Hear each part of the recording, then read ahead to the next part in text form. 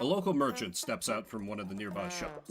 He has a wide smile on his face that's not shown in his sprite, and he approaches your carriage with the enthusiasm of a... Would a pair of dignified individuals such as yourselves care for a refreshing drink?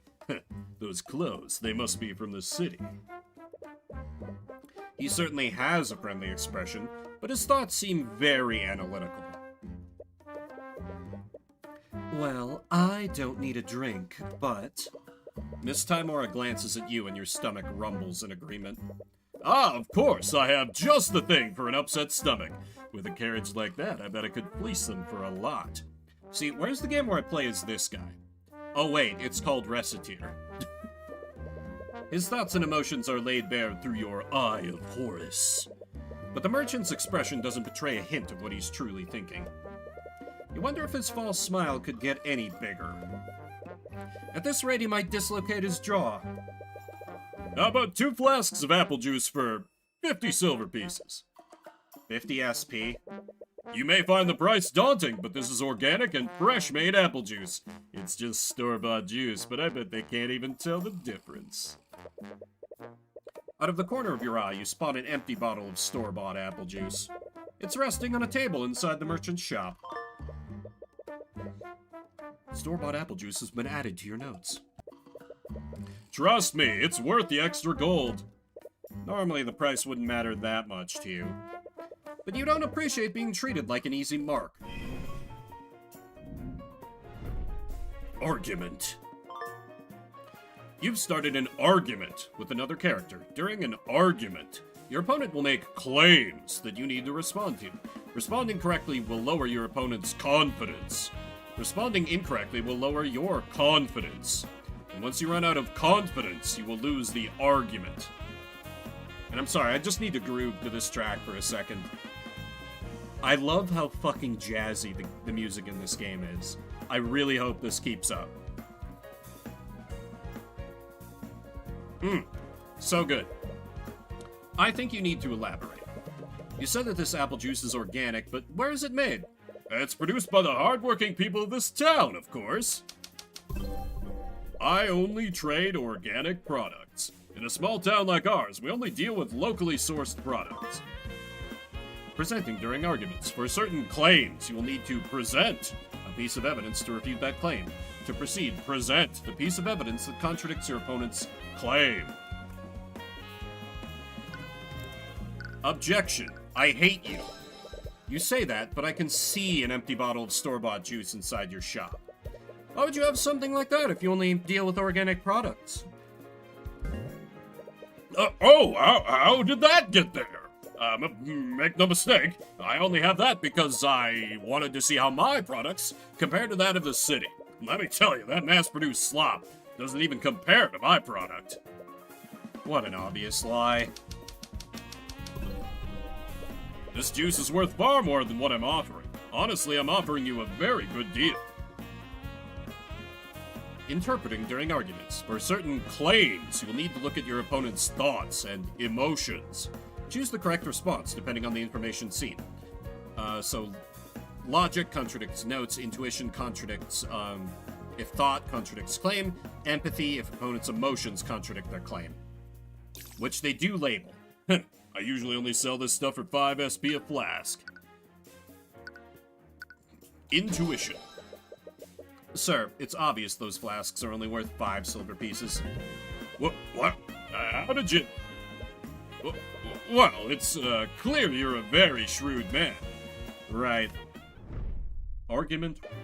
The Kingdom of Wyverngard, established several centuries ago by the 7 High Archmages. The kingdom is currently ruled by King Olivier de Wyverngard and the mages of his nobility. The nobility will tell you that our marvelous kingdom is a land of prosperity and happiness. A land where its people share the wealth and succor provided by the kingdom's magic. Thank you. I haven't had anything like this in years. The child's passing thoughts tell you exactly how much succor the kingdom is sharing. I didn't know you had such an eye for rural economics. Well, I suppose I just have a good intuition for this sort of thing. Or did you use another kind of eye? Don't get me wrong, your so-called Eye of Horus is an amazing gift. You should take every opportunity to hone it. But try to be more subtle next time. If I can see through you, others will be able to as well. Right. Hey, you lot! The McCoy Tavern is closed. A gruff man approaches your carriage as you step out of it. He's eyeing you and Miss Timora, a clear look of contempt on his face. I take it that you're Flinart McCoy? I am. What of it? Flinart McCoy, occupation unemployed. Sorry for not writing ahead of time, but I'm Ruby Timora. I wanted to speak with you. Ruby Timora? Wait, the Ruby Timora? Any animosity he initially had immediately vanishes. He lets out a laugh. It's as if he were meeting an old friend.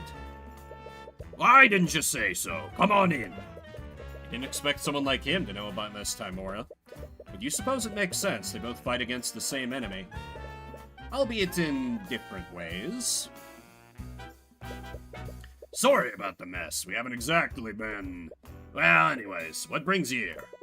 I take it you didn't journey all this way to see my wrecked tavern. I'm here on behalf of a client. We have a proposition that you might be interested in. Is there anywhere where we could talk more privately? Sure, the kitchen is empty. Wonderful. Tyrion, stay here while I speak with McCoy. What? Don't you need my help? There's no need for that. Like hell there's no need for that.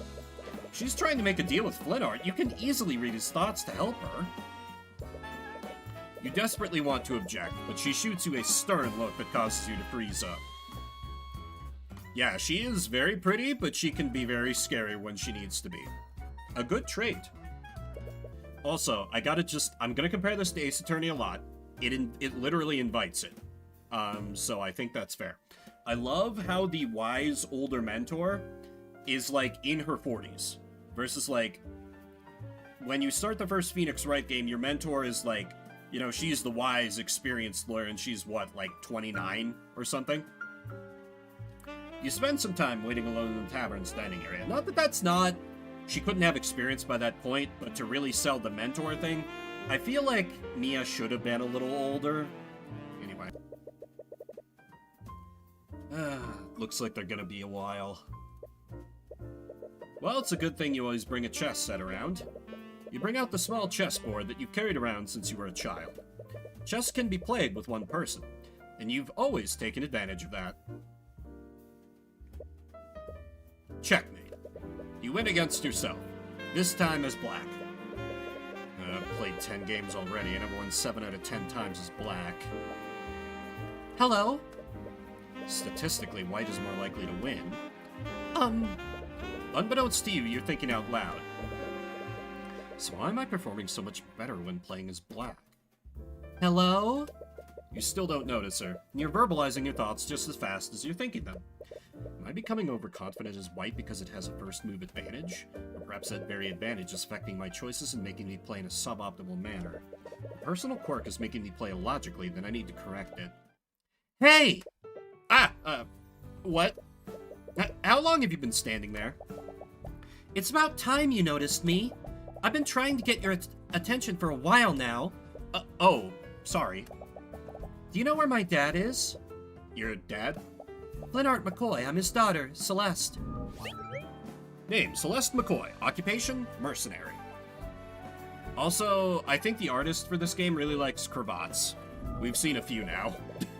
Oh, Flinart is speaking with my mentor right now. Aw, I wanted to show him something. Do you know when they'll be done?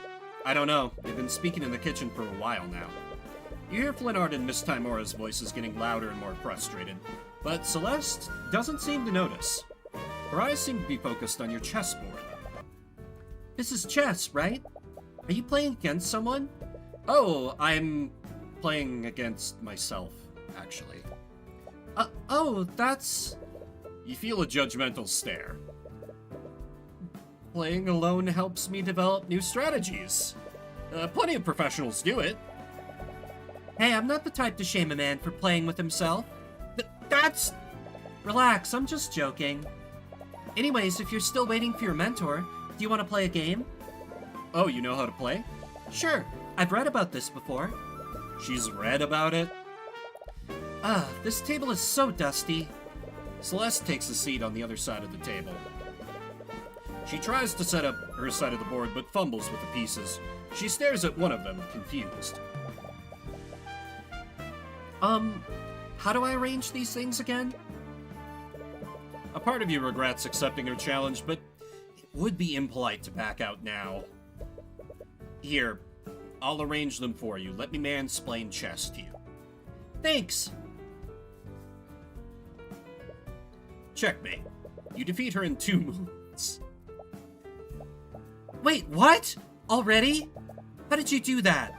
You decide against telling her what the name of that mate was. That's the fool's mate. Rematch me! I want a do-over! Sure, why not? It's not as if you have anything better to do. Celeste's brow furrows as she tries to decide on her next move. She hasn't realized that the game is already finished. Here! She moves her knight into a position to attack your queen. It should have stopped your assault on her king, but... Checkmate. The scholar's mate this time. What? Come on, how do you keep doing that? You look at the closed door to the kitchen. Leonard and Miss Timora's discussion is becoming louder. It doesn't sound like they'll be done anytime soon. Again, I'll definitely beat you this time. For someone who had clearly never played before, she's quickly improving with each game. It's impressive. She's observing your strategies and adapting them to her playstyle. With the way she's playing now, she could even defeat a nationally ranked noble. Checkmate. But even so, you've been playing this game for a lot longer than she has. How are you always one step ahead of me? It's like you're reading my mind. As if you'd even need to. Just one more game. I'll get you this time. Why are you being so secretive? Your business with Glenard is related to our clients. I can help. It wasn't important, and your presence was not necessary. That's such an obvious lie, but you can't read a single thought from her mind. She's had years of practice hiding her thoughts from the eye of Horus. I'm sorry if it looks like I don't trust you. I know you're just trying to help. But there are some things about my work that I just can't tell you about yet. But one day, I'll tell you everything. She definitely won't get murdered before that day. You lay in the bed that the McCoys prepared for you. And as you close your eyes, you slowly drift into a deep slumber. As this happens, you feel something invasive. Your mind drifts away, and you feel yourself being pulled elsewhere. You find yourself in a surreal and unsettling landscape.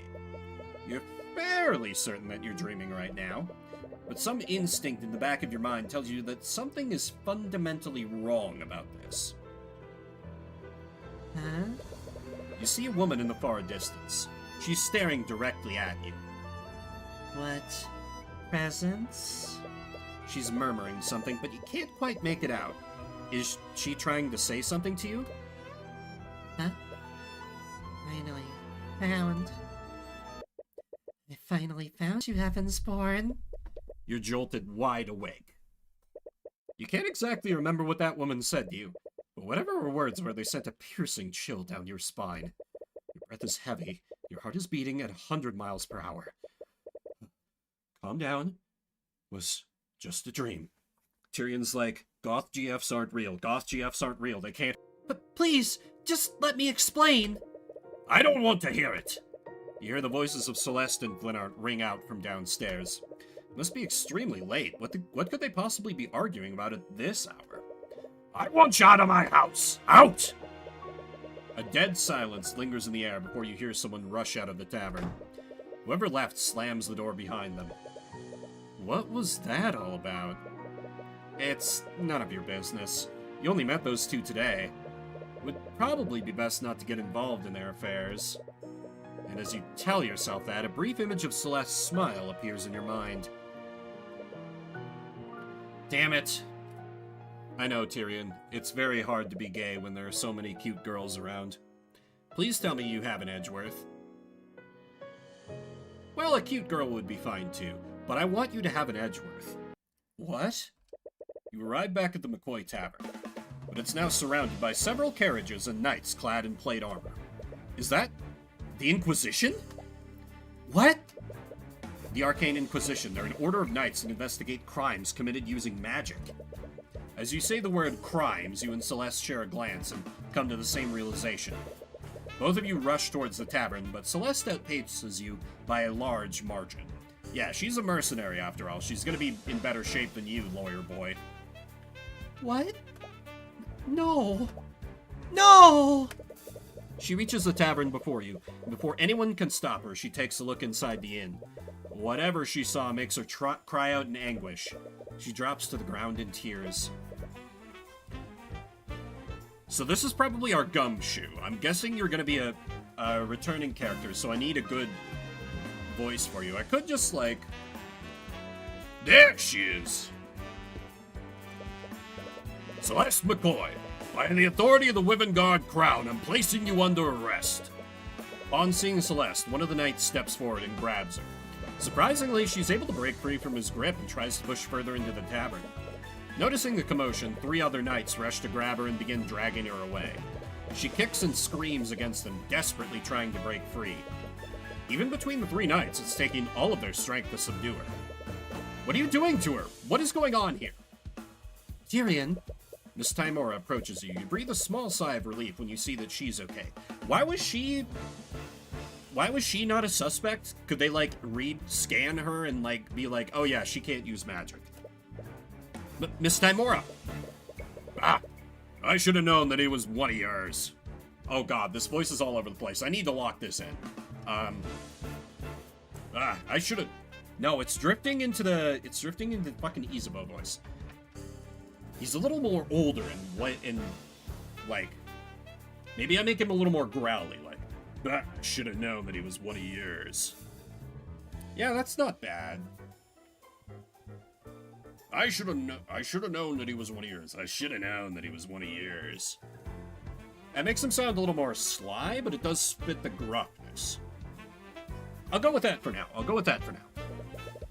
Just stay out of our way. Miss Timora, what's going on? Why is the Inquisition here? I'm surprised myself, but from what I understand, Lennart McCoy's been murdered. Murdered? Look, I was saving this for a special occasion, but... Attorney's Runestone, a magical runestone that allows you to take pictures of crime scenes and write notes telepathically. Every attorney has one. It's almost like a badge for them. Attorney's Rune... Oh boy, I can present my badge to people. We are in full Ace Attorney mode. What's with all this noise? You're that knight from the tavern. That's Commander Orem White to you, kid. Name, Orem White. Occupation, knight. I like that he's a knight, but he has, like, a detective coat. It's such a silly design, but I adore it. I had a feeling Timora would be sniffing around this case. But I didn't expect her to send a kid to do her dirty work.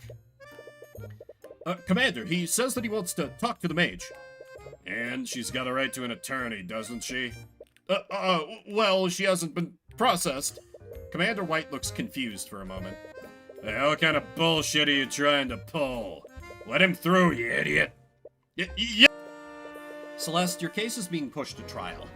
You're going to be brought before a judge within the hour. What? No one told me anything. Damn it, they weren't even planning on telling her? If you'll have me, I'd like to be your defense counsel for the trial.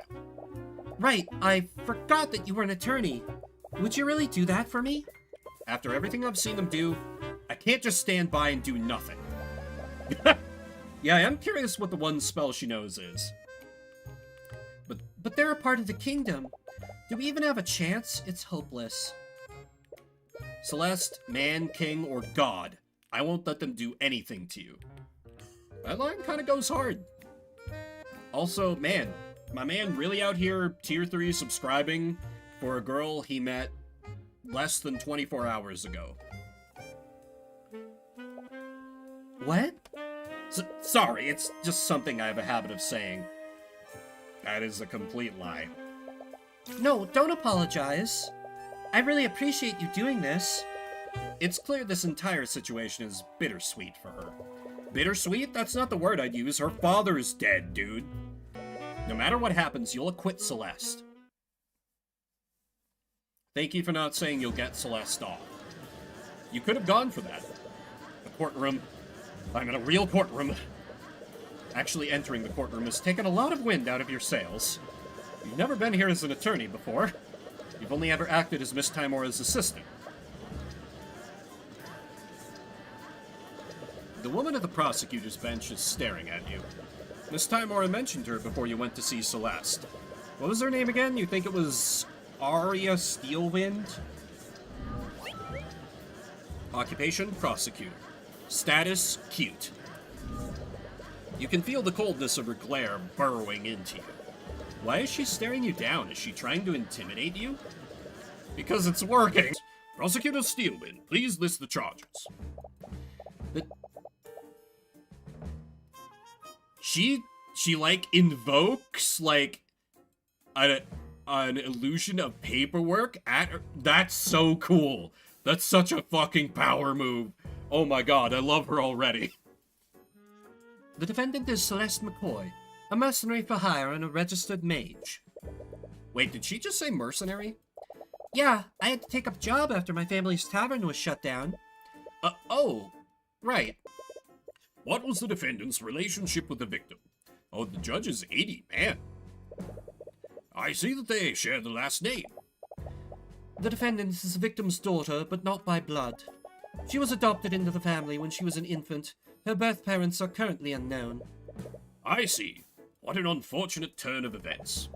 To begin, the prosecution would like to call Commander Orem White to the stand. The body was discovered. Their argument must have turned ugly, because the defendant killed the victim using her magic sword. Magic sword. I object to that. The sword has no arcane properties. Got you in one. Isn't that really incriminating? One of her possessions is the murder weapon. Mr. Cuthbert, you may begin your cross-examination. You open your mouth to respond, but nothing comes out. You can't think of anything to say. Everything is blank. Mr. Cuthbert? Hey, what are you doing? This is the part where you say something, right? I'm sorry, I don't... Your anxiety's just getting worse and your breaths are becoming more and more desperate. Are you hyperventilating? What a disappointment. I was hoping to fight against the infamous Ruby Timora today, but it's clear you can't even hold a candle to her. Your Honor, it's clear that the defense has nothing to say against the prosecution's overwhelming evidence. Yeah, this case is pretty open and shut. No, wait! This isn't what's supposed to happen. I'm sorry, Tyrion. I couldn't acquit Frey. She was found guilty. What? But that means... Are they going to execute her? No, not again. Are you seriously going to let that happen again? Tyrion! Celeste grabs your shoulders and shakes you out of your panic. You need to calm down. Also, I like how our client is just able to sit right next to us and not like... Well, I guess there's probably like a bailiff or something, but it's not... Well, just it's not how it works in Ace Attorney. I mean, it's how it works in like real court. Anyway.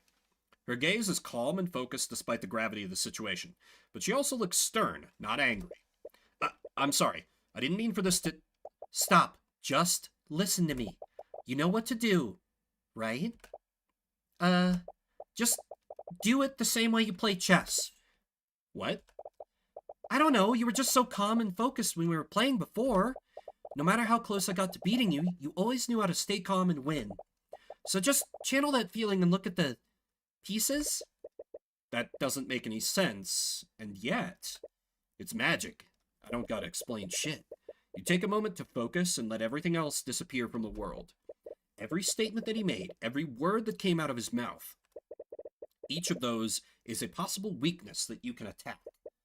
Every bleak moment can be turned around. You just need to consider every angle. My apologies for the delay, Your Honor. The defense is ready to begin cross-examining the witness. Very well. There we go. Thank God that worked. She's like, oh no, I'm doomed. This time. Her magic sword, huh? Objection! Objection! Commander White, you testified that the victim was killed using the defendant's magical sword. Am I correct? Yeah, it's pretty obvious when you look at the crime scene. I think I'd actually have to disagree with you on that. The defendant's sword couldn't have possibly been the murder weapon. What are you talking about, kid? The sword was inside his body. Of course that's what killed him. That may be the case, but take a look at the autopsy report. It states that the fatal wound had heavy traces of magic. So how would a non-magical sword leave traces of magic on the body? What? To leave a trace like that, the wound would have to have been created with something magical. My client's sword may look fancy and expensive, but it is entirely mundane. That doesn't make a lick of sense. If the sword didn't kill him, then why was it in the body? Yes, I find that quite strange as well. Well, there's only one reasonable explanation, Your Honor. The wound was created magically, and someone shoved the sword into the wound afterward. The hell are you talking about? The defendant is a damned mage. She could have easily killed the victim using magic. That may be, Commander, but why would she kill the victim using magic and then stab him with her sword? She would just be incriminating herself. No, if anything, this series of events proves one thing. Someone used magic to kill the victim, and then they pushed my client's sword into the wound to frame her. Objection! Don't get ahead of yourself. What? Your Honor, the defense is trying to spin the facts in his favor. He claims that the third party committed the crime and used the sword to frame the defendant. But wouldn't a simpler explanation be this? Magic was being channeled through the sword at the time of death. That is what left the magical trace on the body. Commander, please tell the defense how the murder was committed using magic. What? Alright, alright. I think I see where you're going with this. Alright, what other perjury do I have to slap down? So her spell compendium contains a spell called Mage Blade. The spell compendium is a magical device that lists every spell a mage can cast. Luckily, Celeste's compendium only contains one spell. That means she can only cast that one spell. But why would she go to the trouble of doing that? Her sword alone would have been enough to commit the murder. Mages are always looking for an excuse to throw their power around. There's no rhyme or reason to it. Isn't that just your own personal bias, Commander? We don't need to understand why the defendant did what she did. I'm sorry, motive isn't important? Well, I guess the prosecution is presenting this as a crime of passion. So, like, that... little flimsy there. Well, let's say we follow the prosecution's theory. That would mean that the victim fell to the ground with the sword still inside him. At this point, Mage Blade would still be active, right? It would definitely leave a magical trace on the ground after making physical contact with it. We're already way ahead of you. We had our people scan the crime scene.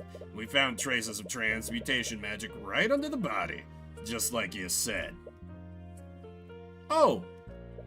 If you still don't believe me, I have a picture of the crime scene right here. Oh? Why was this picture not brought to my attention? There was no need. This entire case is open and shut. Okay, so the prosecution doesn't know about this. That means they haven't had time to spin it.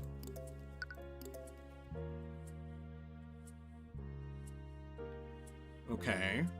I'm guessing the beehive pattern is the trace of magic.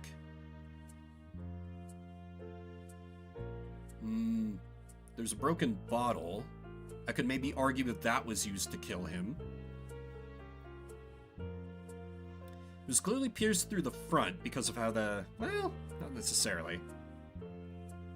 I don't see any fatal contradictions so far in this image.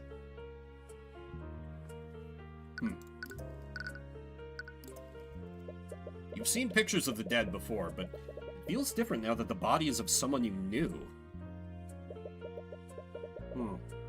Looks like there are traces of magic on the ground.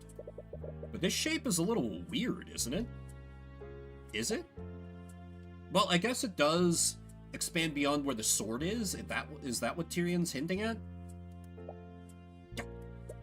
What was that just now? I don't know what kind of health meter I have here. This might be a good time to see what I can get away with for saves within... Oh, I can just save anywhere at any time. Okay, alright, I can just be a full clown.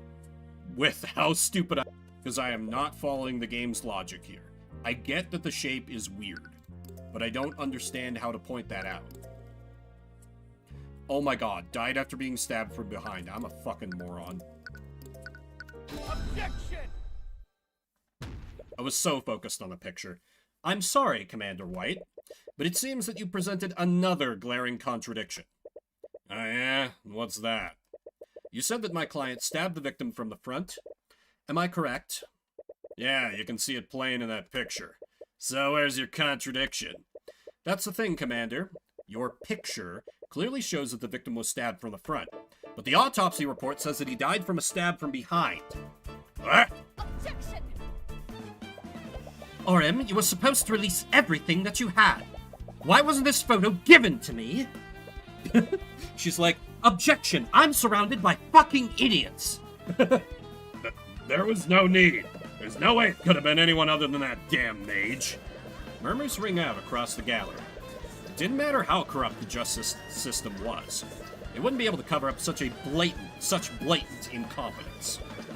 You have them right where you want them. Order! Order in the court! Mr. Cuthbert, what is the meaning of this? I'll tell you what the meaning behind this is, Your Honor. As the autopsy report states, the victim died from a stab wound originating from his back. I will be a paladin of the law. But this photo clearly shows that the sword entered from his front. This can only mean one thing. The sword was inserted into the wound after the fatal wound had already been created. That's crazy! Do you honestly expect us to believe that? Then please enlighten me, Commander White. How else would the sword be facing the opposite way? Do you think my client stabbed the victim with the hilt of her sword? I didn't think so. What really happened is clear. The real murderer stuck the sword through the victim's wound to implicate my client. But they made a careless mistake and stuck the sword through the opposite side. Objection! It appears that I underestimated you, Mr. Cuthbert, but you've still got ahead of yourself. Really, Miss Steelwind? I believe that Mr. Cuthbert has adequately cast doubt on your case. Oh, did he now? Then let me ask you one question, Mr. Cuthbert. If your client didn't kill Flynn McCoy, then who did? Doesn't matter, I have proven my client innocent. Suck my balls. Respectfully, my esteemed colleague. How should I know? If I'm not mistaken, it's the commander's job to figure that out. Oh! Get her ass, Cuthbert! Yes! I like that it's not immediately a, oh no, I don't know that, like it always is in Ace Attorney. It's not my goddamn job. I'm the defense. Oh, I'm well aware of the commander's incompetence, but one fact still stands. There was magic detected on the wound and the sword. Would you like for me to tell you how many mages live in that small town? You don't like where she's going with this. Just one. There's only one registered mage in that entire town. And that mage is your client. What? This change matters. I can't say that the prosecution's evidence is irrefutable, but there is still evidence that casts guilt upon the defendant. Reasonable doubt. Reasonable doubt. Cuthbert, just say the words reasonable doubt. Damn it, you almost had them. There are far too many unanswered questions for me to pass a verdict. We will give law enforcement time to clear these unknowns. I suggest that they conduct their investigation more thoroughly this time. We will resume the trial tomorrow morning. Court is adjourned. Oh, just like that? Oh. Contains the formula for the following spell, Mageblade. Mageblade. School transmutation, incantation, Arcane. Gesture, none. No somatic components. Duration, 1 minute. Concentration, yes. Oh, this is so D&D. For the duration of this spell, the edges of this object, usually a blade, that's going to be important, become unnaturally sharp, making it more effective at slashing through tough material. Under the effects of this spell, the object emits a yellow, radiant glow. The target object must be no larger than a 5-foot cube. So it could be the bottle. If you want his help, you'll need to persuade him through an argument. Helps to prepare before starting an argument with someone. Talk to him or present items to him to build a psychological profile for him. If you successfully fill the profile gauge, you'll receive more information during any arguments with him.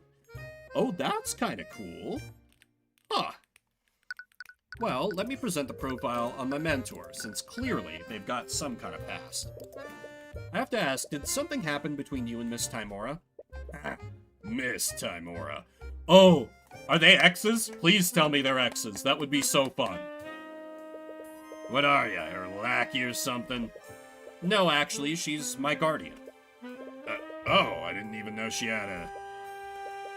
Look, kid, I don't know what the deal is between you two, but no good will ever come from associating with her. This is about the rumors, isn't it? Throughout the years, there have been several insidious rumors surrounding Miss Tymora. She's been accused of forgery, blackmail, and all manner of illegal activities. It's clearly misinformation spread by the nobility to discredit her. She's always been fine with it, but you can't help but get angry on her behalf. More than just rumors, I've seen it for myself. That woman is evil, kid. She defends mages who don't have the protection of the nobility. She's not evil, she's a hero. Yeah, whatever. But who? Ah, how rude of me. My name is Lord Garrick Pierce, the ruling noble of this land. Arcane art transmutation. Occupation? I saw who you work for. Do I have to spell it out for you? Ruby Tymora is a crooked lawyer. Or does your boss not tell you what she gets up to? Arguments are not always fought using hard evidence. Sometimes you need to elocute to convince your opponent that their claim is wrong. When prompted for an elocution, choose from one of 3 possible responses. Okay.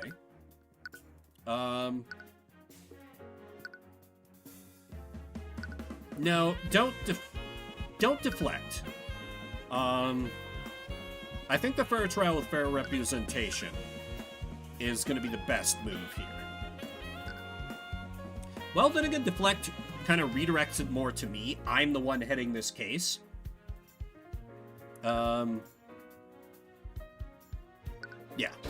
Regardless of what Miss Tymora has done, I'm the one heading this case. Whatever problems you have with her, they have nothing to do with me. It still doesn't change the fact that you work for her. I've seen that woman do all kinds of shady shit in the cases I've worked. Forgery, bribery, blackmail, you name it. You're just another crook. I bet you're just the same. A successor for the devil of defense attorneys.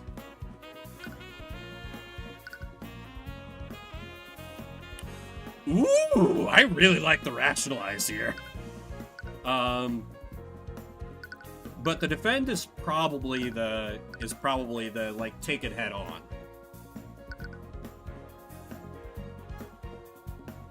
But I really like the rationalize. I want to get his ass here. Forgery, bribery, blackmail. Have you seen me do any of those things? Because all I've done so far is point out the mistakes that you've made. Do you like it? It's a souvenir I got while I was traveling the Eastern Kingdoms. Wait, you've been to the Eastern Kingdoms? I thought Wyverngard has a strict policy preventing people from crossing the border. Well, I didn't exactly enter legally. You quickly glance at the guard in the cell. He doesn't seem to be listening. Please don't make a habit of telling people that. You're in enough trouble as it is. You don't confess to additional crimes when you're in prison. Oh, that's a very cute expression. I love that. Very Maya favor. Yeah. I'm Jolene McCoy. I'm Celeste's mother. Occupation, unemployed. I'd be happy to pay you for completely legitimate, jobs. Look away from the cleavage, fam. Look away from the cleavage. Hell. Man, if you like older anime women, you are eating good with this visual novel just right off the jump. Because you have, protagonist's mom, sadly, and now you've got, And was still open. Don't mind me, just gonna give my, mouse cursor a comfy place to rest while we talk. We are, but I still wish you'd get a less dangerous job. Like a defense attorney to you about. Oh? Earlier, you said something that I just can't let go. You said that your father died hating you. But after everything I heard about him, I don't think that's true. Your father loved you, Celeste, even in his final moments. You desperately want to reach her. If she keeps believing that he hated her, that thought will eat away at her for the rest of her life. You know that better than anyone. Oh? Tyrion? Tyrion? What's up? He's just lying to make me feel better. But it looks like it won't be that simple. You'll need to win an argument against her if you want her to see. Mage Blade. It's a spell that magically sharpens my sword so it can cut through plate armor. Why would you even need to use a spell like that? Well, it's not just for plate armor. I can cut through all kinds of things with it. Trees, boulders, ballistae, fortified gates. Cuts through most of those things like butter. You start to wonder what kind of life she led before this case. Before... My new headcanon is that Celeste was just, a Mountain Blade, warband, main character. Before she got arrested, she was just running around pillaging villages. And, like, assaulting castles. The lights were out, idiot. Objection!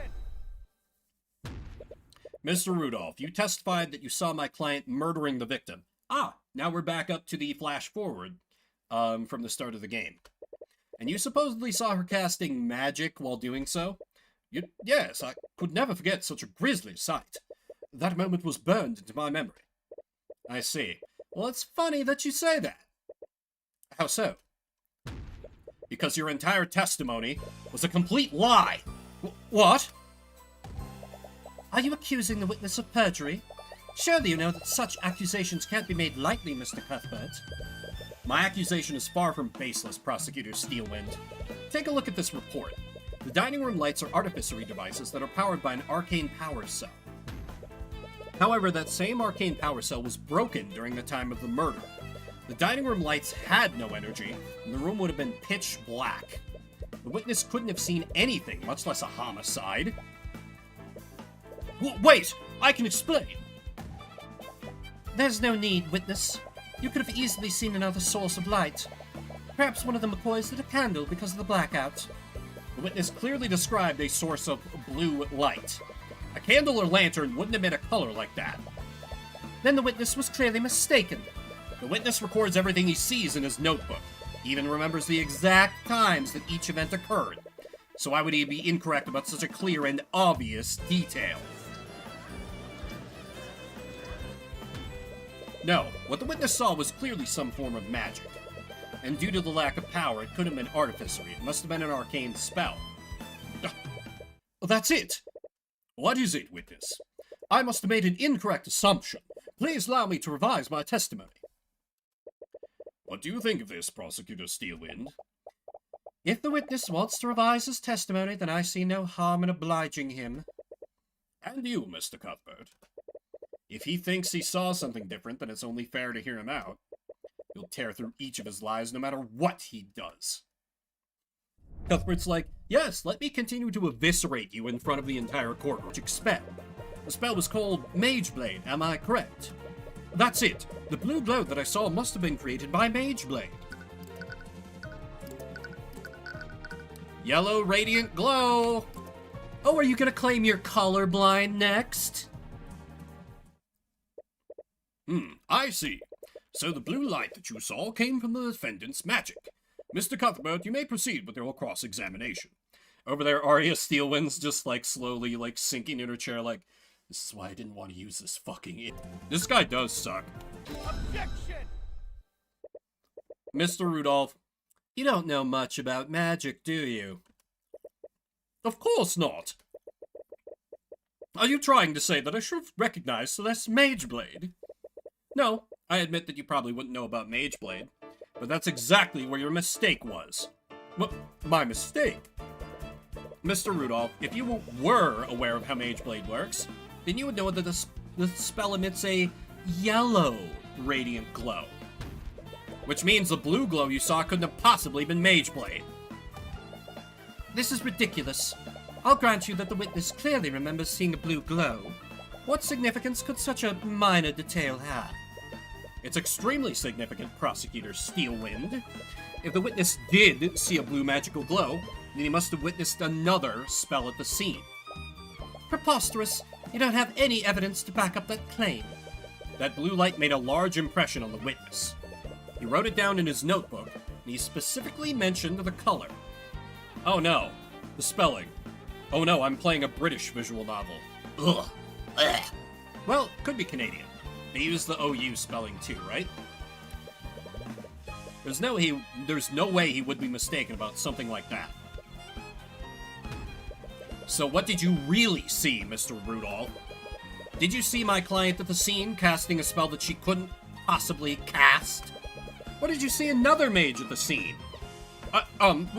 Well... Your Honor, the defense has no right to accuse the witness like this. Let me remind you that perjury is a crime, Mr. Rudolph. If you are found to have lied in your testimony, you will be prosecuted. No, wait, please! Now that is quite enough of that.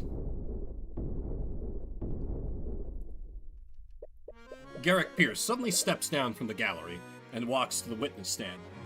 Hello, I'm a noble. I'm just going to make this a complete farce. He's breaking every possible rule in the book, but no one in the room moves to stop him. The bailiff looks to the judge nervously, but the judge just narrows his eyes and carefully watches Pierce. Pierce, meanwhile, shoves the still flustered Rudolph off of the stand and begins addressing the courtroom.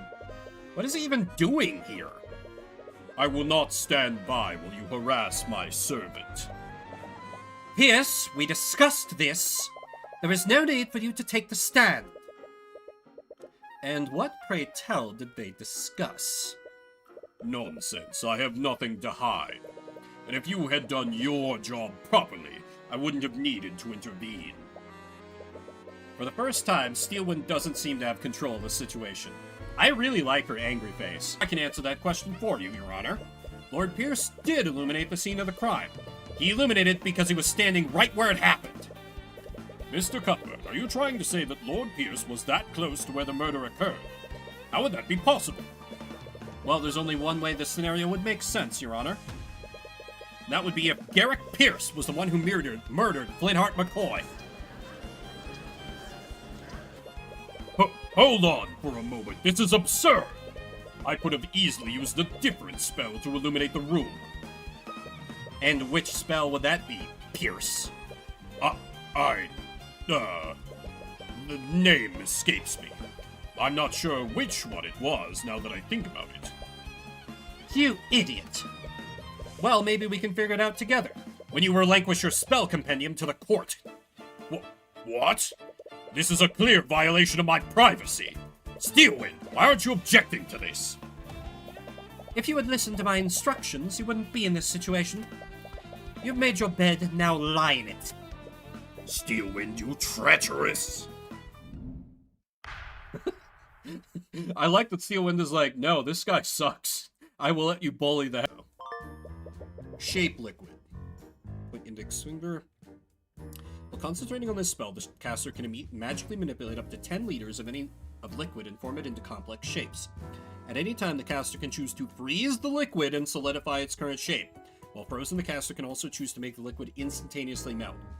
He murdered him with the lotus juice. That's why the bottle is shattered. Just gotta figure out how to prove this. Your Honor, I've looked at the spells in Lord Pierce's compendium. Conjure Light is the only spell that he can cast that would shed a blue light. This renders his testimony and many of his statements false. You can practically hear Lord Pierce grinding his teeth.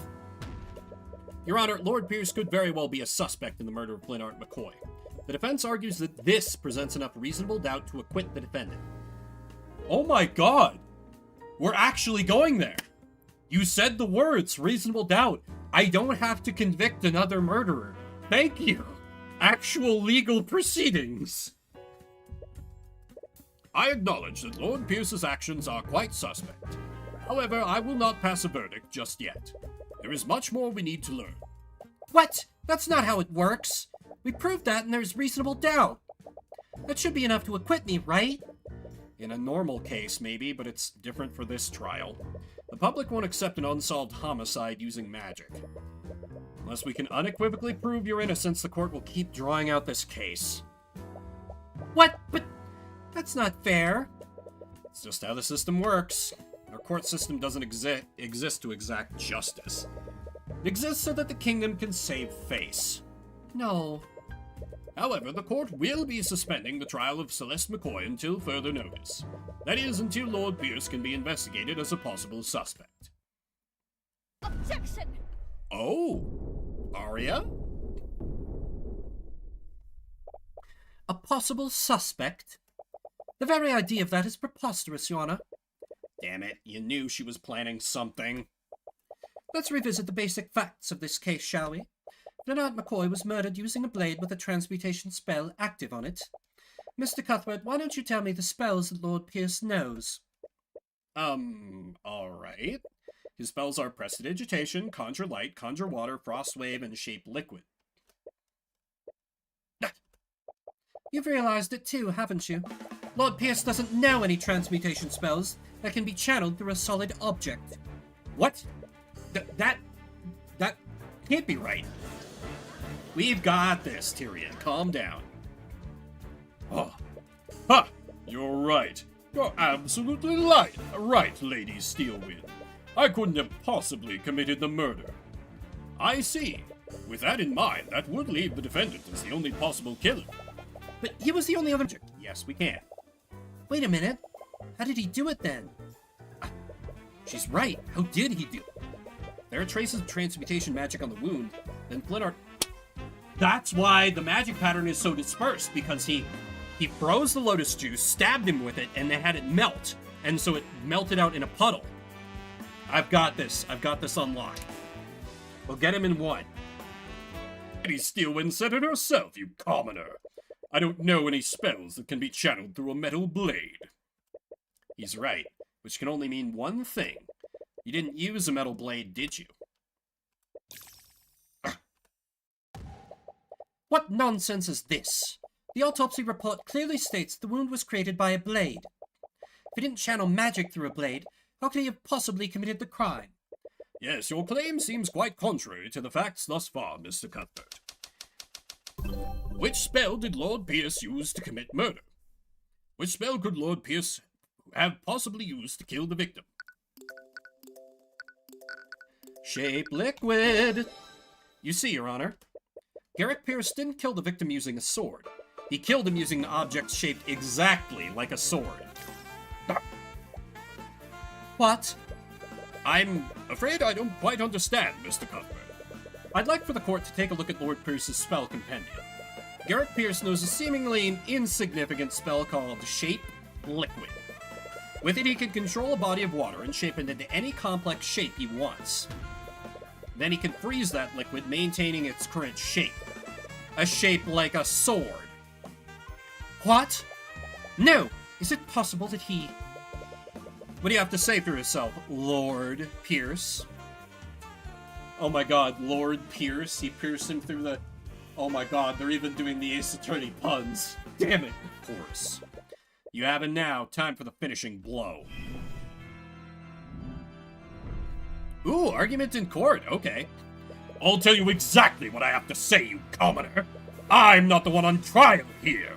We're here because that bastard child didn't know her place. She's just a peasant, yet she still learned the arcane arts.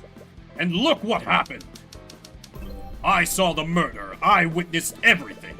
That girl used our holy arts to murder her father in a fit of rage. I saw the murder. I witnessed everything? Also, wow, the music. Holy shit. And how, pray tell, did you see everything? If you recall, you testified that you only took a single step inside the inn. But you would have needed to be within 15 feet to see my client with conjured light. This again? You're going to keep treading on that one detail, then I admit it. I stepped further into the inn. I kept that detail out of my testimony. All because I knew that you'd use it to cast suspicion on me. And your credibility takes another hit. Lord Pierce. But you didn't just keep that detail from your testimony, did you? You testified the opposite. That makes you guilty of committing perjury. No, I mean... you miserable wretch. Garrick Pierce is openly admitted to committing perjury in the courtroom. His lies haven't gone unnoticed. And let's not stop there. For your story to be true, you would have needed to be within 15 feet of my client.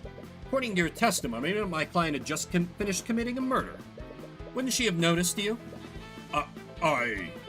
If you were that close, then you would have surely been close enough to apprehend her. So why didn't you? Don't you have a duty to your citizens? Shut up! Shut your dirty peasant mouth! That woman was armed. I had no reason to put my life in danger. She was wielding her sword after the murder. I was terrified when I saw her holding that bloody sword. My life was in danger. Got you again. It was in her dad's body. What's the down arrow? But that can't be right, can it, Lord Pierce? This photo of the crime scene shows that the sword was left in the victim's body. How could she still be wielding her sword if she left it there? What? Damn you! Damn you! Tyrion is probably not supposed to be as catty as I'm voicing him, but I like him being a sassy bitch when he knows he's got someone by the balls. Steelwind? Why aren't you saying anything? What? Prosecutor Steelwind has lost her usual air of confidence. You find it strange, though. Even when you had the advantage, she always maintained her usual poise. Lord Pierce, please pull yourself together. How can I remain calm when this charlatan is trying to frame me? This is a complete travesty of our justice system. I came here to reveal the truth and testify against that criminal, and what do I get instead? Slander from some lowly defense attorney. Hi, you just admitted to committing perjury? You talk about justice, but you've committed several acts of perjury to twist the outcome of this trial. You're clearly not acting in good faith. You don't care about justice. You just want to further your agenda. So admit it, Pierce. You created a makeshift sword using shape liquid. You used it to impale Flintheart. You shoved my client's sword into the wound while the remnants of the real murder weapon evaporated. It was a perfect crime, wasn't it?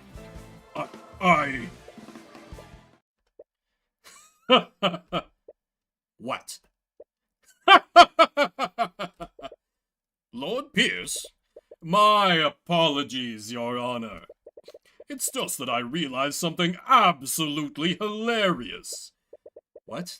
Has he finally lost his mind? The defense put forward an interesting theory, but there's one problem with it. And what's that? I think you said it yourself. You shoved their sword into the wound while the remnants of the real murder weapon evaporated. It was a perfect crime, wasn't it? You see, it would have been a perfect crime, because any evidence to support that theory would have evaporated with that frozen blade. What? Nope. The picture seals your fate. No. He's right. If he used an ice blade to kill Flintheart, it would have evaporated by now. And that means there would be nothing left of the murder weapon. You've spun quite the tale here today, but in the end you don't have a shred of evidence to support it, do you? You have nothing on me. Isn't there anything we can do? you become quiet. Tyrion? Why isn't he saying anything? Is it really hopeless? But all it takes is one look at the expression on your face. Any worries she had instantly disappear, because she realizes the expression on your face is the same expression you made every time you defeated her. What is this? You can glare at me all you want. Won't change the fact that you've lost. I despise people like you. You twist the system to serve your own ends. You trample on the lives of innocent people. But as long as I'm here, I will never let that happen again. Naught can remain concealed. Empowered I. What did I just do? Your head feels like it's about to burst. The pain is unbearable and overwhelming. But at the same time, you feel an extreme sense of clarity. As if you can see more than you could before. I can't believe that peasant pushed me this far. Once again, you see Pierce's thoughts through the eye of Horus. But the sensation feels different from how it usually is. It's more intense and potent this time. It's almost as if you can do more than just read his surface-level thoughts. You've activated the Empowered Eye. With it, you'll be able to do more than see the witness's thoughts. You'll also be able to affect what they think about? Project? I get to inception him into confessing? That's literally where the murder weapon came from. After all the trouble I went to, I can't believe that lawyer figured out the spell I used. Well, no matter. It's not as if there's any evidence to prove that I used it. I'm lucky that old fool had that bottle of water with him. Water from a bottle? Yeah, come on. Keep up, Tyrion. We already know this. Wait, a bottle? Well then, as riveting as this has been, I believe it's time for me to take my leave. Now wait a minute, Pierce. What is it now, you wretch? I'll say it as many times as you need to hear. There is no evidence of a liquefied weapon at the crime scene. You're right, Pierce. If you did use shaped liquid on a body of water, the murder weapon would have evaporated entirely. Ah, it seems you've finally gotten that fact through your thick head. Bravo. But let's not get ahead of ourselves, Pierce. What if you didn't use shaped liquid on a body of water? What if it was another type of liquid? What are you going on about? Pierce, shaped liquid doesn't just work on water. It works on all kinds of liquids. This shattered bottle contained the liquid that you cast your spell on, didn't it? You show him the picture of the shattered bottle of lotus juice. That bottle. Pierce, I found the shattered bottle on the ground near the victim's body.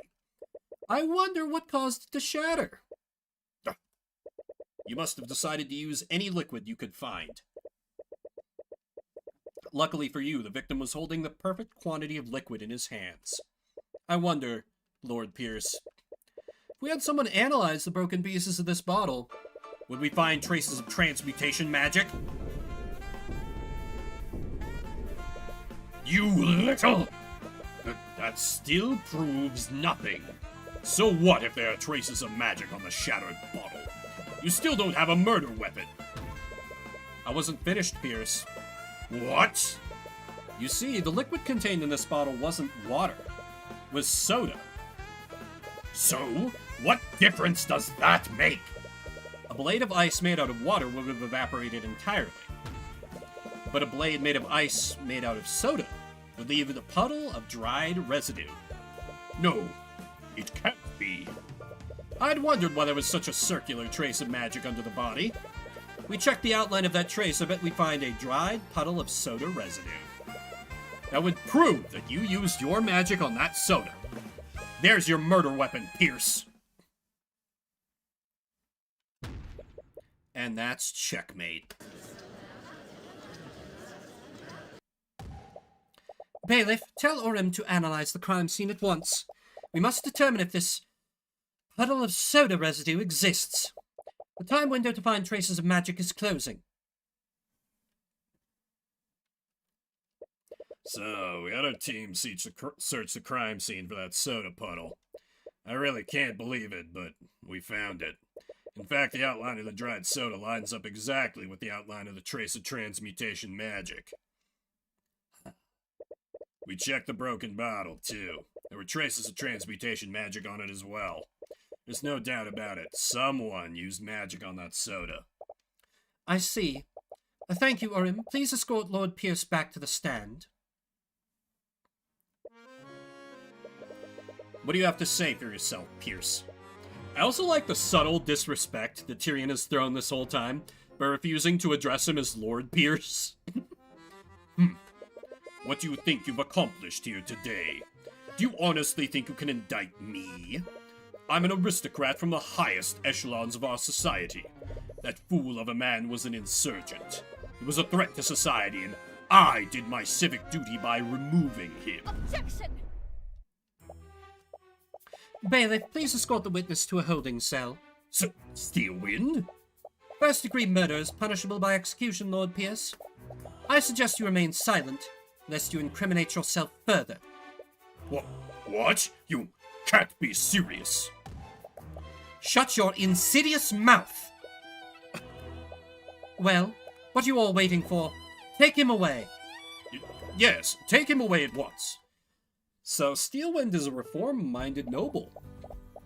That's good. Otherwise, that he might have. There's no need for such hostility, though I wouldn't expect any less from the Hound of the Eye Taker. Wait, what did she mean by that? You glance at Miss Timora, but when she meets your gaze, she immediately looks away. She looks like she's focusing, almost as if to protect herself from a certain eye. Ah. She's like, oh shit, he can't know about that. Oh shit, he can't know about that. Oh shit, he can't know about that. Unlocked. Complete Case 1, the Cold-Hearted Aristocrat. This feeling, I knew it. His radiant soul has finally awakened. Can't believe it. I've been waiting so long. I can't wait for the day when I can see his eyes draped in agony. Because that's definitely the creepy girl we saw in our... What? Oh, I have to start a new game and select the next case. Episode 2, The Walking. Sorry, Celeste, but there's no way out of this. Celeste's attention is sharply focused on the chessboard between you two. Are we still handing her L's in chess? You can see her eyes quickly dart from piece to piece. Just give me a second. I can still win this. Celeste, there's no way for you to avoid checkmate next turn. Just surrender.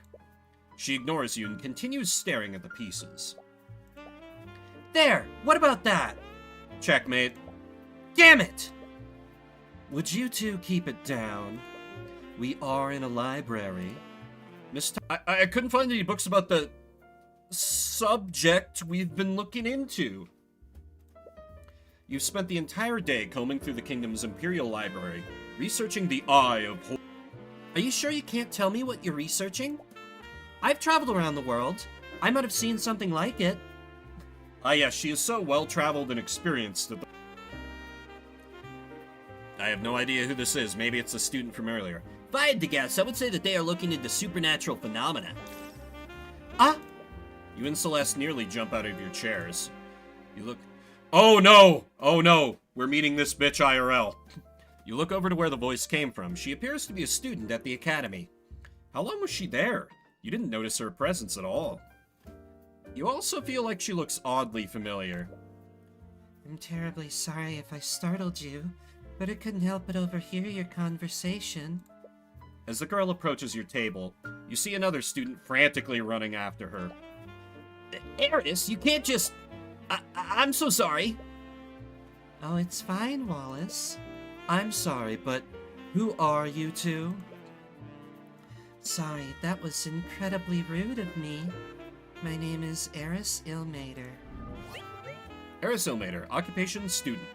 Status creepy. And this is Wallace Nightgrave. Nightgrave, really? We're both students here. Hi. Wallace Nightgrave, occupation student. Status nervous wreck. Not to be rude, but that was a private conversation. Just how much did you hear? I wonder. Reading about the supernatural is actually a hobby of mine. I might be able to help you with the research, Mr. Cuthbert. Did anyone say his name? Did anyone say his name in that? Hang on. I have the ability to pull up a text log, don't I? Did anyone say Cuthbert? Oh, okay. Ruby did say Cuthbert. So, okay, she's off the hook for now. And what makes you so sure that is what we were researching? Mr. Cuthbert has a bad habit of muttering to himself when he thinks. I assumed his research had something to do with the supernatural. You feel a piercing side glare from Miss Timora. You avoid eye contact with her. But anyways, do you mind if I ask you a few questions? Of course. I'd be happy to help. Wait. Fine, I suppose it wouldn't hurt. Oh, okay. Let's get a little weird, game. I saw that. We all saw that. Ruby started to object, but then she got, oh my god. Did I, like, predict the future by being, like, making a joke about mind control in the stream title? Is that her power? Well, I'm a mercenary, but now I work as Tyrion's bodyguard. Mercenary? After a trial, it turned out that Celeste was more than capable of affording your services. Wait, shouldn't that be the other way around? Oh, because she paid us for representing... Right, okay, never mind. Backwards. However, Miss Timor has still proposed a different arrangement. After indicting Garrick Pierce, you painted a large target on your back. With Celeste being a mercenary, Miss Timor had decided to hire her as your bodyguard. She figured you would feel more comfortable around someone you were already friends with. Anyways, I'm a defense attorney. Defense attorney? Say. Regardless, there are many spells in this world. So why are you so convinced that this phenomenon wasn't produced by a spell? What we're looking into doesn't seem to follow the classic rules of magic. Oh? How so? Please, tell me. It was created by someone who's not a mage. Oh, really? So you're saying that this was something created by a person? Ruby's like, shut the fuck up, Tyrion! Does Wyverngard have a story about ancient dragons? The kingdom's fucking named Wyverngard, Celeste. Of course it does. It's only about one ancient dragon. The Church of Bahamut refers to him as the Scaled Lord. Okay, that got referenced a few times in the first case. I was wondering when they were gonna expand on that. So, the dominant religion is worshipping a dragon. Okay. Ah, of course, it would be you lot making all of this noise. Oh, never mind. Guess was completely wrong. Hello, ma'am. You're probably the murderer. Heather. Name, Catherine Bellwether. Occupation, professor. Status, hot. Oh, shit. I already used my, femme fatale voice for Timora. British girl voice went to the prosecutor, creepy girl. I'm running out of my stable female voices that I can do with any degree of competency. That is Professor Bellwether. And that's what... I'll be on my way. Oh, she was about to turn to creepy girl, but then mind control happened. That's exactly what's going on. Oh my god, I'm a genius. Stare. What a bitch! I like Celeste. She's very bubbly, but she can also has her moments of sass. Also very Maya. Except for Rithalion. Possibly. I wonder if he's still alive, like you said. I wouldn't be surprised. Despite everything, our kingdom's constitution still includes him in our government. Oh, like a ceremonial head of state? Like a constitutional monarchy thing, except we're also a regular monarchy? Questions. Wait, really? As the savior of our kingdom, he and his kin were given an honorary position on our political hierarchy. The ancient dragon's authority technically rivals that of King Olivier. Wow, I had no idea. Interesting. How have I never heard of this before? To be honest, that law is just a way to revere him and appease the church. Well, Rithalion couldn't possibly be any worse than the nobility. Yes, this is an arcane construct. It's a suit of armor that's animated using artificery. They're designed to carry out various tasks for the students. Arcane constructs are suits of armor that are animated using artificery. They can carry out simple tasks when ordered to. The ones in the Imperial Academy speak using the voice of Catherine Bellwether. Noted. These voice lines can only be changed or adjusted by the Academy headmaster. Every command given to a construct is stored in its command log. However, this command log must be cleared regularly. Okay. So that's... okay. Really? I didn't know anything like that existed. They're still experimental, so they aren't available to the public yet. With that being said, Construct, please place these books back where they belong. Even if the commands are rejected, they're still stored in the Construct's command logs. Oh! That's an important... Eris, wasn't that the lockdown system? Yes, I believe so. Lockdown system? We have an arcane school shooter. Everyone barricade the doors. That's terrible. That's terrible of me. Yet I had to say it. It popped into my brain, so I had to say it. You all know me. Worried? Don't worry, the lockdown is designed to keep everyone safe. You know, unless the criminal is already in here with us. We're safe as long as the barriers are up. But, Miss Timora, she said she was going to do something on campus. Oh, our mentor is dead. I'm terribly sorry. You suddenly hear a disembodied voice echo through the library. It sounds like it's being projected magically. It's the headmaster. He's using the intercom system. Students and faculty, please remain calm. There's been a murder on the academy grounds. What? Please stay where you are and wait for law enforcement to arrive. Damn it, we have to get out of here. I'm afraid that's not possible. You'll just have to stay with me forever. The lockdown system protects and locks each room. Oh, so we're gonna be doing the locked room mystery. Got it. We can't leave this room until it's deactivated. Question 1. Are the constructs affected by the barriers, and can they pass through them?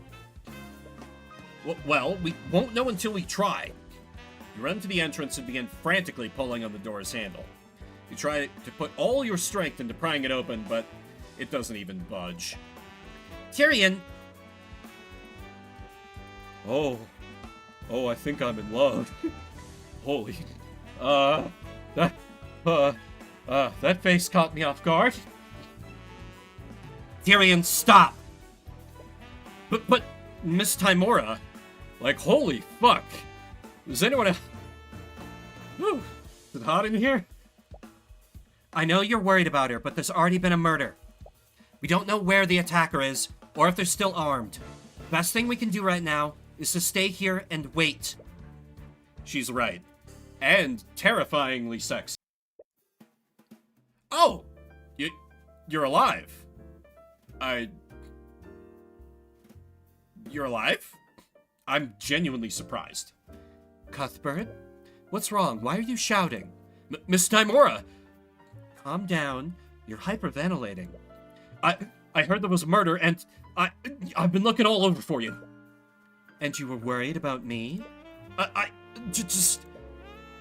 You hug Miss Timora tightly as you're overcome with emotion. She's usually not receptive to affection, but you don't care. You're just relieved that she's safe. Tyrion, there you are! And you're crying. Sorry, I didn't mean to worry you so much. We heard the announcement. Do you know what happened, Ruby? I do, but... You see Miss Timora glance at Wallace for a brief moment. Wait, did Creepy Girl get killed? No, that...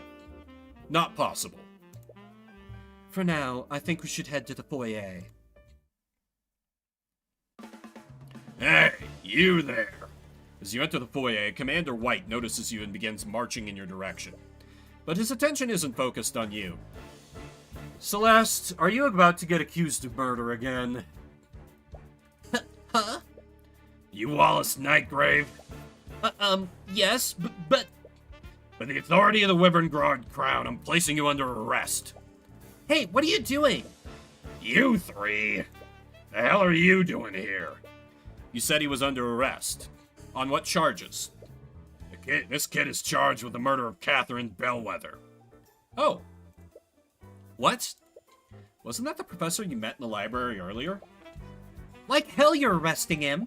He was with us in the library for the entire morning. There's no way he could have murdered her.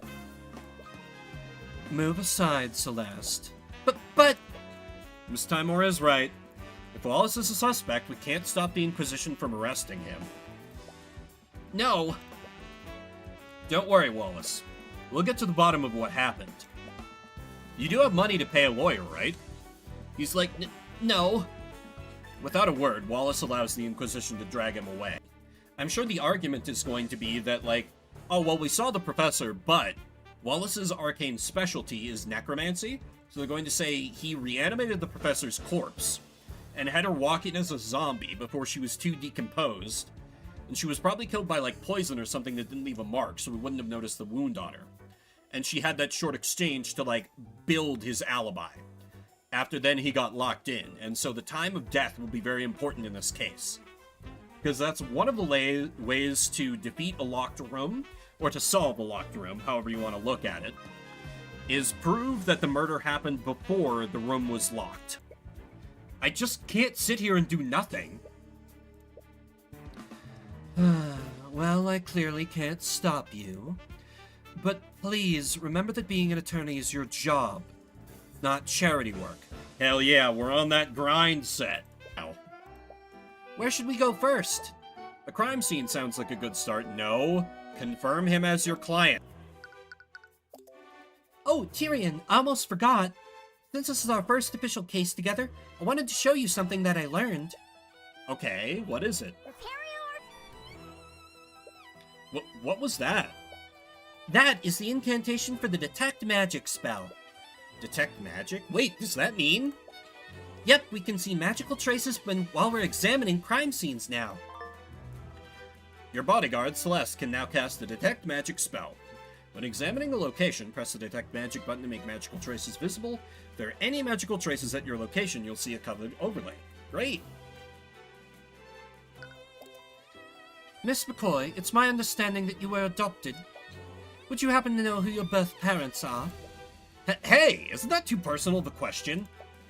You agreed to answer my questions, didn't you? But I didn't think you meant... It's fine, it's fine, Tyrion.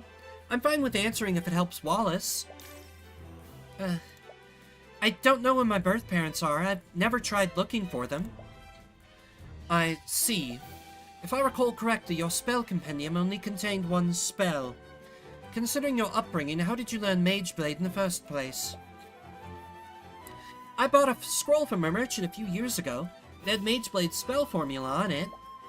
But I know more than one spell now. I actually just learned a few new spells today. I'm sorry, spells? As in plural? How long did it take you to learn these spells? A few hours, I think. She learned multiple spell formulas within a few hours? What was that just now? Well, I think that's all I need to ask for now. Okay. She's sharing information about the investigation for that? Why is she so interested in... And as a result, he accidentally poured this rancid-smelling vapor. But vapor? It's not poisonous, is it? Wait a minute. Hang on. No, where's the text log? Arya said it vapor, the American spelling. Tyrion said it vapor, the British spelling. I'm confused. Do you know how the body was discovered? 2 members of the kitchen staff spotted her collapsed inside this classroom. They reported the situation to the campus admin while they attempted to save her life. But it was too late. The professor had already passed away by the time any healers arrived. There's 2 staff members. Who were they? I believe their names were Valentina and Valerie Ionis. They're apparently sisters. Oh good, more women to voice. You must be... My name is Theodore Redmond. I'm the headmaster of the Wivengard Imperial Academy. Name Theodore Redmond. Occupation headmaster. Status depressed. If you plan on defending Wallace, you'll need his spell compendium. Am I correct? Yes, having a client's compendium is instrumental to acquitting them. You may find that a bit difficult. You see, after a certain incident, he destroyed his compendium. What? Why would he do that? Doesn't he need that to use magic? A spell compendium is a device mages use to keep track of what spells they can cast. It's really convenient for remembering the formulas and incantations of your spells. but it's not actually required to use magic. I thought of destroying mine a long time ago, but they're really expensive. How did you even get one? Luckily, I have an unattuned spell compendium right here. Don't ask where I got it. I'd be more than happy to give it to you if it helps Wallace. Oh. Thanks. Wallace just needs to maintain physical contact with it for 10 minutes. After that, the compendium will attune to his magic. Just make sure that you don't let another mage like Celeste hold it. Once it attunes to a mage, no one else can use it. Wait, why do you have it and it's not attuned to you then? Or is it like, Laron's medallion rules? Because you have your bandaged hands, it doesn't count as physical contact.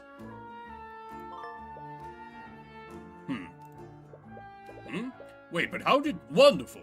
I just hope you can persuade Wallace to attune to it. I'm not going to ask questions about why you have such a thing. This is not suspicious of... Also, wait. Are you not a mage yourself, sir? Oh, no, Wait, Arcane Art is illusion. He could be involved. Ooh. You could be... Why do you study illusion magic, Eric? Oh, no particular reason. I just happen to have an affinity for it.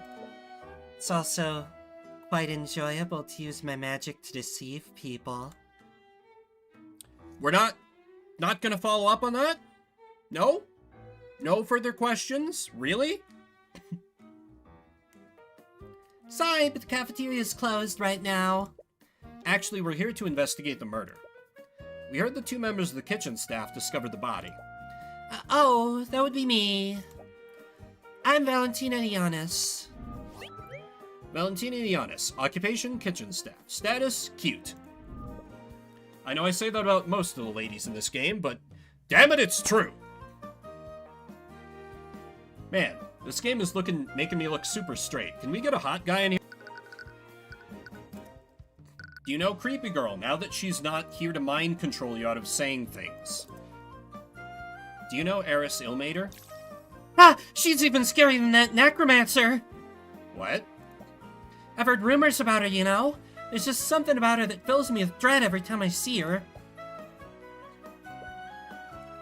Have you actually spoken to her before?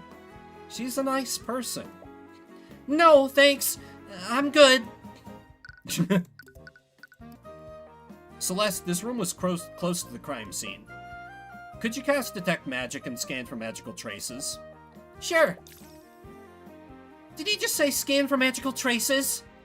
Oh, you're the murderer? Oh, I'll just get out of your way then. Wow, she just bolted out of the room. What was that about? Sus! Repario Arcanum. We're gonna cast Detect Magic on you. You can't stop this. You spot Valentina again. She's speaking to someone in a blue-collar uniform. You look so sleepy. Could he be the custodian that she mentioned? Why is there a question mark? Why is there a question mark? Why is there a question mark? Why is there a question... Oh, wait! Could this be her Oh my god, are her sister and her twins? Are they twins? Ugh, I hate using this trope of identical twins in mystery stories, but okay, let's have it. You're causing trouble for me and Valentina. Please be reasonable. Wait, well, is Valentina suddenly speaking in the third person? Oh, she does have different, like... Okay, you can kind of tell the difference, just in how they emote. Oh, hello. Valentina? Oh, my apologies. I can see why you're confused. I'm not Valentina, I'm her sister, Valerie. Valerie Ionis. Occupation, kitchen staff. Status, cute in a different way from her sister. Are you trying to trick us or something? You look exactly the same. You remember reading about something like this before.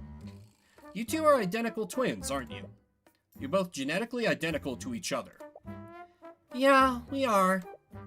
Wait, this means that she was the one who discovered the body alongside Valentina. Since we have you here, do you mind if I ask you some questions about what happened? The manic one and the depressive one. True, true. I mean, I don't know if she's depressive. She's just lower key. I'm terribly sorry, but I've already spent a lot of time looking for Jan here. I'm really behind on my work. But Jan was also nearby when we discovered the body. I'm sure he can answer your questions. Before you have a chance to object, Valerie quickly walks away. That's why they were running around Commander White when they were being interrogated, to confuse which one had traces of magic on her, because they're identical twins. I bet you. Wait! Do you want me to go after her? Show me your angry face when you ask that question, Celeste. I have no ulterior motive for this. And Hughes, occupation custodian. Status, just keeping it real, man. Cool.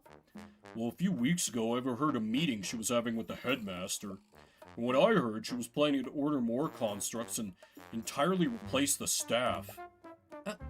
Oh. Well, I'm sure the headmaster rejected her proposal. I don't know, from the way she was talking, it sounded like he didn't have a say in the matter.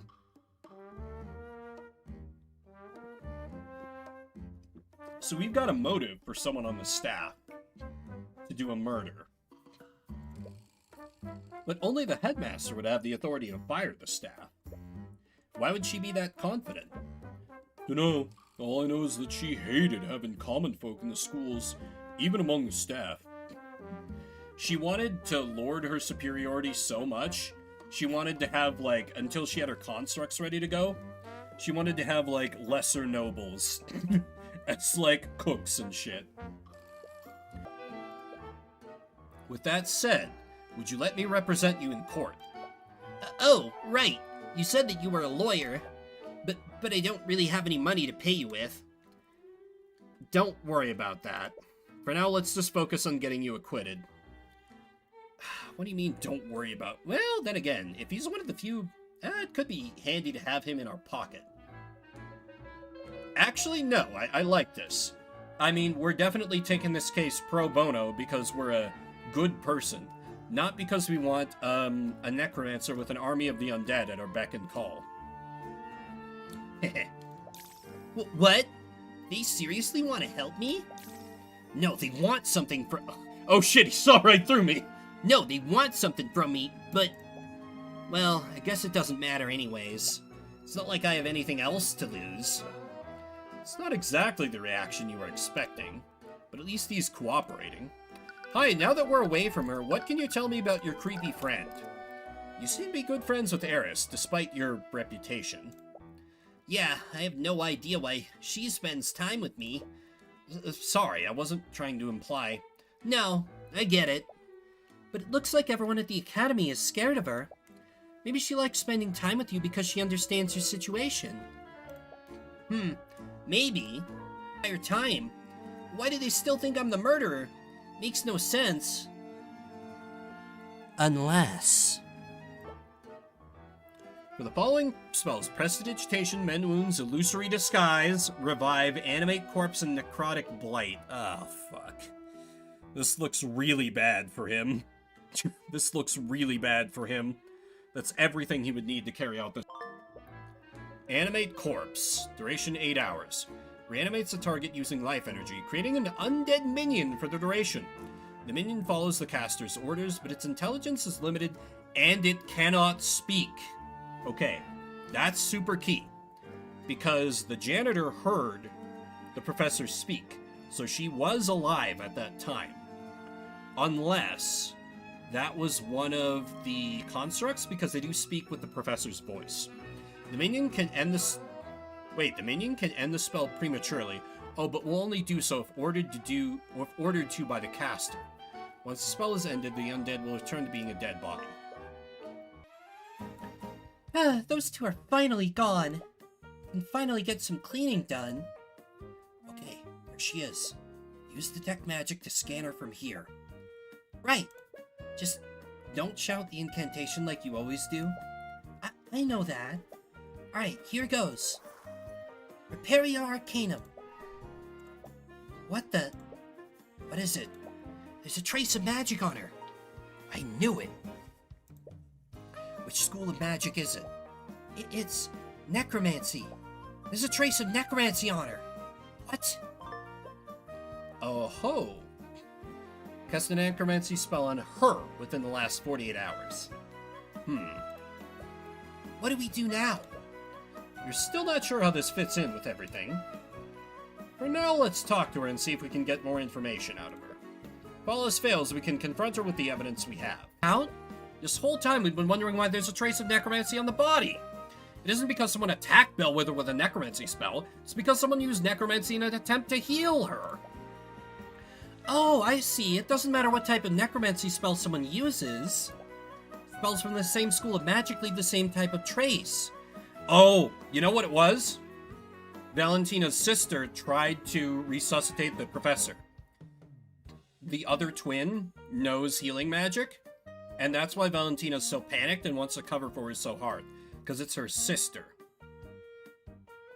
But the murder was done using mundane means. Yeah. It's not just that, the body clearly has blood on it. What would happen if someone used a healing spell on a wounded body? It would close all that body's wounds. In other words, it would remove any cuts or bruises.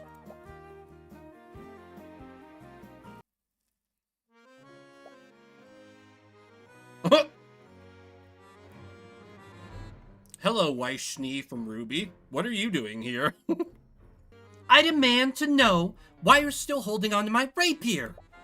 It's a precious family heirloom and I want it back. It's evidence in the current case. Evidence? The professor was killed with necromancy. Was she, though? Why are you asking me? You're the one who's investigating this. I suppose it doesn't matter. Just know that I will bring her murderer to justice. No matter who it may be. Arya's already got her girl. Huh. So, Weiss is the true murderer. 100%. I really, really like the conceit of like, oh, you got a noble arrested. You're a target now. So like the reason for having our assistant with us is as a bodyguard. Versus an Ace Attorney, like, Phoenix just has whatever teenage girl following him around for some reason. It's always come off as a little, Like, I'm not that worried about it. Obviously, you know, Phoenix is in a committed relationship with Miles Edgeworth, so it's fine, but... Court is now in session for the trial of Wallace Nightgrave. This game, better framing for why you have an assistant NPC following you around is all I'm saying. The prosecutor personally inspected the body and detected traces of necromancy on it. There were no cuts or bruises on the body either. The entire body was clean. With those two pieces of evidence, we concluded that it could only be the necromancer kid that did it. He said the body was clean, which already contradicts the evidence. Perhaps the prosecution missed something. The coroner couldn't find even the smallest cut, bruise, or fracture on the body. Furthermore, the alchemist's report showed no signs of poison or disease. The coroner was actually astounded at how unscathed the body was. That makes sense. If someone had used mend wounds on the body, would have healed even the most minor of injuries. The question is, how do you prove that? That's easy.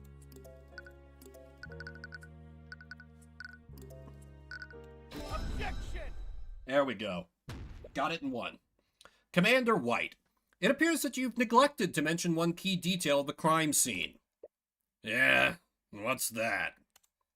During your testimony, you said that the entire body was clean. Hey, pretty good impression, kid. Thank you. I will admit that there weren't any wounds on the body. However, the body was certainly not clean. At the scene of the crime, there was a large pool of blood located where the body was. This blood came from the victim's body, and it was definitely not clean like the commander testified. I'm sorry, Mr. Cuthbert, but I failed to see the significance of this.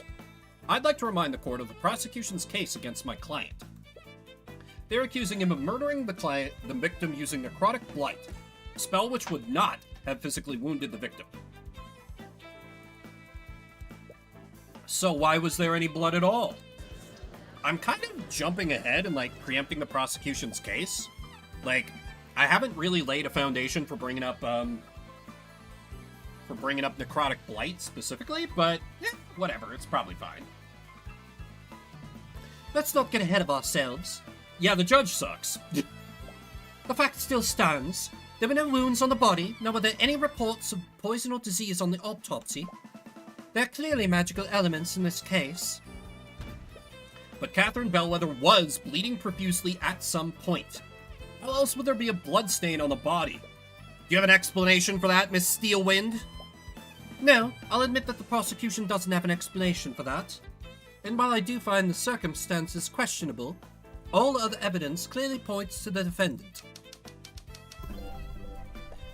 If the victim wasn't killed with necromancy, why was there a trace of it on the body? I'm glad you asked. I'd like to present a spell that could have left a trace of necromancy on the body.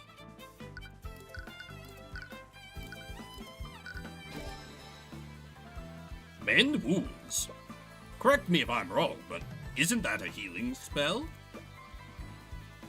That's correct, Your Honor. Spells from the School of Necromancy can control the forces of death and life. Mend wounds is, in fact, a necromancy spell. Really now? I wasn't aware of this. Now, I'd like the court to consider the following. What would happen if Bellwether was wounded and someone attempted to heal her using mend wounds? All of her wounds would disappear from her body. I see. Objection! Of course. Do you honestly think I'm that incompetent, Mr. Cuthbert? Frankly, I'm a little insulted. What? The Inquisition is well aware of what happens when a mage attempts to save a victim using mend wounds. The healers that arrived at the scene already confirmed that the victim was long dead. None of them attempted to heal her. Well, what if someone tried to heal her and didn't report it? Please, none of the healers would have anything to gain by doing so. In fact, as a necromancer, the defendant could have easily carried out the described scenario. He could have cast mend wounds on the victim after murdering her to confound the investigation. At the end of the day, the burden of the proof is on you. That's not how court works, but fine. But if you could just find out who healed the body, this case is yours. I already know. I just need to prove it. And whoever this healer is, Valentina definitely knows her. Your Honor, I will admit that I don't have any evidence to support my theory. However, I do believe that we can bring it to light. There may have been 2 people that witnessed someone cast magic on the body. Valentina and Valerie Giannis, the sisters who discovered the body. Oh crap, it's that guy from before. Is he the necromancer's lawyer? She just got on the stand and she's already stressed out. This could work in your favor. Witness, please state your name and occupation for the court. My name? Witness, there's no need to be so nervous. We merely want to hear about what you saw on the day of the murder. I can't pull off the British, sar, the added R that sometimes come in the dialect. That's one of my weaknesses of trying to do the accent. Right, it's just the guy over there. You mean Mr. Cuthbert? Did this man harass you, witness? But wait a minute. Yeah. He, super harassed me. How shameful. I would expect a member of our justice system to behave more professionally. Oh, shut up. Anyways, please state your name and occupation for the court, Miss Ionis. Just calm down, he can't prove anything. My name is Valencia Ionis. I'm a member of the kitchen staff at the Wyvern Guard Imperial Academy. As I recall, you were one of the witnesses who discovered the body. Apparently the defense finds your involvement suspect. Rest assured, Miss Ionis, in this courtroom you will be protected from Mr. Cuthbert's harassment. Now please testify to the court on what happened that day. The game knows what I'm going for. She tried to help her. Miss Ionis, how exactly did your sister try to help Miss Bellwether? What? I slipped up. The sister used first aid to try to stop the bleeding. I see. Could you please add that detail to your testimony? Yeah, sure. We've got her. We've got her. No signs of cuts or bruising. Objection! Witness, what is the meaning of this? What? Why are you looking at me like that? Maybe I can elaborate, Miss Iannis. You weren't present in the gallery earlier, were you? No, I was waiting in the lobby. Lady Steelwind told me to wait there. Well, I suppose I should consider myself lucky. You see, Miss Iannis, one key element of the case is that the body didn't have any wounds on it. Yeah, so? So, please explain to the court, Miss Iannis, how did Valerie apply first aid when there shouldn't have been any wounds on the body? What? No, I screwed up. But I saw that wound on her. What happened? There's clearly something amiss here, but I'm afraid I don't fully understand the implications of this. Are you accusing the witness of committing perjury, Mr. Cuthbert?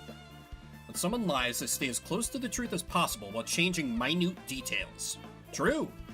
In her thoughts, Valencia said she was sure that she saw a wound on Bellwether. She also mentioned that Valerie was the one that tried to save the professor. If she didn't try to save Bellwether with first aid, could she have used magic instead? The witness was lying, Your Honor, but not about everything. Valerie Iannis did try to save the victim's life by addressing her wounds. But she didn't use first aid. She used magic. No! He found us out? Objection! I'm sorry, Mr. Cuthbert, but your theory is completely flawed. How so, Miss Steelwind? Well, it's quite simple. We've already verified that neither of these sisters are mages. What? Wait, how can you be so sure? During the investigation, we had both Iana's sisters attuned to a spell compendium. It's standard procedure for the Inquisition when interviewing witnesses. Then that means... That's correct. Neither of the Iana sisters could attune to a compendium.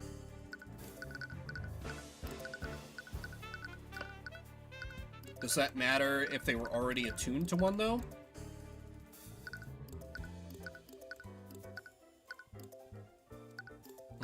I've got nothing. Ha!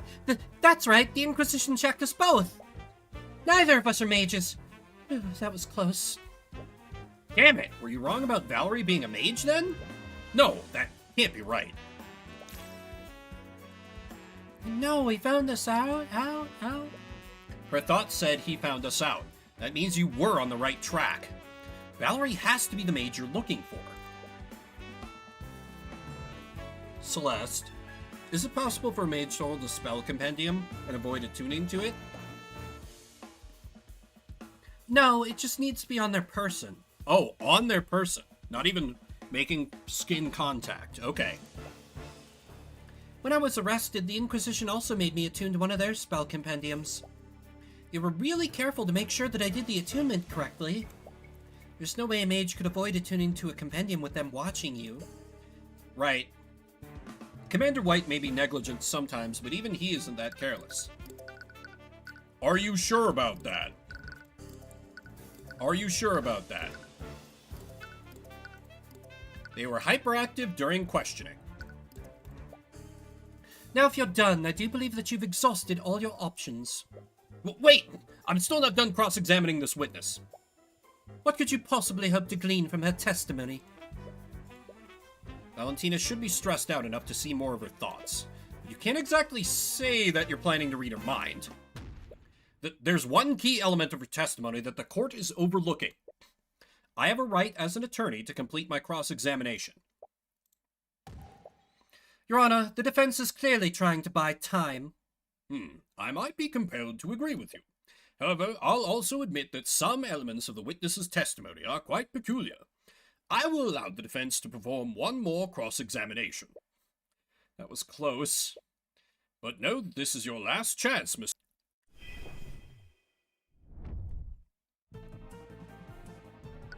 Oh wait, what's interpret?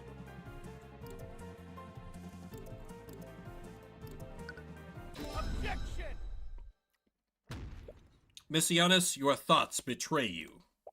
What? You found the thought. They must have done something, but what? Must have happened when Commander White was interrogating them.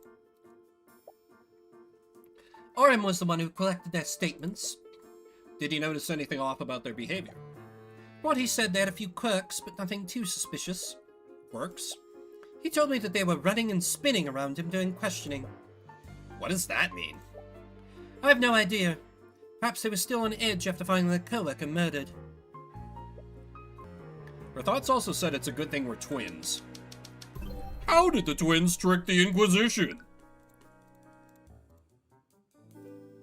Valentina switched places with... Or wait. Okay, yeah, Valentina switched places with Valerie. Of course, they switched places! Valentina attuned to the first spell compendium, and she pretended to be Valerie to attune to the second one. Commander White couldn't tell the difference between them. Miss Giannis, there's something I want to confirm.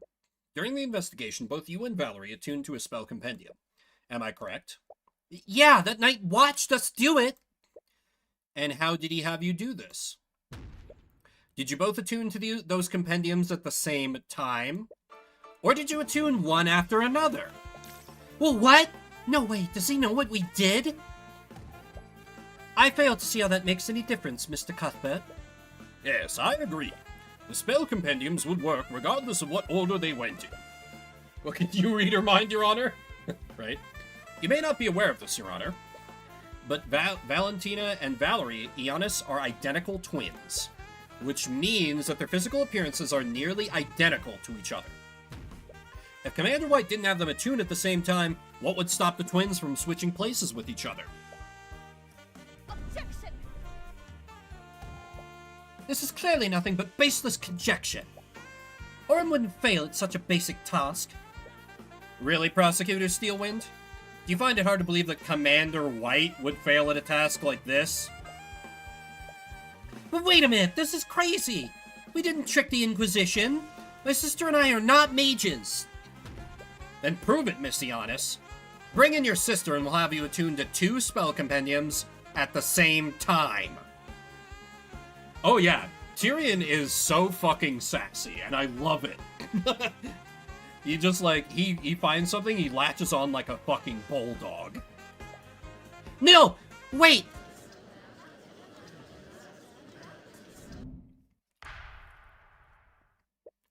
Order in the court.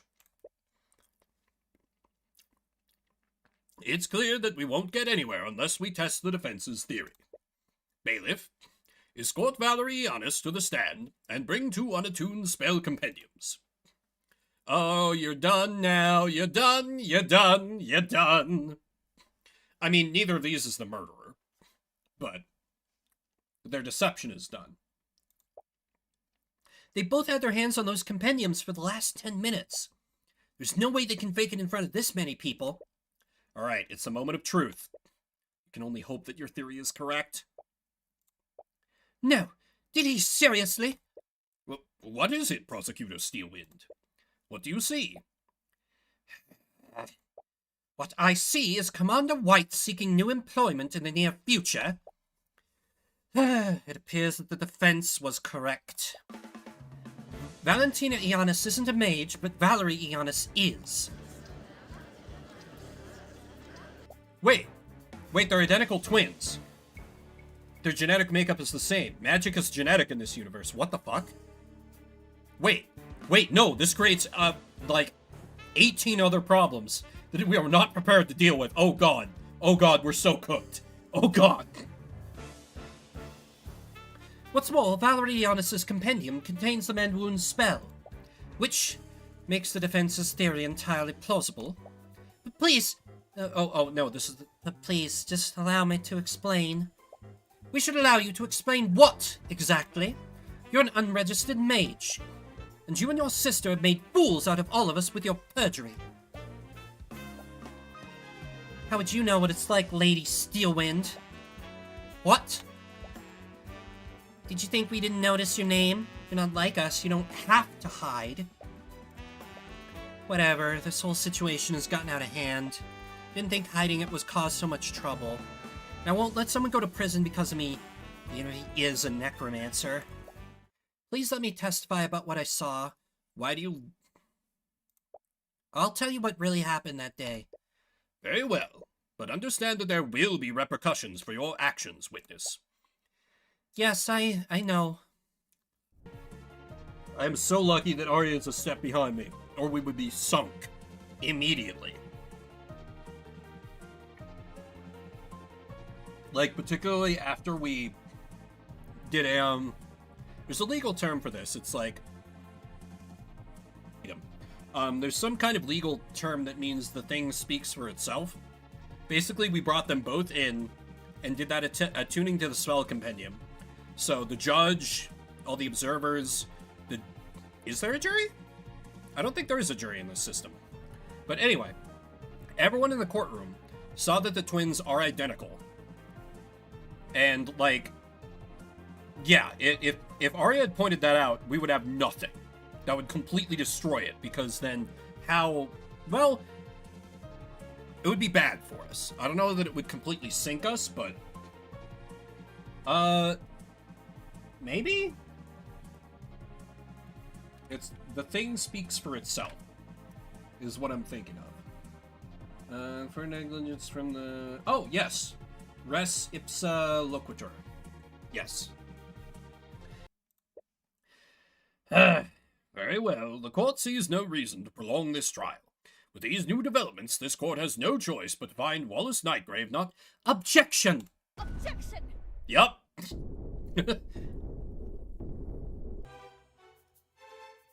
I believe the court is ignoring one key detail of the witness's testimony. And what would that be, Miss Sealwind? Let's re-examine the witness's testimony. Valentina used a communication device to call for help while I tried to save her. I saw that she was bleeding, so I cast mend wounds on her to close her wounds. But it was too late. I closed the hole in her stomach, but she was already dead. The communication device that Valentina Yanis used logs the time of day during each use.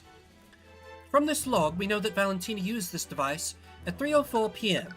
Oh, fuck. Cause of death. Oh, died at 2:01 p.m. She was moved there. She didn't die there. Damn it. This was an hour after the time of death. Where are you going with this?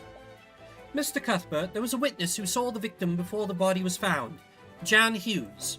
He, along with another witness, spotted Bellwether walking in hallways before the body was found. Another witness, you say? I'd like to hear from them. Was cleaning the halls. Bellwether knocked over a vase. There were shards and dirt everywhere. It's probably 20 to 30 minutes before the twins found the body. 20 to 30 minutes before the body was found. Do you see the discrepancy, Mr. Cuthbert? Wait, that can't be right! Bellwether died more than an hour before the body was found? So how did Jan see her half an hour after her death? I wonder, Mr. Cuthbert. How could one make a dead body move and walk around? No, you can't mean... There was more than one piece of evidence that pointed to a necromancer committing the crime. The defendant murdered the victim and used necromancy to animate her corpse. An undead created within the Imperial Academy? How reprehensible. That's ridiculous. She had a hole in her stomach when the twins found her. Jan Hughes would have noticed that. Animate corpse stops the flow of blood, so she wouldn't have tracked blood anywhere. The defendant is also proficient with illusion magic. He could have easily used an illusion spell to hide the undead Bellwether's wounds. Undead can't talk, you dumb noble. But another party could have easily used illusion magic to disguise themselves as the victim. If that were true, how did they move the body to the classroom? Miss Steelwind, if your theory is true, it would mean that the murder occurred elsewhere. Would the Inquisition happen to know where? Regrettably, we do not. Then the prosecution's case against my client is still faulty. You can't convict my client without more evidence. I agree with Mr. Cuthbert. With these new developments, the court sees fit to suspend the trial for the time being. We will give law enforcement time to investigate these unknowns. Court proceedings for this case will resume tomorrow morning. Court is adjourned. Whew, okay. We at least want an adjournment. Oh my god. Arya did not bring up the genetic similarity. The moment she does that... New ones in your Discord. Did you take a screenshot just for me?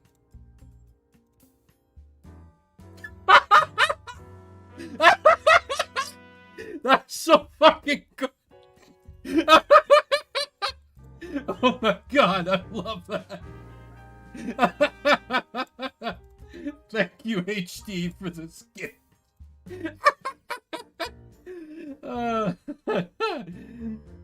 Everyone, you need to join the Discord. It's in general. I don't care if you leave right afterward. That's fucking art. That's art. Or HD, if you could upload an imager and like link it in the chat, I'd be fine with that.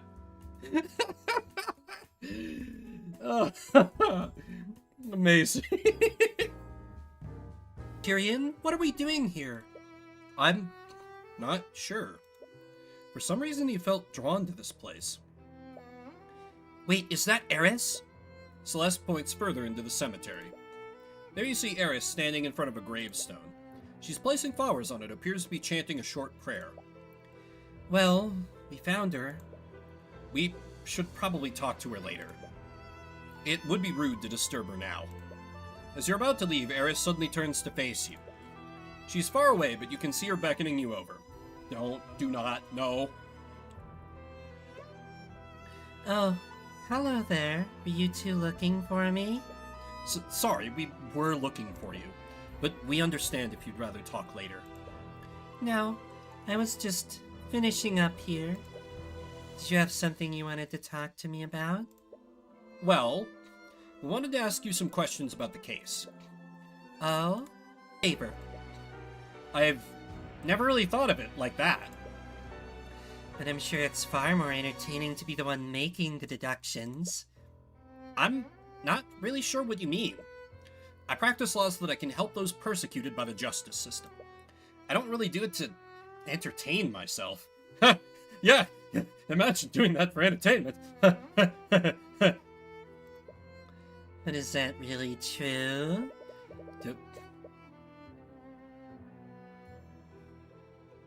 Oh.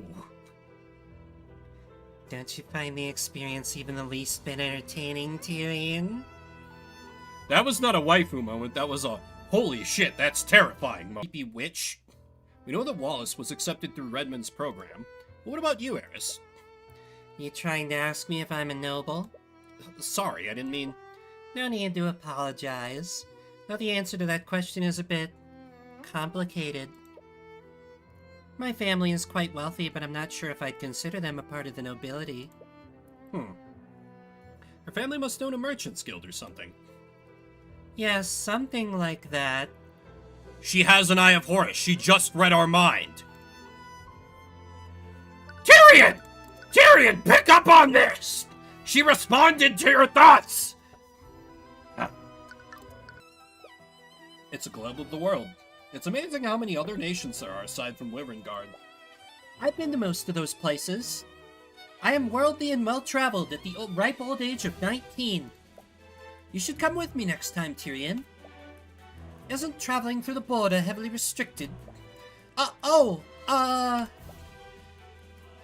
worry, I won't report you. I can't exactly blame you for wanting to leave. That's okay. I like that she admits that. Like, Arya's plays things pretty close to the chest, but she's very concerned with, like, justice and reforming the system, which is really nice to have in, like, our opposing council. Looks like Commander White is standing guard in front of this locker room. Why doesn't he have a flunky doing that? He's the commander of the Inquisition. And it doesn't look like he's conducting any sort of investigation. Oh, is he here on Steelwind's orders? He might be able to tell you who the secret witness is. And now, Steelwind thinks someone's developed a new type of magic that can control people's minds. You don't fucking say! These homicides are some sort of sick test run. Magic that can control people's minds? Metal Gear? But wouldn't Mage Blight make more sense? Mage Blight? When a mage overuses their magic, it can have pretty bad consequences on their mind. They temporarily lose grip of reality and begin seeing things that aren't there. When a mage becomes like that, it almost never ends well. They enter a frenzy and begin firing spells randomly, which only makes it worse. I've seen my fair share of Mage Blight cases, and this isn't like that. Not all the perps were mages. The ones that were didn't even use their magic. One thing was that each of the perps almost seemed to wake up after we arrested them. All of them said things like, "It wasn't me," or "I didn't have a choice." They didn't have a choice? What could that mean? I doubt it means anything. Sometimes people can't face the things they've done. It's easier to say that you had no control than to take responsibility. Oh, there's an arcane construct in the back here. It's probably here to aid the students. Anyways, I don't think it's... There's a command... No, Tyrion, you idiot. They store commands they're given in command logs. We're just passing up a free treasure trove of information. Or a potential treasure trove of information. Anyways, I don't think it's relevant to our investigation. Or perhaps you should make a small note of it anyways. Steelwind is paranoid, and for whatever reason it's due to the involvement of Miriam Frege. If you could convince her to reveal why she's being so secretive, she might give you more information. This is fun. Like, have a battle of wits with our rival, the other attorney, outside of the courtroom. I really like that they're doing this. You've been behaving strangely, Steelwind. And God, I love this theme.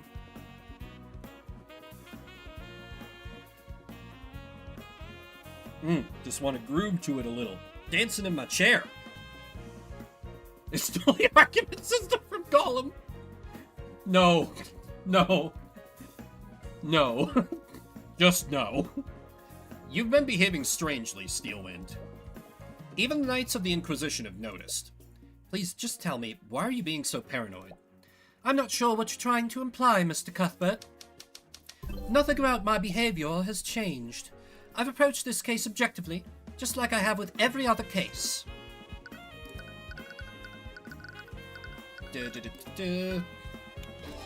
You've ordered the Knights to stay away from the crime scene.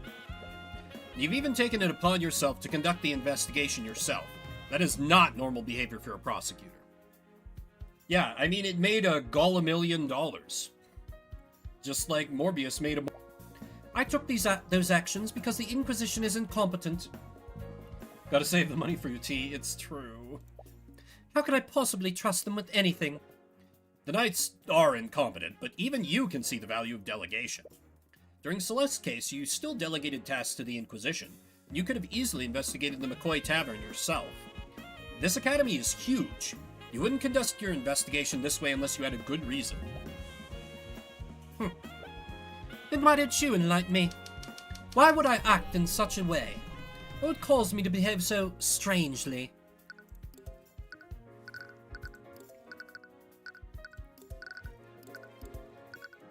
Oh. Four pillar families.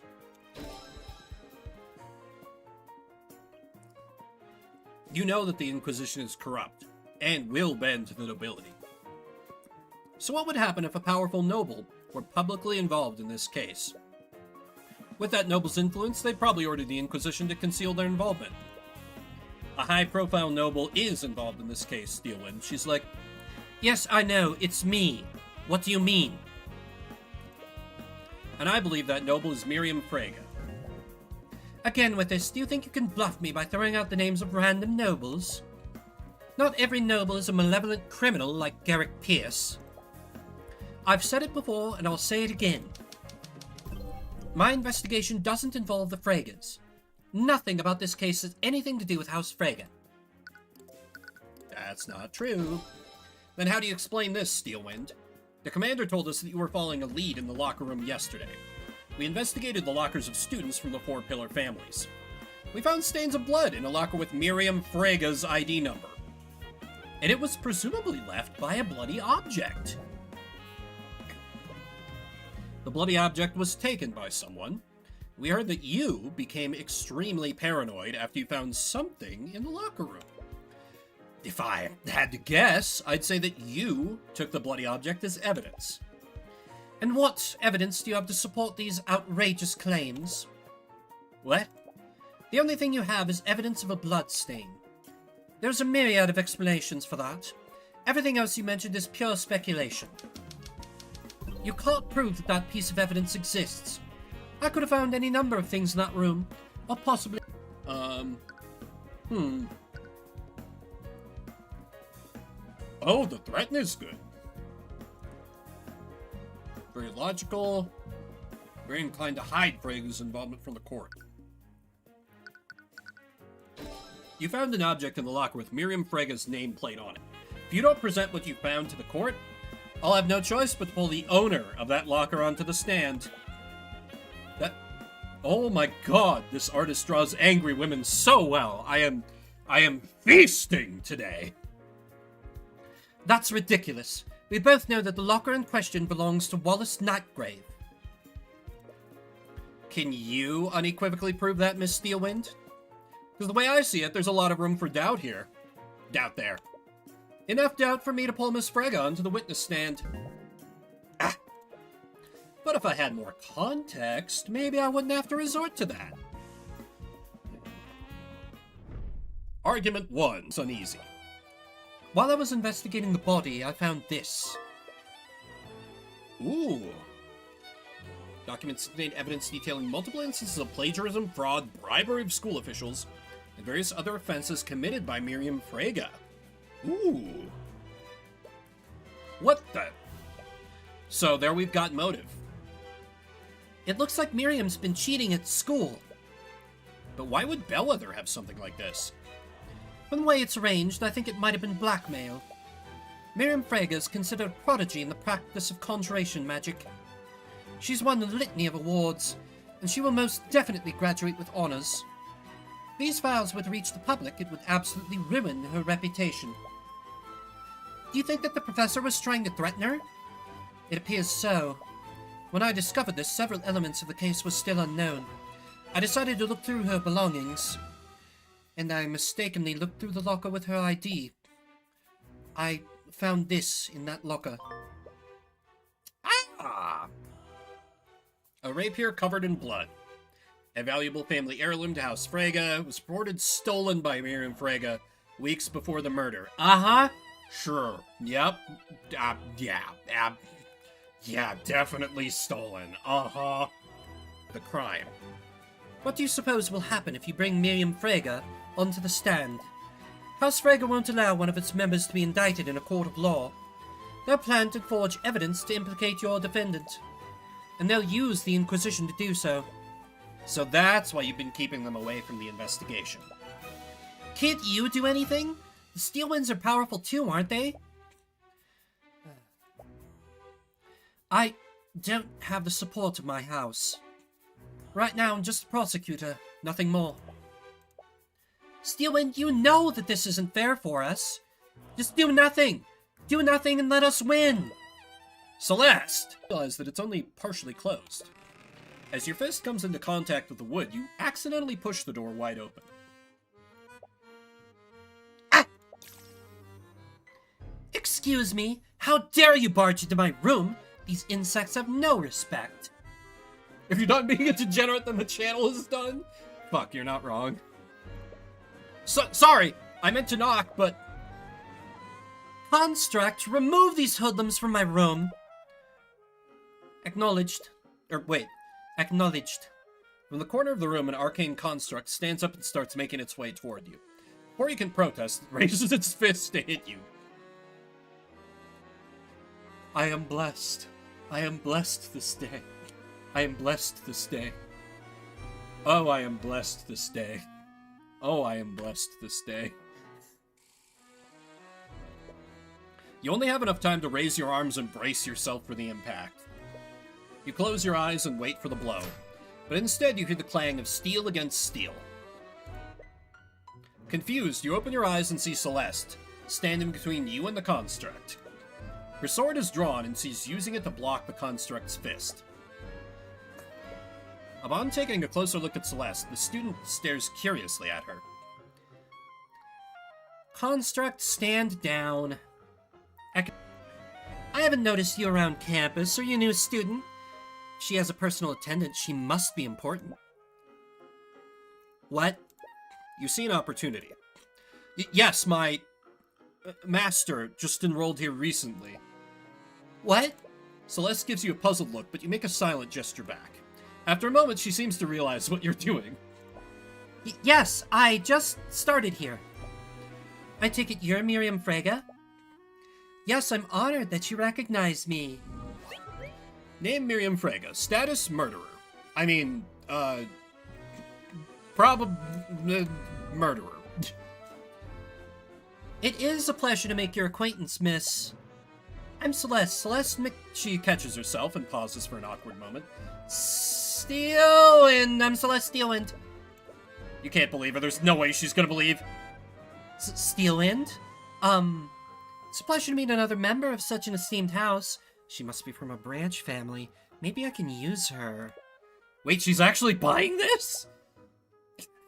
Celeste Steelwind, it updated. I love it. She was a great ally to House Frege. Or at least she used to be. That's why we were planning on appointing her as the new headmaster. Wait, what did you just say? Did you just say that your family was going to appoint Bellwether as the new headmaster? Oh, I'm surprised you didn't know. House Frege holds several seats on the Academy's board. We're making plans to have her replace that lout Redmond. They were going to sack the headmaster? Did Headmaster Redmond know about this? Oh, of course not. This is part of a large-scale plan. Along with Redmond, we are also going to replace all the staff members with arcane constructs.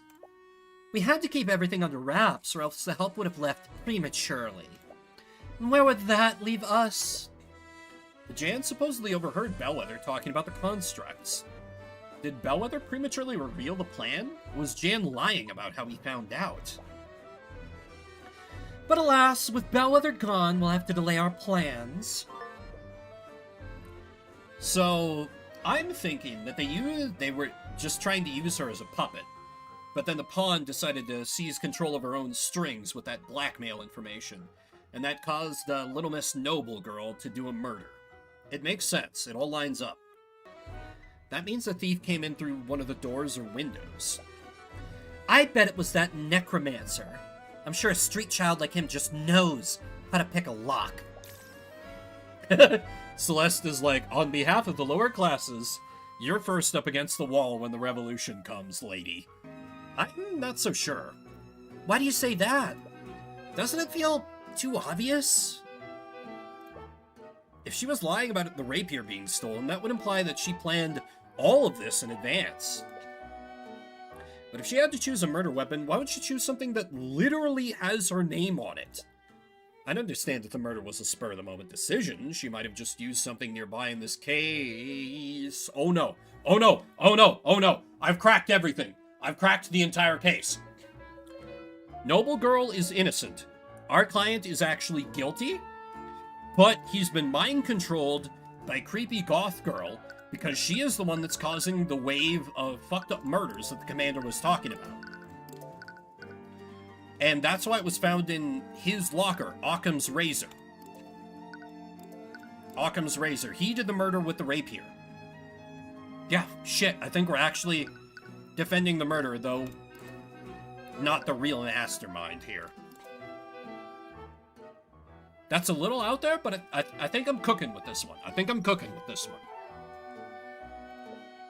But if this was a premeditated... Very well. Bailiff, please escort Lady Frege to the stand. Witness, please state your name and occupation for the... Oh, she's pissed. Oh, she's pissed. Get fucking dunked on, idiot. You little snakes! How dare you deceive me? Oh, it looks like she found out. Odd the opportunity to debrief the witness beforehand. Miss McCoy, for the record, I told you to exercise discretion. I did not mean that you should impersonate a member of my family. Yeah, sorry about that.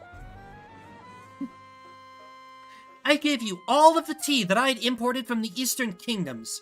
I demand that you return it to me. No, you gave them to me. They're legally mine now. Ahem.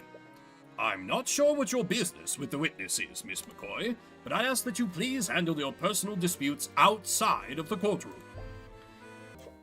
Was this research project a part of your schoolwork? It was an independent study to develop a new conjuration spell formula. The project is being sponsored by the Crown Prince himself.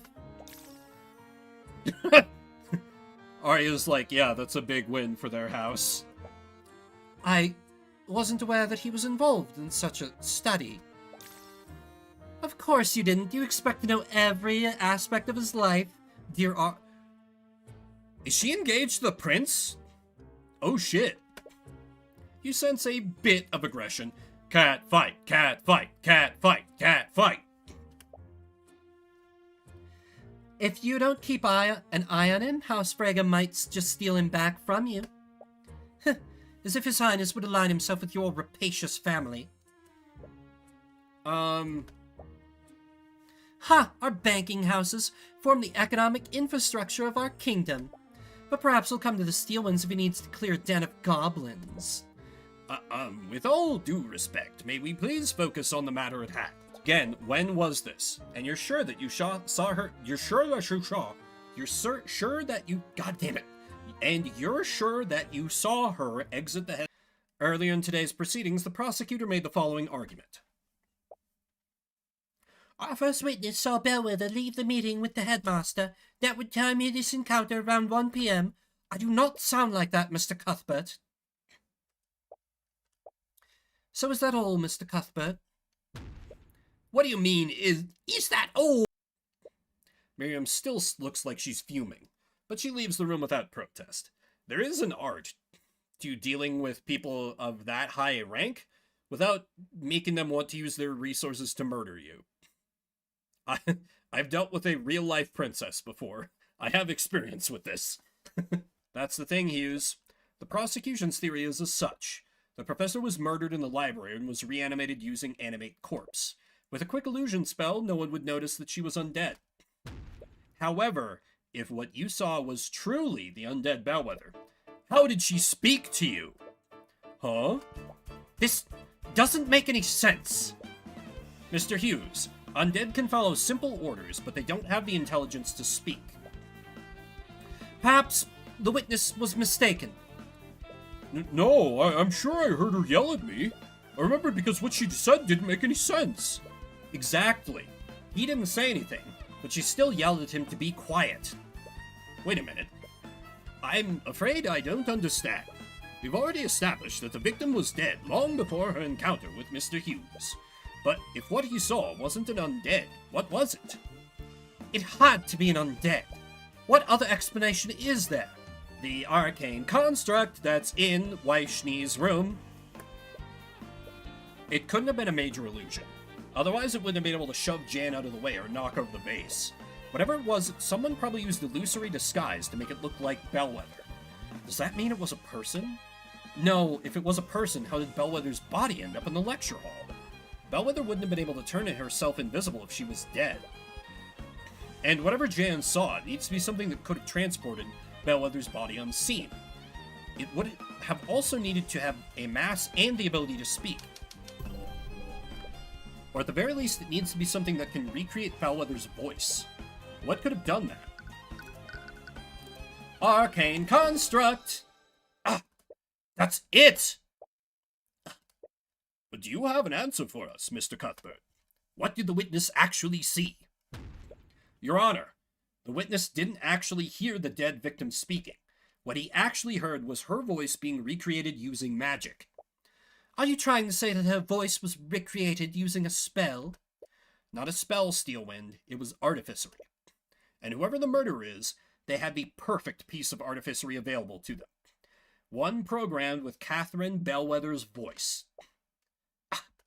You can't possibly mean... That's right, Steelwind. What Mr. Hughes saw was an arcane construct. An arcane construct. Think of it as a magically animated suit of armor, Your Honor. But we ruled out such a possibility, hadn't we? Construct or not, no one could disguise themselves and carry the body to the classroom. A person wouldn't have been able to do it. But arcane constructs are a different thing entirely. Those suits of armor are extremely large, but more importantly, they're hollow. I see. That means that theoretically, someone could have placed the victim's body inside it. The arcane construct wouldn't just transport the body. With an illusory disguise, it would also confuse and mislead anyone who saw it. Objection! Of course. I commend your deduction, Mr. Cuthbert. I would have never considered that possibility. It's certainly plausible, but what does this prove exactly? It proves that the body wasn't animated using necromancy. My client isn't the murderer. The defendant is still capable of performing all of the acts that you described. His compendium contains illusory disguise, after all. There were several students in the library that day. Any of them could have committed the murder. One might come to that conclusion if they didn't have one crucial piece of evidence. I'd like to present a new piece of evidence to the court. Oh boy, here we go. Hit me with that updated autopsy report. Come on. From under the table, you see Miss Steelwind pull out the bloody rapier. Blood? Is that? Yes, Your Honor. This is the murder weapon. Wait, anyone? Is that really true? The construct transported the professor's body, and someone used an illusion to make it look like her. They even used a pre-recorded voice to make the illusion more convincing. Oh shit, it's the headmaster.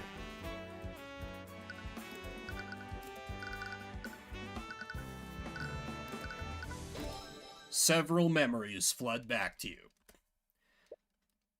Mr. Hughes, you said that Bellwether yelled at you. What were her exact words? I think she yelled at me to be quiet. She yelled at me to be quiet. But until then, we'd always been nothing but courteous with each other. I don't know what got into her that day, but something put her in a foul mood. Be quiet.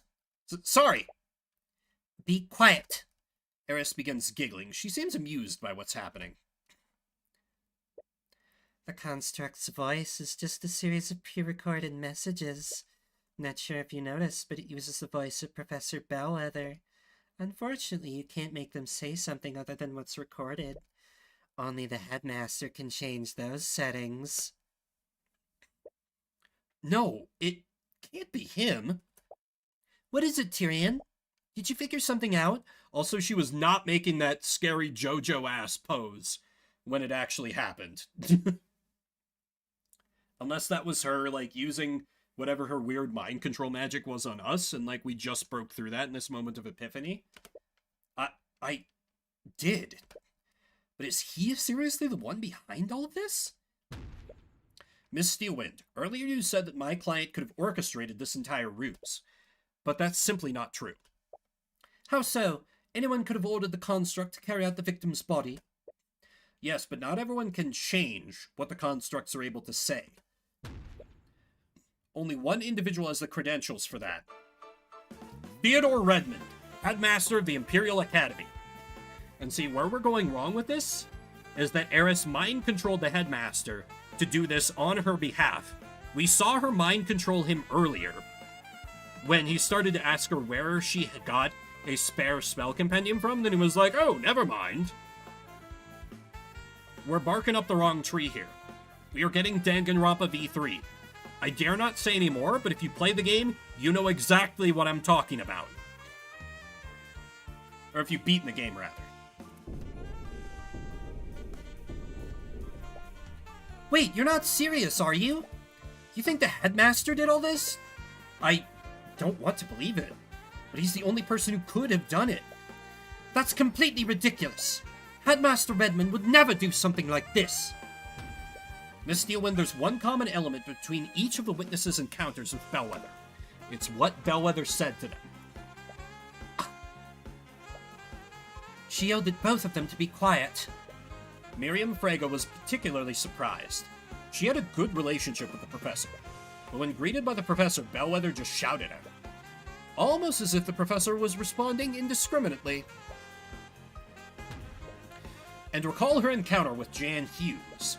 The professor knocked over a vase and shouted at him to be quiet immediately after, even though he hadn't said anything.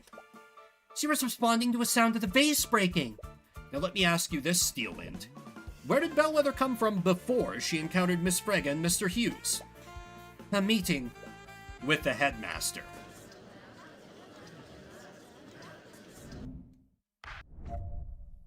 But how deep does the rabbit hole go? Is he being mind-controlled right now into... No, probably not. Probably not. That day, I had a meeting scheduled with the professor at noon. He showed up at the expected time, and we discussed various administrative matters. Our meeting went on for an hour, after which she left to prepare for her next class. Despite our many disagreements, we still knew how to be civil with one another. After all, I had no reason to bear a personal grudge against her. Well, I already know what to object to there. I just can't see it. He seems like such a nice person. Is he really the person we're looking for? He has to be. No one else could have orchestrated this entire plot. Nobody else is capable of all this. Nobody else. Nobody else is capable of this plot. Nobody else could have masterminded this. I can't think of anybody else who could possibly be guilty here. Where's the evidence for scheme? 4 pillars, Steelwind's orders, spell compendium. No, I have this in evidence somewhere, right? Unsourced logic. Yeah. Bellwether's plan. Objection! Redmond, did you really hold no animosity toward Professor Bellwether? Of course not. I did have strong opinions about her methods of teaching, but I always remained professional. We both did. Frankly, I find that hard to believe. In fact, I think you might have had a very good reason to murder the professor, considering that she was going to take your job. What? So you knew about that? I'm sorry, but I don't follow. Just how is the professor going to take the headmaster's job? According to Miriam Frege, Catherine Bellwether was currying favor with noble families. In fact, there was a plan to oust Mr. Redmond and appoint Bellwether as the new headmaster of the academy. What? But in any case, I doubt that the headmaster had any idea of this until now. I'd like to remind the court of the witness's reaction just now. He said, "So you knew about that." His reaction was one of surprise. But he wasn't surprised by this information. He was surprised that I knew this information. That's... Please, dear Arya. I may be a frail old man, but I'm perfectly capable of defending myself. If you have an explanation, Mr. Redmond, then by all means, I'd love to hear it. Gladly. Press.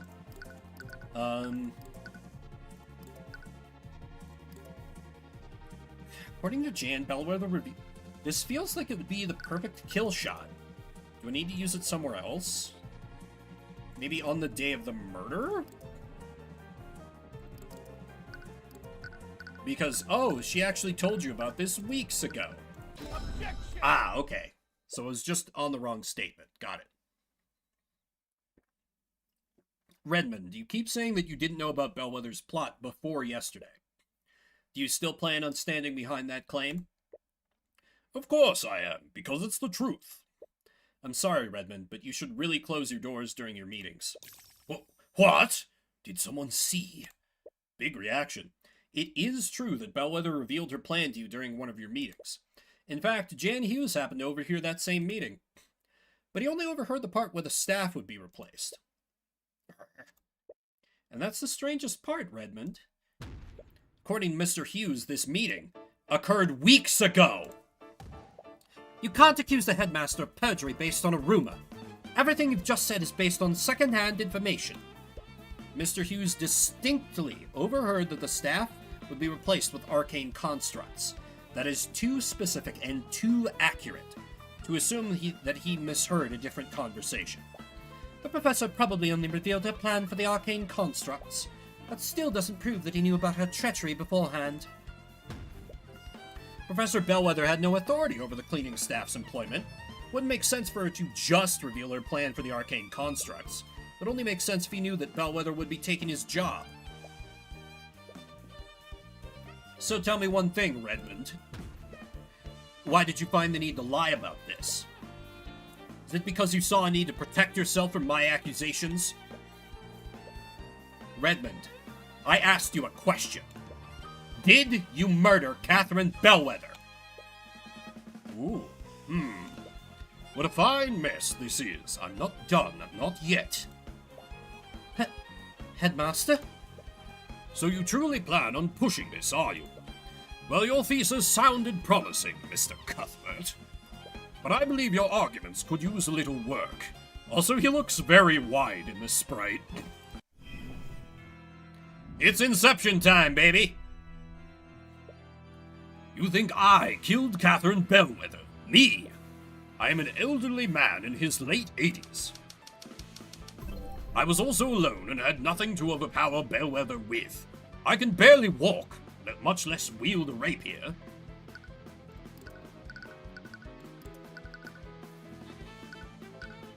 It's an arcane construct, right? Or does it need to be that specific? No, that's the locker room. They were in his office. But you and Bellwether weren't the only people in that room, were you?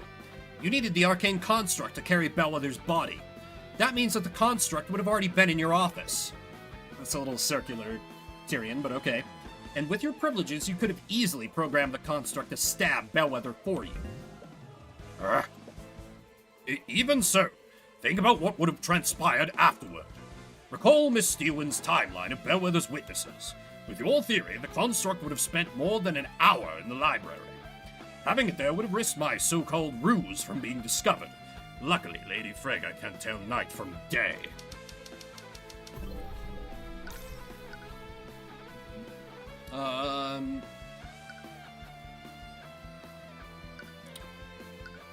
Contradict the displayed emotion. Contradict thoughts seen through the eye. I think it's intuition. The timing deduced from Miss Frega's testimony is predicated on one thing.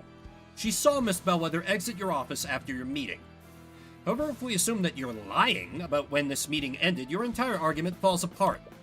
Miss Frega would have encountered Bellwether after her death at 2:01 p.m. Miss Frega wouldn't have made a mistake like that. Miss Frega thought it was morning when she saw Bellwether. She can't reliably tell the time. Then what about where the rapier was placed? If I really was the murderer, then that would mean I planted the weapon in young Wallace's locker. Several of the students had lockers there that I had access to. I wouldn't have placed incriminating evidence in that locker. Wallace is one of my prized students. If I had to frame anyone, he would be the last person I chose. Where's there information about them being switched? Yep, the switch. You're right, Mr. Redmond. You wouldn't try to frame Wallace. But you would try to frame Miriam Frega. It would have been the perfect act of revenge, wouldn't it? You murder your treacherous co-worker and frame the daughter of the family that helped her. But something went wrong, didn't it, Redmond? The labels on Wallace's locker and Miriam's locker were switched. Anyone who saw that would have easily mixed them up. I am the headmaster of the Imperial Academy. I have records of all the students' lockers and where they're located. There's no reason I would make a mistake like that. If I truly planned this, I would have known where Wallace's locker was. A simple change in labels wouldn't have led me to make a careless mistake like that. Not you, but the construct? Yes. But it wasn't you, was it? Your arcane construct was the one who planted the rapier in the locker. I bet you commanded to place this rapier in the locker of Miriam Frega. But it saw the ID number in Wallace's locker and assumed that it was Miriam's. This is... Redmond begins desperately stammering, looking for something to say. Miss Steelwind, say something! What? Mr. Cuthbert, your theory may be plausible, but there's no evidence to support it. That's right. You don't have any proof, do you? There is no evidence of my orders. Saying that I could have committed the murder isn't the same as proving I did it.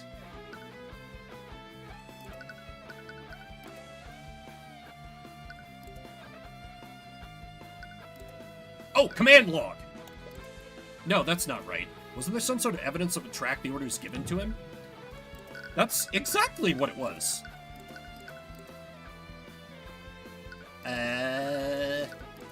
Oh god, I can't stumble here.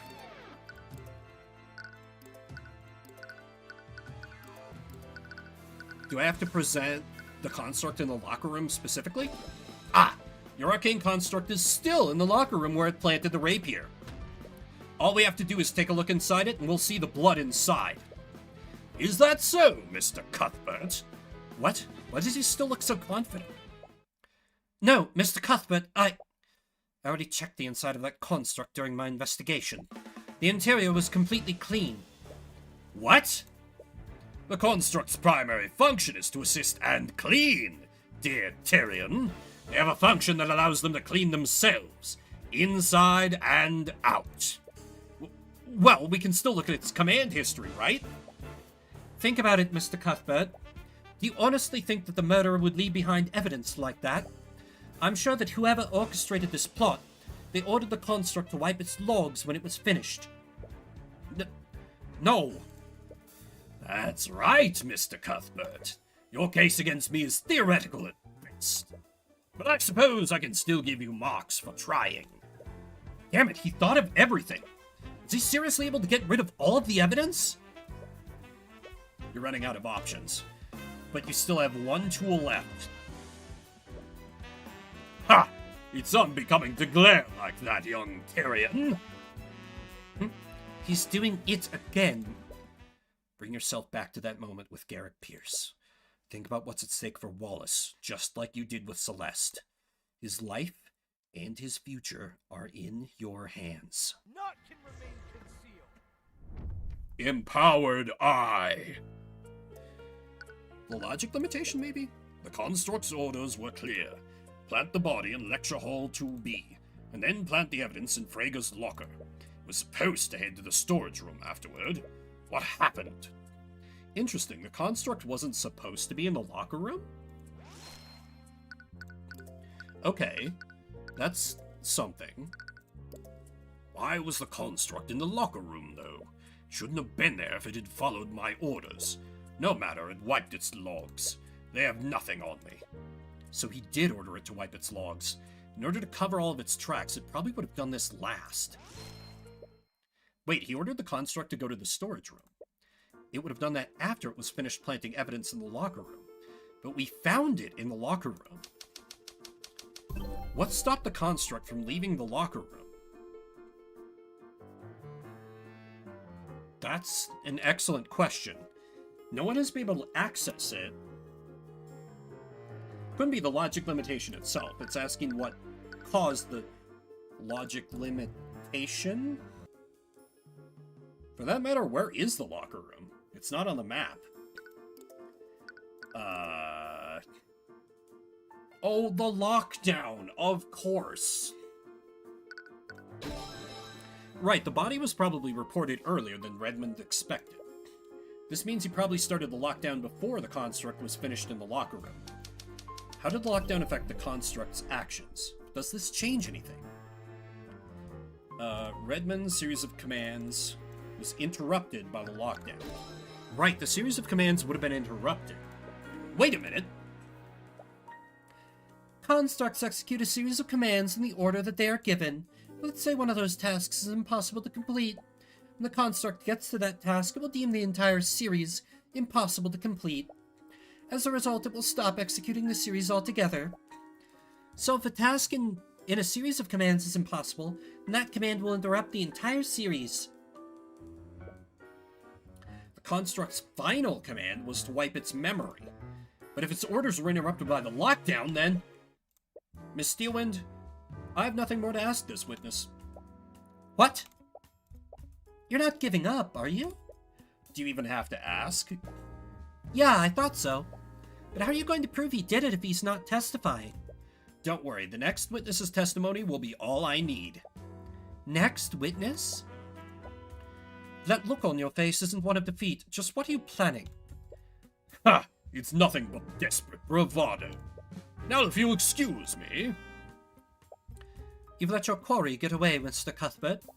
I hope you know what you're doing. I do, Miss Steelwind. First, I'd like for the Inquisition to bring in the Arcane construct in the Academy's locker room. We've already established that the murderer could have wiped its history. Please, just humor me for a second, Miss Steelwind. Very well. Bailiff, please relay Mr. Cuthbert's request to Commander White. Well, here's your construct. I hope you know what you're doing, Mr. Cuthbert. Construct! What are your orders? Please recite your command history. Reporting. Command 1, stand by in Headmaster's office. Command 2, await vocal signal attack from Theodore Redmond. You hear Redmond stand up from the gallery. Seeing this, the prosecutor watches him and carefully clutches the handle of her cane. Command 3, treat Catherine Bellwether as a hostile entity and neutralize. Construct, wipe your... Huddle. Before he can finish his sentence, the prosecutor points her cane at the headmaster. Magical energy shoots from it and collides directly with him. Magic wreathes around his body and stops him from moving. He is clearly trying to struggle against it, but it looks like he can't even move his mouth. Miss Steelwind! Excuse the interruption. Please continue. Command 4, await vocal signal, leave from Theodore Redmond. Command 5, move to classroom 2B. Reply to any inquiries with voice line number 3. Command 6, remove Catherine Bellwether from interior frame and place on floor. Thank you, Construct. You can stop now. I think we all know the rest. But just to be clear, who gave you this series of commands? Commands were approved by Headmaster Theodore Redmond. How? How? I ordered the construct to wipe its command history. Mr. Redmond, constructs don't follow the same logic that humans do. They're prone to error when their commands are impossible to execute. Impossible? In what way were my commands impossible? You were the one that made it impossible. You activated the lockdown system. The lockdown? The body was found earlier than you'd like. You had no choice but to immediately activate the lockdown system when it was reported. However, the construct was still in the locker room when you did this. So that's why it was there. The construct finished its tasks in the locker room, but then it tried to follow your next command. It tried to move to the storage room, but it was prevented from doing so.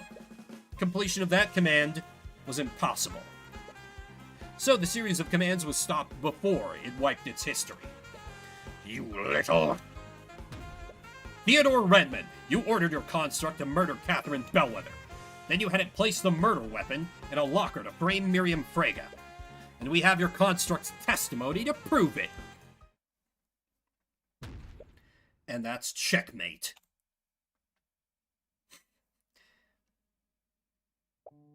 I can't believe it. How could you do something like this, Headmaster? She was going to take everything from me. My position, my academy, my students. Everything would be gone. It's going to be stolen by her and the Freges. Why didn't you say anything to me? I could have... Don't you dare stand there and act ignorant, Lady Steelwind. Do you think the Freges acted alone? Your father was a part of this plot, too. What? I have nothing to say to you. I thought you were different. I listened to your lies about societal reform. In the end, you were just like the rest of the aristocracy. By the Scaled Lord, what have I done? Was even willing to sacrifice poor Wallace. I can't believe Why did I do this? Yup!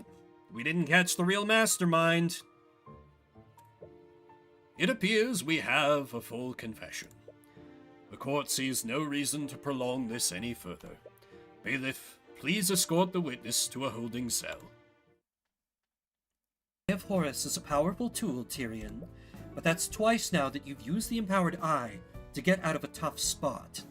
You can't keep relying on it if you want to grow as an attorney. One day you'll find a witness that the Empowered Eye won't work on. Gee, I wonder who could be immune to the Empowered Eye. Who could possibly have an immunity to this supernatural power that no one's ever heard of? Who could possibly be immune from a power like that? Who could we go up against who is definitely evil and is not going to be affected by it? I fucking wonder.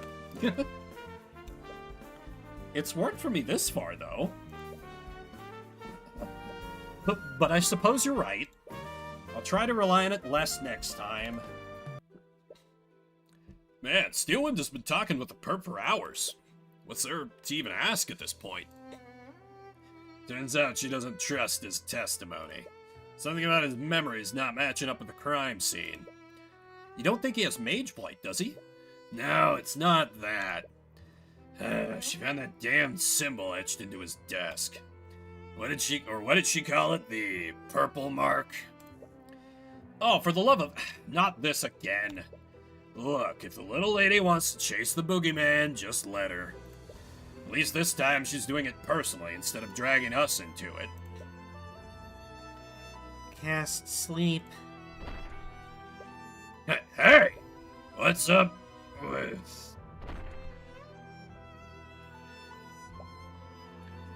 Who did this to your desk? What has gotten into you? I've already admitted to everything. What more could you possibly want from me? Where did this graffiti come from? What is this symbol? What is the purple mark?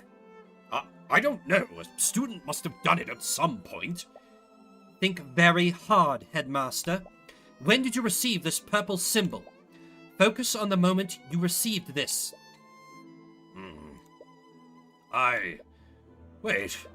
Wait a minute. I remember it now. But how? Lady Steelwind? Lady Steelwind! Arya, what happened? Are you okay? That was close. My elation over meeting him almost made me forget. Eris, what are you doing here? Why? Wait.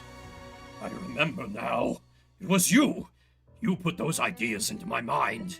You're the one who told me to murder Bellwether. Oh, you humans never fail to amuse me. I didn't make you do anything. Everything you did that day, all the planning, all the preparation, that came from your own mind. And I have to say, I was quite entertained with the scheme you came up with. Why, you even broke into Miriam's room. I didn't know you had it in you, old man. You made me forget about our conversation, but how? Illusions can't affect the mind. Magic can't affect the mind. It's a shame, though. I would have much rather turned Wallace into the antagonist of this chapter. Could you imagine if he turned? It would have been spectacular.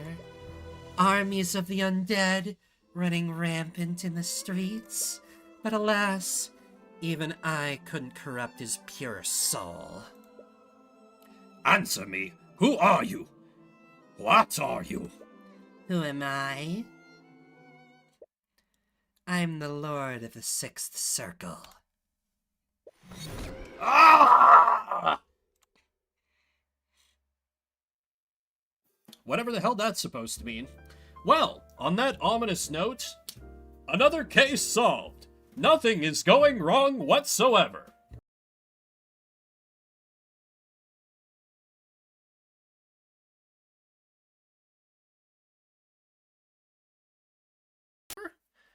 I'm sorry, Tyrion. There were so many things that I wanted to tell you. So many things that I wanted to show you. But I'm afraid that I can't do that now. I need you to be strong now. The world is bleak, merciless, and unforgiving. Yeah, magic law. But I've seen you. I know how bright the light within you is. Use my eyes. Peer beyond the divine gate as I once did. Use it to reclaim the future. Episode 3, The Origins of Horus.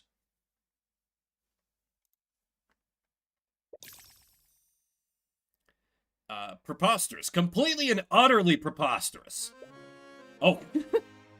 Is something wrong, Lord Von Sanctus? You filthy rat! You cheated, didn't you? That's right, you're just a cheat! A cheat and a charlatan! Lloyd Von Sanctus. Occupation, nobleman. Status, whiny. Do you have any evidence to prove that ridiculous claim? I mastered chess before you could crawl out of whatever rat hole you came from! Do you honestly expect anyone to believe that you could defeat me? Honestly, I'm just as disappointed as you are. I was expecting more of a challenge from House Von Sanctus. Tyrion is such a catty bitch, and I love it. But I suppose all the gold in the world can't buy you a modicum of skill. You little upstart! Ow! Von Sanctus's acquaintance clears his throat and gestures subtly to the crowd of spectators. Everyone's attention is on him, and you can see the crowd muttering amongst themselves. His undignified behavior probably isn't doing any favors for his public image. Realizing himself, he tries to regain his composure. It's preposterous! He walks away, muttering the word preposterous under his breath a few more times. Sounds like he's trying to reassure himself more than anyone else. So, that was something. Yeah, I knew that he'd get angry, but I didn't expect him to make a scene like that. Morning, HD. Well, you did insult him. Not to say that he didn't deserve it. Come on, I love seeing these conceited nobles lose their minds when I last saw them. Also, is our mentor mom gonna get killed finally? I feel like she can't possibly survive to the end of the game. There's no... The scent of the baked goods swirls around you. You take a moment to inhale the enticing smells. You have to admit that it's making you very hungry. What? Okay. So, you seek to enter the domain of the Deathbringer songstress. Well, if glory is what you seek, then look no further. For you stand before Mosorika Tudor, the Dark Lord of Aranax. Please don't become a recurring character. I kind of hate you already. As you head further into the cafe, you're approached by a familiar face. Name Morisuka Tudor. Tutor. Occupation merchant. Status weird boobs. Rika? Is that you? Ha! It appears that my reputation precedes me. How good of you to... Wait, you're... Tyrion? You're back. Hi. You... Why didn't you tell anyone that you were back in town? Do you have any idea how worried we've all been? Do you two know each other? Right. Celeste, this is Mosorika Tudor. I was friends with her when I lived here many years ago. Wait, you used to live here? Yeah, Oranax is actually the town I grew up in. What? But you were in such a hurry to leave before. You came here to eat, right? If you're still hungry, I can bring you some of our best dishes. On the house. I do. Which spells have you mastered? I haven't really mastered any of them. I know about 7 spells, though. 7? That's almost 4 times the amount that I know. She's learned even more spells? She's been picking them up rather quickly. I've been usurped. Miss Timor adopted me when my mother passed several years ago. After that, she began training me to become an attorney like her. Wait, you've been studying to be an attorney since you were a kid? Well, I guess that explains why you're so young for a lawyer. Oh my god, they actually address it. This game is so clever. Everything else, like, all these baby lawyers they had. Man, this game keeps surprising me in little ways. They didn't have to do that, but they did. Said the 19-year-old mercenary. Yeah, I guess you've got me there, Ian. Hey, do you still do that thing when you play? No. What thing? Nothing. She's not talking about anything. Oh, wait, does she know he can read people's minds? And that's why we're so good at chess, because we literally mind read our opponents? Oh my god, I never thought about that. Wait, you're actually embarrassed about it? We were kids, you did it even more than I did. Oh, okay, never mind. What? What did he used to do? Why don't you show her, Tyrion? I'd rather not. Come on, show us, Tyrion. I think I'm a little too old for this. You're never too old to tap into your inner Chuny. Do it, Tyrion. Yeah, do it. The two of them begin chanting, trying to pressure you. Draws the attention of the other patrons in the cafe. They don't seem to care about the confused looks that they're getting. It seems that you don't have a choice. You take in a deep breath. Those who stand in the shadows, those who fear the light of divinity, your Imperials will fall and your armies will perish. Kneel and cower before the divine gaze of the Eye of Horus.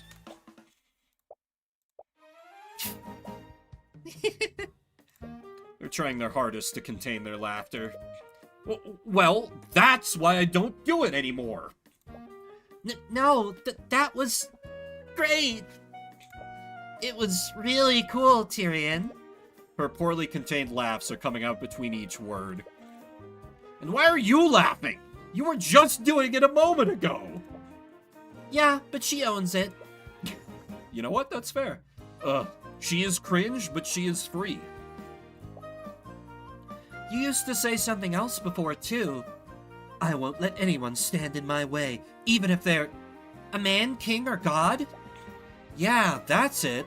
He still says that sometimes. Oh, looks like our order is here. Tyrion's like, please rescue me! A waiter brings in the lunch special for each of you. This is why you didn't want to go home. You didn't want old embarrassing memories brought to the fore. Very relatable. Now, you notice that it's starting to get late. Yes, you can tell because the sun is setting, the sky's beginning to darken. It's conveyed visually as well, which is why this game is so good. We don't know how long the city will be blockaded. We should find a place to stay overnight, just in case. That's me being a little unfair as indie. This is just the McCoy Tavern interior reused. Okay. Never mind. Never mind. Oh god, is it Case 3 syndrome? You find yourself falling into a nightmare. Tyrion, I'm so sorry. I can't believe they made you watch. Are you okay? Right, of course not. Are you gonna keep fighting them? Your voice is quiet. Your question barely comes out as a whisper.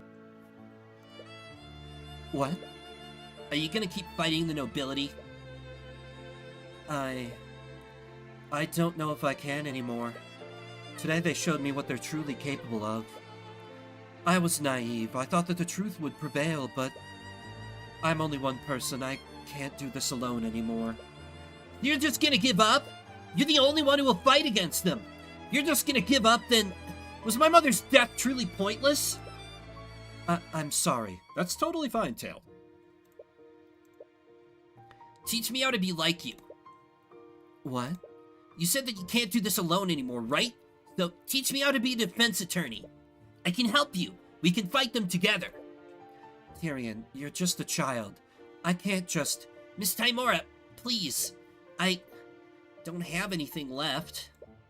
Please just take me away from here. You clutch your hand tightly, feeling the fading warmth of the final message that your mother left for you. It's the last comforting memory you'll have of her.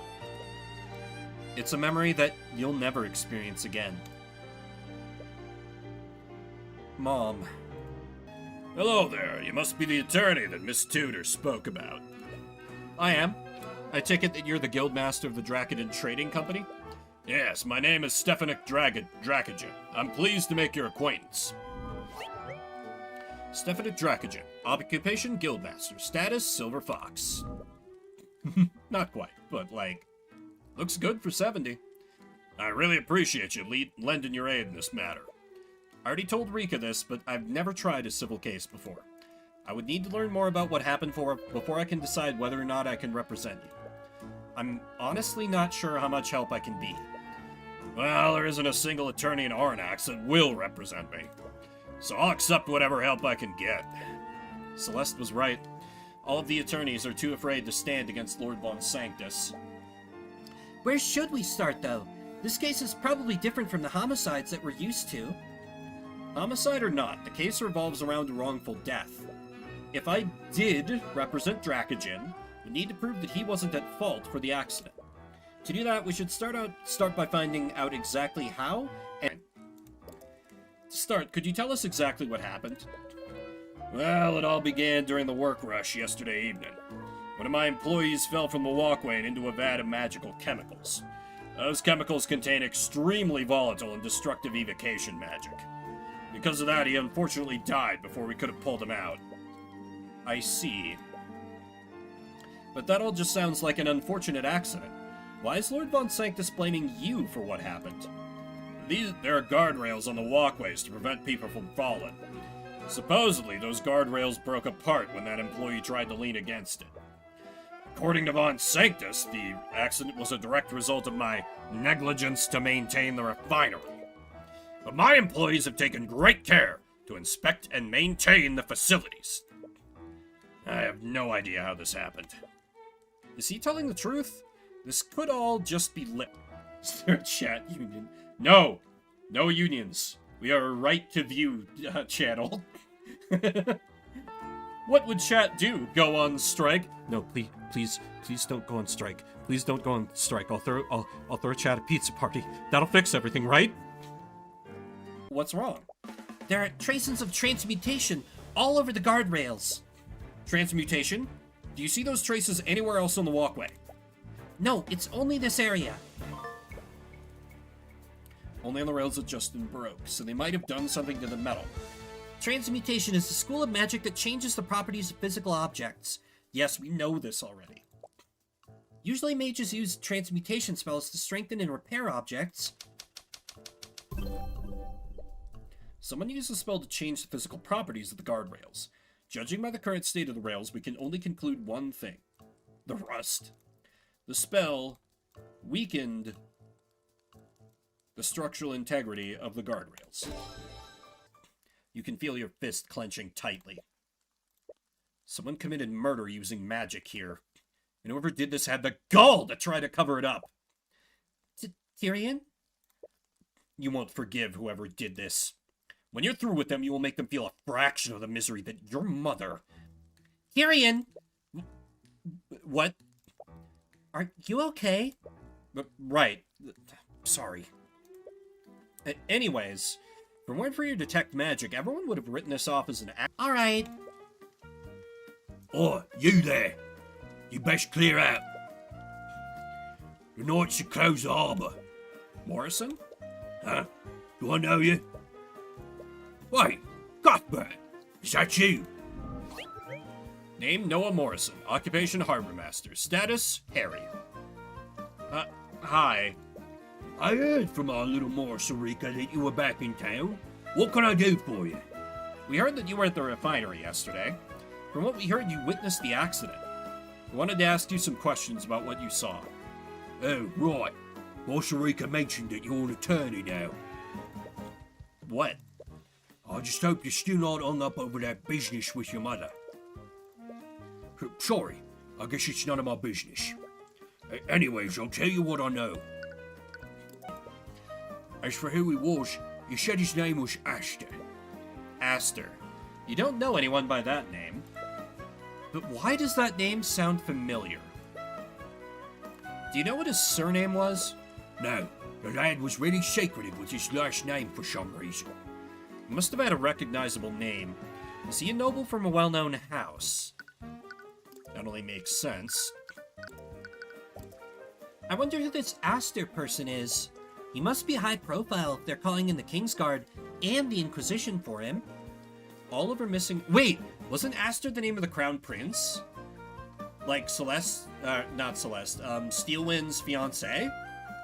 Yeah, I think that was it. All over a missing ship. That would be why the Kingsguard is here. Okay, that makes sense. Finally put two and two together.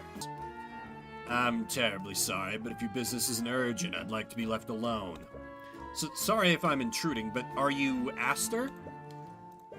My name is Tyrion Cuthbert. I'm the defense attorney of Stefanik Dracogen. From what I've heard, you witnessed the accident at the refinery yesterday. Was wondering if I could ask you a few questions about what you saw. Upon hearing your name, the man fully opens the door, and you're finally able to get a good look at him. Okay, yeah, definitely appears to be a noble, for sure. But he's got the generic no eyes art style. Unless that's a bamboozle, and they're trying to make me think he's just a generic character who's not important. He definitely stands out from the other patrons of the inn. He must be the wealthy patron that you're looking for. Tyrion Cuthbert, the protege of the infamous Rumi Tymora. So, you know who I am? I do. I know you very well. I'm your biggest fan! What? I can't believe it. The infamous Tyrion Cuthbert is standing right in front of my tavern room. What? I've read all about your feats, Mr. Cuthbert. You successfully indicted the head of House Pierce. You didn't think twice about confronting a member of House Freyga. And you even defeated Lord Von Sanctus in the chess tournament yesterday. I'm so lost right now. And you must be Celeste McCoy, Tyrion's first client of the Crimson Demon of the Eastern Kingdoms. How did you find out about that name? The Crimson what? Ugh, don't ask. You see, she is just a Mountain Blade character. She raided so many villages and made so much money, that's why she can throw cash around to solve her problems. Anyways, if you are Aster, does that mean that you witnessed the accident with the Harbor Master yesterday? Yes, I did. Are you going to interrogate me about what I saw? I'll answer whatever questions you have. You've never met a witness that has been this eager to cooperate. But hopefully this means that he won't hide any details about what he saw. Okay, this dork is not gonna be the killer. Repario Arcanum. Probably. He's also kind of cute. Hey, let me try and soul read this shit. Present Arya Steelwind's profile. Oh, okay. Damn it. I thought he was gonna, like, give a little hint, like, ooh, you figured it out early, player. How... So, why are you such a big fan of me? I can't believe I actually came face to face with the legendary Tyrion Cuthbert! Legendary? I didn't know that defense attorneys could have fanboys. He's not just a defense attorney, he's a revolutionary! He's gone after prolific nobles and plunged the kingdom's aristocracy into chaos! That phrasing makes you sound like some kind of anarchist. I like this fucking goober. Aster, we'll respect your privacy if you don't want to tell us who you are. But could you at least answer one question for me? I can make no promises, but I'll do my best to tell you what I can. Are you a mage? Oh, is that all? Yes, I'm a mage. I'm quite the practiced one at that. You see, Celeste cast Detect Magic to look at the scene of the accident. We found traces of transmutation magic at the crime scene. Namely on the guardrails that Justin fell through. What? Here it is. I can't believe it! What? Are you telling me that a mage used transmutation magic to weaken the rails? It's a conspiracy! Wait, does this mean that this was actually a murder made to look like an accident? It's like something out of the reports I read about him. You don't see anything incriminating, and you can see his thoughts clearly. His feelings of happiness are a bit off-putting, though. And you asked me if I was a mage. Does that mean that I'm a potential suspect? This is the greatest thing to ever happen to me! This is the first time you met someone that's happy to be suspected of murder. Sorry, it's not right of me to get so excited about something this serious. You must think less of me now. Senpai will never notice me. It's like something right out of a mystery novel! That's not the reaction you were expecting. Nevertheless, it doesn't look like there are any incriminating thoughts in his mind. The emotions that he was emanating were all positive. There wasn't a drop of fear in there. What could this mean? He's gay for you, Tyrion. We've got your Edgeworth! We've got your Edgeworth! Oh my god. Yes. Either way, it looks like you found out everything you can from Aster. You should move somewhere. Yeah, sea trade has been booming lately. So he's been getting a lot of business. Wonder if it's because of the growing wealth of Arnax. Could I capitalize on this somehow? You can almost see the gears turning in her head. She gets perfect anime angry eyes. She loves capitalism. She's perfect, chat. She's perfect. She just needs to move out of Moe Blob mode and get angry, and then she's ideal. You arrive at the old abandoned house. Upon looking at the home that you left behind, yep, you're stuck with a flood, with a flood of memories. Those memories were once happy, but now they only fill you with grief. Tyrion? Are you okay? Yeah. Let's look around. You wipe your eyes and begin looking around the house. What a terrible day for rain. Suddenly you hear the sound of glass breaking. You rush to look for the source and see two young teenagers throwing rocks at the side of the house. The shattered remains of a window are lying on the ground. Heh, nice shot, Gavin. Gavin Kralin. Occupation, none. Status, bad to the bone. One of the teens, apparently named Gavin, notices you approaching. We got company, Wyatt. Huh? Wyatt Ernell. Occupation, none. Status, thick. You stare blankly at the broken glass lying on the ground. You're at a loss for words. You feel like you should respond, but nothing comes out of your mouth. You suddenly find yourself quickly approaching the two teens. What the hell do you want? Ah, what the hell? Before you even realized what you were doing, you threw a punch straight into Gavin's face. Your eyes are slowly tearing up. You can only see red. You grab Gavin by the collar and pull his face close to yours. Get the hell away from my house! Tyrion? Oh, you wanna go? Heh, if you came looking for trouble, you sure found it. Okay, let's all calm down and just... Morning, anti-hero. Stay out of this, you little shit. Excuse me? What, you got cotton in your ears or something? Yes, actually. Why don't you go and repeat what you said? I said stay out of this. You little shit. 5 minutes later. Don't kill them, Celeste. Celeste? Yes? I'm sorry for losing my temper back there. I didn't mean to drag you into this.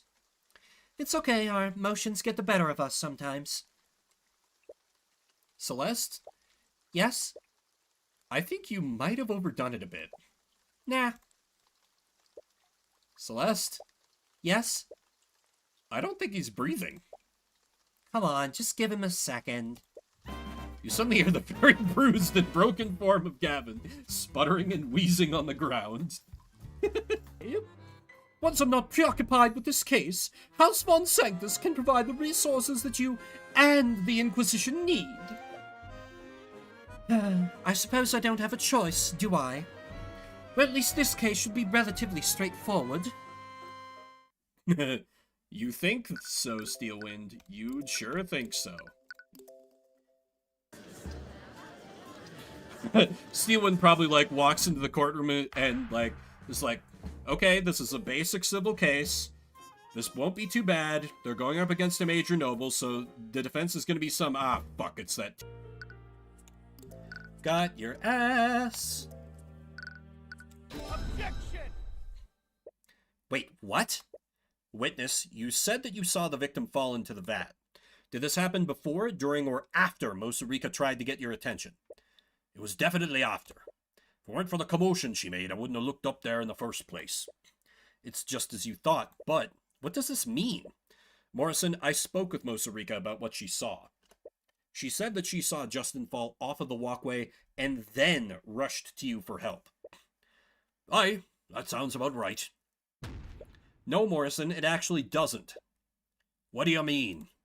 If Mosarika saw Justin fall before she went to get help, then how did you see him fall after she came to you for help?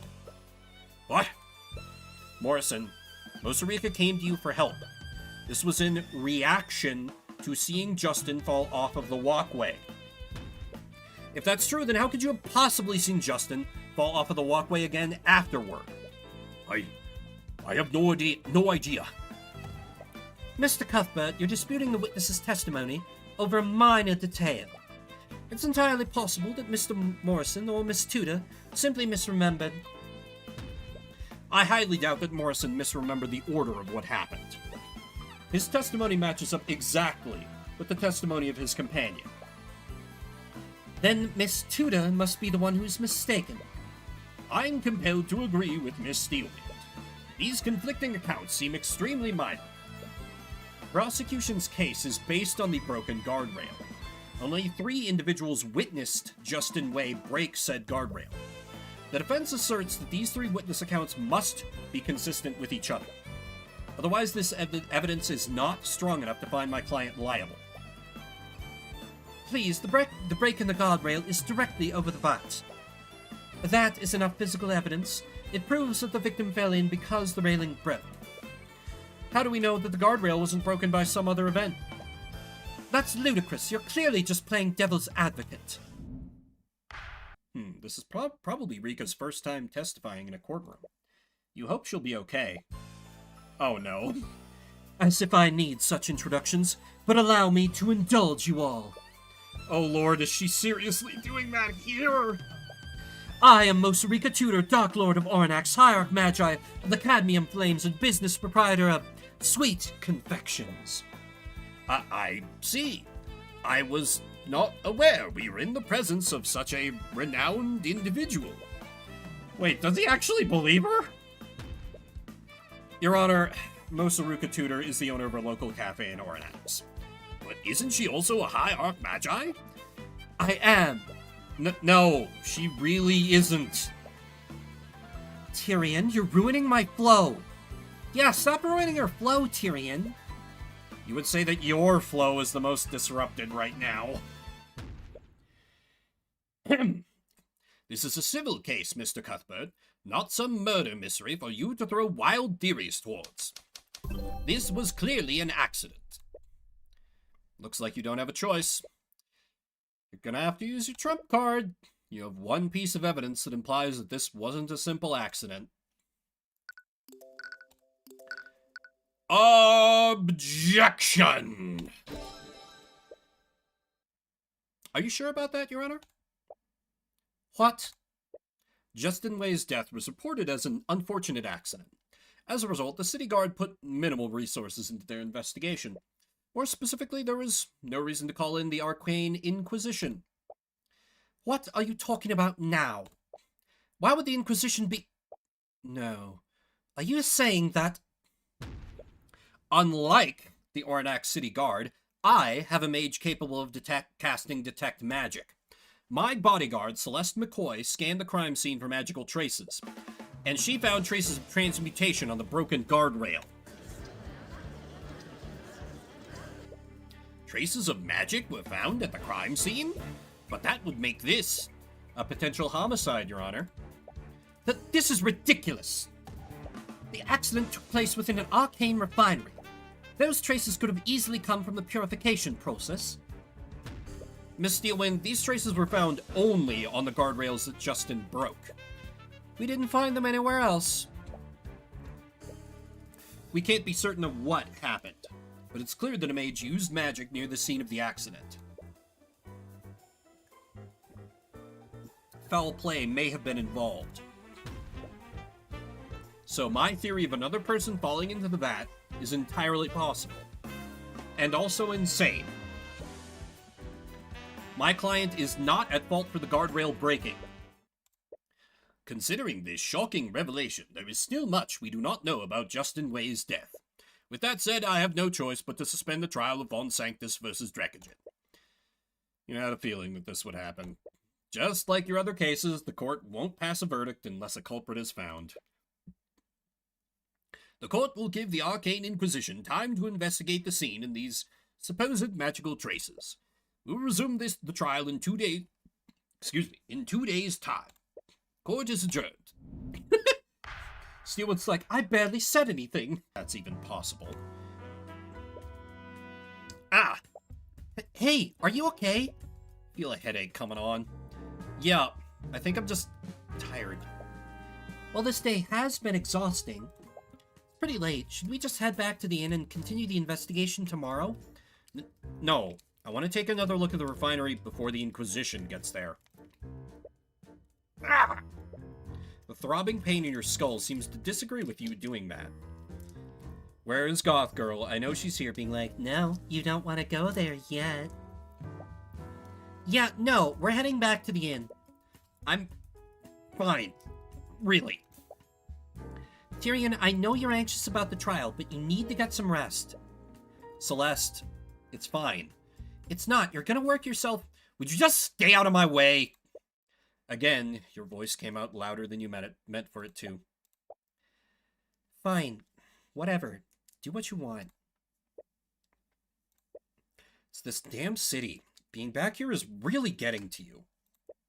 It's all the more reason to get through this trial as soon as possible. Soreness in your head doesn't seem to be going away anytime soon. Perhaps she's right. You'll be better off investigating the scene after some rest. Another nightmare overtakes your sleep. Oh boy. What are you up to now, creepy goth chick? Oh. You clutch the note tightly in your hands as you read it. I'm sorry, Tyrion. There were so many things that I wanted to tell you, so many things that I wanted to show you. But I'm afraid I can't do that now. I need you to be strong now. This world is bleak, merciless, and unforgiving. But I've seen you. I know how bright the light within you is. Use my eyes. Peer beyond the divine gate as I once did. Use it to reclaim the future. Her eyes? I don't understand. It doesn't matter. All you have to do is stop the execution. If you can just distract the knights long enough, you can save her and run away. You'll have to abandon your home, but at least she'll still be with you. As you try to sprint towards the gallows, the knight grabs your arm and pulls you back. Hey kid, you can't cross this point. Hey, stop that! You fruitlessly try to break his grip by striking him with your bare hands. But he barely feels anything through his armor. You continue delivering blow after blow to him, but it does nothing. Your knuckles start to bleed. Irritated by your behavior, the knight pins you to the ground. Damn kid. You desperately struggle against him to no avail. And from this position, you have no choice but to watch what's happening. Wait! Stop! You make eye contact with your mother one last time. Her body goes limp. You stare blankly at the hanging body. No, this isn't... Mom? You clutch her note tightly in your hand. You feel a comforting yet fleeting warmth from it.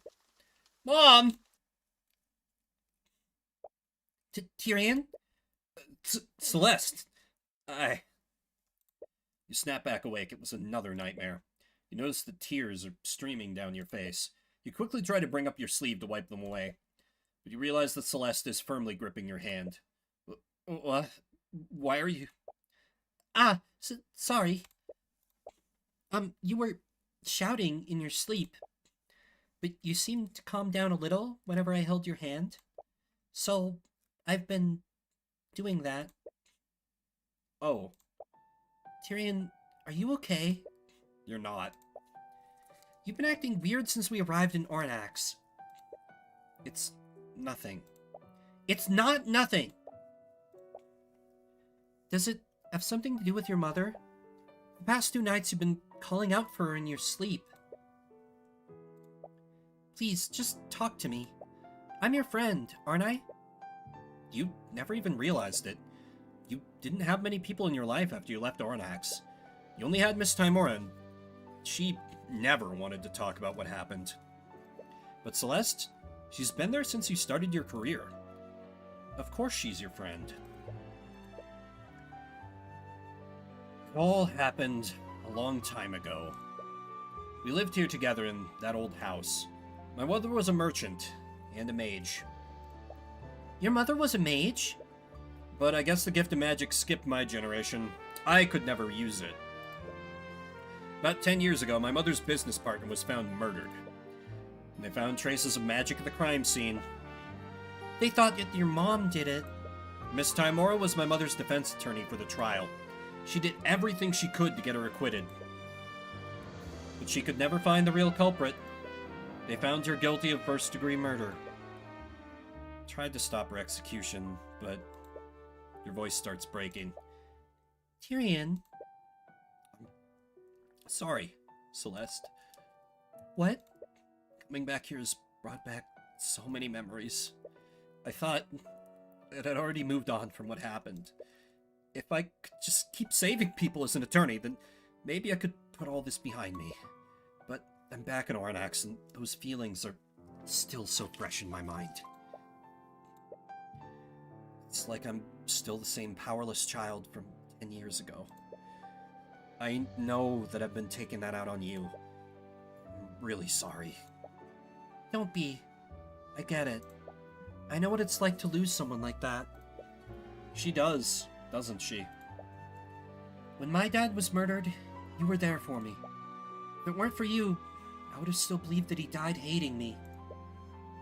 Celeste, Celeste slowly clasps your hand within hers again. Feels warm and comforting.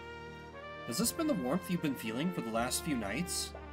So, just let me be here for you. You can feel yourself dozing off. You have to snap yourself back awake. Sorry, the last few days have been a little tiring. It's okay, just focus on falling asleep. I'll stay with you for as long as you need me to. I'm also feeling pretty tired, though.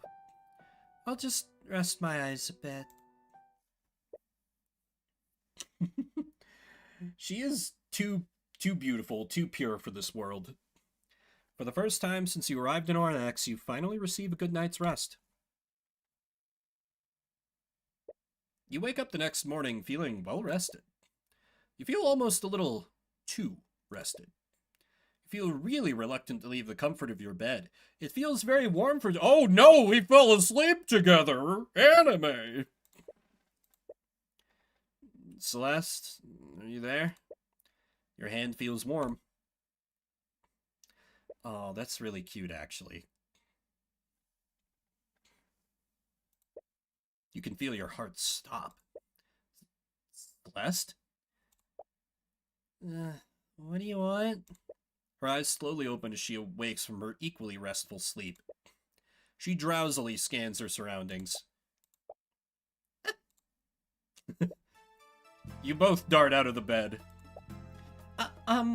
So, you seem to be doing better. You're okay, right? Yeah, thank you for last night. Poor phrasing.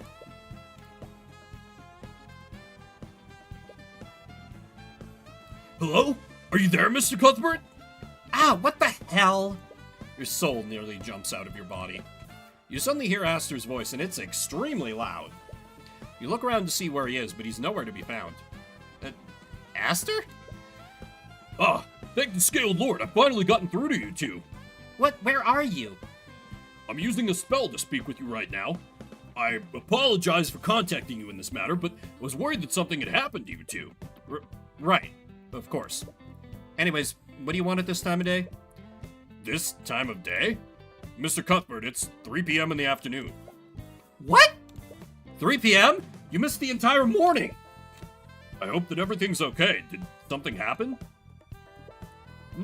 No, everything's okay. Anyways, if it's already this late, we should head over to the refinery. Yes, the investigation. Let's do that. Immediately. Celeste immediately power walks out of the room. That. I simply can't stand by if I was a witness to a murder. And? May I join you on your investigation? You're questioning his motives. For a variety of reasons. was the only other mage that was at the scene of the crime. Between him and Rika, you definitely trust Rika more. Alright, I see no reason why not. Celeste shoots you a concerned look. You subtly gesture for her to keep an eye on Aster. She nods in acknowledgement. Oh, it's you two. And who's this? Wait, the hell? Commander, please don't... What the hell are you two doing with the Crown Prince? What? Ah, it appears that my cover's been blown, as they say. Did he just say that you're the Crown Prince? Yes, my full name is Aster de Wyverngard IV, heir to the throne of Wyverngard. Oh boy. The heir to the throne is our prime suspect. This entire time you've been speaking to the heir to the throne? I was hoping that it wouldn't come to this. Oh, sorry, Your Majesty. Please, none of that. I would much prefer if you all continue to call me Aster. No, I could never. You've never seen the commander this flustered before. Why did you find the need to hide this from us? Oops, wrong growl. I didn't want you to think less of me. I admire your work, Mr. Cuthbert, which is why I was afraid you wouldn't speak with me if you knew the truth. In a way, he was correct to assume that. As a member of the royal family, he represents everything that you and Miss Timora are fighting against. Where is Prosecutor Steelwind anyways? She always investigates these crime scenes herself. She said she wanted to investigate the disappearing ship personally. She seems really hell-bent on finding the people responsible. They did attempt to kidnap the Crown Prince, after all. Aw, she must really care about you, Aster. No, I highly doubt that. What? Our marriage was arranged by our parents. She had no say in the matter, and I know that she only tolerates me for the good of the kingdom. I'm sure she still cares about you. No. I can tell by the way she behaves around me. Her hands quiver with rage, and she can't even bear to look at me when I speak to her. Damn, I can't believe she even treats the Crown Prince like that. She may be my fiancé, but our marriage is purely political. Esther's like, so that leaves me free to pursue other arrangements, if you get my drift, Tyrion. And Tyrion's like, oh. She endures so much because of her name. I guess you aristocrats have your own share of problems. Commander Wood's like, I don't give a shit. This, though. Celeste pulls out a metallic shard with some sort of engraving on it.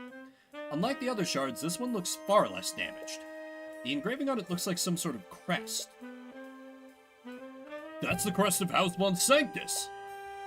Isn't he the noble that's charging Dracogen? Oh-ho. Well, I doubt that Lord Von Sanctus was the second victim. Aster, do you know who would have a house emblem like this? Normally only the Lord's retainers would have the emblems of his house. Well, I doubt that Justin was the one who had this in his possession. Do you think one of Von Sanctus's retainers fell into the vat that night? It's definitely possible, but if that did happen, why haven't we heard about it? Lloyd Von Sanctus would have the resources to keep something like that out of the public eye. The only way to know for sure would be to ask him ourselves. But even if we could talk to him, he would never cooperate with us. You glance at the prince. Someone of his station would have no trouble meeting with Lord Von Sanctus. An idea begins to form in your mind. Unless... What is it, Mr. Cuthbert? Aster, do you think you can help us interrogate Lord Von Sanctus? Really? You need my help? In this instance, it'd be very difficult to speak to him by ourselves. But as the Crown Prince, he'd be much more inclined to speak with you. Of course! I'd be happy to help. You might be overplaying your hand by utilizing Aster this way. You're still wary of the prince, especially since he was one of the few mages at the scene. Will this really work, though? It's not ideal, but it's the only lead we have so far. But it still bothers you. Why haven't you found any bone matter from a second person? Let it go, Tyrion. You were wrong.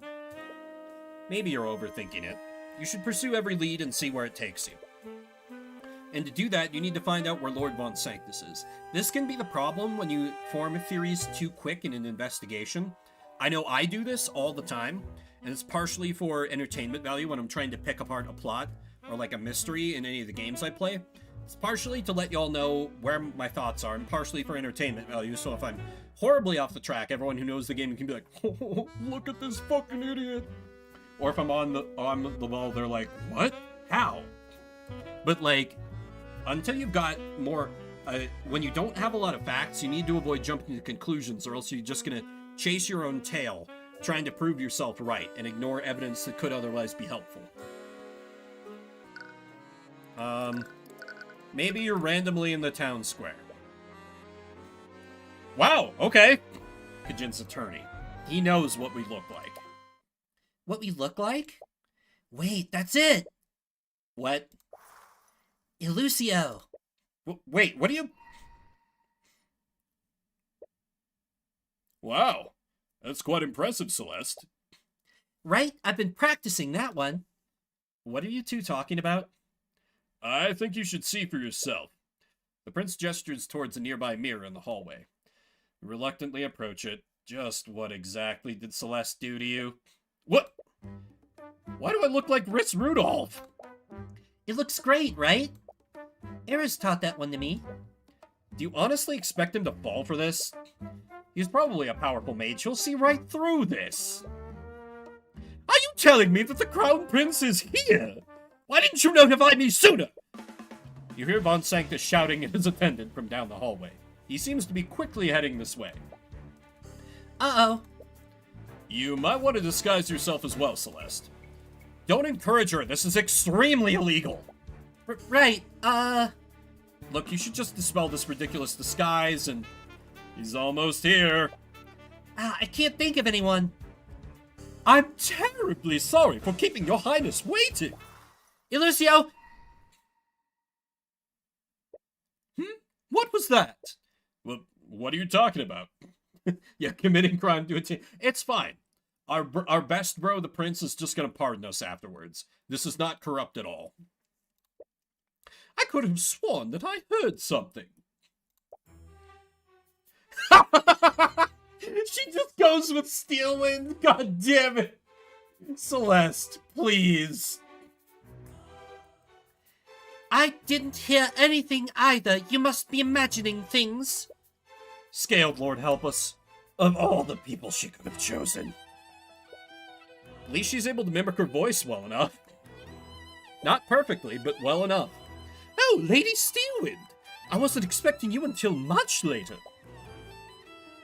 Well, I do not answer to you. I shall do as I please.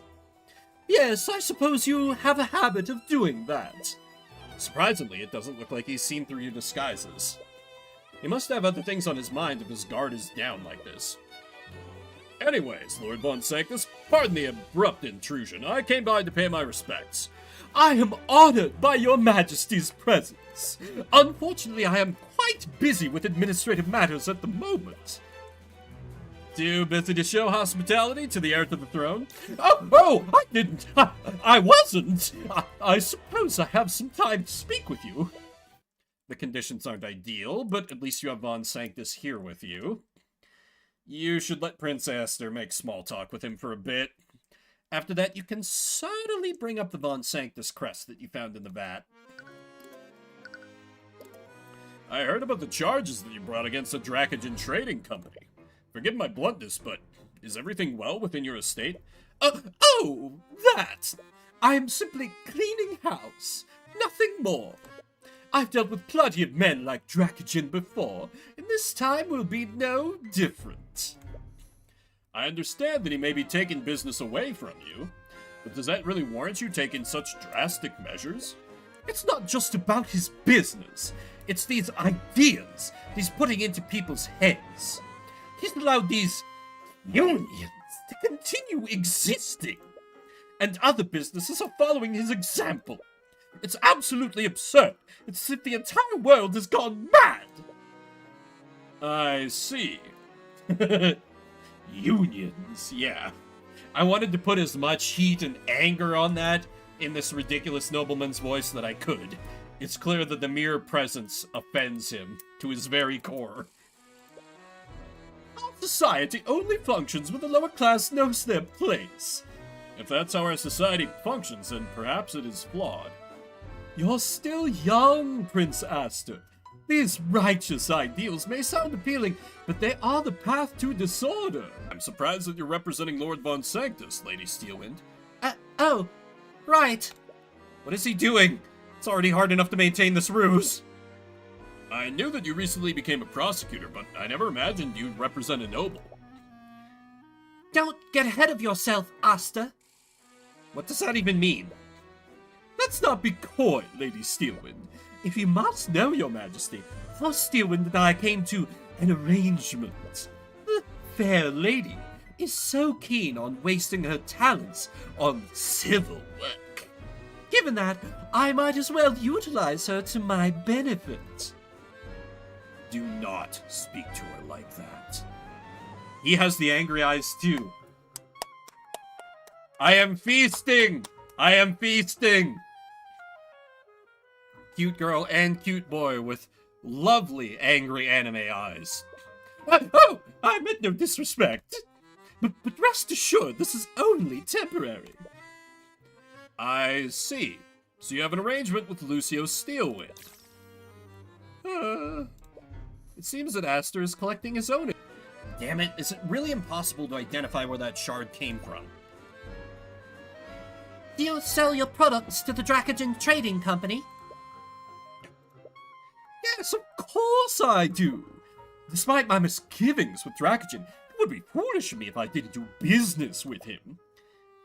That means that there are Von Sanctus products in the Arcane refinery. They're called Von Sanctus Industries, after all. That's true. The metal shard could have been from some sort of industrial tool. Just what are you implying, Lady Steelwind? Twinge of nervousness through the eye? Does he know something? Why would he get so defensive over a question like that? Was there a Von Sanctus product in the refinery on the night of the murder? She misspoke and said murder instead of accident. But that is evoking a reaction. And answer the question, Von. Celeste attempts to loudly slam the tip of her cane on the ground, only realize that her cane isn't actually real. She loses her balance and trips over a nearby vase. The vase shatters on the ground, creating quite a mess of broken shards and water. So, Lady Steelwind, are you okay? Celeste immediately regains her balance and tries to act as if nothing happened. That's really cute that she tried to copy Arya's mannerisms, only to be like, oh shit, I don't have it. I'm not paying for that. Lord Von Sanctus completely loses his composure and recoils at the sight of the broken vase. Construct, I require your assistance! Acknowledged. In response to Von Sanctus's call, an arcane construct walks out from a nearby closet. Construct, clean up this mess at once! He seems very disturbed by the mess. Is he some sort of clean freak? Acknowledged. The construct begins quickly picking up the shards of the broken vase. You are an arcane construct? I do. Von Sanctus Industries is the inventor of arcane constructs, after all. Right, you remember Celeste mentioning that earlier. Would you like one, Your Highness? My apologies. I'm not very interested in using artificery. Suit yourself. In any case, I'm afraid Lady Steelwind must be taking her leave now. What? Remember, you said that you can only accompany me for 1 hour. It's close to being 1 hour, right, Lady Steelwind? What are you... Oh, right. 1 hour. It would definitely not be good for us to be here for more than 1 hour. Oh, does this illusion only last for an hour? In the meantime, may I discuss some personal matters with you, Lord Von Sanctus? Of course, I'm at your disposal, Your Majesty. You raise an eyebrow at the prince. It appears that he didn't come here just to help you. Of course, this dude's a major political figure in the kingdom. He's gonna, like, yeah. This guy may be a fanboy of Tyrion, but he's not an idiot. I like the prince. He's good. This guy's a lot sharper than I thought. That was embarrassing. Yeah, that was a bit too close for comfort. Well, at least no one saw through our disguises. Oh no!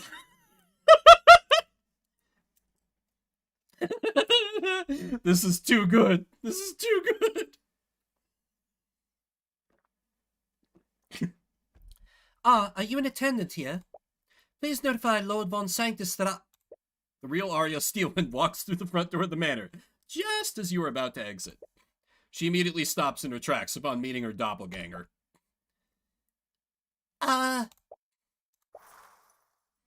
Aburio.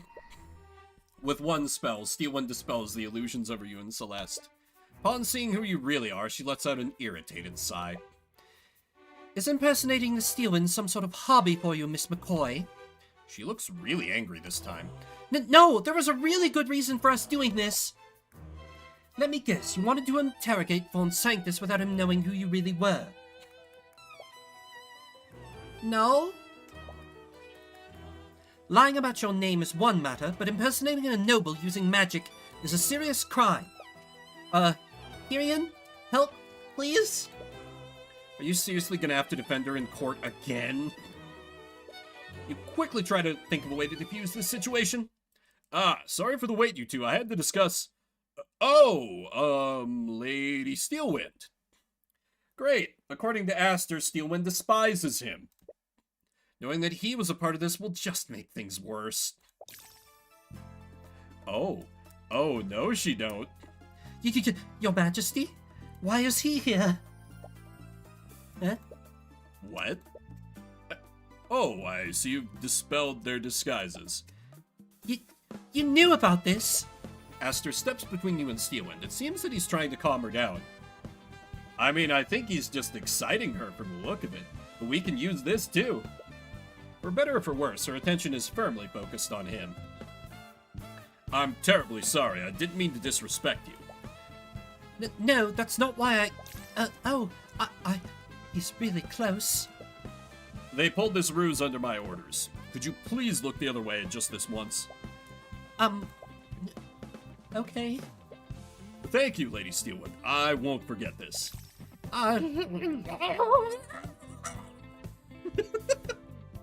This is the best thought we've gotten in the entire game.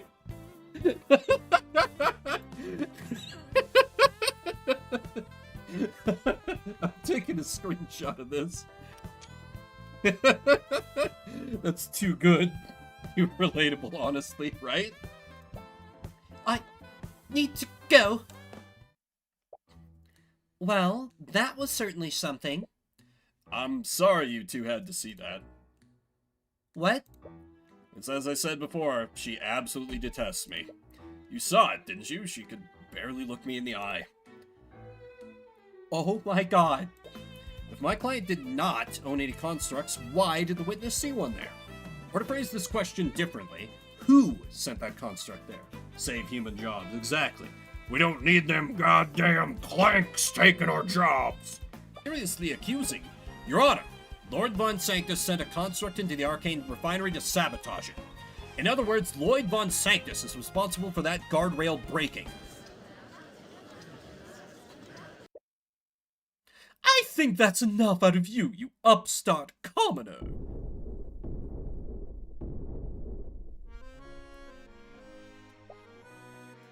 The judge really needs to stop these guys from just barging onto the stand. To be fair, who's gonna stop a noble from a pillar family? I've had enough of these blatant accusations. You want to sling mud at my name, you will do it to me directly. Lord Von Sanctus, I would highly advise against doing this. Please, do you think I'm like that fool Piers? The defense's theory is laughable, and I've seen several pieces of evidence that can easily prove my innocence. He has a good poker face, but the eye is telling you that he's a little desperate. Very well. If the defense wishes to accuse you, I see no harm in allowing you to.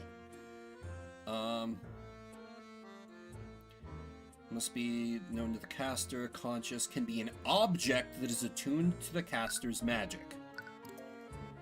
Do you know send message? I might be jumping ahead a little bit, but no way to communicate with it. What if... Objection! Gotcha, bitch. Von Sanctus, you testified that there was no way for you to observe and communicate with the construct. Am I correct? Yes, I was at that meeting with Steelwind for that entire day. Anyone there could testify to that fact. I'm not disputing your so-called alibi, but it's not as airtight as you might think. What are you talking about? I was there at that meeting, Mr. Cuthbert. Lord Von Sanctus may have been absent in mind, but he was there physically.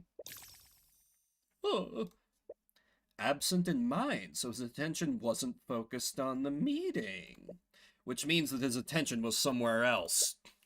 I suppose you're correct, Miss Steelwind, but I still have one question for you, Lord Von Sanctus. Puh, and what would that be? Are you able to cast the send message spell? What? Miss Steelwind, your client may have been physically at the meeting, but his attention was somewhere else, wasn't it? He could have used a combination of spells to be the construct during the meeting. Oh, we're just gonna breeze right past that? And he could have used the send message spell to communicate with it over a large distance. If my claim is truly false, your client should have no trouble disproving it with the spell compendium. Well... Von Sanctus? You appear to be hesitating, Von Sanctus. Can I assume that you do know how to cast send message? If so, that would punch a gigantic hole in your alibi. Steelwind, you were there, weren't you? My attention was fully there. I need her to cover for me. The idea that I was communicating with a construct is absurd. I'm afraid that I can't say that, Lord Von Sanctus. Steelwind? I did find it odd. Your attention appeared to be elsewhere despite the gravity of our discussion. I seem to recall you speaking under your breath the entire time. I'd always just assumed that you were muttering obscenities. But Mr. Cuthbert's explanation does seem possible. Tyrion's like, let me try and push him in front of the bus. Arya's like, let me help you. What are you saying? Aren't you obligated to defend me? I am obligated to represent you to the best of my ability. I am not obligated to forge your alibi for you. You little...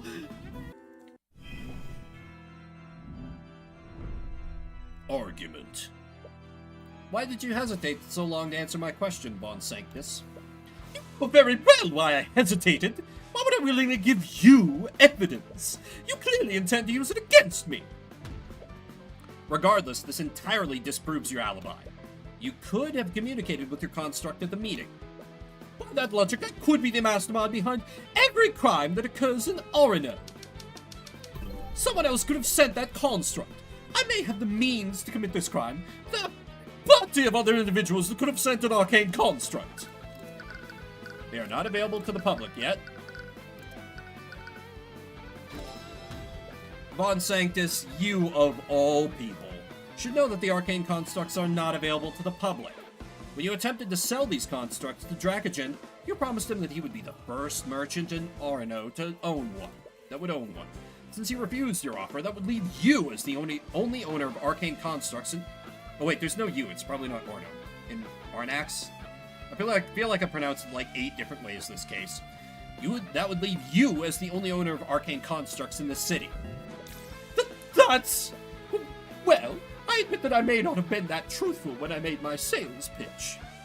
So you're saying that you lied to my client? Oh, please. Every good businessman knows how to embellish the truth in making a sale. I've sold constructs to other individuals. The truth is that I've sold those constructs to plenty of other individuals in Orono. If only, it'd be too dangerous to sell it to anyone else. That's pretty clearly an intuition counter. Frankly, Von Sanctus, I find that hard to believe. After the Ninth Grave trial, you must have been a lot more fearful about who you sold your constructs to. You only tried to sell your constructs to Dracogen so that you could control him. You wouldn't have done that otherwise. Is that so? Then why don't you prove it? No, Von Sanctus. Why don't you prove your statement? Show us any invoice that proves you made a sale to someone in Aranax. Well, who says that the saboteur lived in Aranax when I made the sale? Are you serious? If the city is a trading hub, plenty of people come and go from the city. The saboteur could be someone who secretly entered Arano. Any one of my customers could have secretly entered the city to carry out the sabotage. We're in lockdown, you fucking idiot. Von Sanctus, you may have been right under any other circumstance, but the Kingsguard locked down the city on the day that accident occurred. No one except a select few individuals could have left or entered the city. And due to the gravity of the situation, the Kingsguard created profiles of everyone within the city. Why don't we cross-reference the records taken by the Kingsguard with a list of individuals who you've sold constructs to? But I suppose from your reaction, that list would come up empty. So why don't you admit to your crimes, Von Sanctus? Or do I have to drag the evidence into court myself? Wait, drag the evidence into court? Of course, how could I forget? What? Why don't you go ahead and do that, Mr. Cuthbert? Bring in your so-called evidence. I don't know where this confidence is coming from, but we can easily detect the traces of divination and transmutation on the constructs you own. Assuming that construct still exists, that is. Ah! Wait, that's right! If he used a construct to commit a crime like this, he would have definitely disposed of it by now. Even within the blockade. Oh! The second thing that the construct threw itself into the vat. With his resources, he could have hidden it anywhere in the city. It would be a needle hidden within a town of haystacks. We still have the testimony of Mosarika Tudor, and I'm sure many other people saw that construct walking around the refinery. The common folk could hardly be trusted to recognize complex artificery. Without the actual construct, all you have are several unreliable witnesses. Tell me, Lady Steelwind, can I be convicted of such a serious charge with such evidence? No, I suppose not. Damn it! Is he seriously gonna get away with this? No! You still have one card up your sleeve. If you could just find out where he disposed of the evidence, you might be able to direct the Inquisition there. Come on, focus his thoughts, Tyrion. Activate the Empowered Eye! Your undignified glaring will do you no favors. What? Why isn't it working? The Eye of Horus is a powerful tool, Tyrion. But that's twice now that you've used the Empowered Eye to get out of a corner. If you keep relying on that one trick, you'll never grow as an attorney. One day you'll find a witness that the Empowered Eye won't work on. Miss Timora was right. You've been relying on the Empowered Eye too much. From your silence, I assume that you have no way to rebut my claim. I suppose that makes a checkmate, you upstart commoner. Honestly, I can't believe you'd resort to accusing me of manslaughter. What a crass and underhanded tactic. But I suppose I wouldn't expect anything less from a charlatan like you. Damn it. No, don't let him walk. What the hell are you doing? What? That look on your face, are you seriously giving up? I've seen you get out of plenty of situations like this. So why are you giving up this time? I'm sorry, Celeste, but I can't use my usual strategies. There's no way to find the evidence that we need. Seriously? There's always a way, Tyrion. If your usual strategies aren't working, then you just need to do something different. She's right.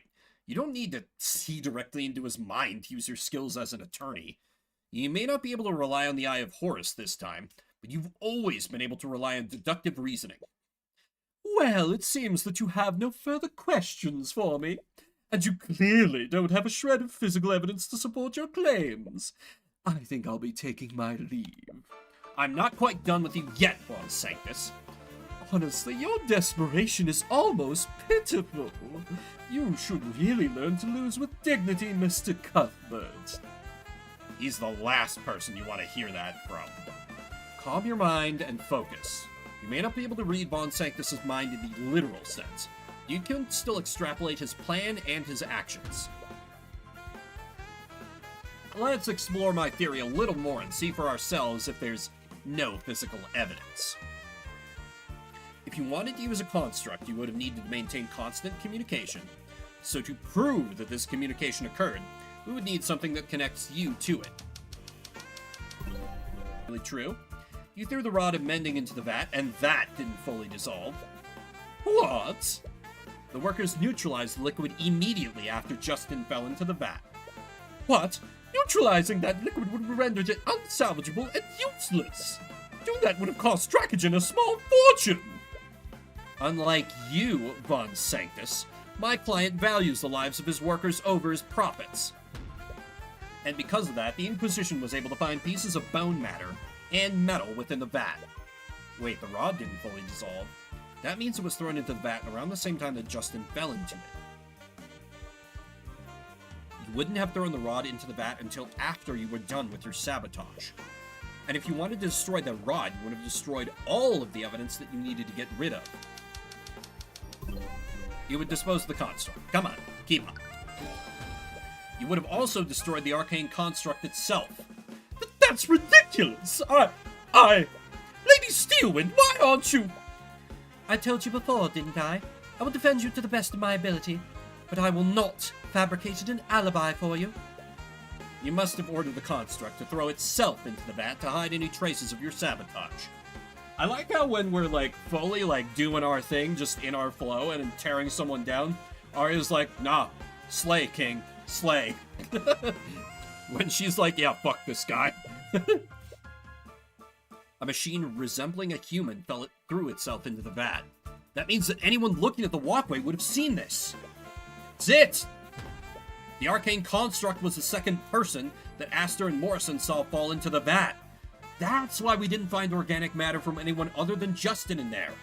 The second body that Aster and Morrison saw was actually an arcane construct. How are you... Wait, Mika was sure that she saw Justin fall off of the walkway. Oh yeah. Yeah, she's very, she's one of the good ones. She seems very reform-minded. She has never objected so far, once we, clearly had them, to Tyrion tearing a noble the fuck apart on a stand. After she notified Aster and Morrison, they saw the construct break the guardrail and fall into the vat. Wouldn't that mean that the construct disposed of itself after Justin Wei fell off of the walkway? Why would you order it to do that? Because it never happened! Your logic is flawed! He's getting stressed out. Maybe you should try using the empowered eye. No, you don't need it this time. You're so close to figuring this out. You can feel it. So think, if he was observing the construct through magic, he must have seen Justin fall. For some reason, he reacted by sabotaging the guardrail. Why would he ignore seeing that happen? Unless he did all of this because he saw Justin fall. Von Sanctus wanted... the broken guardrail to look like an accident. What?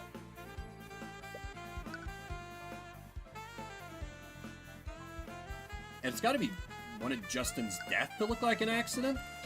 Oh, okay. It was just a little off there. It's because you wanted it to look like an accident. Which means that it wasn't really an accident. Oh, now you're accusing me of intentionally murdering the victim? Why would I ever do that? You said it yourself, my goal was sabotage. Committing murder would have brought unnecessary attention to what I'd done. But those constructs do have a habit of shoving people that are in their way. What if the construct pushed Justin out of the way, causing him to fall over the edge of the guardrail? Figuring out everything that happened from just a few clues. Hey, I didn't see you there. I was just walked past him. Acknowledged. What? Hey, watch it! Quit shoving me! Wait! Whoa! Holy crap! Pull me up! I can't hold on for much longer! You idiot! What are you doing? What? Grab his arm and pull him up! Acknowledged. Ah, my hand! What the hell are you doing? Your grip is too tight! Stop that! Acknowledged. Ah! Wait! I can still... He got dropped into the vat when he gave that order. It may have been unintentional. Either way, you would have been at fault for Justin's death, not my client. And if the construct fell in after Justin, your attuned object must be somewhere in the neutralized liquid. No, it's even better than that. Constructs are made from a specific magical alloy, aren't they? I'm sure with a few divination spells, we can identify the metal shards from the construct and your arcane focus. Each and every one of those pieces of evidence points directly at you, Von Sanctus. You petulant little upstart! And that's checkmate, Von Sanctus. Again. Episode end. We're sticking to our case per stream. Pace. Incredible. I didn't think I'd be able to keep that up. Just makes no damn sense to me. The kid successfully robbed a guy days ago. No one saw him. No one even suspected it. But then he breaks into the place again. Also, he could put back the stolen gold. Doesn't make any sense to you, Eris. Perhaps he felt remorse for his actions, Father. Not everyone can betray the people they love so easily. Eh. And if that's true, I feel like there's a sense of tragic beauty to it all. If he had never tried to do the right thing, he would have never encountered the construct in the first place. He would have paid his debt and he would still have his life. Heh. It's true what they say. No good deed goes unpunished. It's a shame about the gold, though. I think we've more than made a profit today. I, for one, am happy to have claimed a boatload of tithes today. Ominous. I'm sure that's probably fine.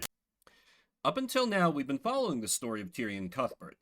We've experienced the world through his eyes, and fought for justice through his soul. But this time, why don't we start from the perspective of another? Okay, this is going to be like a flashback? Are we going to play as his mentor, then?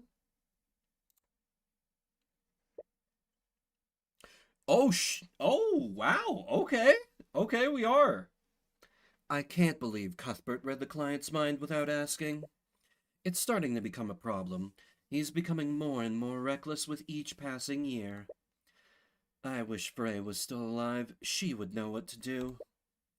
She made it look so effortless, and he loved her. Would he have listened to her if she was still here? Oh, hello. God, another character who looks like Waishni. What manner of voice do I give you? You seem very, even. Is something the matter, Tymora? No, I was just thinking about something. Well, the trial is about to begin. I don't doubt your abilities, but I'd still appreciate it if you remained focused. Oh, occupation freelancer, age 23, arcane art of illusion. Oh, that's right. I need to have my cursor show up so I can point out things. There we go. All our futures are at stake, after all. Of course, Miss Frege. Name, Beatrice Frege. Occupation, freelancer. Status, mysterious. Beatrice takes in a deep breath before she claps her hands together. What's wrong? Nothing, it's just the ritual that I used to calm myself. Right, I'd almost forgotten about that. But more importantly, what are you doing here? Oh, God. My father sent me to guide Beatrice through the courthouse. It's a new environment for her. We were both worried about her condition. I still can't believe you were the boss's daughter this entire time. Why didn't you say anything at the academy? Oh, knowing my true identity would have caused friction with your son, wouldn't it? He's not my... Anyways, I suppose I understand why you stayed quiet. But I still don't appreciate being kept in the dark about this. Oh, speak of the devil. You spot Cuthbert and McCoy walking into the courtroom with the other members of the gallery. McCoy spots you and gives a friendly yet awkward smile. You see, I already like how the narration is very clearly differentiated from Cuthbert. Because, like, Ruby is very, very, very professional. So, like, she thinks of everybody in terms of, like, last names. I like that. Very tiny detail, but I like that. Also... However, Cuthbert ignores you entirely and walks silently into the courtroom. Parental troubles? We had an argument earlier. It's nothing to worry about. If you say so. You are wary about what he saw in Beatrice's mind, though. He's always been a good kid, but his idealistic sense of justice clouds his judgment sometimes. Oh, are we defending someone who's guilty? I see. So I assume you'll be prosecuting? Of course, I would never pass up the opportunity to face the infamous Ruby Tymora. Really? If I recall correctly, you haven't even beaten Tyrion once so far. Arya's like, very well, let's begin the proceedings. Prosecutor Steelwind, could you please list the charges? Your Honor, the defendant is charged with first-degree murder and grand theft. As many of you know, Beatrice Frege is the formerly missing daughter of the now late William Frege, and the victim of the murder is William Frege himself. Yes, I'm well aware of that. The people of Wyverngard will certainly mourn the loss of House Frege's head. Please, the only people mourning him are the banking house's shareholders. I guess I should start voicing her thoughts as her. Damn it. But anyways, did you also say that the defendant is accused of grand theft? The crimes took place during the Lord's Ball, an event that was hosted in Frege Manor yesterday evening. The Heraldson Hall of History had a gallery display within the manor. They were showcasing several magical artifacts donated to the Wyverngard Historical Society. One of these items was Sword of Spell Eating, magical artifact that allows its wielder to nullify magical effects. Legend said it was forged through a blood contract between a mage and a demon. Oh boy. That's probably fine. We, the prosecution, believe that the defendant stole this item. She then used it to nullify the magical lock on the victim's study. After breaking into the study, she attacked the victim and slashed his throat open, using a letter opener. Why wouldn't she use the sword? He died of blood loss shortly after. Died at 3:12 a.m. That's quite late. Alas, both carotid arteries were severed.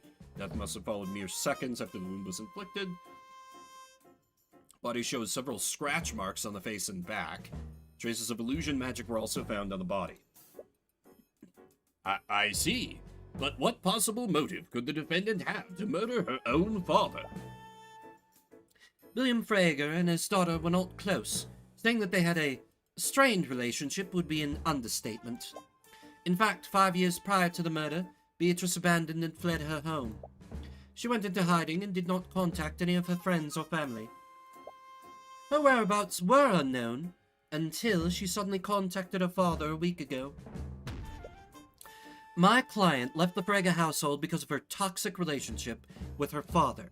She wanted to create a life for herself that was free from his influence and abuse. I won't disagree with your claims. That just highlights how desperate the defendant must have been. She'd clearly fallen on hard times and begrudgingly contacted her father for financial aid. But I can't possibly understand why they would schedule this meeting during the Lord's Ball. But nevertheless, several witnesses did see her that night. And these same witnesses saw her storming out of her father's study in anger.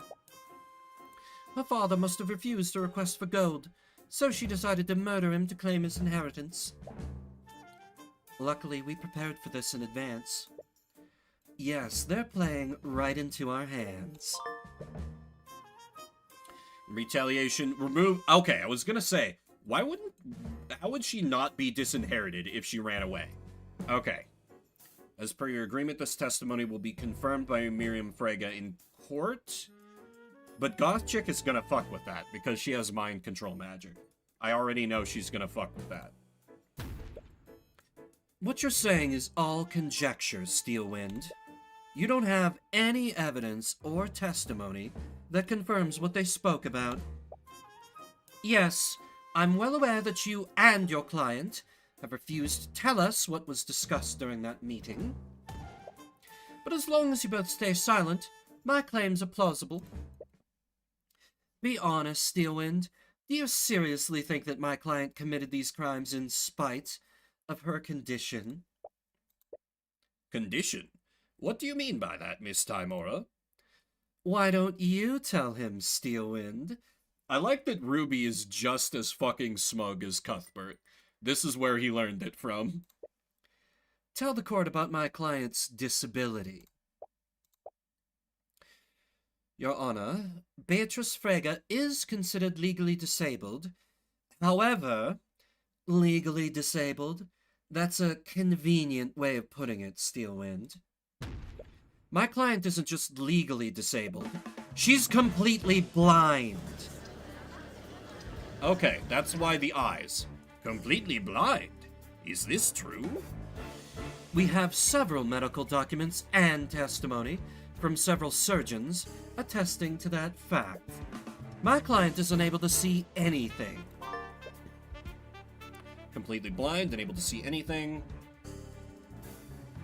My worry is, can that be overcome with magic? What is the meaning of this, Miss Steelwind? Do you expect me to believe that a blind woman performed any of the acts you're accusing her of? I'm glad you also see how ridiculous these claims are, Your Honor. If the court would just let me elaborate.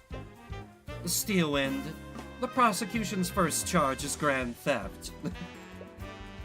My client would have needed to break into a magically sealed display case. Performing such an act would be a difficult task for anyone, much less my client. And the second charge is first-degree murder. My client would have needed to use the sword of spell-eating on the lock leading to the victim's study. Then, she would have needed to grab a letter opener, overpower the victim, and deliver a precise and fatal blow to the victim's neck. Does any of that sound like a reasonable theory, Your Honor? I'm compelled to agree with you, Miss Timora. With this, but obvious answer is obvious. Objection! Ooh, she got a husky voice. Your Honor, the prosecution's case against my client is riddled with holes, and the prosecution's proposed motive is the largest among them. What do you mean, Miss Timora? Of all the elements in this case, the motive is the most believable. Your client would have had much to gain through her father's inheritance. That may be, but that's assuming my client had anything to inherit at all. What?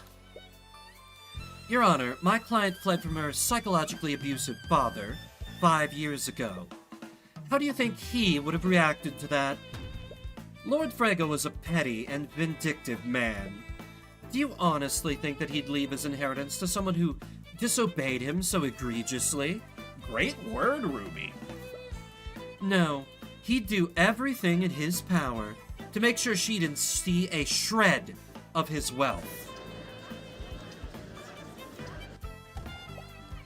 Yes, we're already well aware of this. The moment she slams her cane down, you notice the prosecutor wince a little. But she quickly hides it and regains her composure. On the night of the murder, the victim made the decision to disinherit the defendant. However, his murder deprived him of the opportunity to submit his will to his attorney. This only further proves the defendant's motive. She would have needed to act quickly, lest her father submit the changed will. I'm afraid you're mistaken, Steelwind. William Frege didn't disinherit my client that night. He disinherited my client 5 years ago. I have witnessed testimony from Miriam Frege, William's youngest daughter. By her own admission, her father disinherited my client shortly after she fled the household. What? She never brought that up during questioning. Perhaps she's not as amicable to you as you thought. If you don't believe me, why don't we call her to the stand and ask her ourselves? What are you planning, Miss Timora? I have no idea what you're talking about. Well, it's clear we won't get anywhere until we hear from Miriam directly. Bailiff, please escort Miriam Frege to the stand. Ruby is so smug, and I love it. Miriam, is the defense correct? Did your father disinherit Beatrice 5 years ago? Oh, right! The actual Weishni. Oh god. Shit, what was my voice for her? Oh no, I didn't expect her to be a returning character. Right, somehow I didn't connect Frege to Frege. I'm also a little hungover this morning, don't worry about it. I'm just in great shape today, is the TLDR. Her speech is getting slower. Is she deep in thought? Is she drunk? Is she stupid? Nightgrave seems extremely concerned for some reason. Someone in the crowd is just like silently casting Induce Stroke on her. And she's like, I see. And Leif was there with you at this meeting? Yes, she was. However, Leif couldn't possibly have been there. Her words are getting more slurred. You also notice that her balance is slightly swaying. Hey, are you okay? Of course,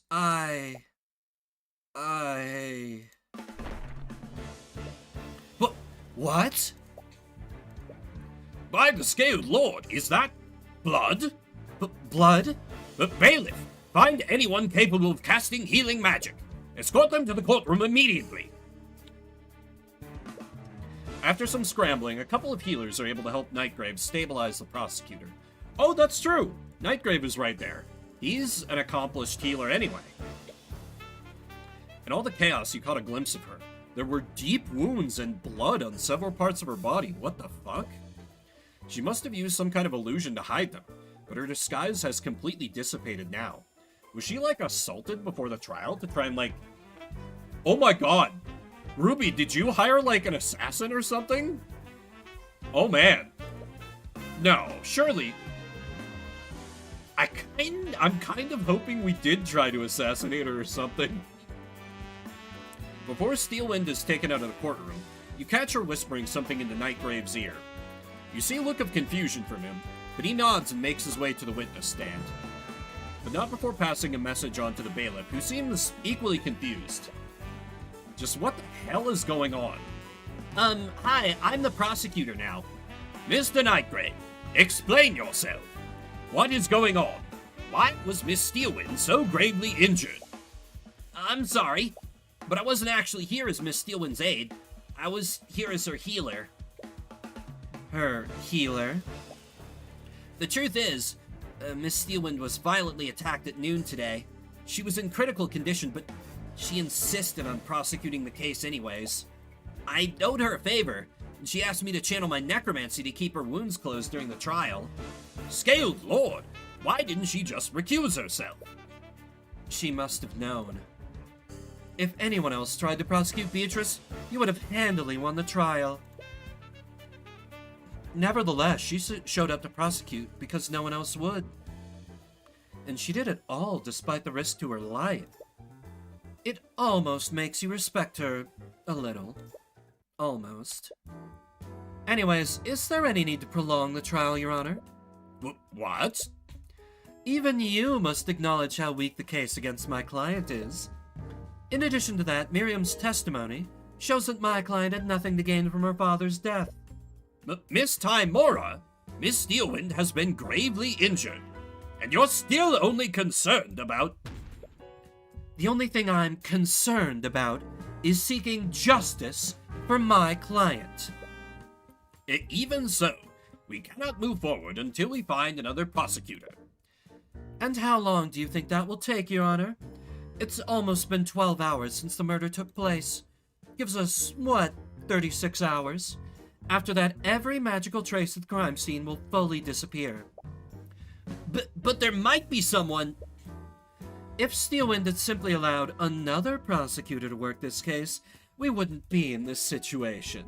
Tyrion's gonna, leap down. I'll prosecute against you, mentor mom. She took a risk, and now she has to pay the price. Wouldn't you agree, Your Honor? You're not exactly proud of winning this way. But this is what it takes to win. And you won't let an opportunity like this pass you by. Ruby's like, hey, fuck it, we take these. The judge is clearly unhappy with this turn of events, but it's out of his hands now. Well, due to today's unprecedented events, I suppose I have no choice. There aren't any prosecutors available to immediately take Miss Steelwind's place. We will take a brief recess. After that, I'll deliver my verdict. Objection! Yep. Tyrion's like, hey, what the fuck? Your Honor, I'm afraid you can't pass a verdict just yet. Mr. Cuthbert. Cuthbert? What the hell are you doing? I don't know. But what I do know is that there was a massive contradiction in Miriam Frega's testimony. But it looks like things aren't going to be as simple as you expected. This is awesome. So, who do I get to play as? Do I play as Ruby or do I play as Tyrion? I love this. The night before. For you. Why are you in the corner by yourself? I can't believe I let you talk me into coming here. For reasons unknown, you lose your train of thought. She does look very pretty. It's a very nice dress. I've been wanting to wear this dress for a while now. What do you think? What's wrong? You suddenly feel extremely flustered. It's difficult to make eye contact with her. Oh, I see. Are you enchanted by my beauty?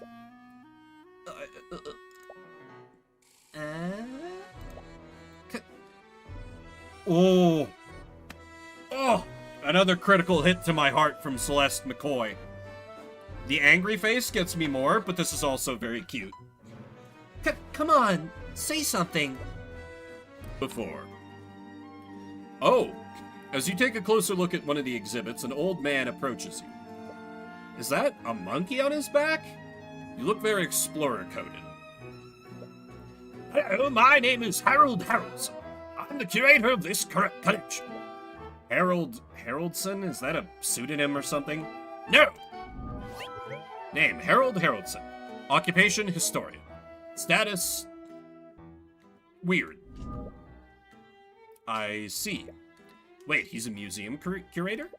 He must be extremely knowledgeable about Wyverngard's history. You wonder...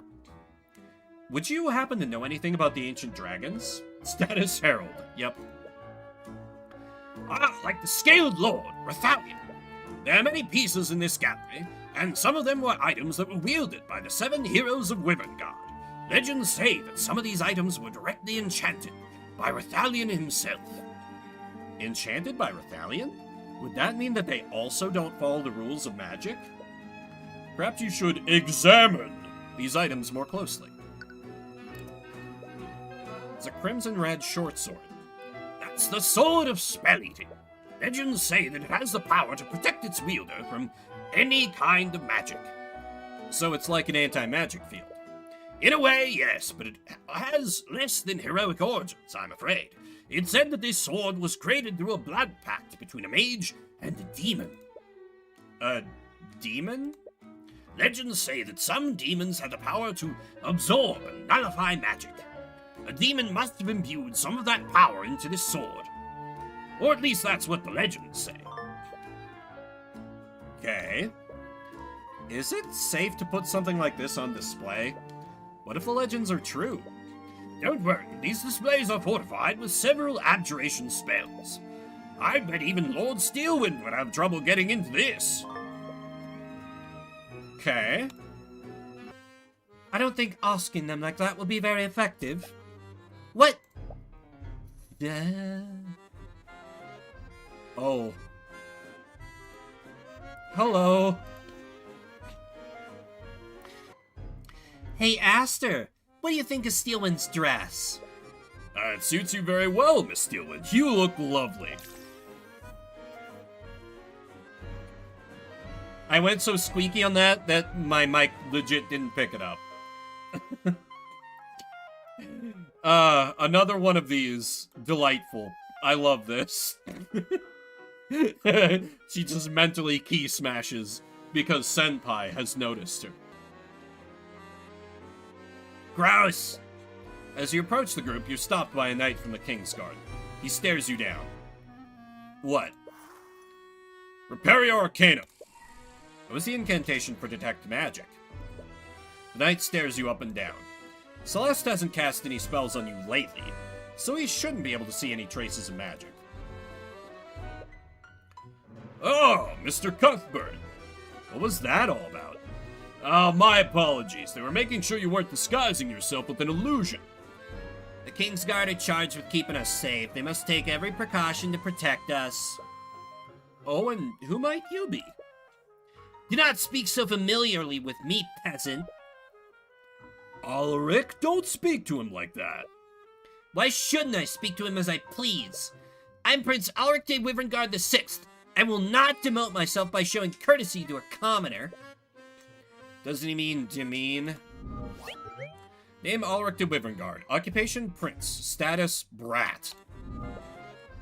I'm terribly sorry about him, Mr. Cuthbert. It's fine. Anyways, weren't you supposed to be investigating your birth parents? Leave the poor woman alone.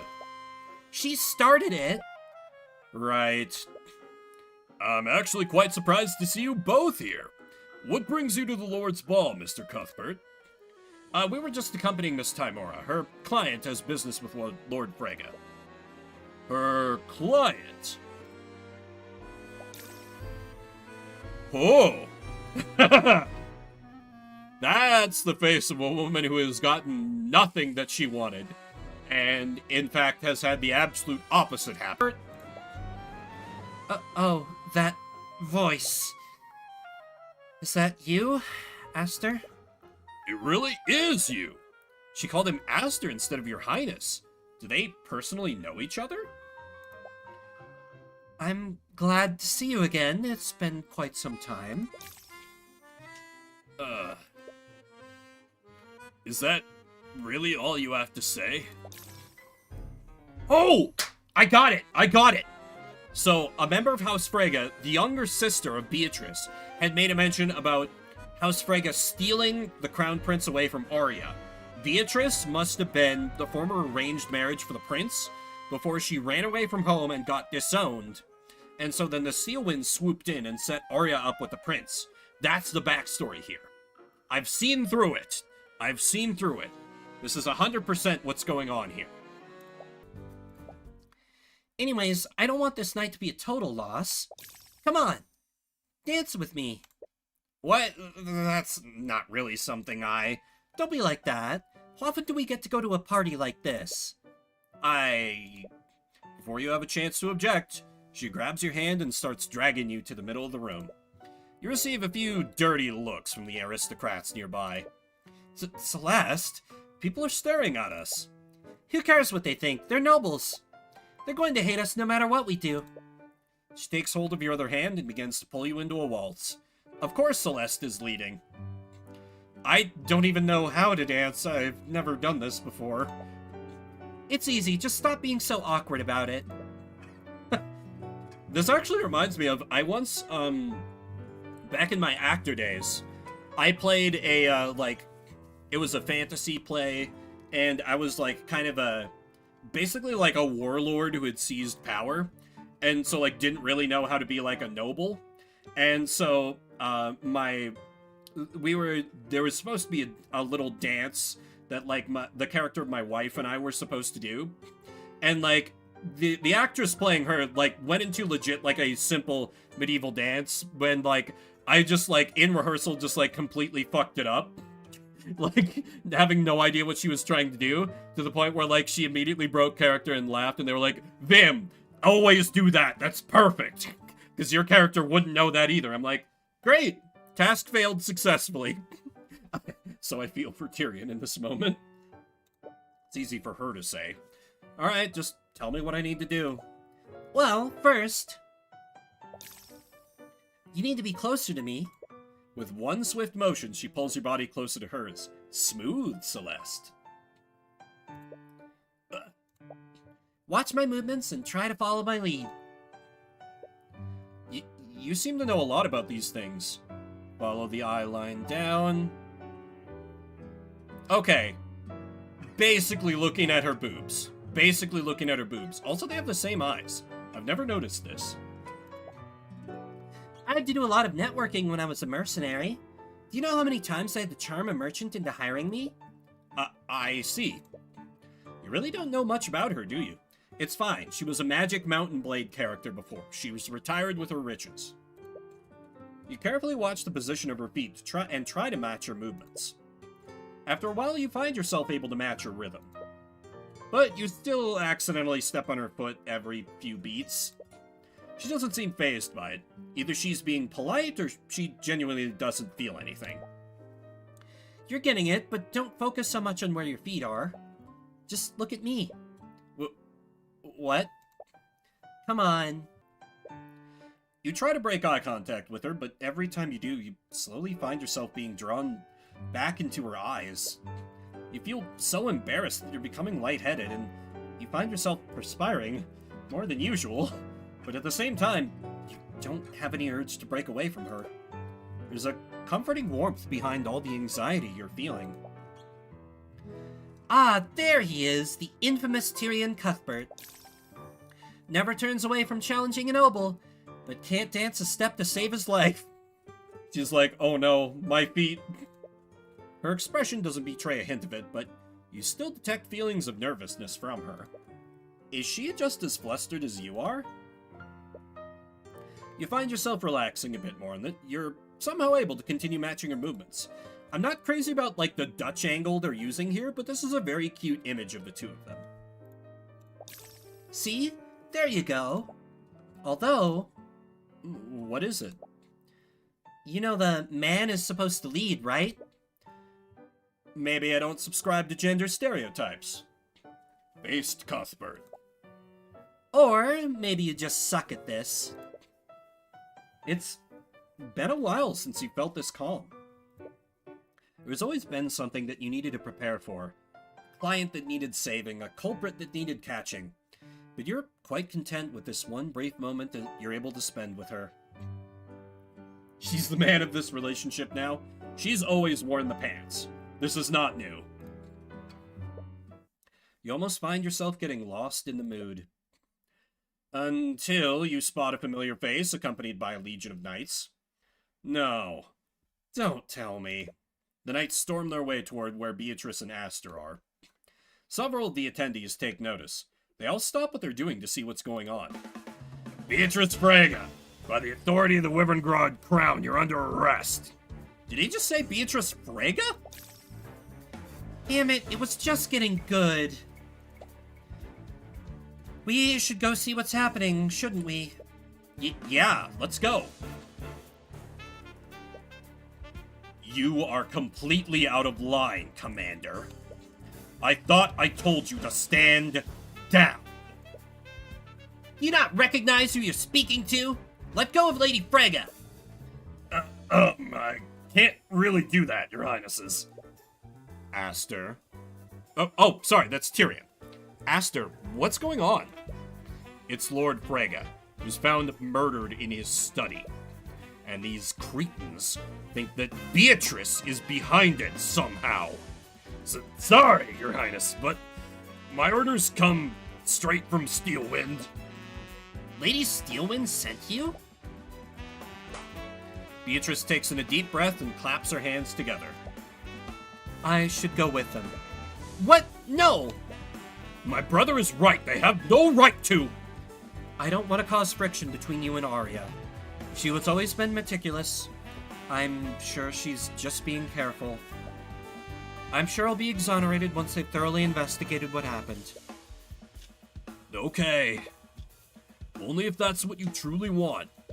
What? You can't just let them take her away. Brother, she's correct. It is not our place to interfere with the laws of our kingdom. But... However, yes, Your Highness? Miss Beatrice is blind. One of your knights will need to escort her. She's what? Did he just say that she's blind?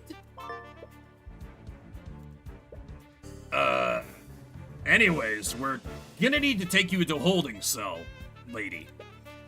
One of you should stay with her and guide her through. Please, I may be disabled, but I'm not a child. Beatrice walks past the knights and heads toward the foyer. It appears that she already knows the way out. Shouldn't you all be following her? Right! Inquisition, move out! You definitely didn't expect the night to go like this. Just... Oh yeah, like, Steelwind may be a cop, but she's kind of one of the good cops. As much as that doesn't exist. You see, this is a fantasy world where we can experience things that could never happen in real life, like a good cop. You mentioned that someone could have used the stolen artifact to get past the anti-magic fields. Which artifact was it? It was the sword of spell eating. It was the demon-forged item that could supposedly nullify magic. If the legends were true, someone could have used it to counteract the lockdown system. After Lord Haroldson reported the theft, the Inquisition discreetly placed the manor on lockdown. They searched every room in the manor to try to find it, but it was eventually found in Beatrice's bedroom. And that led them to believe that she had stolen it. God damn it. Still, she's blind. Like, how... Wait, if she has a familiar, could she see through the eyes of the familiar? Oh, fuck. Ah, fuck. Oh, no. That's gonna be catastrophic for my case. If that turns out to be the case. My first theory is, there was mention of an air vent connecting this room and, like, a closet or a pantry. Could a person fit through that vent? Particularly if there were, I don't know, a 7-year-old prince who's also a piece of shit. You entered the storage room, hoping to investigate the air vent that connects to Lord Frega's study. These IKEA-esque shelves do not fit with the setting. At all. Their voice was really raspy. I think they had a sore throat or something. Or maybe it was a wolf? Someone did... Okay. Beatrice? I have a lot of this figured out. Let me tell you my conclusions so far, chat. Before we get any more information, it's gonna baby steps me through this shit. So Beatrice is tied to Aster and Arya Steelwind because Beatrice, before she got disinherited by running away from home because of her abusive piece of shit father, was engaged to the Crown Prince, which is how she's tied to those two. The wolf that we saw coming out of the place was the quote-unquote murder weapon, and someone used a spell to cast the sharpening spell that Celeste knows onto this blunt letter opener to sharpen it so that it would instantly cut the victim's carotid arteries. And they were able to do this because they were holding the sword of spell eating, because it says, when wielded by a creature, that creature and anything connected to them physically or magically are immune to all harmful magical effects. That would include the anti-magic field, and that protection would extend to a mage's familiar, even if the familiar was not actually in contact with the sword. That's how the murder was carried out while the anti-magic stuff was going on. I still need to figure out how they were able to well, no! That actually makes defeating the lock very simple. The familiar could have used the anti-magic protection granted to them through their bond with their master, and the master's bond with the Sword of Spell Eating, to defeat the lockdown, go into the room, and while the caster was seeing through the familiar's eyes, grab the letter opener, cast the sharpening spell on it through their familiar bond, and then murder the man and then leave. And that's what Tyrion saw when he saw the wolf in the hallways. Yes. Yes. Anyway. Or they were trying to mask their voice. I think I'm cooking with this one. We still need a few ingredients to finish off the dish, so to speak, but I think I've got this pretty well figured out. Why did you enter the storage room anyways? If anyone's in chat who knows this game, don't tell me how on the nose I am. I am playing this blind. I just like to let everyone know my thoughts as we slowly pick apart the mystery. So you can, you know, laugh at me if I'm horribly wrong, or be like, what the fuck? If I'm dead on. Oh. Oh? You're older than I expected. Your vision clears up, and you realize that there's someone else in the room with you. Sorry, I didn't mean to intrude. No, there's no need to apologize, but I would like to know what you're doing here. We're here on behalf of the Crown Prince. We're investigating the murder of William Frege. Oh, I see. My apologies, I didn't quite get your name.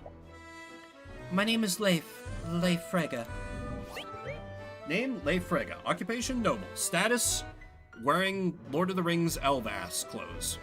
Elf-ass clothes. So this is Leif. According to Steelwind, she was the last person to see Lord Frege alive yesterday. She might have some information about how he was acting that night. We're gonna have to argument with her. Somebody say elf-ass. Why does the monkey have his own profile?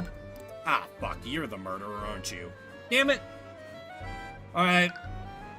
Never mind. Wait. I know what I haven't done. Arcane. Aha! There's a trace of transmutation magic under the bed. I can't see it clearly. Let me take a closer look.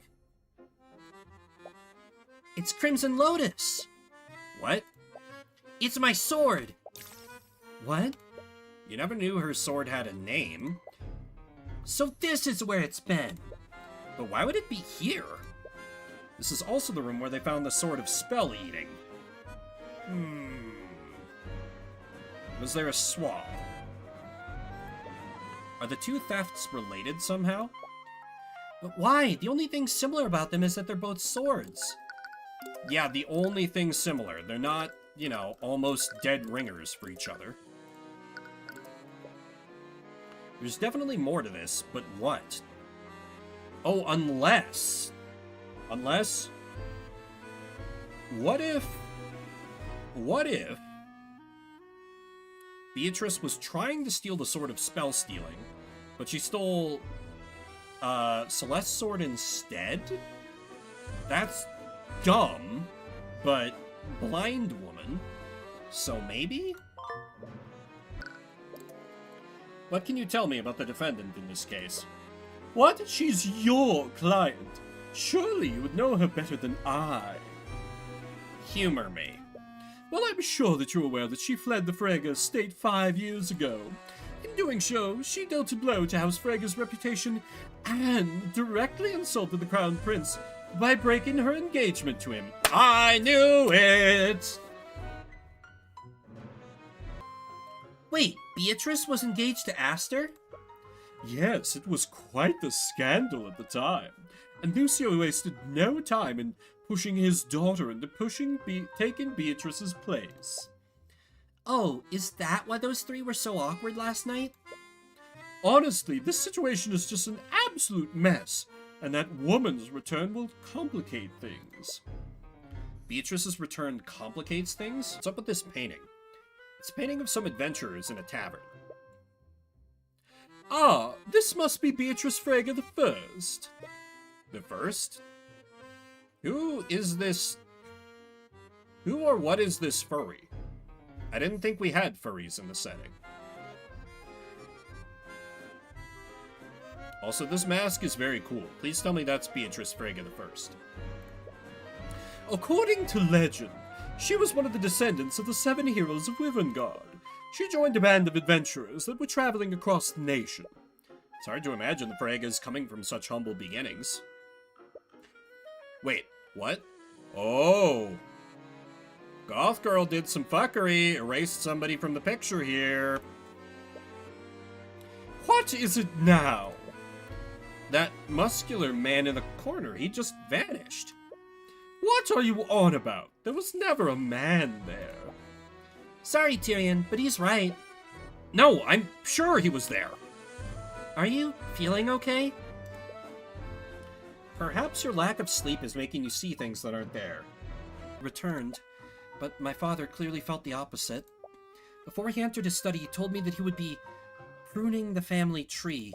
He was going to disinherit my sister and several other members of our family. He probably started drafting a new will to reflect that decision.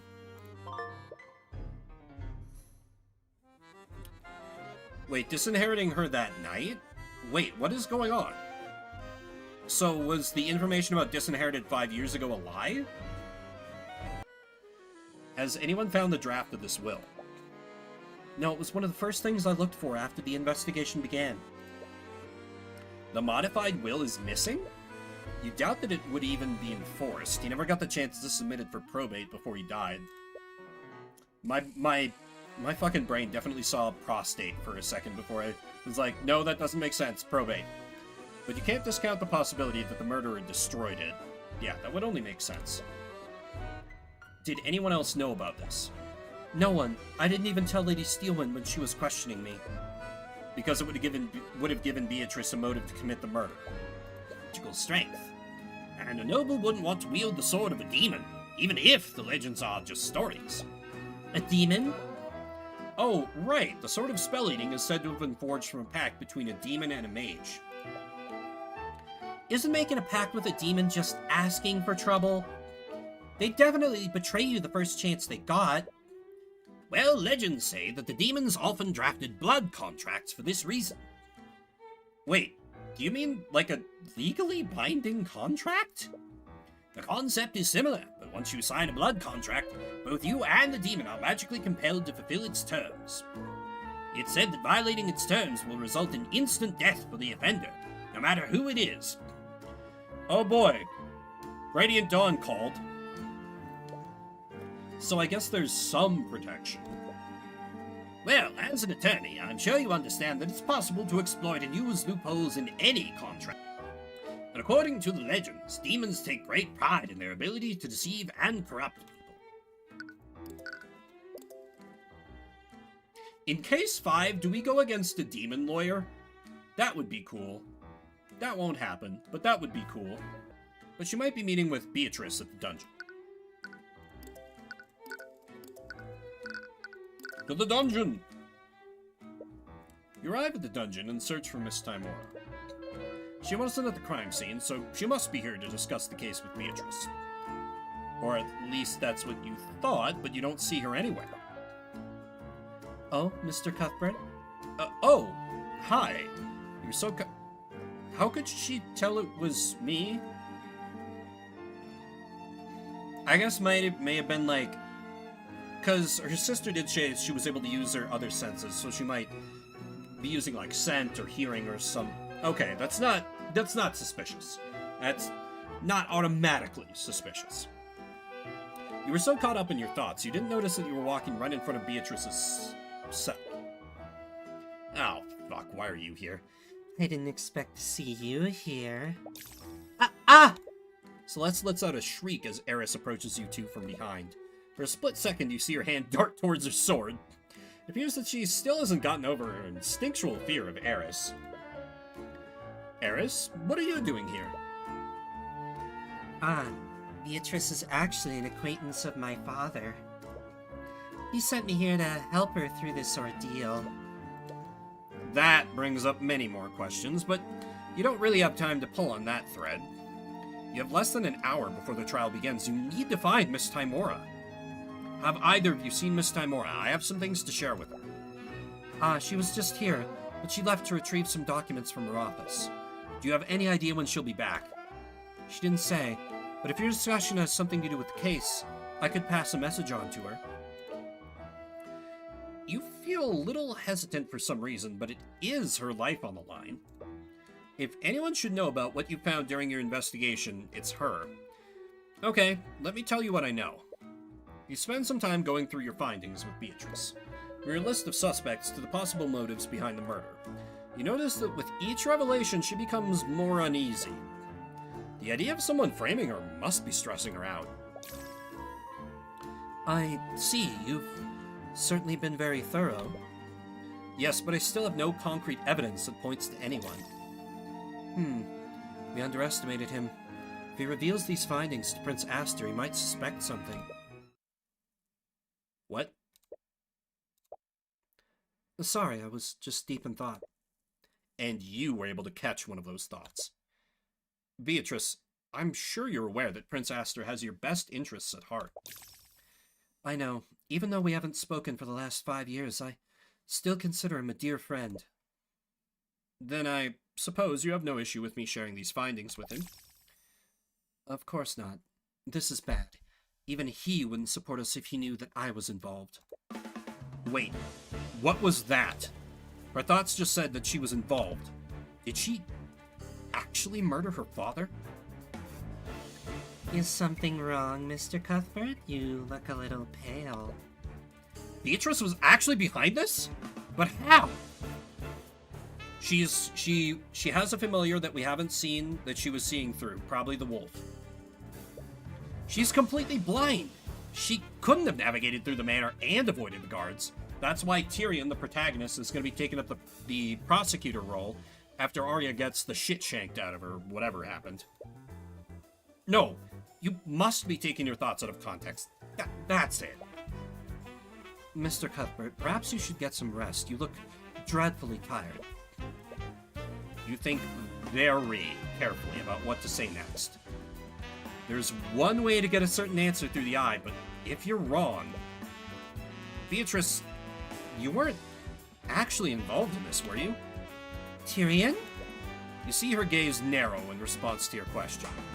Once again, she claps her hands together. She's clearly trying to stay calm. Do you suspect me now, Mr. Cuthbert? You didn't answer my question, Beatrice. As if I'd even need to justify it with a response. But no, Mr. Cuthbert, I was not responsible for my father's murder. At least not directly. I was technically an accomplice. Okay, she's not the murderer, but she could be thinking of herself as an accomplice because her familiar did the murdering. She still might be ultimately guilty. An accomplice. Did she work together with someone? Cuthbert? Miss Timora! Your mentor seems to have sensed the mood in the air. She raises an eyebrow at you. Miss Timora, can I speak with you alone for a second?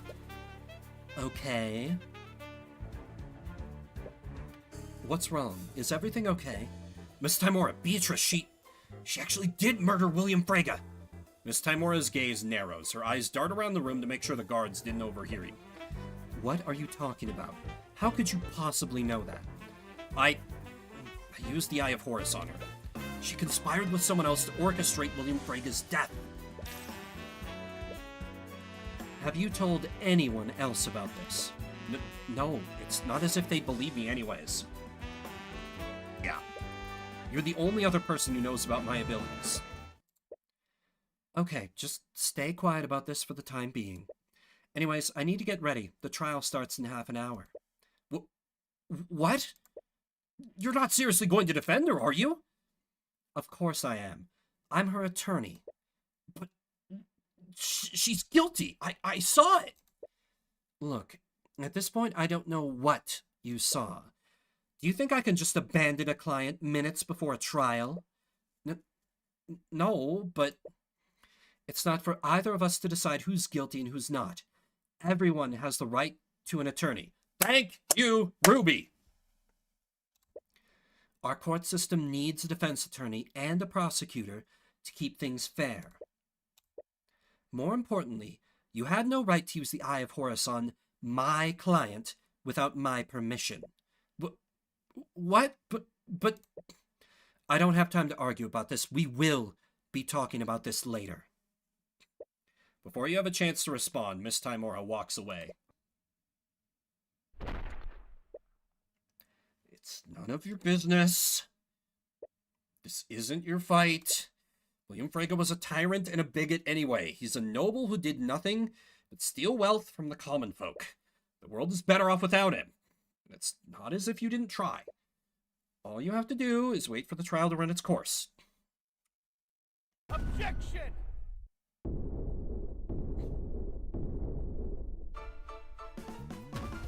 Your Honor, I'm afraid you can't pass a verdict just yet, and this brings us full circle into it. Your Honor, the prosecution, I would like the right to cross-examine this witness. Bailiff, please arrest Mr. Cuthbert. I am holding him in contempt of court.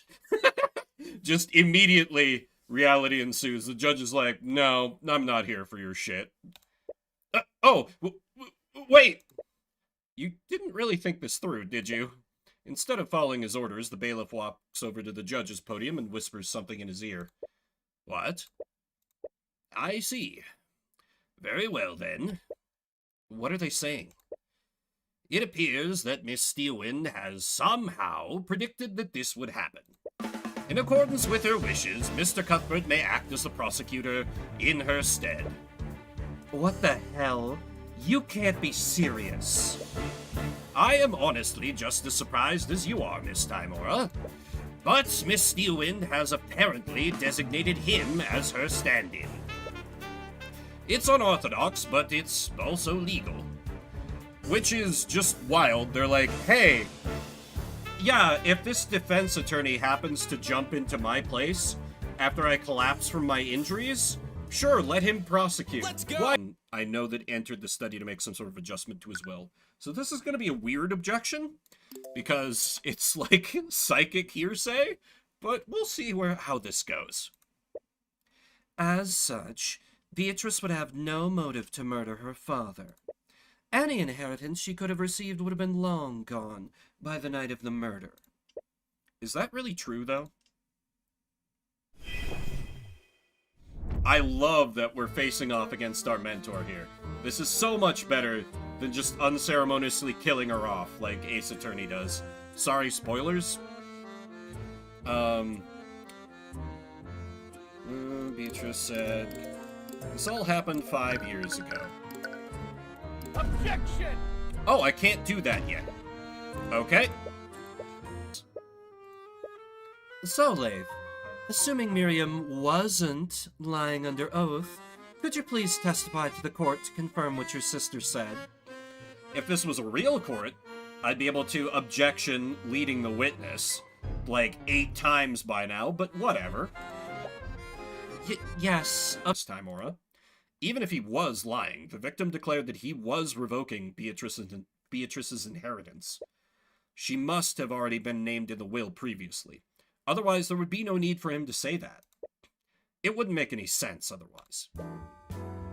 And that's where your assumption is. You're assuming that William Frege was acting logically. What are you talking about? It's clear that William Frege was extremely controlling of his daughters. By your own admission, Leif Frege was resistant to the marriage arranged by her father. In addition to that, Miriam Frege found herself wrapped in controversy regarding the Nightgrave trial a few months ago. And finally, to make matters worse, Beatrice Frege, the prodigal child, finally returned and made a public appearance during the Lord's Ball. What are you trying to insinuate? In his eyes, William Frege's ability to keep his daughters in line was clearly weakening. He must have gotten desperate and made a grand declaration in a feeble attempt to scare you, Leif. Even if that declaration was clearly inconsistent. But he wouldn't... Your ability to remember must be muddled by the shock of your father's death. His statement couldn't have possibly been true. If by some chance it were true, that would make you guilty of perjury. I like how Ruby's like, let me point out that you're committing fucking perjury to get you to commit more perjury. The judge is like, I don't give a shit about this tactic. Or perhaps it was Miriam that was lying in her testimony. If your father's statement were true, the court might be inclined to investigate her for lying on the stand. Leif's like, you've trapped me, you bitch. Miss Timora, are you threatening her? As I said before, I'm merely stating the facts. The witness is free to act as she sees fit. I'm just asking her to consider the potential consequences of what she says next.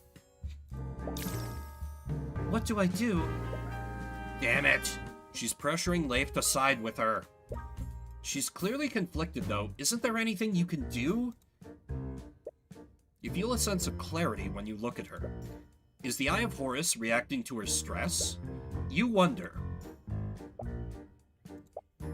I'm sorry, I need time to think. Please don't stare at me like that, Mr. Cuthbert. Wait a minute. Ruby knows exactly what we're going to do. She's laid out this careful, trap, and then she's like, oh, wait. Ah, fuck. Tyrion Cuthbert has bullshit mind control and mind-reading powers. No, wait. It's too late. Naught can remain concealed. Empowered eye. Project the memory of the autopsy report of her dead father. Okay, further traumatizing her had no results. Damn it. Wait, what if... Wait. Oh, wait. My theory from last stream, that Beatrice is blind, but she can overcome it using magic by seeing through the eyes of a familiar. Is this how I finally prove that? Damn it. I believe you've had enough time for deliberation, Mr. Cuthbert. Are you able to prove the defendant's motive or not? I'm not, Your Honor. At least not yet. It's clear that we won't get anywhere until we can confirm the state of William Frega's will. And we can easily confirm that tomorrow morning, when William Frega's will is read to his family. How did you... I see. Once his will is read, it will become public record. I suppose I have no choice but to suspend this trial until such time that William Frega's will is read. Objection. This is ludicrous. The case against my client is completely outrageous. We've spent the entire court proceedings arguing if her motive even exists. The prosecution has very little evidence that physically implicates my client. Miss Timora, you clearly don't believe that the defendant had anything to do with the murder. Of course I don't. She's completely innocent. Well, if your client didn't murder the victim, who did? Oh my god! We actually get to use bullshit Ace Attorney rules! Because it's canon in this universe, to prove someone innocent of murder, you have to prove who actually committed the crime. So we actually get to turn this around on another character because we're the prosecution. Oh, I love this! I love this! We get to pull the bullshit move that every single prosecutor in every single goddamn Ace Attorney case has ever pulled on the defense attorney. Peek.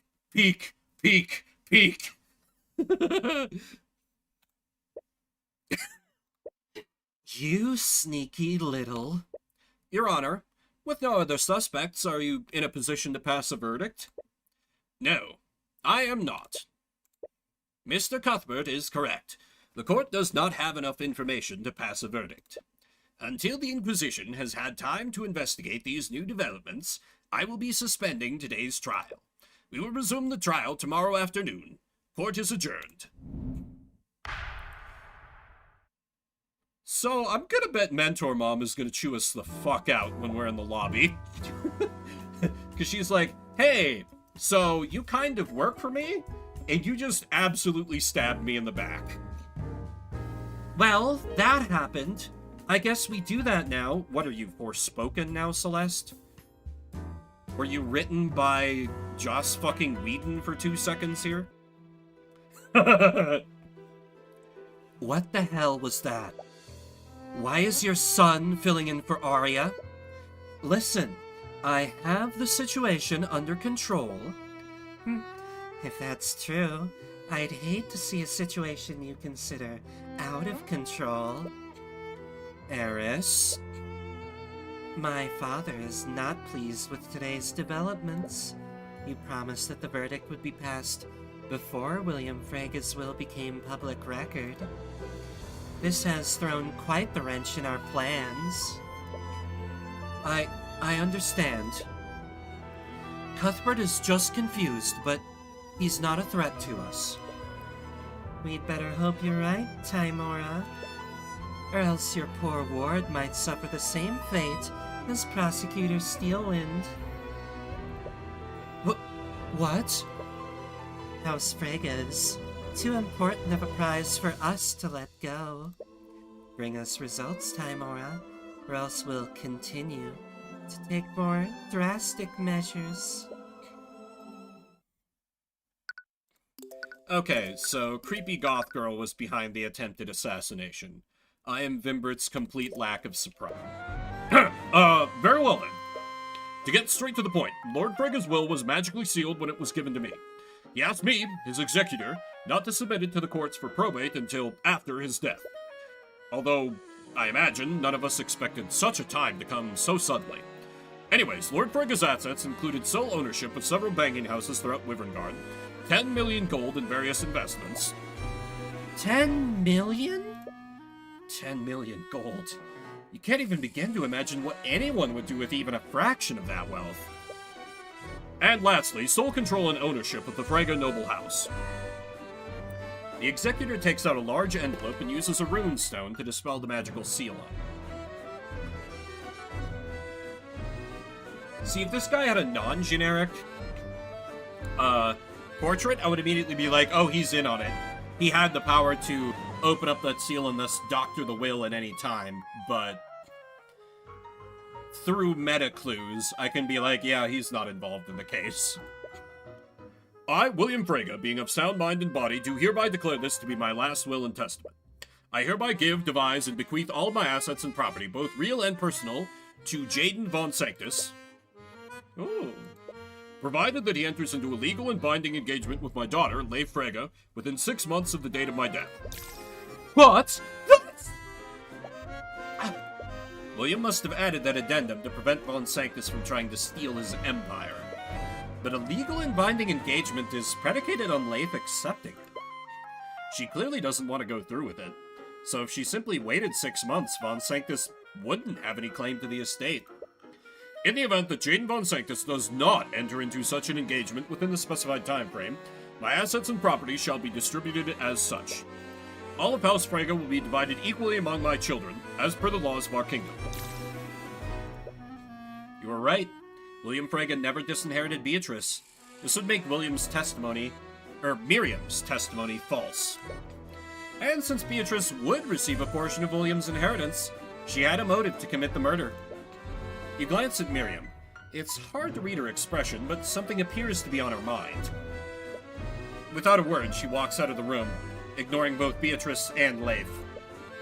Leif, on the other hand, seems to be in good spirits. Isn't this great, Beatrice? You can lead House Frega now, just as it should have been. Actually, about that, in light of recent events, I believe I should clarify one thing. As per the Slayer rule, if Beatrice Frega is found guilty in the current court case, her inheritance will be revoked and divided between you and your sister. Oh, accidentally double-clicked, sorry. I see. I shouldn't feel so happy for myself. Oh shit, she's like, oh, I can get more inheritance. That can't be all, can it? Surely William added a note of Leif's obligation to marry my son. I'm not sure what you're trying to imply. Leif Frega is an adult with legal autonomy. She is free to make whatever decisions she wishes about who she legally marries. Now, if you'll excuse me. Wait! We're not finished yet! Come back here! Leaving you and Celeste alone with Miss Tymora. About what I did. Look, I'm not angry, Cuthbert. Oh. It was an extremely unforeseen situation, and Steelwind clearly put you on the spot. You felt pressured to do something, and you made a rash decision. But I'm sure the court will understand if you withdraw. Wait, what? Cuthbert, you're not a prosecutor. You know that, right? Didn't you become an attorney to defend persecuted mages? But Beatrice is guilty. I saw it. I'm not going to argue about this again. You are going to withdraw. This is not up for discussion. You've always regarded and respected Miss Timora, and you suppose that's always made you deeply scared of disappointing her. She is your adoptive mother. Perhaps she's right. She knows more about what's going on than you do, and she's still your mentor. You want to believe that. You really do. But deep down, you know that this is wrong. Miss Timora may believe in Beatrice's innocence, but you can't just abandon this case and let her escape justice. Your hands are trembling. Why are you so scared right now? You know what you have to say, but the words won't leave your mouth. From behind you, you feel Celeste hold your trembling hand. Aw. It's warm and comforting. It's that same sensation you felt back then. Somehow you can feel it through her hand. It's as if she's silently telling you that you know what you have to do. You have the strength for this, Tyrion. Tell off your mom mentor. Your anxiety fades, and you take a deep breath. I'm not going to do that, Miss Timora. What? You said it yourself. Our court system needs a defense attorney and a prosecutor of equal power to keep things fair. That's not what I'm not going to withdraw. If you believe in Beatrice's innocence, and if you truly believe you're on the right side, then prove it by beating me. Fine. Do what you want, but you're only going to make things harder for everyone.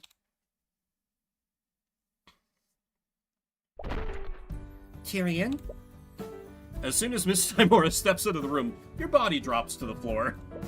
Whatever bravery you felt before got replaced with an extreme amount of fatigue. Scaled Lord. That's the first time I've ever spoken to her like that. But you still did it. You stood your ground.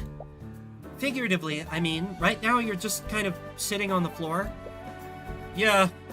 I need to take a moment. Can we go back to the ballroom? As you enter William Frega's study, you spot a figure rummaging through the drawers in his desk. Why isn't it here? Where else would he put it? Miriam? What? As soon as she notices you, Miriam quickly closes the drawers and walks towards you. But you already saw what she was doing. She was definitely looking for something. Hey, if we're a prosecutor now, can we accuse her of interfering with an investigation? Lock her the fuck up. Get her sister on our side. Then maybe she can commit perjury for the prosecution. She was already willing to do it for the defense. Let's play dirty, Tyrion. What could possibly go wrong? Be tempted to abuse your new powers. It will make you strong. Please promise me that you won't tell anyone about this. I won't tell anyone, he said, crossing his fingers behind his back. What happened? About an hour after the murder, I was approached by Ruby Timora. She gave me a list of statements to give in my testimony. The statements weren't true, but she assured me that my status would protect me from any scrutiny. Ooh. What? She had information that I had tried to keep secret. She threatened to make it public unless I cooperated with her. No. No! She would never do that. I'm telling the truth. But please, you can't tell Timora that I told you. She'll ruin me. The eye shows that her fear is genuine. She's not lying. I've seen that woman do all kinds of shady shit in the cases I've worked. Forgery, bribery, blackmail, you name it. I bet you're just the same. A successor for the devil of defense attorneys. The rumors, they can't be true.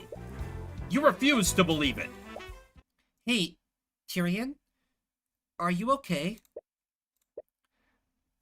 Now is not the time to doubt yourself. There's too much at stake right now, and you have a job to do. We should check on Commander White. He might have found something. Okay. Just don't push yourself, okay? Yeah. You'll have plenty of time to think about this. You move around the As you move around the manor, you peek into the sitting room to see if Von Sanctus is still there. You did it. Who the hell are you? You don't see him there, but you spot another individual. He's calmly reading some sort of book, but you can feel a menacing aura emanating from him. Yeah, what would make him so menacing?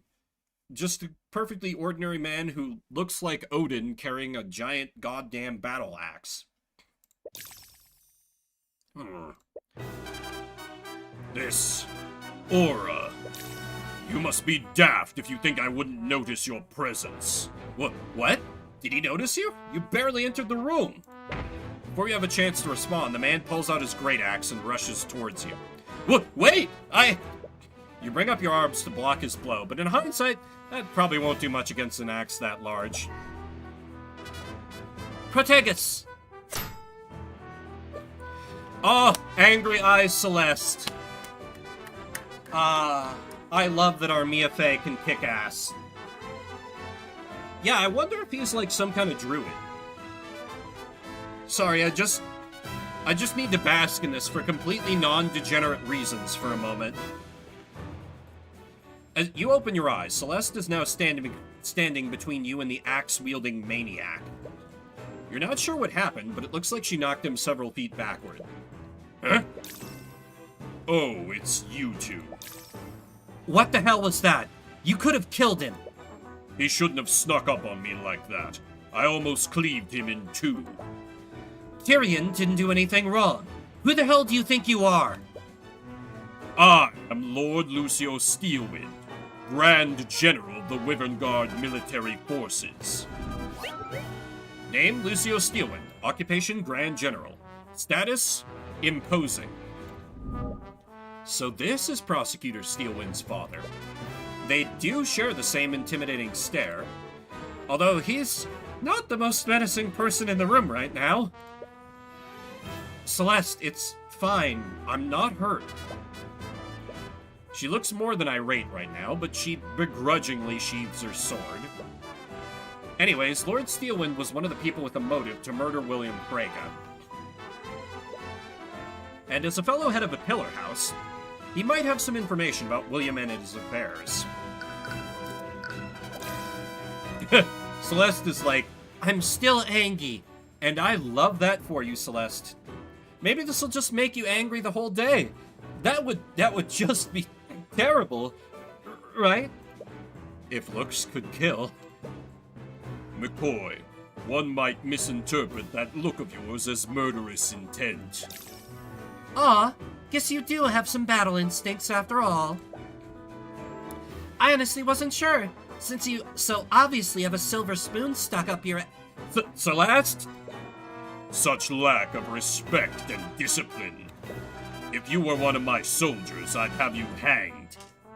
Please, Celeste, go full Ruby and come back with, if I was one of your soldiers, I'd hang myself.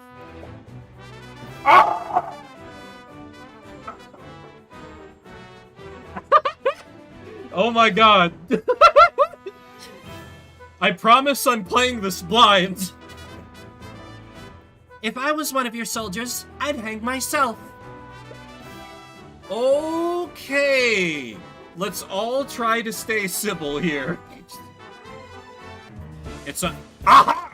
The familiar! The familiar! I knew it! It's some sort of animal. A wolf, to be exact. Wait, is that... You recall spotting that same wolf on the night of the Lord's Ball. Has it been in the house since the murder? Intruders! Must protect Queen! What? Did you just read his thoughts? In his territory. Does that mean he sees the room as his home? Rumor's gonna boom. You slowly start to walk towards him. But wait, Tyrion? Stay back, kid. It's a wild animal. There's no telling what it'll do. You ignore them and continue to approach him. Don't worry, I'm not here to hurt you. Huh? This human, he can speak language of dog? Wait, you can understand me? Why are you talking to it? You're speaking plain dog. Of course, Tracker understand. What's going on here? Is the Eye of Horus allowing you to speak with him? You've never really tried it before, but perhaps your powers aren't limited to humans. Anyways, this could be a good opportunity. You wonder what else he knows. Okay, we finally hit our moment of interrogating the parrot. It's even in the first game of the series is case 4. It's like poetry, it rhymes. Tracker. Is that your name? How did you... Yes, Tracker is Tracker. That's the name Queen gave to me. Name Tracker. Occupation, Doge. Status, kind of dumb. Tracker gestures to Leif when he mentions his queen. Oh, her familiar. He called you his queen. Do you know him, Leif? Yes, but how? How are you talking to it? That's... You were so caught up in speaking to Tracker, you didn't realize how strange this scene must look to everyone else. I'm the dog whisperer. You've never mentioned that before. You honestly expect us to believe something like that? But Tracker says he can understand him. He told me himself. Wait, how do you know that? So, Leif, how are you able to communicate with Tracker? I suppose there's no sense in hiding it anymore. Tracker's my familiar. Familiar? So it's the same magical bond Harold has with his monkey. You recall the spell that the familial bond spell allows the caster to telepathically speak with their familiar. That must be how she's speaking to him. You never mentioned him during questioning. It wasn't relevant to the investigation. And I've been keeping him a secret from my family. Why? I suppose that makes sense. I doubt William Frege would have allowed you to keep an animal in his home. Well, I don't appreciate you keeping this info from us. But it doesn't look like anyone got hurt. And aside from this dog, we haven't really found anything new. Great! So the cops are equally useless whether we're in command of them or not. Damn it, they didn't find any more physical evidence of the theft. Looks like you've run into another... Tracker, I saw you on the night of the murder. What? Tracker? Uh-oh. God damn it, game dev. Why have you done this? He's supposed to stay in his room. Oh, in this room. Wait, is that why you won't allow the servants to enter it? Also, if that's how it is, how does this room not stink to high heaven of dog shit? I didn't want to keep him in Beatrice's room, but he was very insistent that he stay here. Tracker likes the ambience. Right. He was doing the Doge face, yeah. Wait, if you live in this room, did you see who brought the Sword of Spell Eating here? I already asked him about that, but he didn't see anyone. He must have been taking a nap. Useless goddamn dog. Either that or he was roaming... Yep, as I suspected. You allow Tracker to lead you to the location where he found the Sword of Spell Eating. Surprisingly, it's fairly close to Beatrice's room. He apparently didn't travel very far before he met those rats he mentioned, so... Let me look at the map because, you know, I have aphantasia and I can't picture these things. So Beatrice's room is here. It's not far from Leif's bedroom, so it's somewhere in this area.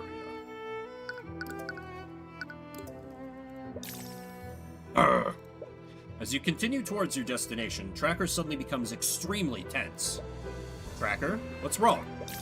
Enemy! Oh?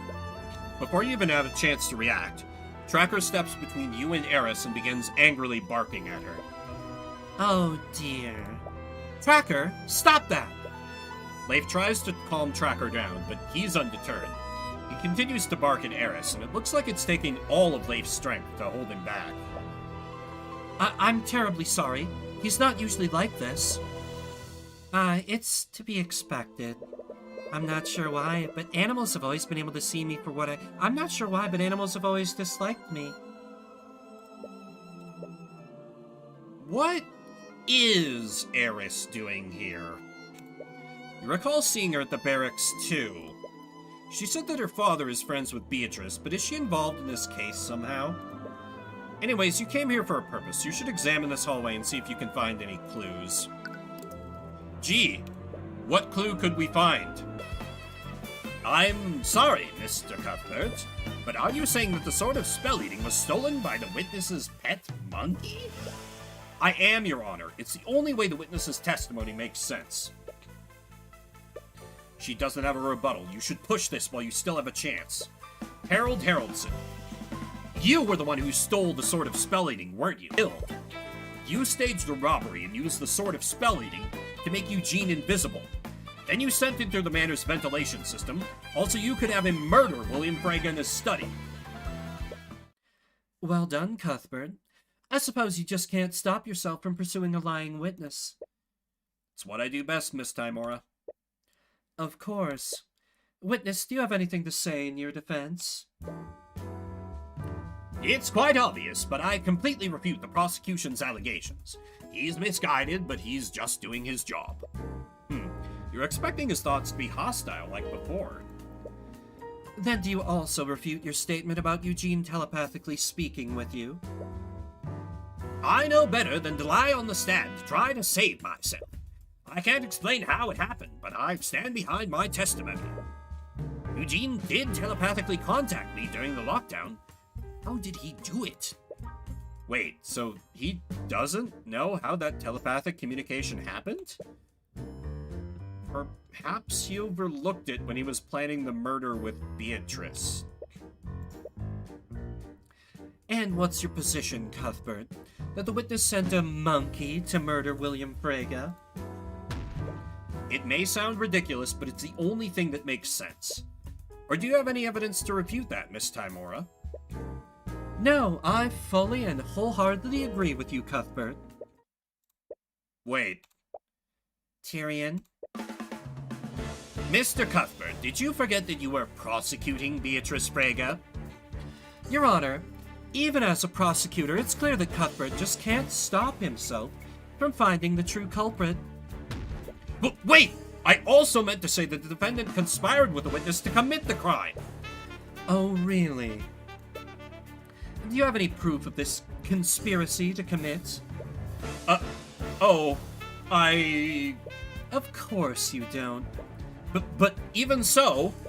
But let's assume that you did have evidence to prove your statement. If this really was a plot formed by my client and the witness, what would my client even contribute to this plan? Yeah, she absolutely got me.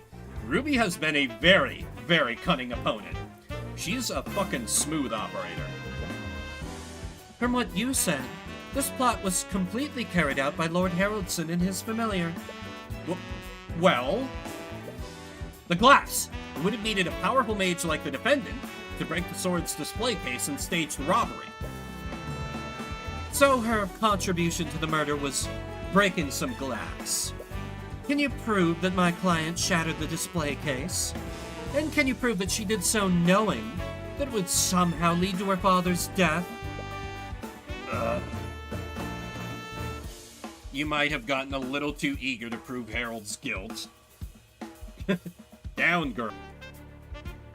Cuthbert, didn't you ask me something yesterday? If my client didn't kill the victim, then who did? I suppose I should thank you for finding the answer. Damn it, all you did was make it more difficult to prove your case. Just like I said, we're about to be on dangerous ground. What about the defendant? It's truly a shame that Beatrice was driven to flee from her own family. If only I'd introduced myself to her, perhaps we could have found a solution together. He doesn't know Beatrice? But how? She planned the murder with him! Unless... Wait, what? What's going on? He's speaking as if he really had no hand in this. You can guard yourself from the Eye of Horus, but you can't lie to it. And if that's true, were you wrong about Harold's involvement? Is he really innocent? See anything, Cuthbert? Ah! Your Honor, it's clear that the prosecution has nothing left to argue. There's very little evidence implicating my client, and there's a far more likely suspect in front of us right now. Yes, I must agree, Miss Timora. At the very least, I see no reason to prolong this trial any longer. Wait! Beatrice couldn't have personally done this. Discounting the fact that she's completely blind, she was with the two princes for most of the night. So who actually killed William Frege in his study? Eugene was acting of their own free will, maybe? Oh, the armbands! The armbands, he somehow got them. Those increased his intelligence, so he had enough free will to do a murder on his master's behalf? Maybe. Or the armbands of intellect. No, it couldn't be. Armbands of intellect they still haven't found. The armbands. The thief didn't shatter the glass. Exactly. Moreover, the armbands were actually replaced with a very well-made replica. The magical locks on the case can be disabled. How are they normally disabled? They can be turned on and off using a spoken password. How many people know this password? Only myself. I personally oversee the transport of these items when they're moved. His monkey would have heard it, because his monkey's always with him. Of course. Only Harold knows the password, but someone could have overheard him saying it. Someone that's constantly looking over his shoulder. You've made some ridiculous statements in the past, but there's no way the judge will even entertain this theory. You'll have to be smart about this. Your Honor, I think there's one more witness that can clear up this discrepancy once and for all. I believe he can prove the prosecution's case to the court. Really? I frankly find that hard to believe. Please trust me, Your Honor. There's an element to this that we all aren't seeing. And it's one that no one will believe. What do you have planned now? Very well, I'll give you one last chance, Mr. Cuthbert. But know that if your next witness fails to unveil any new information, I won't hesitate to end this trial.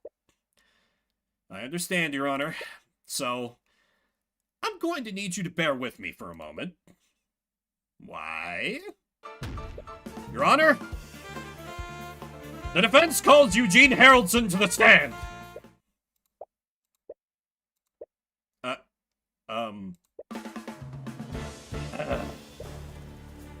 Never mind, I retract my earlier statement. I'll be passing my verdict. Wait! Just bear with me for a moment.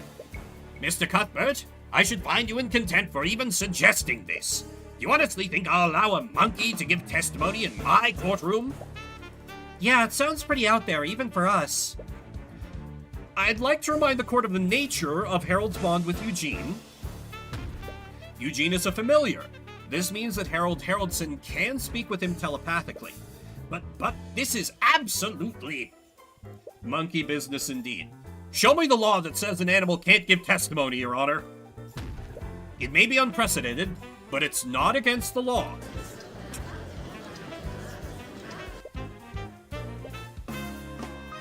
Very well.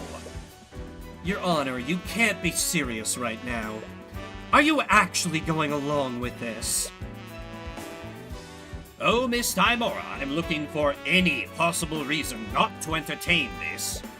But Mr. Cuthbert has a point. There are no laws against this proposal. We straight up did do the Airbud defense. Amazing.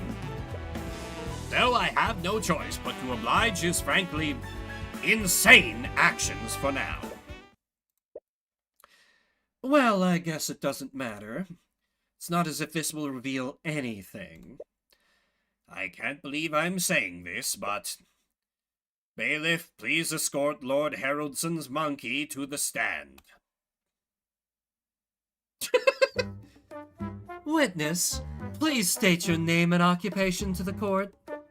I could do without the sarcasm, Miss Timora. Eugene, it's Eugene! Eugene Monkey! Bailiff, make sure the stenographer gets Haroldson's translations. Ugh. can't see the armbands on him right now. He must be at his normal intelligence now, or they could be hiding under his sleeves. Although, how would he even wear them? Perhaps he held them in his hands. They only require physical contact, after all. Eugene, did you steal from the gallery on the night of the murder? Eugene never steal from Harold. Eugene, respect Harold. Then you'll have no problem testifying about where you went during the Lord's Ball. I can't believe that I let you convince me to permit this.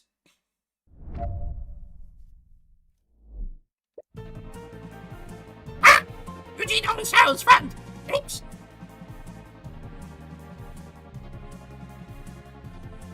Is it too early in the morning to start drinking? Do I really have to voice act this fucking sentence?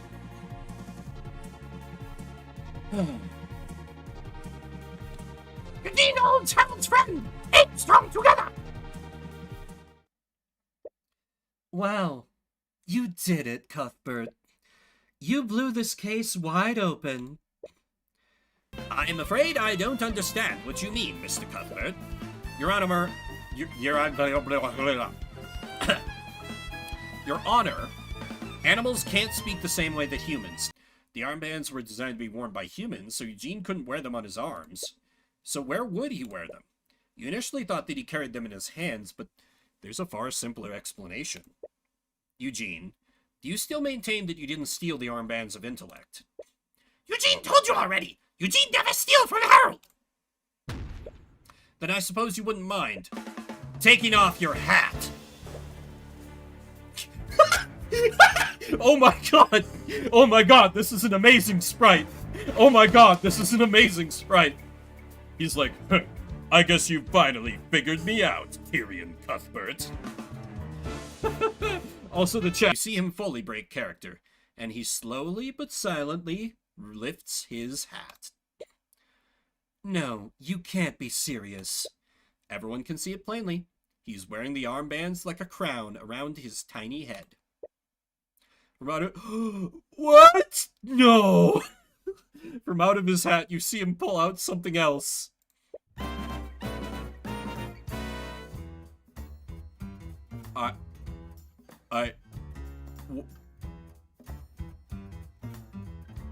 Okay.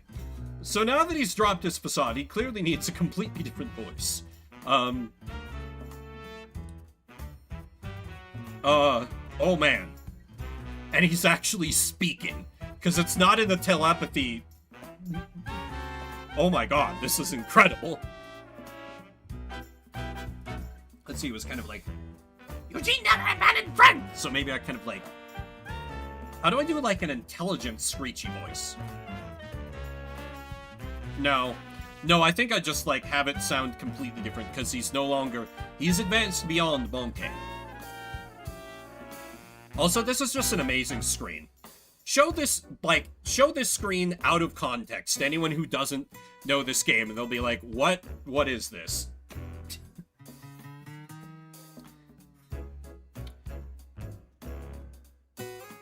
Well done, Mr. Cuthbert. I shouldn't have underestimated you. Are you Serious? This is probably a blessing in disguise. I don't think I could bear debasing myself any longer. Objection. Objection, Your Honor. On what grounds, Miss Timora? On what grounds? Everything about this situation is objectionable. It's downright absurd. Is he seriously Beatrice's accomplice? But Miss Timora, we can't deny what's clearly in front of us. I was not ready for today. How is he even talking right now? Scholars believe that humans and apes evolved from a common ancestor. Perhaps all apes can speak the common language under the right circumstances. Evolved? Please, I've observed your society. I think calling humanity evolved is being quite generous. This can't be happening. Well, are you all done gawking at me like a bunch of simpletons? Simpletons? Wait a minute. It's quite difficult to separate myths from actual historical accounts. Right, I remember encountering a similar problem at the Imperial Academy. I was reading the monkey's thoughts!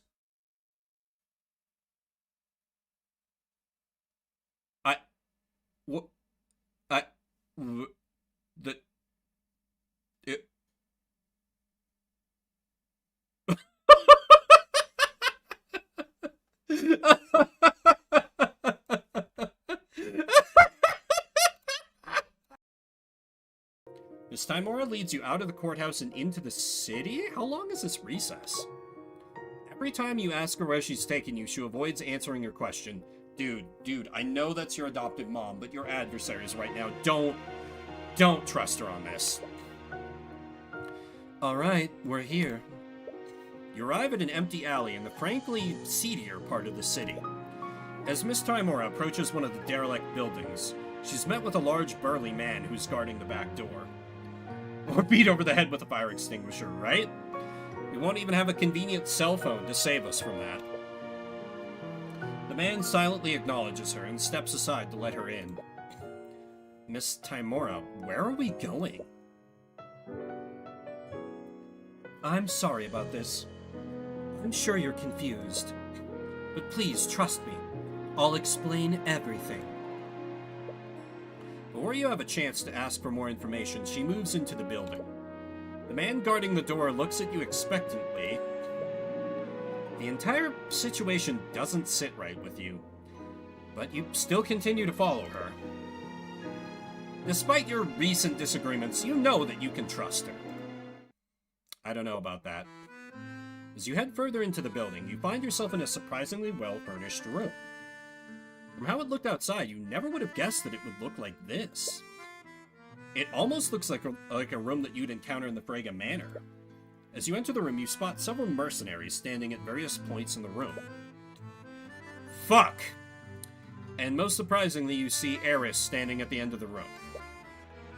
You give her a confused look, but she simply smiles and waves at you. Oh no, this is the crime lord guy. Sitting at a desk next to her, you see a man with an eye patch. Looks like he's been expecting you. The problem is that I already gave this guy a voice, and it's the same voice I borrowed for Eugene. Oh well. Ah, Timora. Upon seeing you two, he cordially welcomes Miss Timora before turning his attention to you. And you must be Tyrion. Timora's told me a lot about you. I see, but who are you? Huh.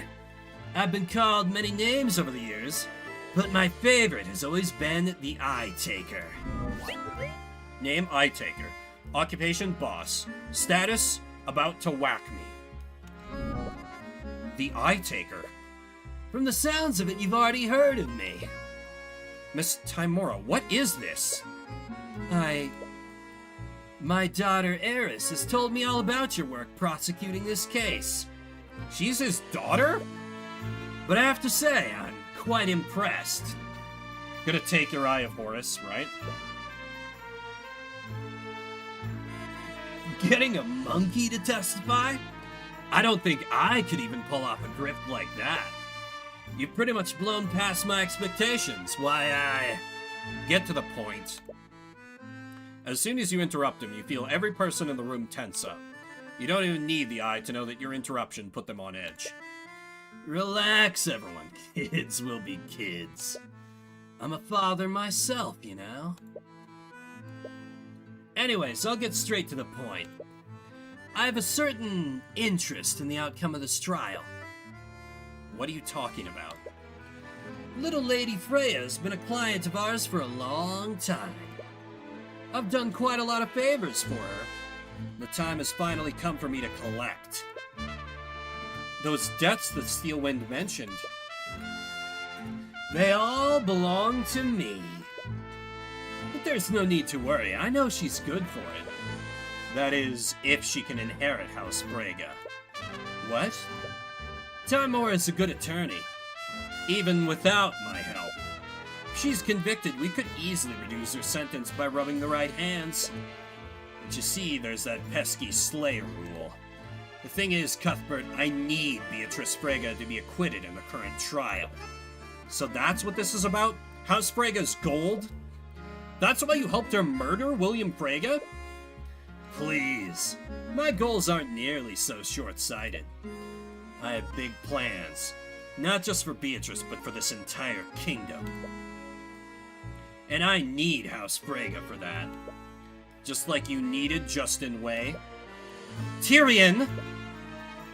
Ah, Justin. It's really a shame what happened to him. Don't act so innocent. He never would have tried to rob Dracogen if you didn't threaten him. Tyrion, you need to shut the fuck up. Just promise that you're gonna be a good boy and throw the case, and then go back and stab him in the back and figure out something later. Is that so? Do you think I just randomly showed up on his doorstep one day, demanding gold? He was the one who came to me for help. I just told him to pay back what he owed. If he hadn't come to me, it would have been some other criminal.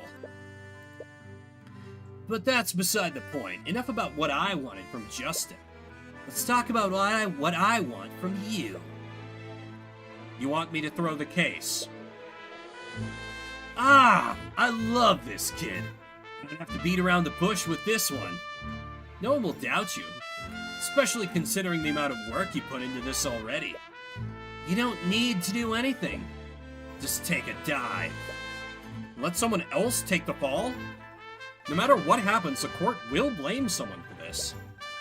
If it makes you feel any better, I can assign Tymora to defend the old man and this monkey. That way everyone can come out of this unharmed. Everyone wins. Except for the fact that a murderer will be put in charge of House Frege. Please. As if that's any worse than the people in charge of the other noble houses. He's got a point. If you recall, there's already a murderer in charge of House Von Sanctus. He's kind of cooking here. They're all dirty. You've seen it, haven't you? They rig the system, they pay, threaten, or even kill people to get their way. All we're doing is, leveling the playing field. Tyrion, please, just listen to him. How can you just go along with this? I told you a long time ago that there were certain parts of my job that I couldn't tell you about. Well, this is it. This is what we need to do to beat them. Those rumors about you, they're all true, aren't they? Forgery, bribery, blackmail. You're guilty of each and every one of them. And you used him to do it. Also, you could keep winning. You blackmailed Miriam, Miss Tymora. Oh, as if we should show any pity for that spoiled princess. A dreadful thought just entered your mind. Steelwind. She was attacked the day that Beatrice was arrested. Was that? I didn't know that's what they were planning. Despite my confidence in Tymora's skills, I'm afraid there is just too much riding on this to leave to chance. You've got to make your own luck if you want to beat the system. How could you? She almost died. We never expected her to strain her injuries like that. We definitely didn't expect you to take her place. So believe me when I say that I'm being uncharacteristically reasonable right now. How could you even consider working with someone like him? Don't you think it's a little arrogant to judge her, Cuthbert? What? You talk about defending people as if you two are even close to being equals. But she doesn't have the luxury of looking into people's minds, now does she? You told him about the Eye of Horus? The future of magic is changing, kid. Like I said before, I have big plans for this kingdom. And I also have big plans for you. Do you think I would ever? Tyrion, Stop! to be honest, I hate it as much as you do. But whether you like it or not, we need their help. But this is... Think about every client you defended. Think of Celeste. If you didn't have the Eye of Horus, what would have happened to her? If even one thing went differently, Pierce would have gotten away and Celeste would have been executed. You've taken chances and followed your instincts, and that's worked for you so far.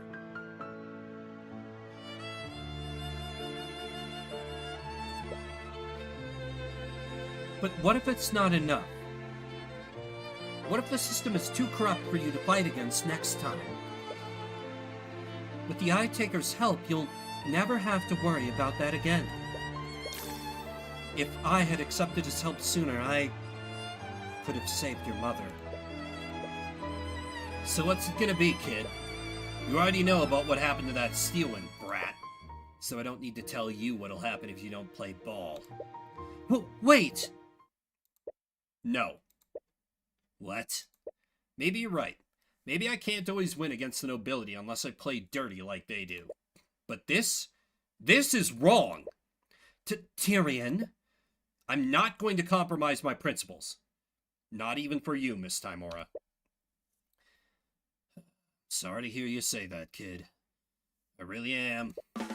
With one motion of his hand, every mercenary in the room draws their weapons. Please, you don't have to do this. Whatever conviction you had before is slowly fading. You should have never entered this place. You knew something was off. There are about a dozen mercenaries here, and there's even more guarding the way out. You're nowhere near as physically strong as Celeste, but maybe you can make a break for it if you get lucky? No. Celeste? What the? How did you get in here? My whole job is keeping this guy safe. Did you honestly think I'd just let you take him to an undisclosed location? Heh, doesn't matter. This if one girl will make a difference. Well, what are you all waiting for? Is that really her? Upon seeing Celeste, the mercenaries cautiously step back. No one wants to make the first move. Hell yeah, indeed. Yeah, this is great. This monstrous aura, it has to be her. What the hell are you doing? You have her surrounded. Despite his command, no one takes a step forward. Look. Let's all just sit down and talk about this rationally. Perhaps a different approach is warranted here, Father. What? Could I have the opportunity to speak with Mr. Cuthbert? I believe I can make him see things our way. I'm sorry, sweetie, but I can't... Well, you've never been wrong before. I'll leave them to you, love. Shall we go, you two? So, Eris has the power to mind control people. And That same question. You've seen your adopted mother's true colors and rejected them. How are the two of you gonna move forward? she's not my... Isn't she, though? She lost any right to deny it the moment she took it upon herself to raise you. She only did that because I asked her to. It wasn't her choice. Oh, but it was. How old were you when your real mother was executed? 10 years old? Eris! Back then you barely knew Timora. Would have been a stretch to even call her a family friend. She was the adult in that situation, and what did she do? She fed your anger and hatred for the nobility, instead of allowing you to process your grief healthily. Timora took you away from your only friends and isolated you from society. She even homeschooled you, didn't she? That's... As a result, you never formed any other relationships. You made your first close friend at the age of 20, and she was your client. Don't you think that's a bit sad? She isolated you because she wanted to use you. That's not true. That's not why she... From what I've seen today, you clearly have no idea who Timora is. You know. Even with the Eye of Horus, you're clearly a terrible judge of character. Eris, you're going way too far! To save you from more heartache, let me give you one last piece of advice. Eris leans in really close to you and begins to whisper in your ear. Do you honestly think Celeste will ever love you? What? I'm sure you understand now. Timora can only afford to pay her exorbitant salary Because of my father. You've already burned that bridge. So where do you think the Crimson Demon will go when you can't afford her services anymore? No, she's not. With Flinart dead, she has to worry about her mother. Do you think she has the luxury of playing around with you for free? Or did you actually think that she enjoys spending time with you? Tyrion, you have to look at this rationally. Any support or affection that she's given you has only been to keep you as an employer. You seem to know a lot about these things. I had to do a lot of networking when I was a mercenary. Do you know how many times I had to charm a merchant into hiring me? Why are you doing this? Because I want to finally... I'm just trying to keep you from getting hurt. It may seem cruel, but you have to be realistic about these things. You trusted Timora and she betrayed you. Try not to make the same mistake twice. Celeste didn't hear anything she said, but she seems to notice how it's affecting you. Eris, that's enough! My apologies. I've been told that I've been too blunt sometimes. But I do hope you'll think about what I said. Anyways, the trial should be starting soon. We should make our way back to the courthouse. I'm genuinely curious to see how this trial ends. Hey, Tyrion, are you okay? What did she say to you? She reaches for your hand, but you instinctively yank it away from hers. Tyrion? Sorry, I didn't mean to... I'm okay, really. Okay. Is he mad at me? You can think about everything else later. But for now, you know what you need to do. You need to convict Beatrice for... Now, Celeste! Aburio! Wait, what are you doing? Your Honor, the witness's testimony is clearly... Oh my god, what the hell is that thing? Tyrion, get behind me! A monster! It's a monster! Someone call the Inquisition, the King's Guard, anyone! The judge is just hiding. Your Honor, can you please restore order? Your Honor? Yeah, he fled out the back door the moment he saw me. It can talk? It's a demon! It must be! Just like the legends say! Can we all just calm down? Takes a while before you can get everyone in the room to settle down. Eventually it was clear that the demon wasn't intent on harming anyone, at least not yet. The court ordered extra guards just in case, and you're eventually able to bring everyone back to the courtroom. Mr. Cuthbert, what is the meaning of this? Sorry, I didn't know it was a... Actually, what are you? Are you a demon? Why, yes. I am a demon. Demons actually exist? I thought they were only a legend. Your Honor, not only do demons exist, the defendant has made one into her familiar. She's only blind in the literal sense. She is constantly looking through the eyes of her familiar to see. And? What do you mean, and? It's pretty obvious that making a pact with a demon is incriminating by itself. Tell me, Your Honor, do the laws of Wyverngard prevent entering in accord with a demon? They don't, but... Then my client has committed no crime. Even so, I really would have preferred not revealing Marunath like that. Marunath, is that your name? It's what most people call me. Name Marunath. Occupation, demonic familiar. Status, sinister. I suppose you have a point, Timora. Having a demon as your familiar isn't technically illegal. However, this does prove that the defendant had a way to commit the murder, all while under the eye of everyone in the ballroom.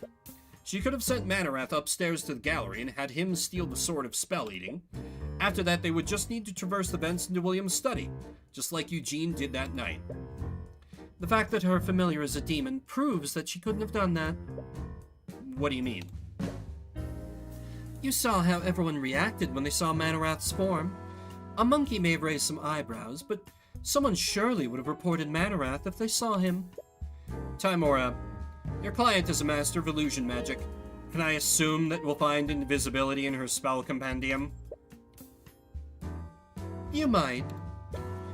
And with the connection granted by familial bond, she could have cast the spell on him regardless of where each of them was. I'll admit that my client does know how to cast invisibility, but your theory raises another question. Could my client continue casting it unnoticed? But very well, as my testimony is required to strike down these redundant accusations, I will bestow it upon you. Redundant? Don't you mean ridiculous? Mr. Cuthbert, do not dare to suppose what His Highness really means. His boots must be shining from all that licking you're doing. Got him! What was that? Nothing!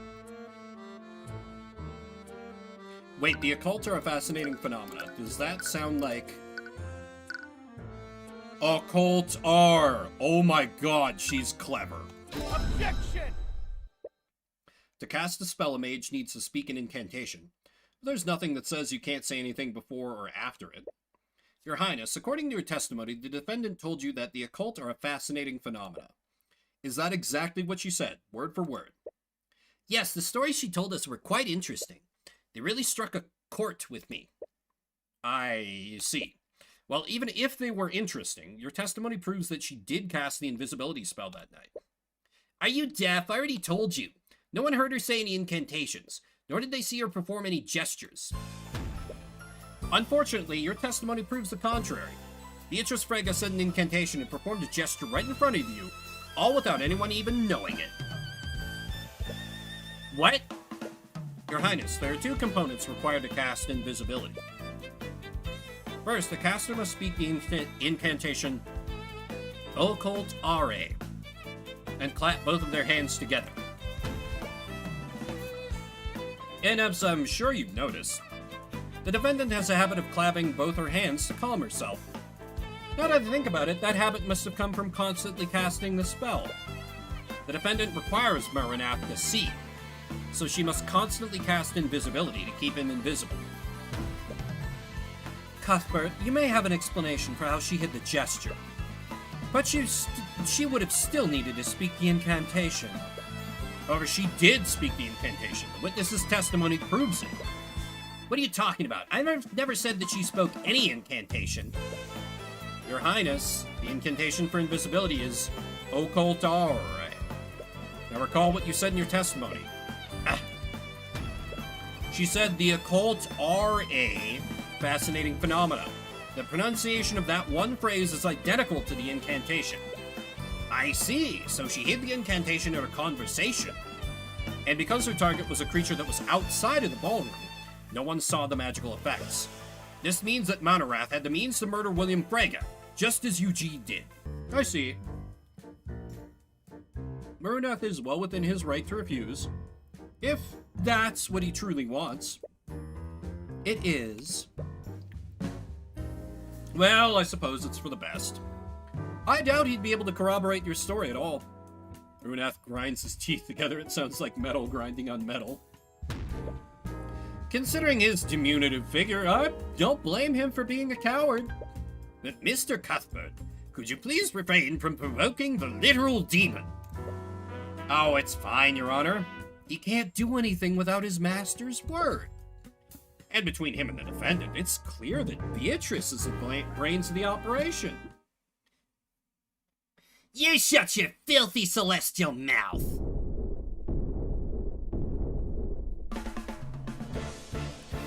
Murinath, what are you doing? I will not stand here and be insulted by a bloody Heavensborn. Heavensborn?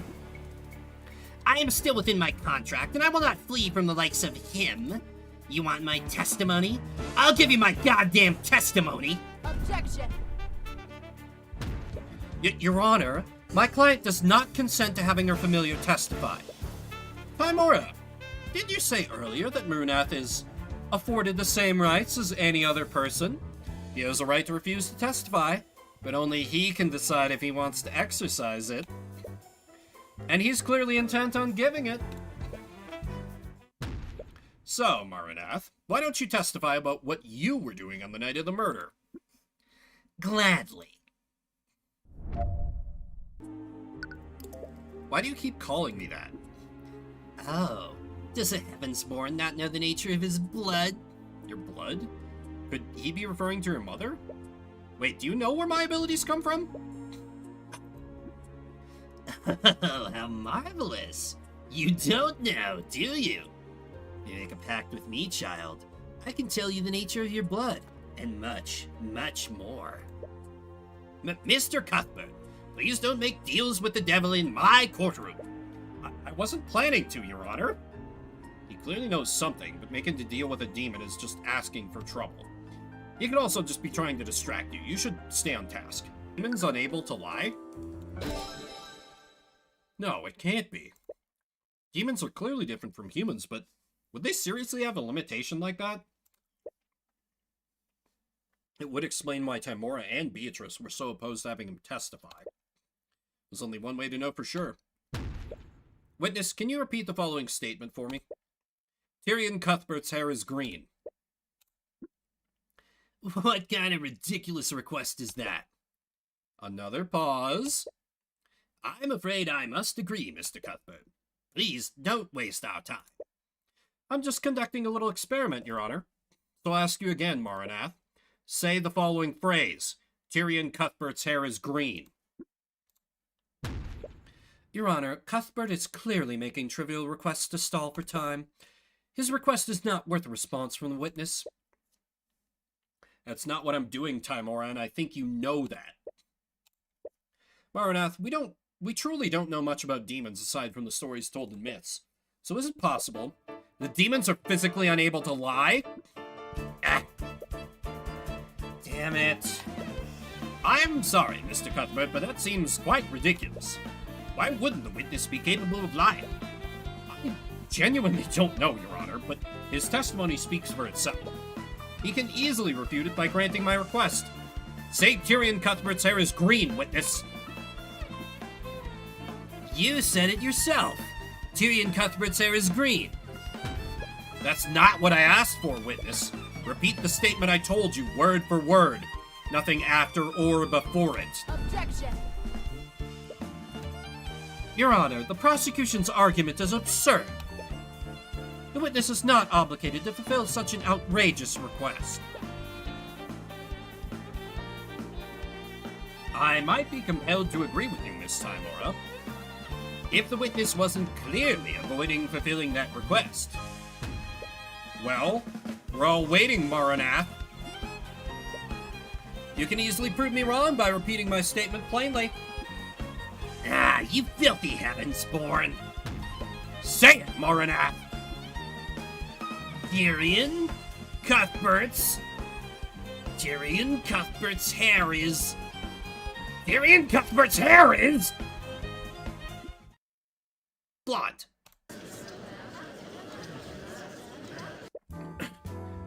Technically, it's a dirty blonde.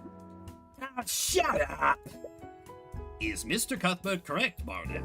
Are you actually unable to lie? I think his silence speaks for itself, Your Honor. Remarkable. I would have never imagined.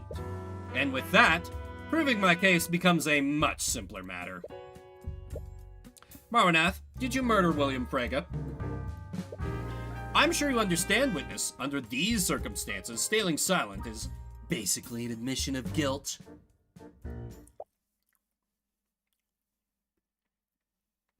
You have no reason to stay silent, Maranath. Tell him the truth.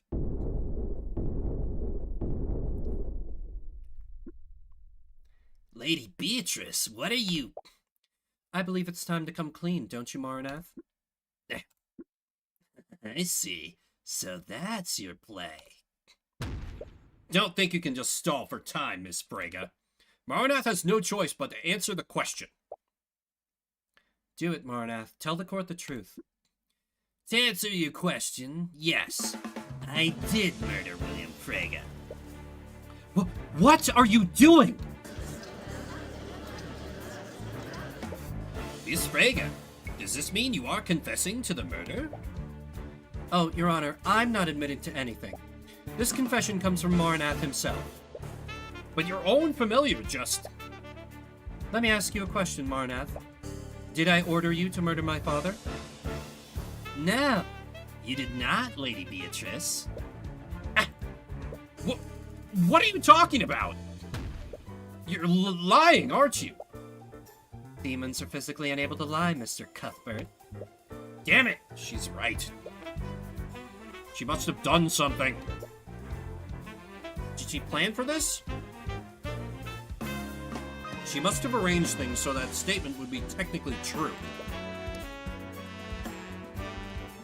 She could have asked someone else to give the order, or she could have just implied it. Either way, she can just plead ignorance and blame everything on Maranath. Still, this isn't over. Oh, is that so? Let me tell you, this trial was over the moment Arya turned her blade against me. I don't care who you are, man, king, or demon. You're not going to get away with this. Oh, I do love the gravitas behind that, but I wonder how long it will last. Hit me with your best shot, Heavensborn.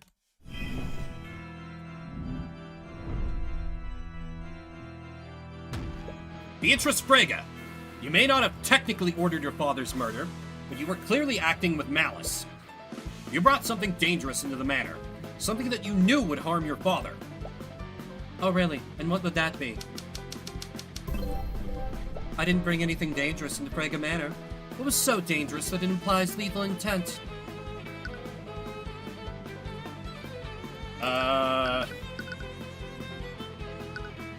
Actually, what the fuck is he talking about? Also, yes, this game's music fucking slaps. Her familiar? Ah! You brought Maranath into Frege Manor that night. You were clearly planning to murder your father from the start. Defend it. I require Maranath to see. That does not imply lethal intent. Oh wait, the Master, we don't know who the Master is. I mean, we don't, but we absolutely fucking know who the Master is. We absolutely know who the Master is. The game just hasn't confirmed it. But... you know what? I'll buy chat 5 gift subs if I'm wrong. If she's not the Master, I'll give you guys 5 gift subs. I'm that confident. But you brought a demon into that house, and as a result, your father was killed. Yeah, one for all of us. Pretty much. That's hardly an innocent mistake. My client specifically asked her father if familiars were allowed. We even received a written legal confirmation beforehand. Mr. Cuthbert, I always cast invisibility on Marnath. Can't very well let people see him. Face it, Mr. Cuthbert, you have nothing on me. I did not commit any crimes during the Lord's Ball. Every crime related to the murder was committed by Maranath.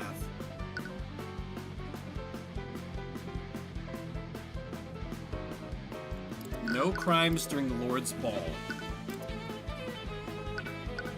Do I go after her for the theft?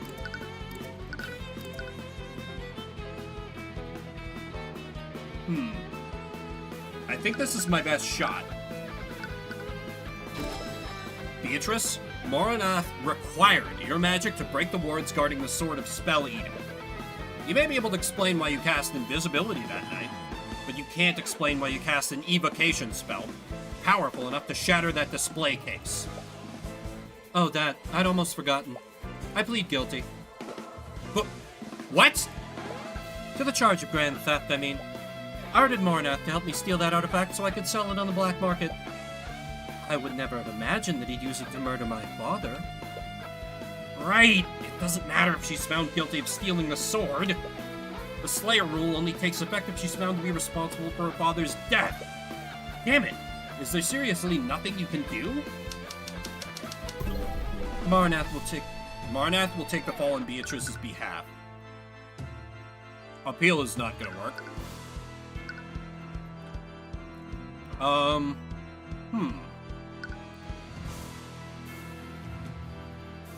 Deflect won't work because it technically isn't illegal, which is insane.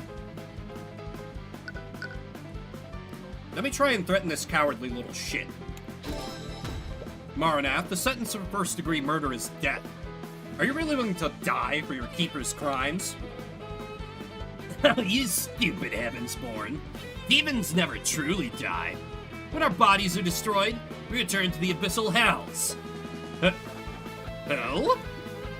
If I were to die in accordance with your laws, I would only return to my plane unharmed. What?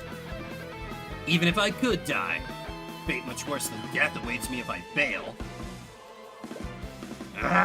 Those three are a pain to argue against when they're together. You can't break Beatrice's confidence at all. So, do you have anything else, Mr. Cuthbert? I didn't think so. Your Honor, it appears we found the true culprit. I can't believe you killed my father, Marnath. I'm so cross with you. I should give my apologies. I won't do it again. Don't worry, I forgive you. Now then, is there any reason why this trial isn't ended already, Your Honor? Come on, don't you have anything else? There is one thing. Damn it, not again. Oh, is that all you can do now? Glare at me? What? Maranath, what did you just do? I've been watching him. He's been using an old celestial trick. But it's weak. Your divine gaze won't work here, Heavensborn. You!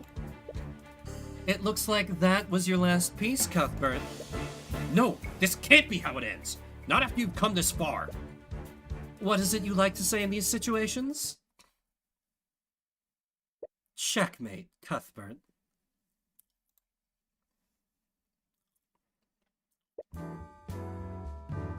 Well, I have to say this was one of the more eventful trials I've overseen. It was many things, if not enlightening, but I suppose it all ended the same. Come on, think of something. Anything! While I find the defendant's actions quite suspect, I must agree with their argument. Aside from the theft of Lord Haraldson's exhibit, none of Miss Frega's actions that night are illegal under Wivengard law. And there's no proof that the defendant is responsible for her familiar's actions. With these revelations, I see no room for debate. We'll be taking a brief recess. I will announce my verdict once we resume. Damn it! Is this seriously how it's gonna end? After everything you've gone through to get here?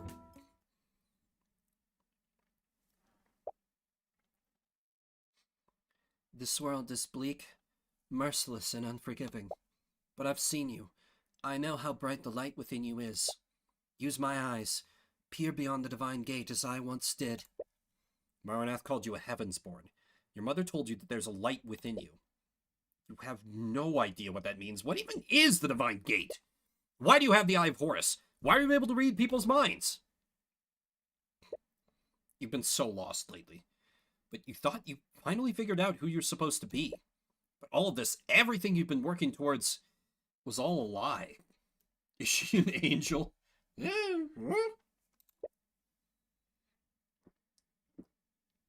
You've spent your whole life trying to be like Miss Timora, but is she even like her? No, she just wanted to raise you into a tool for the Eye Taker. She was never your guardian. She was never your mother. Your real mother died years ago. Was Eris right? Is everyone in your life just trying to use you? Looking back on it, you've had no idea what to do with yourself since your mother died. You've just been making mistake after mistake. Leaving Oranax, trusting Timora, becoming an attorney. You've always just done as you're told. You never once made a path for yourself.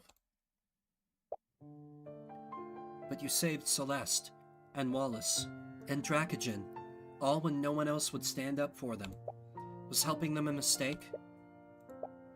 You fought for a dream that doesn't exist, but that doesn't mean that you can't make it real. It's true that you followed Timora's lead, But you've always done what you thought was right above anything else. You wouldn't have stood up to that criminal if you truly didn't know right from wrong. You wouldn't be standing here if you'd just done as you were told. What do I do? I'm not going to tell you that.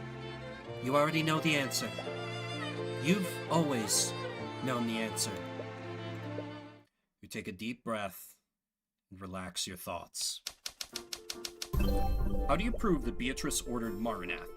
Situations can seem hopeless sometimes, but there is always a way to win in the end. What? What? Oh, okay, I was like, are you gonna make me type in the answer?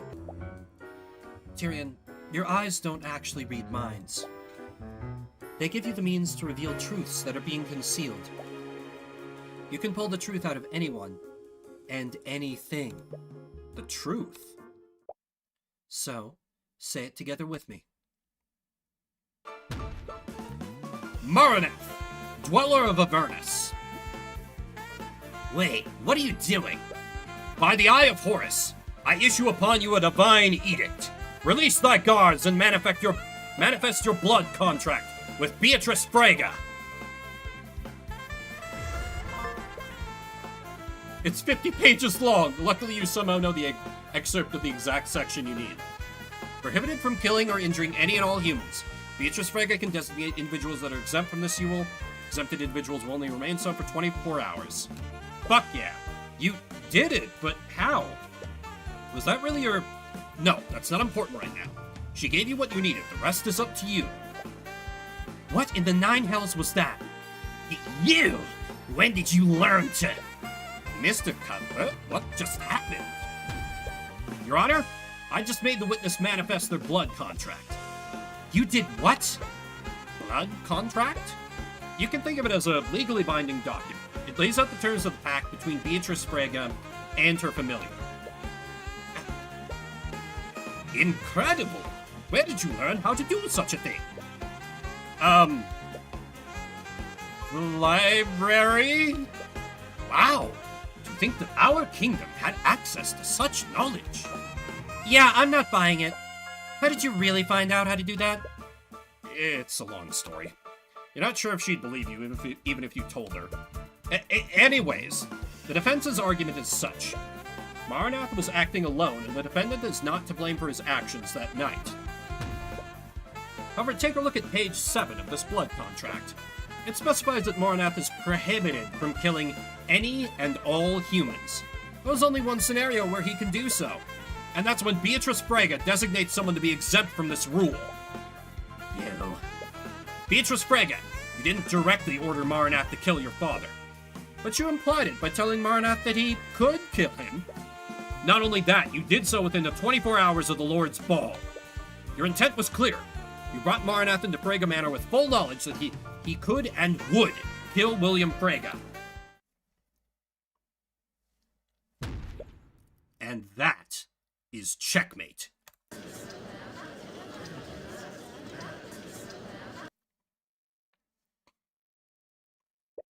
And just when I thought the surprises were over.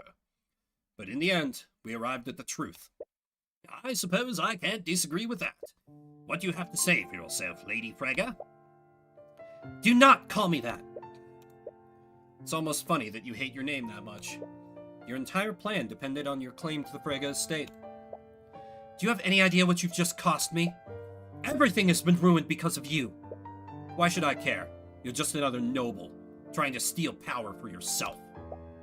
Don't you dare lump me together with those tyrants. We wouldn't have just liberated House Frega. We would have liberated everyone. Miriam, Leith, Arya, even Aster. Our system is broken. The only way we can fix it is by burning it down from the inside. As long as King Olivier sits on the throne, the suffering will only continue. But Lady Frega! As the prosecutor, I should warn you. You don't want to add treason to your list of crimes. Even though you would like to see the king ousted as much as she does. Doesn't matter. I'm done either way. Heavensborn, look at page 46 of the blood contract. By accepting this pact, Beatrice Frege forever binds her soul to the abyssal hells. If Beatrice Frege fails to pay her debt by claiming House Frege and all of its assets, her soul, her mind, and her life will be claimed by the Empress of Discord. The little contract goes on to name several parts of House Frege's holdings. There's very little room for ambiguity.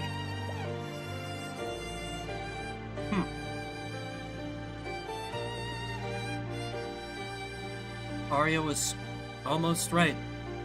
She just jumped to the wrong conclusion. My debts were never to the Eye Taker.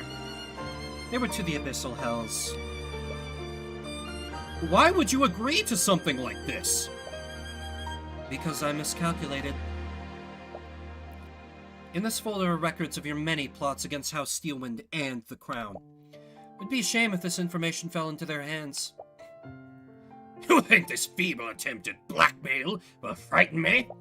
I've dealt with far more formidable adversaries than you. There's nothing I can't solve with House Frege's resources. What are you talking about? Lucio Steelwind isn't the type of person you can just buy. It's clear your time away has taught you nothing. Everyone can be bought. I believe there's no further need to prolong this trial.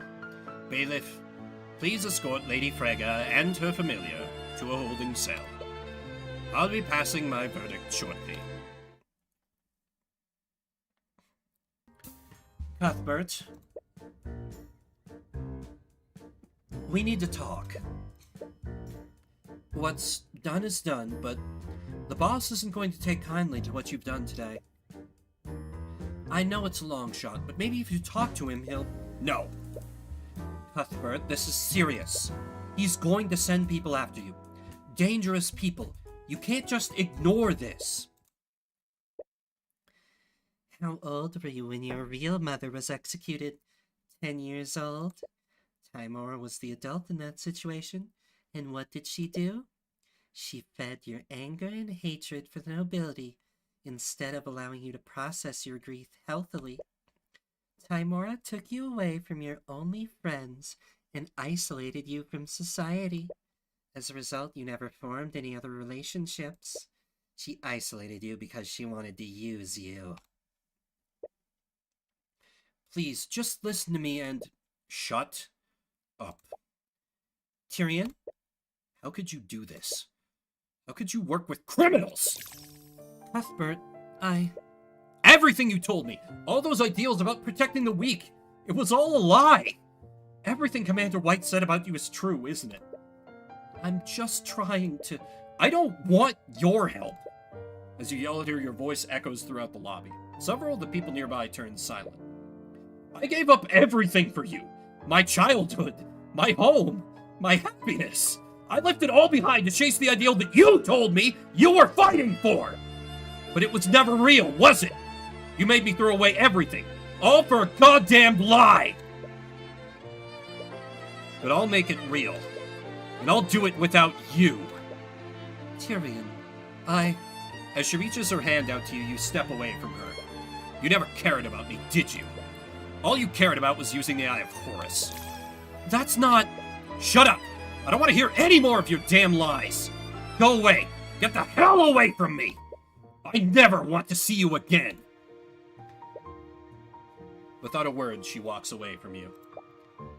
Tyrion, She reaches out her hand to hold yours again, but she hesitates this time. do you honestly think Celeste will ever love you? I'm sure you understand now. Timora can only afford to pay her exorbitant salary because of my father. You've already burned that bridge. So where do you think the Crimson Demon will go when you can't afford her services anymore? Do you think she has the luxury of playing around with you for free? Or did you actually think she enjoys spending time with you? Tyrion, you have to look at this rationally. Any support or affection that she's given you has only been to keep you as an employer. No. What? I can't believe it. We actually won! Tyrion, Celeste, there's no way for you to avoid checkmate next turn. Just surrender. There! What about that? Checkmate. Damn it! You've been acting weird since we arrived in Oranax. Does it have something to do with your mother? Please, just talk to me. I'm your friend, aren't I? Your hands are trembling. Why are you so scared right now? You feel Celeste holding your trembling hand from behind you. It's the same sensation you felt back then. Your anxiety fades and you take a deep breath. I'm not going to do that, Miss Timora. As she hesitates to hold your hand, you reach out and grasp it. She smiles as you take hold of it. She seems glad you didn't pull away this time. Without thinking, you pull her into a hug. Huh? Sorry, I just really need this right now. Should I stop? No, it's just... people are staring at us. Who cares what they think? They're nobles. They're gonna hate us no matter what we do. You're still unsure of what you're going to do next. But perhaps you don't need to. Even if Timora's ideal was a lie. Hey, Celeste. There's been something I've been wanting to tell you about. What is it? It's hard to explain, really. I don't even know where to begin. But it's about an ability I have. I call it the Eye of Horus. Even if that ideal was a lie, you have the power to make it real. And even if you can't trust Timora anymore, you have people in your life that you can trust. Episode end! Whew. Oh, that got good at the end. What a fine mess this is. That kid has completely and utterly ruined everything. Much as Timora hates it, we're gonna need to put him in the ground. I don't think that will be necessary. Sorry, love. I know you're fond of him, but I can't let an insult like this go unanswered. He's gonna have to pay the price. I think you've misunderstood me, Father. I meant that this facade is no longer necessary. What the hell? Is something wrong, Father? Who the hell are you? You look nothing like my daughter, so why? It happened centuries ago, I believe. Your great ancestor hated the monarchy and needed a weapon to fight the mages of the noble house. So he made a pact with me. What are you talking about? But things didn't turn out like he wanted, I'm afraid. Poor Lord Leyron's plot was discovered, and his noble house was stripped of its rank and status. His very name was stricken from the annals of history.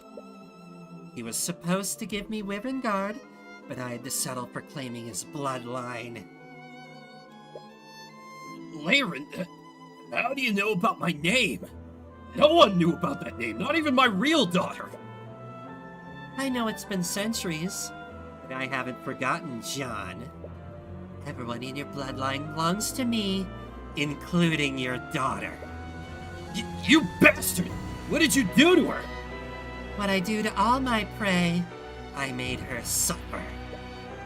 No! Did you know that she was crying out for you for months? I made her watch, you know. I made her watch as I took her place. All while the father that she'd so desperately called out for forgot who she was.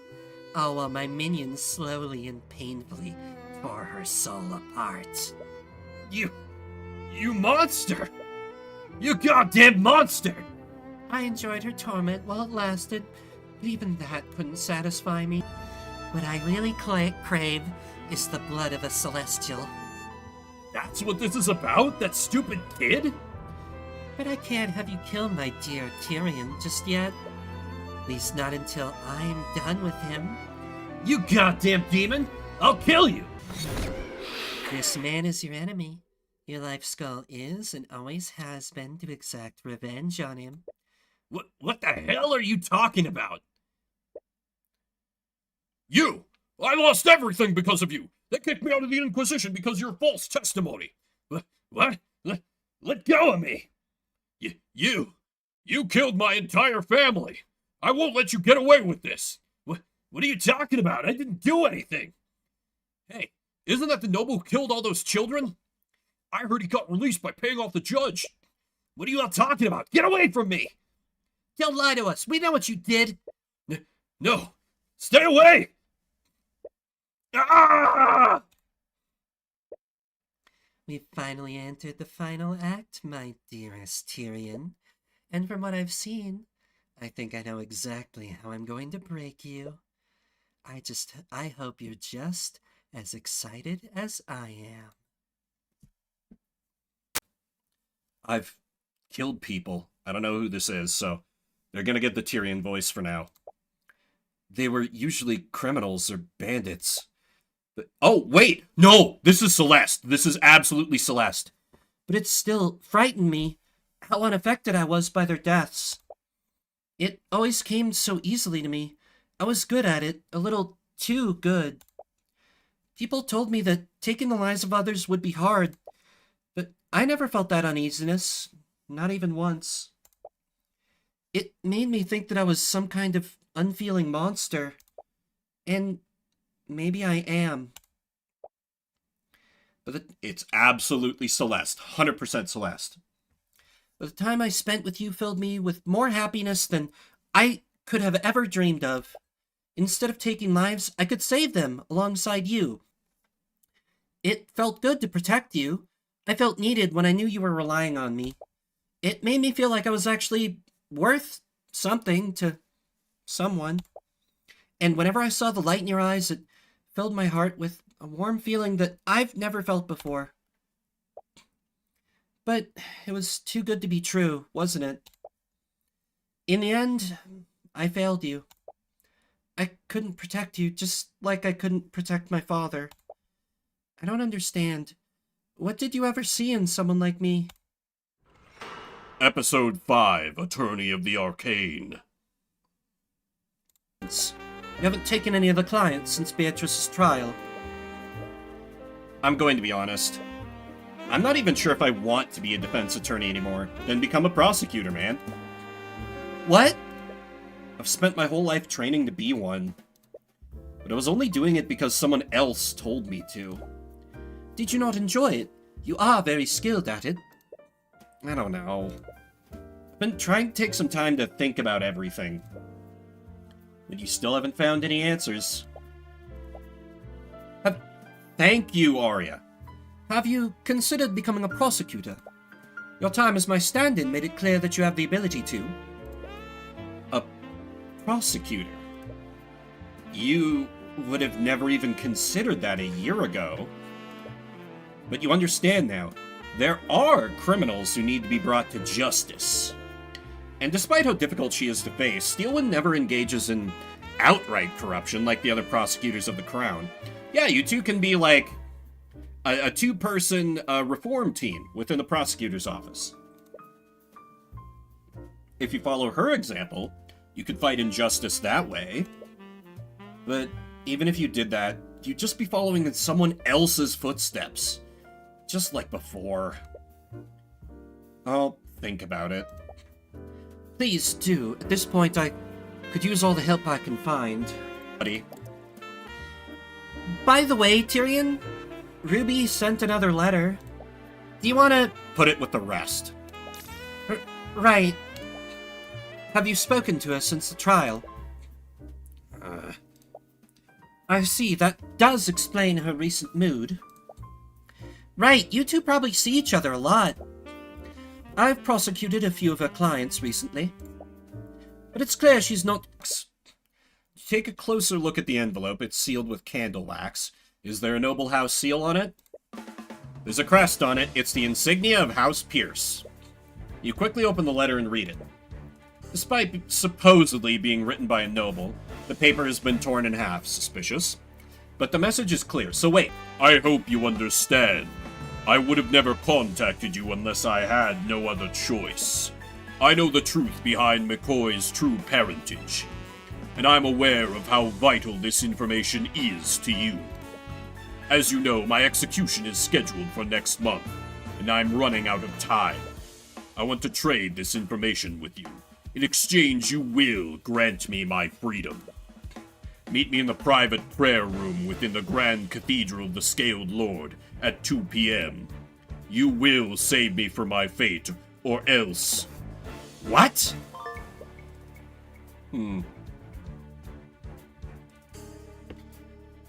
Okay. So, it was obviously intended for us because... Well, wait, McCoy's true parentage could be of interest to someone else.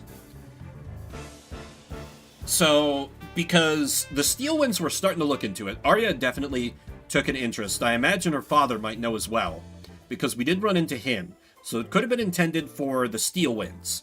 So this still could have been intercepted and rerouted to us. Still, I can't believe that he'd set up a meeting at the Grand Cathedral today of all days.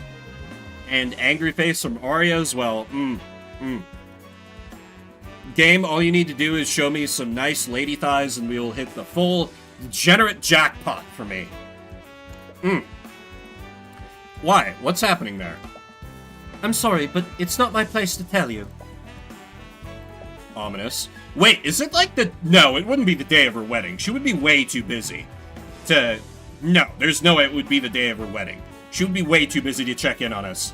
If it's like afternoon and he wants to meet... Well, it could be happening... No, that would be stupid. That would be stupid. There's no way that's the thing. If that's the thing, I'm going to be very angry. Arya, can I talk with Tyrion alone for a minute? Of course, I'm sure you have much to discuss. I actually have business at the cathedral today. Can't believe he'd used that as an opportunity. I'll be taking my leave. I'm sorry. I'm sure this is just bringing up bad memories for you. We should meet with him. What?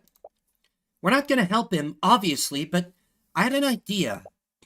He's probably really scared of his execution, right? He's desperate enough to ask you for help. I suppose that's true. So, think about how stressed he would be if you showed up and refused to help him. Ah. I could use the Eye of Horus on him. Oh, that's right. She knows about our power now.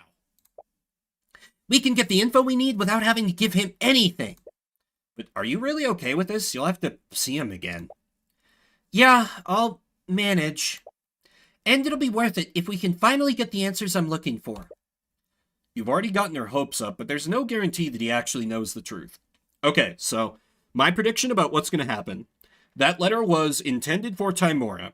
It was intercepted and rerouted to us by Creepy Goth Girl. Creepy Goth Girl is going to be there and is going to mind control Celeste into murdering Garrick Pierce right in front of us.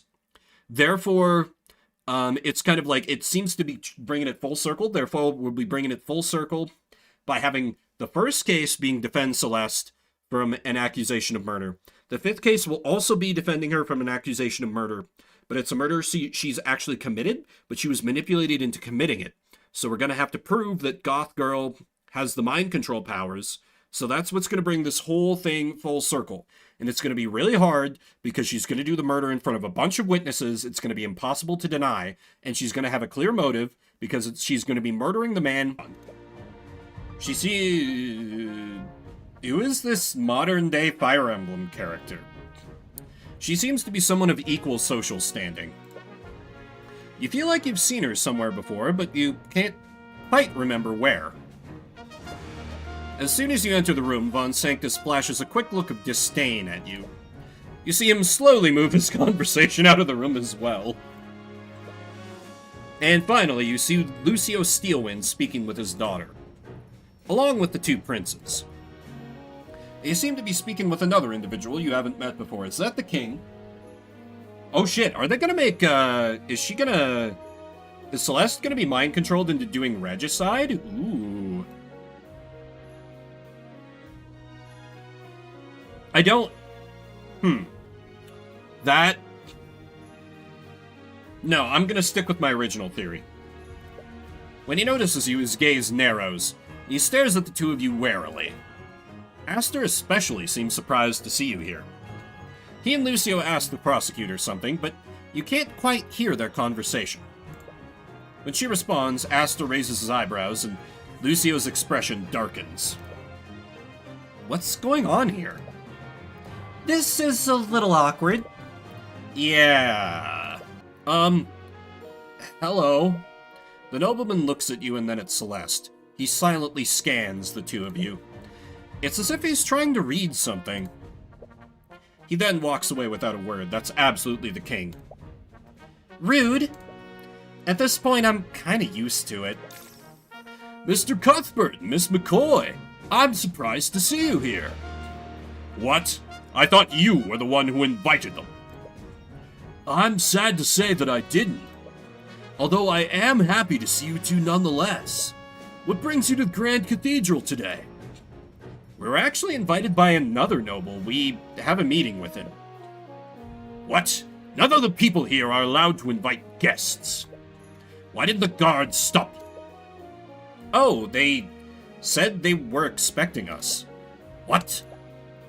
It was Lord Pierce who invited them. Fix that little... And to think I granted his request for temporary release. I'm sure he meant no disrespect by it. He probably had his reasons.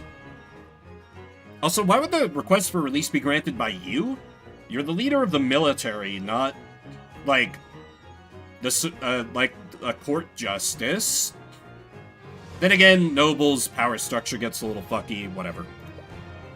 How can you say that? Oh my god, it's literally the day of his wedding. I hate this.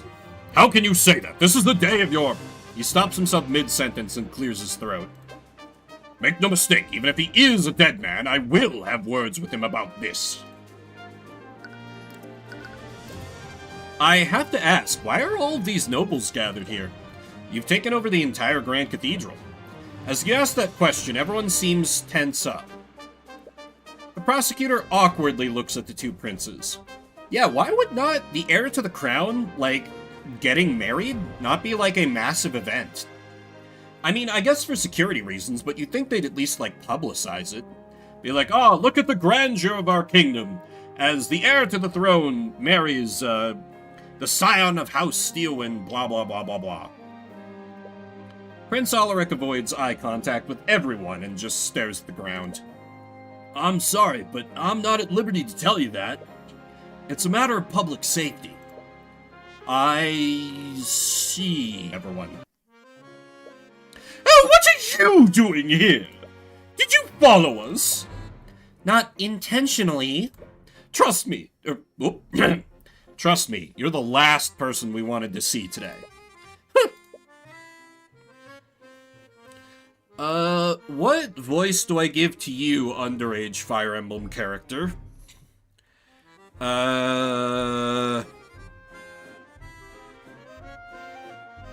You look like a very serene sort. So maybe like, Hush now, Bon Sanctus. If they are here by chance, it is because the cosmic balance wills it so. oh, are you the High Speaker? Or are you like some kind of priestess or priest? Are you someone of the cloth? Not this again. Sorry, I don't think we've met. I am Corlin Sybil, Lady of the House of Sybil. Wait, I'm sorry. I saw that age 38? This lady is not 38. That's a child. That's a child. Sure, whatever, game. Whatever. So this is the head of the Fourth Pillar family. She's not quite what you were expecting. Between her, Lucio, Lloyd, and William, she definitely seems the most agreeable. For better or worse, you've already gotten to know the other Pillar families decently well. It might benefit you to learn more about her. She's seriously... I'm sorry, I just need to double-check that profile. 30. And finally, there's House Sybil. We handle the kingdom's legislative and judicial branches. Wait, I'm sorry. So, House Steelwind oversees law enforcement, but House Sybil oversees judicial? Oh, I guess that's not that weird. Like, you know, the US has, like, the judicial branch, and then technically law enforcement is under the executive branch, because their whole thing is enforcement of the laws. Never mind, that's not weird. She's your boss. She would be if I became a prosecutor. That would also mean you're responsible for our kingdom's justice system. That is correct. Oh, wonderful, here we go. Lady Sybil, are you aware of the rampant corruption happening within your justice system?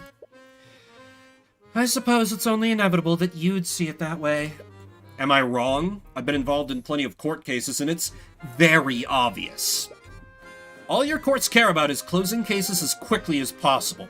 Tyrion's like, oh, I should get to know the final major noble family. Let's immediately piss her off.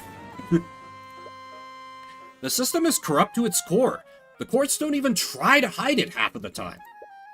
Yet you prevailed against this so-called corruption in each and every one of your cases. Only against every conceivable odd, and I can't be everywhere. Do you have any idea how many commoners are falsely convicted every day? If they are convicted under my system, it's only because the cosmic balance deems it so. What are you even talking about? The cosmic balance is the natural order of things. Under it, the guilty are punished while the innocent are protected. And yet, when a noble commits a crime, they only need to waive their influence to escape any consequences. All of their victims are forced to suffer in silence. Or worse, an innocent commoner is framed for the crime. Regardless of your personal feelings, our kingdom needs the nobility to govern the people. Corlin, you'll be first up against the wall when the revolution comes. I need to introduce you to a choppy boy. If they were held to the same standards as commoners, our society would surely collapse. Good. You take back what you said about her being the most agreeable of the four pillars. So you think nobles like Pierce and Von Sanctus should just be allowed to get away with murder? Are you still sore about that? I'm sure you realized it by now. I have more than paid for what happened with Jason Wynn. His name was Justin Way. And if you were truly paying for your crimes, you would be in prison, right? Why is there a party hat on the Pegasus? Huh. You find yourself in the Grand Cathedral's garden and stumble upon a strange statue. Wow, that's a little out of place. What even is it? I feel like we always end up randomly meeting like this, Eris. What brings you here? I requested to accompany Beatrice to this event. After all, I don't have many opportunities to enter a church like this. I can imagine. By the way, is your father still... Oh, if you're worried about him, we've already had a conversation about you. I don't think he'll be accosting you anytime soon. Oh. Thank you. That seems too good to be true. How'd you pull something like that off? He may look like a hardened criminal, but he's always had a soft spot for his family. He also owed me, and I have a way of making people see things my way. She's right about that. Tyrion! Are you just not gonna comment on how obviously suspicious this all is? God damn, my dude! Gee. But if your bloodline is blessed by the Celestials, does that mean that our kids will also be Heavensborn? Celeste, you can't be pregnant. Don't drop this on me now. I suppose so. I think my mother was also Wait! What did you just say? Your kids! I asked if your kids will be Heavensborn. Celeste is like, oh fuck, oh fuck, oh fuck, oh fuck. But she's happy. Oh, I must have misheard you meet with him. Yeah, let's do this. I can tell him after. Oh, she's fucked. She's fucked. She's fucked. She's absolutely going to be mind-controlled into committing murder here. 100%. It's locked in. She's doomed. Or what if she gets murdered? No. Eris would want us to suffer more. She's going to be mind-controlled into committing murder. Locked in. Locked in. Ah, you've finally arrived. I suppose this means you finally decided Wait, you two? We got your letter. Letter? What letter? You sent us a letter, Pierce. It said that you knew who Celeste's parents were. I did send that letter, but not to you two. I knew it. What? I don't like this. And so the final act begins. I've been waiting for this. What the hell are you doing? Have you gone mad? No! What are you doing? Stop! Oh shit, Arya got mind controlled into doing murder too. Oh no, we're gonna double murder. Double murder both women that are important to him. Lady Steelwind? What are you... Is this also the will of the cosmic balance? Oh no, Celeste isn't the murderer. Arya is? What the fuck? No, that... No, it's gonna be both. It's gonna be both. It's gonna be both. Come on, just tell us the truth, Pierce. You are the last person I would give this information to. He's getting more and more stressed. Just a little more and you'll... As you interrogate him, you suddenly hear a loud crash outside the room. What was that? I'm gonna take a look and see what's going on. What? Are you just going to leave us here? He's right. We don't know what's going on. We are just two weak men. We need a strong lady like yourself to protect us. we should... we should stay together. Don't worry. There were 2 guards outside, and they're from the King's Guard. You'll be fine. That's not what I'm worried about. But I'll trust your judgment. What? It's been almost 10 minutes since Celeste went to investigate the noise. Pierce seems extremely on edge. He's sitting at one of the tables and impatiently tapping its surface with his finger. So, you never intended to send that letter to me. Who did you send it to, then? Oh, as if I would ever tell you that. Luckily for you, he should have accumulated enough stress by now. What? Why are you looking at me like that? Even if I wasn't the intended recipient, you said that you knew who Celeste's biological parents are. Who are they? Are you seriously focused on that now? It's far too important. It's my only bargaining chip.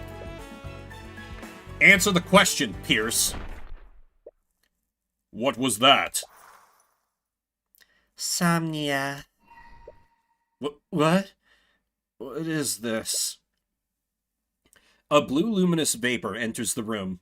As soon as it makes contact with you, you suddenly feel extremely fatigued. Damn it, it's a sleep spell. School Conjuration. Who has the arcane art of conjuration? Evocation, illusion. Could be Miriam. Could be any of the Frege sisters, really. Oh, not Beatrice, though. Could be Aster, could be the younger Frege sisters. I'm not ruling out Eris. It could be a mind-controlled Celeste, because she can just apparently learn any goddamn spell. 30 feet, any creature who inhales will fall into a magical slumber, woken from their slumber if they are violently shaken or experience any sort of pain. It's while concentrating, so it can last for a long time. I miscalculated. No. If they got here, that means... Celeste. You try your hardest to stay conscious, but the spell is too powerful. You feel your body slowly dropping to the ground. No. Beatrice? You only saw it could have been an illusion, somehow entered the prayer room at 2:30 p.m. Yeah, could have been illusion is an important hint. How long were you knocked out? As you... Oh, no. Oh, no. Oh, no. As you look around, you see several other people with you. Commander White is leading a group of knights. They all have their weapons drawn and pointed at someone. It's Prosecutor Steelwind? Commander, I understand your position, but there has to be another explanation. Look, Your Majesty, I get where you're coming from. But from what the witnesses have told us, it has to be a case of mage blight. You look around the room and see a pool of blood at the end of one of the tables. The asshole is dead, yes, probably. Celeste, where's Pierce? Tyrion, I don't know how to tell you this, kid, but Garrett Pierce is dead. What? We're honestly surprised that you're okay. But who? You look at the knights who all have their weapons pointed at the prosecutor. Wait a minute. You think Steelwind did this? It wasn't just Lord Pierce, Mr. Cuthbert. We also found the bodies of Lloyd Von Sanctus and Lady Sybil. Not to mention a bunch of the Kingsguard have gone comatose. Comatose? I don't want to believe it, but several people saw Steelwind acting off at the scenes of each of the murders. We also found her unconscious here. And Pierce's body was laying next to her. No, it wasn't her. I saw Beatrice before I passed out. She was the one that knocked us out. Beatrice?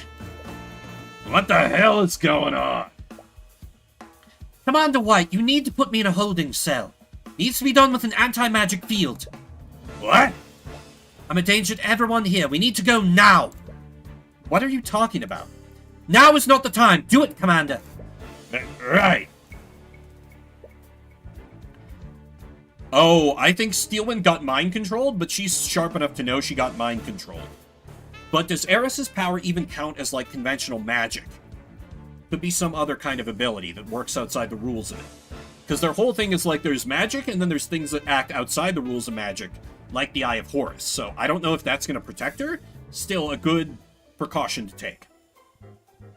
You watch as the Inquisition arrests Steelwind and escort her out of the room. Damn it, what happened? I know you have many questions, Mr. Cuthbert, but we should make sure that you're okay. Yeah, there's a necromancer in the nave. They have a point. You have no idea what happened while you were asleep. You followed their suggestion, but not before making a note of the current time. It's 3:12 p.m. Okay, so we were KO'd for 42 minutes. Autopsy reports. That's still pretty useful. Do you have copies of them? Sure, knock yourselves out. Blood loss, shard of float. Oh my god, it's gonna mimic the past cases. He was killed the same way he killed Celeste's dad. Yep, frozen liquid, shard of frozen liquid. Wait, at 2:18. Wait. Okay, so she died. Oh, no, she died like 2 minutes before we got knocked out. Never mind. Died at 2:18 p.m. Cause of death was suffocation. Body was found floating in a nearby lake? Transmutation, evocation, and necromancy magic were found on the body. So all they would have really needed to do is just, like, put a sleep spell on her, toss her into a lake, wait for her to drown. Brutal. Died at 2:05 p.m. Cause of death suffocation. Fire in the common room burnt the body too much. Small trace of evocation magic and a burn mark were found in the victim's left shoulder. Hit with fire-based evocation spell, traces of abjuration magic were found on and around the body. Wait, Pierce was killed with a frozen blade? Isn't that similar to how he killed Flintheart? Sorry, I didn't mean to... No, it's okay. Still strange, though. Why would the murderer kill Pierce using such a convoluted method? If Steelwind really was Oh no. Oh no. Oh no. Oh no. Oh no. Oh no, we're falling into the trap. I understand. I understand the plan completely now. So, okay. I put this all together. I'm cooking with this. Let me explain. So, Eris, because she wants to torture Tyrion, because Tyrion is a Heavensborn, Eris used her mind control bullshit on Arya to make her commit the murders. And then, while that was happening, Eris also used mind control on Celeste to have Celeste kill Garrick. So, while Arya is going to be very... And Arya was, like, told to be very obvious and, like, kind of going loud with it. So we think that Arya is being framed for all the murders. But because we have to find the real murderer to clear her name, in the course of proving her innocent, we're gonna damn Celeste. Okay, yeah, actually this is way more devious than just making Celeste go crazy and having us try to defend her in an impossible case. By defending another, we're going to damn the person closest to ourselves. Eris, you devious mastermind. I really hope that's what your plan is here. Oh man, I'm excited now. The murderer killed Von Sanctus, Sybil, and Pierce in that order. This means that the murderer went to the common room, then the west balcony, and finally the prayer room.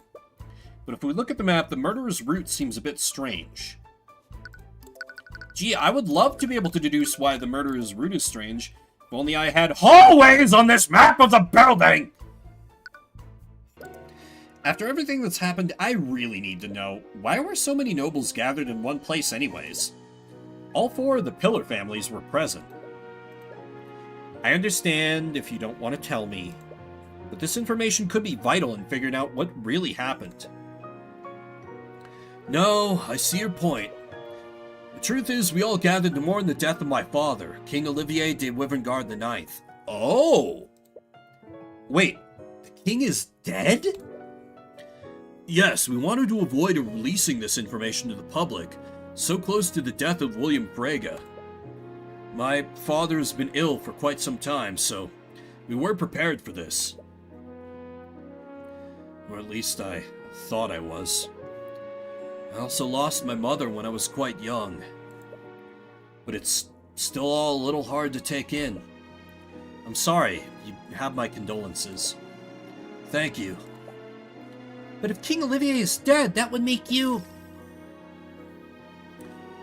Yes, you currently stand before King Master de Wyverngard, ruler of our kingdom. Considering everything that's happened, he seems less than thrilled about that. I suppose that explains why all these nobles were gathered. They came under the guise of paying their respects. But it's clear they all wanted to get closer to the new King of Wyverngard. I think the Fregas were the only ones who genuinely came to give their condolences. Oh. Speaking of the Fregas, I think you need to know. I saw Beatrice before I was knocked out. I think she may have been the one that killed Garrick Pierce. Why would she be there? I'm sorry, I know she's your friend. But we already know she's not above committing murder. I see. I suppose if you're saying it, it must be so. But what possible reason would she have to be involved in something like this? I'm not sure yet, but I plan to find that out. By the way, where were you during the murders? I remember you left with Steelwind when Celeste and I arrived at the cathedral. Ah, yes. Steelwind and I left to speak with High Speaker Arceus in his quarters. What was your meeting about? It was actually about our wedding. With my father's death, Lord Steelwind wanted to finally make our union official. Oh. I would congratulate you two, but considering the circumstances... I understand, and I appreciate your words nonetheless. Anyways, how long did this meeting last? I believe we spoke with him until 1:40 p.m. Damn, that's not enough time to clear Arya of anything. But Von Sanctus died at 2:05 p.m. That means that she began her rampage less than half an hour after that meeting. Was there anything off about her behavior? Now that you mention it, something about her demeanor changed. We were speaking at the wedding when she abruptly left. Oh, I like Occupation King. I asked her where she was going, but she ignored me. Yeah, her, like, activation phrase happened. That sounds similar to what happened when Celeste fought her. There's no way she was affected by Mage Blade. Okay. I honestly didn't think much of it at the time. I'm quite used to her giving me the cold shoulder. Right. It's possible the steel wind the witnesses saw wasn't actually real. Does that mean the steel wind that attended the meeting was also a fake? I don't know about that, Tyrion. Then again, Tyrion doesn't know about the mind control shit because he's being very stupid about this. Anyways, what happened after your meeting with the High Speaker? Did you see Steelwind after that? Actually, I found myself caught up in something else entirely. At 2 p.m., I went to pay my respects at my father's coffin. But apparently, someone had set a magical trap there. What? It was a glyph of contingency. Oh, okay, it's a... uh-huh. So what spell was set up, then? I have heard of that spell. It's like a trap that you can set, and you can infuse any spell into it. But it requires a second contingent spell to place that trap. Which spell was it? It was a force cage, targeting me. Oh, so that he would, like, be safe? That's...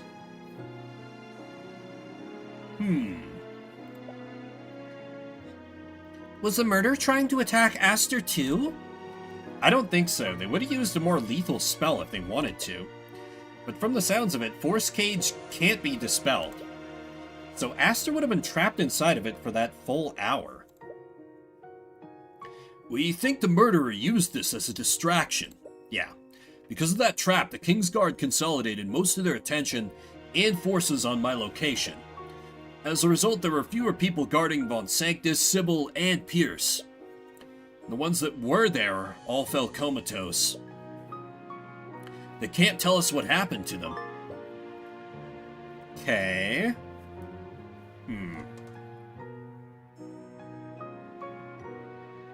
I don't know, the Force Cage doesn't seem to quite fit. Something about this seems incongruous. So someone must be behind what happened. But who? Yeah, who could be behind what happened? Who could possibly be behind everything that's happened? Who could be pulling the strings here? We just don't know. Here immediately. So I had thought this dude was the king. But clearly not. He might be like the king's brother or something. There does seem to be like a family resemblance. Alaric, the situation is of far too much import to make such rash decisions. We need to approach this calmly and carefully. As you return to the nave, you spot the young prince in an argument with that nobleman you saw earlier. Now that you think of it, you still have no idea who he is. Oh, it's you two! Your Highness. And I don't think we've been introduced. What? I see you're still as insolvent as ever. You stand before Sir Remus Virgile, Archduke and Royal Visor to the Wyvern throne. I believe he means advisor. Occupation, Royal Advisor. Status, normally highly sus, but I think he's probably fine in this case. Archduke. You didn't even know the Kingdom of Wyvern had a title like that. Why haven't you ever heard of him before? Why are you two still here anyways? I thought the cathedral was closed for the investigation. We're investigating what happened on behalf of Prosecutor Steelwind. I see. Anyways, I have much to attend to. I'll be taking my leave. You sense a tinge of anxiety. Is he avoiding you? Duh. Actually, since we have you here, we have some questions for you. The both of you. Heh, you should know your place, knave. Wait. Are there any arcane constructs on the cathedral grounds? No, not for lack of trying on Lord Sanctus's part. The High Speaker and I have specifically forbidden the staff here from using them. It would be really convenient if all of this was done using a construct. Although you are a little tired of seeing them in your cases. Anyways, Mr. Cuthbert, and your grace. Steelwind gives a wary look to the Archduke. How are you doing? As best as I can, all things... No, arcane spells can only affect the physical world. But throughout history, mages have attempted to develop spells that can affect the mind. There's no recorded history of any of them succeeding. But you're assuming that arcane spells are the only type of magic that exists. What? I think you've observed it already. There are magical creatures in this world that don't use arcane magic. There's more to this than you realize, Mr. Cuthbert. For the past few months, the Inquisition and I have been investigating a string of seemingly unrelated murders. During each of these cases, we were able to apprehend the perpetrator without issue. But there was always something off about them during questioning. The murders were always abnormally gruesome and passionate, and each of the perpetrators said the same thing. They all said that they had no choice. No choice. Cases like this have been occurring throughout Wivengard, and very little connects the perpetrators to each other, all except one thing. Each of them acted as if someone had controlled them against their will. They were probably just desperate. Most murderers try to make excuses after they're caught.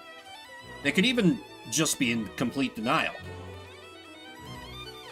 Orim said the same thing, but these cases were far too similar for me to ignore. I wondered if they were telling the truth. Perhaps each of these murders was committed by an unknown party. I didn't have any concrete evidence, but I knew it was getting closer to something. So this is why Arya has to go now, and she's getting too close to the truth of Eris.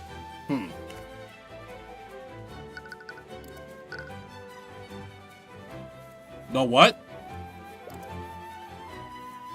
The Purple Conspiracy.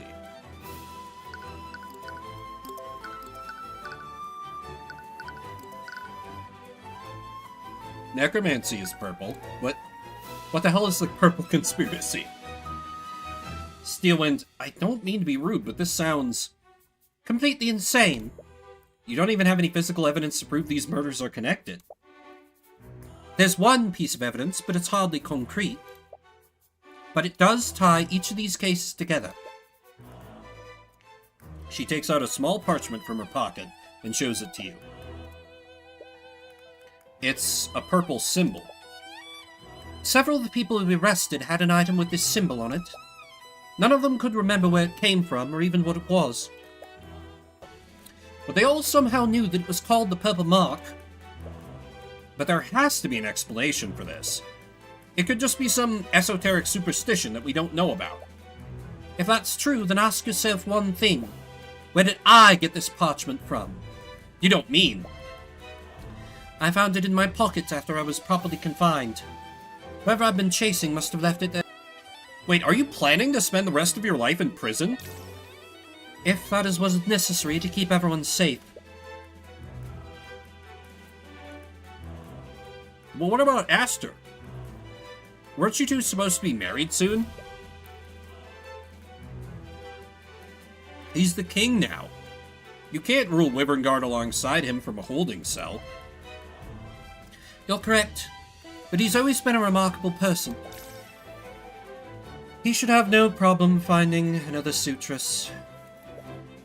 You feel an overwhelming sadness emanating from her as she says that.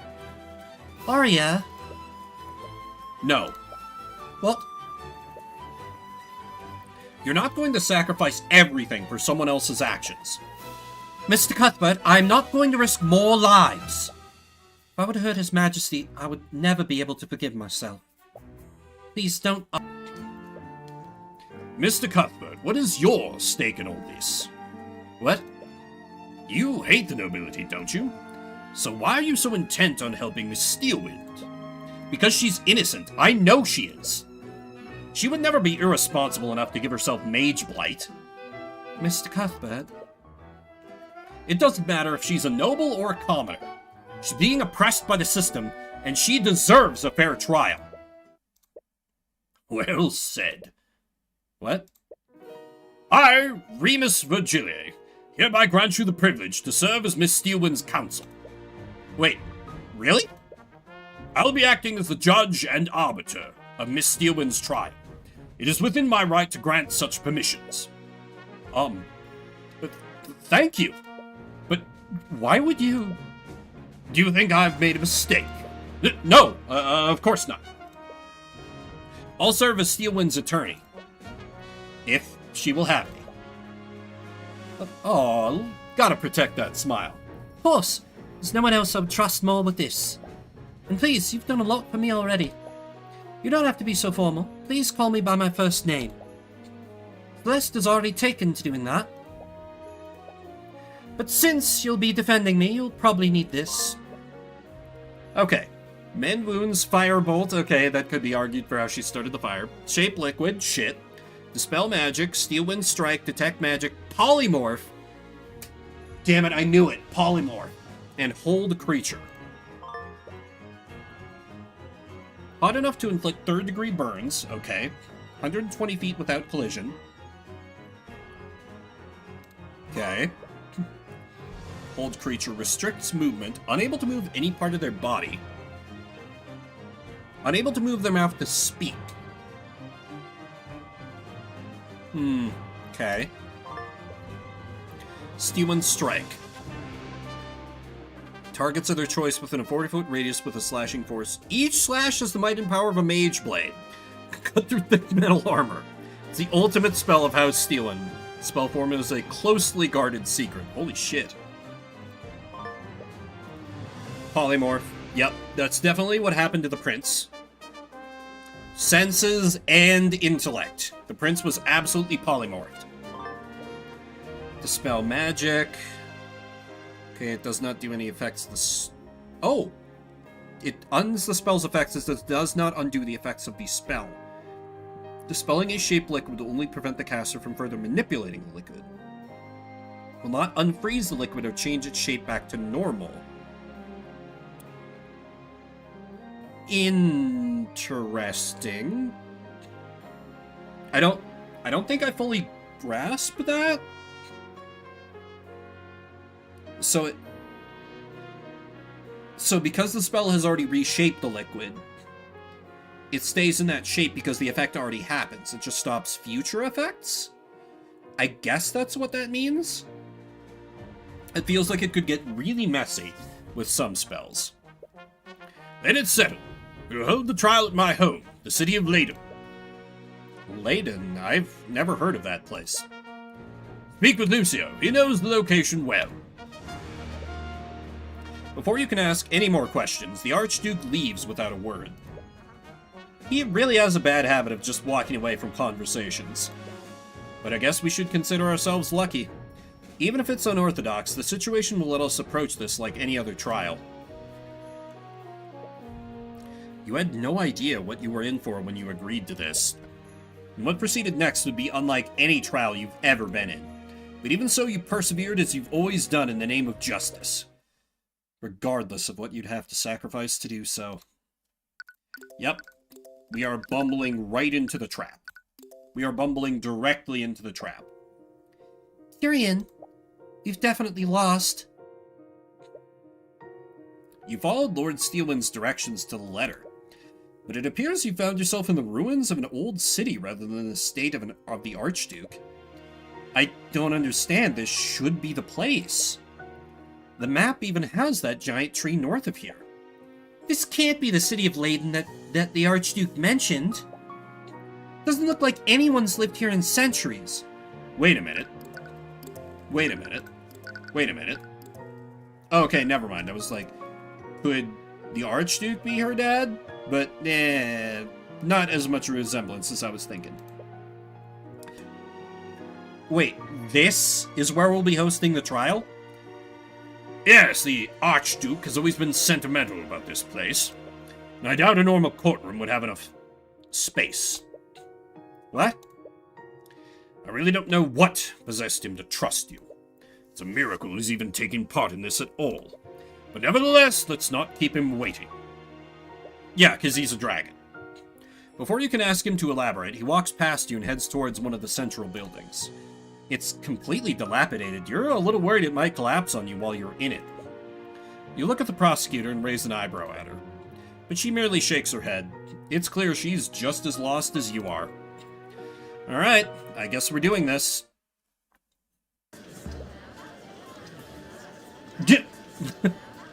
Oh! The title screen! I wondered when the okay. The title screen. This is where it comes back in. The ruins are filled with everyone who was at the Grand Cathedral that day, and they all seem to be just as out of the loop as you are.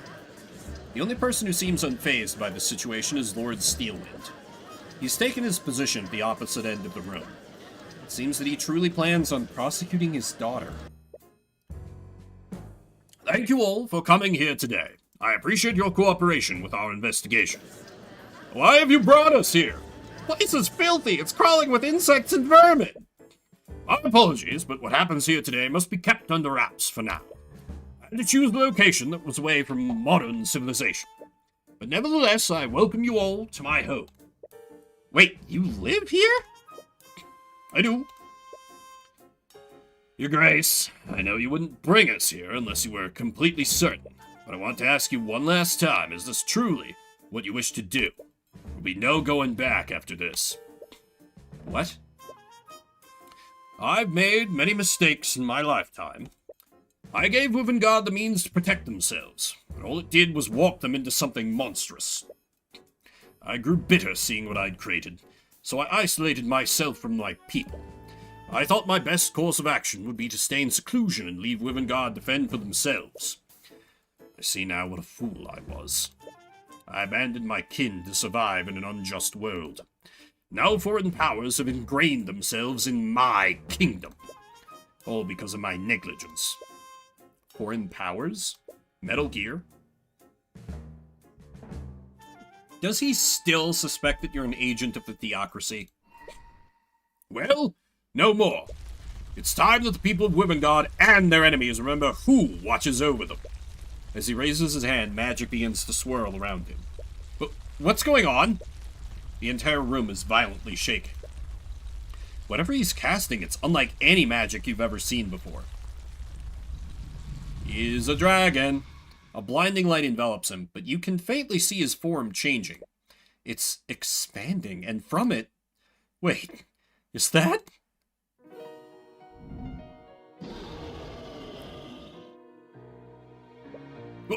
What? It's a dragon!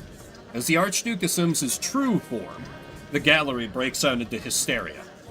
Some of them kneel in reverence to the ancient dragon, and some of them cower in absolute terror. You even see some of them attempt to flee before they're stopped by the Knights of the King's Guard. Enough! This may not be a court, but I will have order. You're an ancient dragon. No, you're the last ancient dragon. That is correct, Heavensborn. I am the Lord of all lords. You all stand before the Rathalion, the Scaled Lord.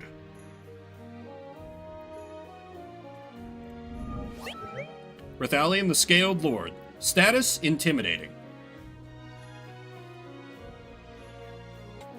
I think I need to give the dragon a new dragon voice, because otherwise he and Lucio have very similar voices, and I'm gonna fuck it up. What is this farce? This trial's been over before it began. Lady Steelwind clearly overestimated herself. Even a child knows to be wearing Mageblight. No, don't you see? This is Bahamut's judgment. The divine powers that be clearly think she is unfit to rule at the king's side. Might I remind the court of my own testimony? I witnessed Beatrice Frega enter the prayer room before I lost consciousness. Isn't it suspicious that this occurred around 15 minutes before Pierce's death? Ooh. Okay, maybe I just need to alter his voice, actually. He's a lot more growly than I had given him a voice for. If I recall correctly, you only caught a glimpse of her. You don't know if it was someone else disguised in an illusion. You didn't even... Oh, her demon is here too. Beatrice. I'm glad you're safe, Mr. Cuthbert. Not for lack of trying on your part. But that was... I have no memories of what I did. Eris! If I hurt you, I am truly sorry. She actually looks pretty sincere, but it's not as if this is the first time she's lied to you. To be honest, I'm still a little doubtful about your memory loss. But I'm not the only one who experienced it. Arya also has no memories of what happened. And how would you know that? Word travels around quickly in the dungeons. What? Regardless, if you truly have no memories of what happened, could you testify about what you do remember? Perhaps there's a clue there we haven't discovered yet. Very well. No way to... I'm a fucking idiot. Objection! Why would she say something like that? You found the contradiction, but it was almost like she gave it to you. Beatrice, you said there's no indication of who orchestrated this, but there is one piece of evidence that does just that, albeit loosely. And what would that be? This symbol. You pull out the parchment with the purple mark on it and show it to her. Marunath, what are you doing? What's wrong? He's using his powers to suppress our connection. Magic? I can't actually see what you're trying to show me. Marunath, can you stop being petty and just let her see it? I don't take orders from you, Heavensborn. I wonder, Mr. Cuthbert, what is on that parchment? You see, Beatrice, Arya has been investigating a string of murders throughout Wyverngard. These murders appear to be unrelated, despite how gruesome they are, but they all share one thing in common. This symbol was found at each and every crime scene. Objection! Don't tell me my daughter has roped you into her little conspiracy theory. Your mind control defense would be laughable if it were downright insulting. Lord Steelwind, during the gap in Arya's memory, someone placed this mark in her pocket. It was clearly some sort of taunt from whoever orchestrated this. Nonsense, she clearly drew that symbol herself during her psychotic episode. I've had to listen to her go on and on about her insane theory. She was obsessed with it. Mr. Cuthbert, aren't you curious about what just happened? What are you talking about? Think about it. My apologies, I don't know why I said that. Is everything okay, Beatrice? Yes, I'm perfectly fine. Anyways, it looks like you'll have to figure the rest out on your own. Figure out the rest on my own? What do you mean by that? There's nothing to figure out. Your Grace, these two are making a mockery of us by spouting these insane theories. The defense clearly has no case. End this at once. Considering what I know, I'd like to indulge this theory. What? The judge is finally giving you a chance for once. That's a first. You shouldn't waste this opportunity. You've actually been noticing it for quite a while. Beatrice has been acting strangely since the trial began. It's suspicious, but not in the way that seems to implicate her. It's almost like she's intentionally trying to make you realize something. Why don't you pull on this thread a little? I finally figured out why the witness and the defendant can't remember anything. And it would also explain why they didn't have control of their actions. Objection! Again with this. You're so convinced of my daughter's conspiracy. Why don't you prove it? I knew it. Even you don't believe in the nonsense you're spouting. Lord Steelwind, I want to be wrong about this. If I'm right, the implications don't bode well for anyone involved. So instead of telling you, I think it would be better to show you. Empress of Discord, wherever you may hide. Damn it. I knew you could do it. By the Eye of Horus, I issue upon you a divine edict. Release thy guards and manifest your blood contract with Arya Steelwind. Fuck! Seems strange, it's only one page. Even stranger, there's a large empty space at the top half of the page. There are only a few sentences at the bottom. For the intentions of this contract, the person who hands the contract to Arya Steelwind will be referred to as the patron. By signing this contract, Arya Steelwind surrenders her mind, body, and soul to the patron. This contract will bind Arya Steelwind to the patron so long as they both live. What the fuck? Wait a minute. Wait a minute. Wait a minute. Wait a minute. You will save me from my fate, or else...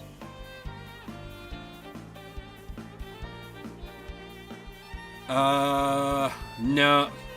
It has to be tied to the letter I got, right?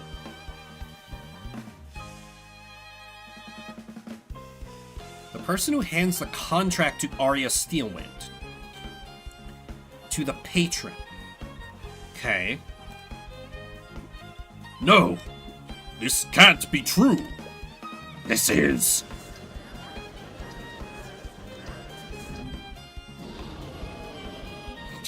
That's one way to bring order to the court. Enough! Stop prattling amongst yourself! Objection! No! This is a sham! This wretch has clearly created a convincing fabrication. It's genuine, Lucio. It's impossible to falsify something like this. You can't deny the truth anymore, Lord Steelwind. There is a way to control someone else's actions. Arya Steelwind wasn't affected by Mage Blight. She was controlled against her will. With this evidence, there's no doubt that Arya did sign a blood contract. But it still doesn't make sense. I agree. Even if Arya was the type to sign a contract with a demon, there isn't a single part of this contract that benefits her. She must have been tricked. I think when she was given this contract, it probably looked like something entirely different. So there was illusion magic on it, huh? Illusion magic, you say? Well, I'll be goddamned, illusion magic, huh? Isn't that a strange coinky-dink? Something else was written in this empty space to make it look like a normal legal document, which means that my client was not in control of her actions that day. Objection! Enough of this! All of you! Do you see now, Lord Steelwind? Arya was not responsible for what happened. That remains to be proven. What are you talking about? She has a blood contract that relinquishes control of her free will. Not having control and not being responsible are two very different things, Cuthbert.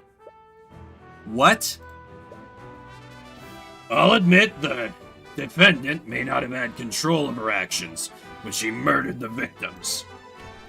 However, she did have full control of herself when she signed this contract. Are you serious? No one in their right mind would willingly sign a contract like this. And what of Beatrice Frege? Was she in her right mind when she made a contract with the demon Maranath? If we can't hold the defendant responsible, surely we should also acquit Lady Frege for the murder of her father. That's hardly the same thing. I, for one, fail to see the difference. A fool made a deal with a demon. As a result, several esteemed members of the nobility were killed. She's your daughter, Lucio! And how does that change anything? Damn it, he seriously doesn't care if he convicts Arya. The patron. Lucio, there's clearly someone else to blame for Arya's actions that day. Oh? And who would that be? I'd like to reread my client's blood contract to the court. I just kind of want to linger on this sentence for a minute. This perfectly shows everything that is insane about this game, and I kind of adore it. By signing this contract, Arya Steelwind surrenders her mind, body, and soul to the patron. That can only mean one thing. Whoever this patron is, they took control of my client and used her to murder the victims. That's right! They could still be out there! None of us are safe until this patron is apprehended! Surely, we can't end this trial while every member of the Wyvern Guard nobility is in danger. Well played. I'm compelled to agree with Mr. Cuthbert. Trickery or not, it's clear someone wished ill intent on the nobles. Until we know who this patron is, you can't pass judgment on my client. Not until we know the circumstances that she signed the blood contract under.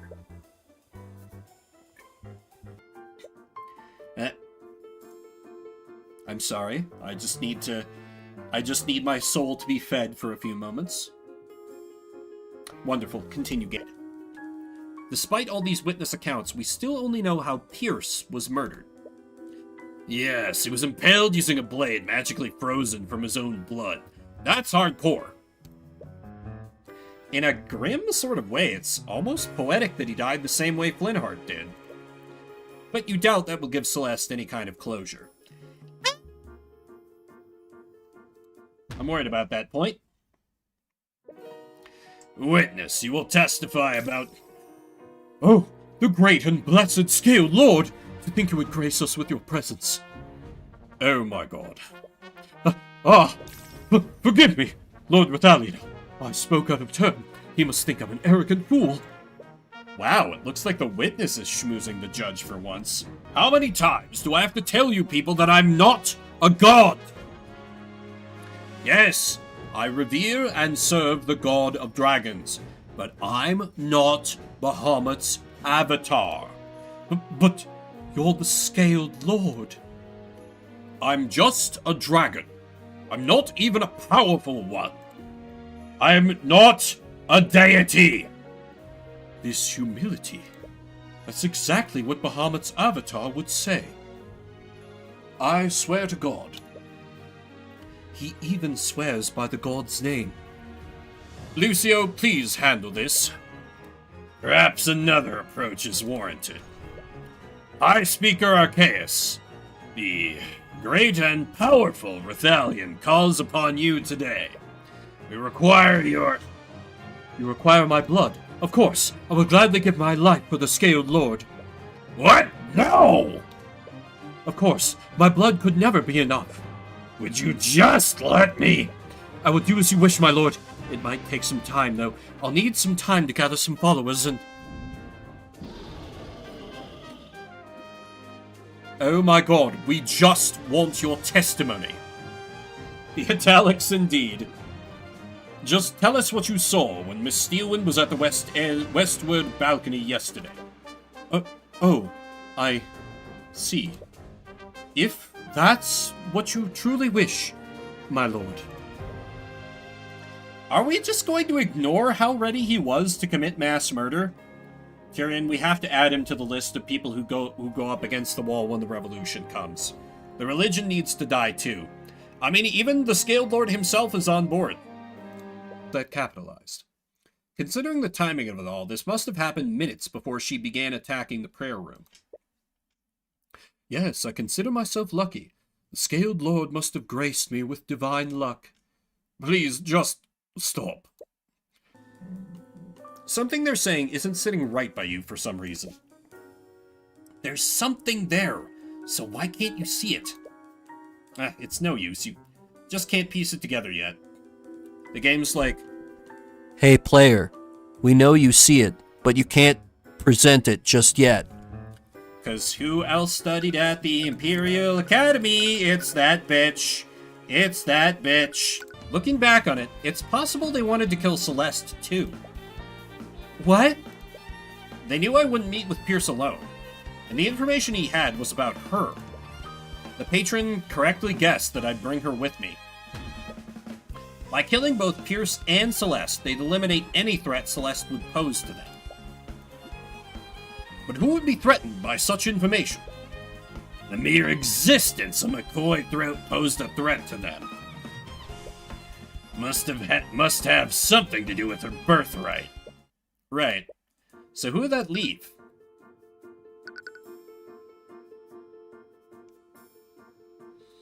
Is it a secession crisis? We don't know shit about fuck as far as her real parents go. Is it really the royal family? King de Wyverngard just recently died. What if Celeste was a member of the royal family? You think I'm a princess? I don't want to suspect Aster, but we need to consider every possibility. When it comes to conflicts of inheritance, a royal line of succession is the first thing that comes to mind. Not only that, the king would have the authority to pardon Pierce for his crimes. But that wouldn't entirely make sense. What do you mean? If McCoy was abandoned in a tavern in Cornhaven, we must assume she's a bastard child. Okay, I don't know why you have to bring that up. My point is that the king wouldn't abandon a child of pure royal blood. The kingdom requires heirs to continue the royal bloodline. He would have leveraged her in a diplomatic marriage. That's disgusting. That's diplomacy, Cuthbert. Anyways, even if McCoy was of royal blood, Aster is the king's eldest child. And he's of pure royal blood. McCoy would have no claim to the throne under these circumstances.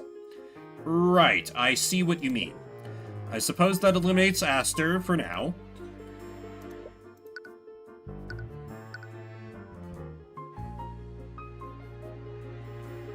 Is it House Steelwind? As much as I have my doubts, House Steelwind is the only Pillar family whose house leader survived the past month. You think I'm McCoy's biological father? You're barely even father to your actual daughter. I'm only stating that possibility for the sake of argument. As I've said, it wouldn't make sense for you to frame your own daughter when House Steelwind would be blamed. But we need to consider every possibility.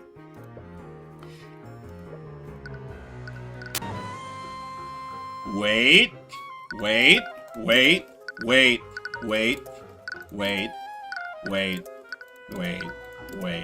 Okay, new crack theory.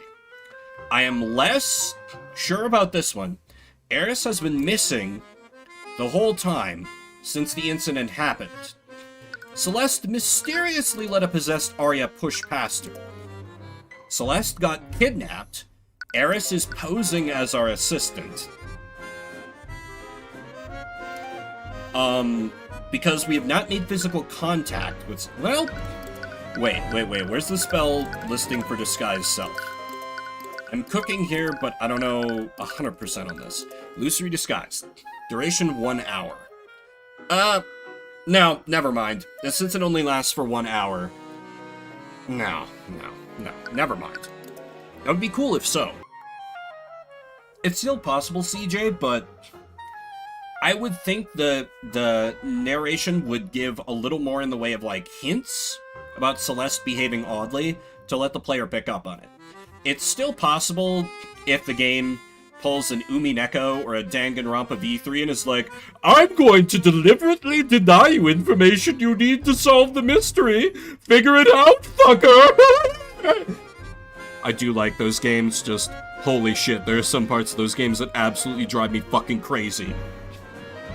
Can't you just use this divine edict of yours to figure out who the patron is? No, to manifest a blood contract, I need the title of the demon and the name of the human they made that contract with. I understand that, but why not just apply brute force? What? Due to the king's funeral, the king's guard has a detailed list of everyone who was present during the massacre. Whoever this patron is, they were working together with the Empress of Discord. That must mean they made a blood contract with her, yes? That's right! I could just keep issuing divine edicts until a blood contract appears. That's really smart, actually. Well, wait, is that safe? Why do you seem nervous, Celeste? Or should I say, Celeste, in air quotes? There's only one way to find out. You take out your notes and begin looking at your list of suspects. You might be at this for a while, so you might as well go in order. You clear your throat in preparation. Empress of Discord, wherever you may hide, release thy guards and manifest your blood contract with Aster de Wivengard. Ow! Tyrion, what's wrong? Shit, 70% of the nobility is consorting with demons, that's awkward.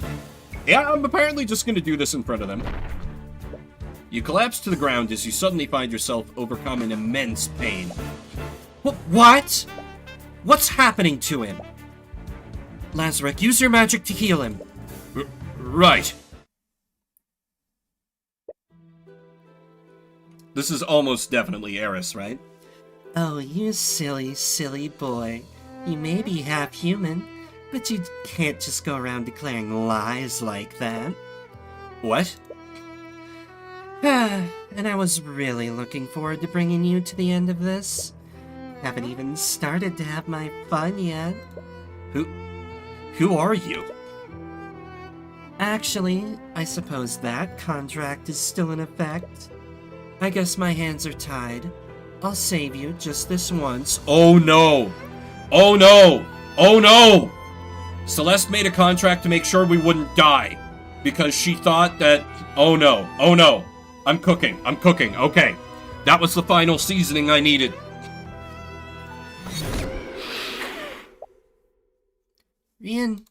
Tyrion, please wake up! Celeste? You're okay. You most certainly don't feel okay. Or, oh, Ruby making a contract would be really interesting. But no, I'm thinking Celeste. It just ties everything together a little more neatly, for meta-narrative purposes. You can feel every part of your body aching. It's painful for you to even sit up like this. Are you okay, friend? Yeah. What happened? You died. What? I've never brought anyone back from something like that. That was my strongest spell, too. You have no idea how lucky you are. If I wasn't here, who knows what might have happened.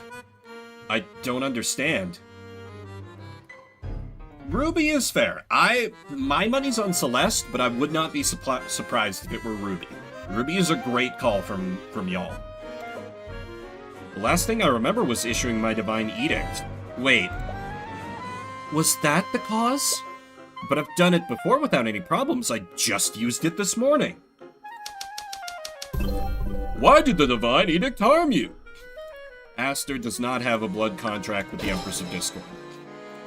It might be because Aster doesn't have a blood contract with the Empress. If demons are unable to lie, the same might hold true for angels as well. The Divine Edict is clearly some sort of divine magic. So asking for a blood contract that doesn't exist might be considered a lie. Sorry. It's my fault for suggesting it. No, I was being reckless. Please be more careful. I don't think my heart can take this. Well, at least we know Aster wasn't behind this. You know, we've ruled out our least likely suspect. Good job. He was the most obvious one. Either way, you should still make note of this. Obviously. Regardless, we have no way of telling who may have been guarding the coffin when the trap was set. This means we have no way of telling when that glyph of contingency was set. Yeah, if only we knew someone with illusion magic, right? I was actually meaning to ask about that. Couldn't we wait for the 48 hours to elapse? If we make note of the exact time the traces of evocation disappear, we can work backwards to discern the exact time the trap was set. Well, normally we could. When the spell activated, I unfortunately panicked and cast a firebolt to try to destroy it. Of course, it didn't even put a dent in the force cage. Because of that, he left traces of evocation at the exact location of the glyph of contingency. We can't discern which traces were left by the patron's glyph of contingency or His Majesty's firebolt. I'm terribly sorry about that. That would be real sus if we didn't basically have 100% confirmation that he wasn't consorting with demons. Have either of you spoken to Arya since the trial? We have. I think she's doing the best she can, all things considered. No thanks to you. You're prosecuting your fucking daughter! What do you mean, no thanks to you? What? She's only in this situation because of you. Lucio, that's not... me? You're the one who's heartlessly prosecuting her. Thank you! Get his ass! She's far too weak for this. If that's what you truly think of her, you're grossly misunderstanding the kind of person that she is. She defied the role you tried to force onto her. She instead dedicated herself to fixing our broken kingdom. Ever since this started, all you've done is insult her. True, true. He could have a contract with a lesser demon. But you know nothing about her, and she's far stronger than you realize. Despite her lineage, she's always carved her own path and pursued her own justice. Her own path? She only became a prosecutor because of His Majesty. What are you talking about? She became a prosecutor to fix our corrupt justice system from the inside. And who do you think put those ideas into her mind? She wanted to fix our justice system. She could have easily done so by slowly weakening House Sybil's influence. But she knew about your strange idolization of Ruby Tymora. And she knew how closely you followed each and every one of her cases. I know why she became a prosecutor. She thought if she became like your idol and defeated her, that you might finally notice her. Oh my god, she straight up became a prosecutor to have Senpai notice her. That's really sad, actually. You're wrong, Lucio. Arya Steelwind would never care about me that much. Are you seriously that dense?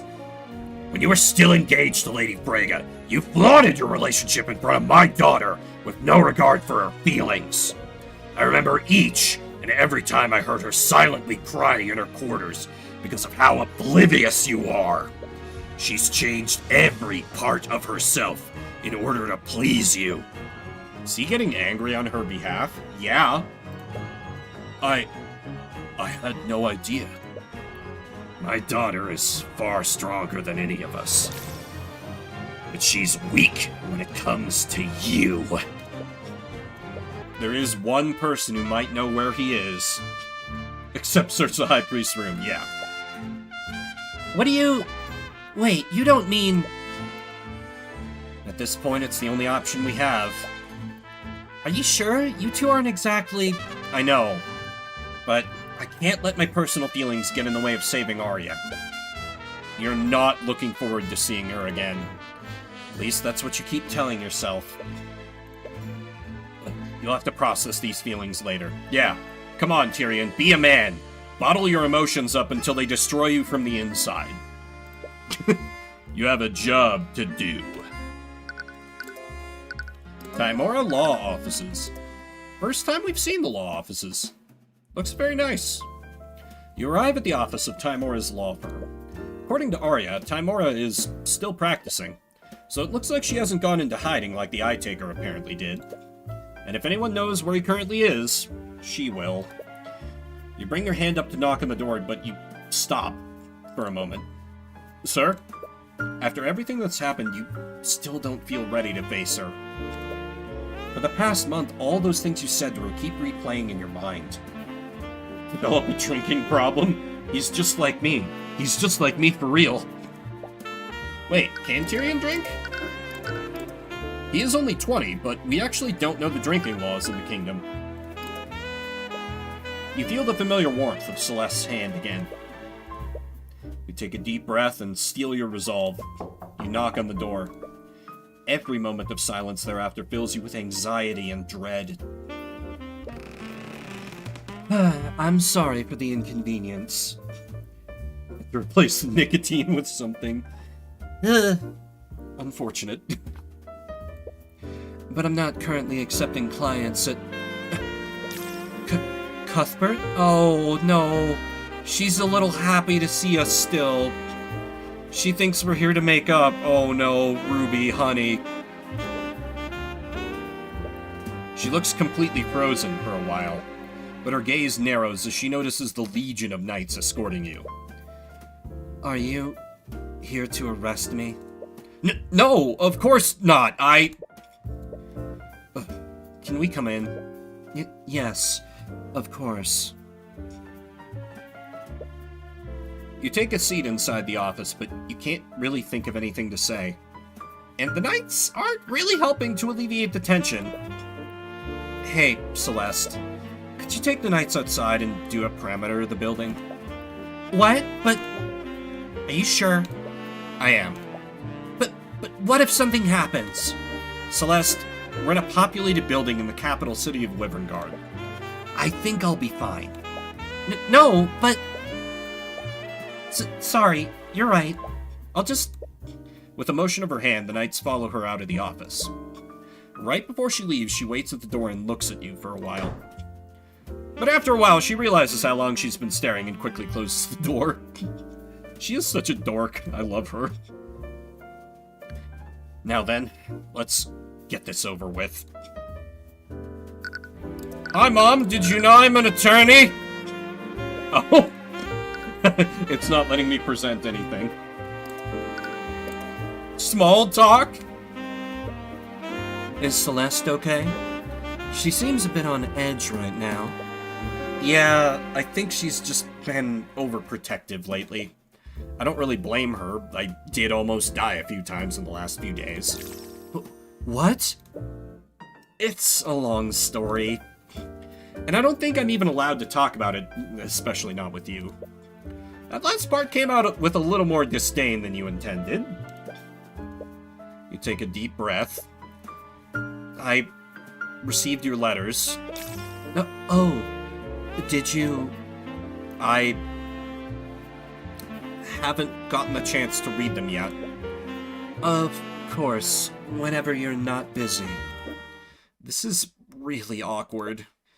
But you were gonna have to have this conversation sooner or later. Perhaps it would be best to just be direct.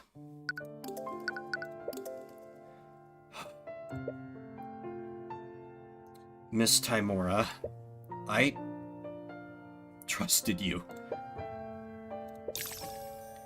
I know. I trusted you.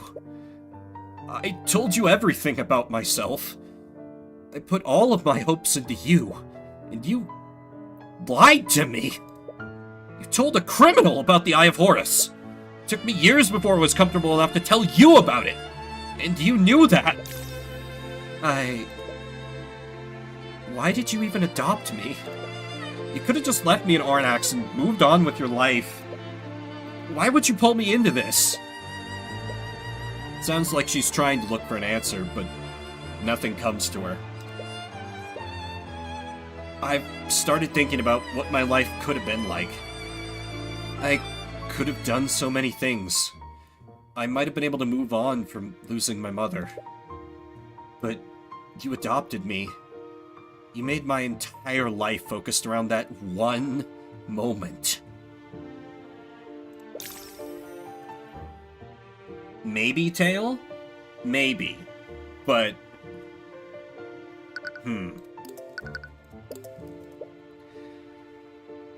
I had a son once. Before you, I mean. What? I wasn't always a city person. I used to live in an old farm town, just like McCoy's. My son and I used to run an old tea shop, just the two of us. Wait, you ran a tea shop? I know, it's ridiculous now that I think about it. But I was really happy back then. What happened? One night, a local nobleman had too much to drink at the local tavern. He barged into our shop and started destroying it with his magic. My son tried to stop him, but the Inquisition swept that entire case under the rug, obviously. They said that the nobleman felt threatened and acted in self-defense. She never told you about this before. What was his name? It was Ryan. Oh. Oh my god, Tyrion, Ryan. Him also being an abandoned little kid. It was purely emotion. She was not being cold and calculating when she took you in, Tyrion. Some guy named Ryan. Yeah. We need to summon her dead son into the chat by having Ryan appear, but no. Ryan only appears when I play games that he likes.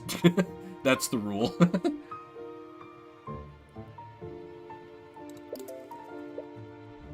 What did you do after Ryan died? I thought long and hard about what I wanted to do. I was hurt and blinded by rage, so I decided I would take justice into my own hands. Wait, you didn't... No.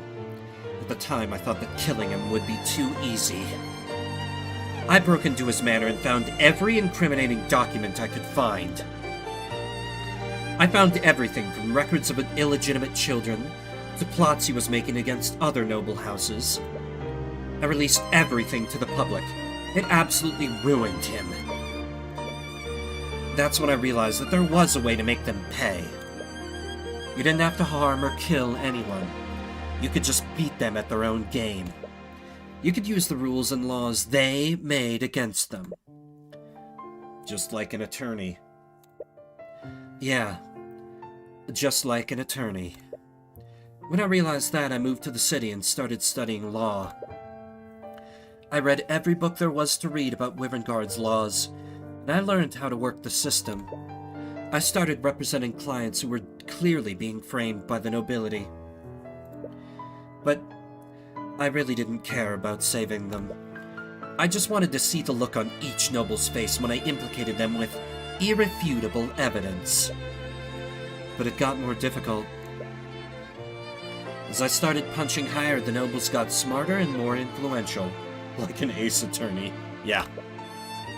I continued to acquit my clients, but the trials got closer and closer each time. But I was arrogant, and I felt invincible. I thought that no matter what happened, justice would prevail. Isn't this reminding you a little of someone, Tyrion? Whether man, king, or god? And then your mother's case happened. I've never met someone that remarkable before. She had this way of making you feel happy, no matter what kind of mood you were in. Yeah. I remember. But I failed her. And I failed you. The Edge...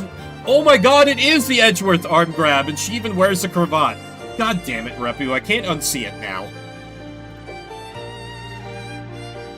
Miss Tymora, I never once blamed you for what happened. I know, but that doesn't change the fact that I couldn't acquit her. She was executed because I didn't do enough. Is that when you started working with the Eye Taker? You started to realize you had to work outside the law to reform the law? When you asked me to train you to be an attorney, I was blinded by my desperation. I felt so alone and helpless. I wanted someone, anyone, to carry this burden with me. So how pathetic must I have been that I'd look for that in a grieving 10-year-old child? When I looked at you, all I wanted to see was myself.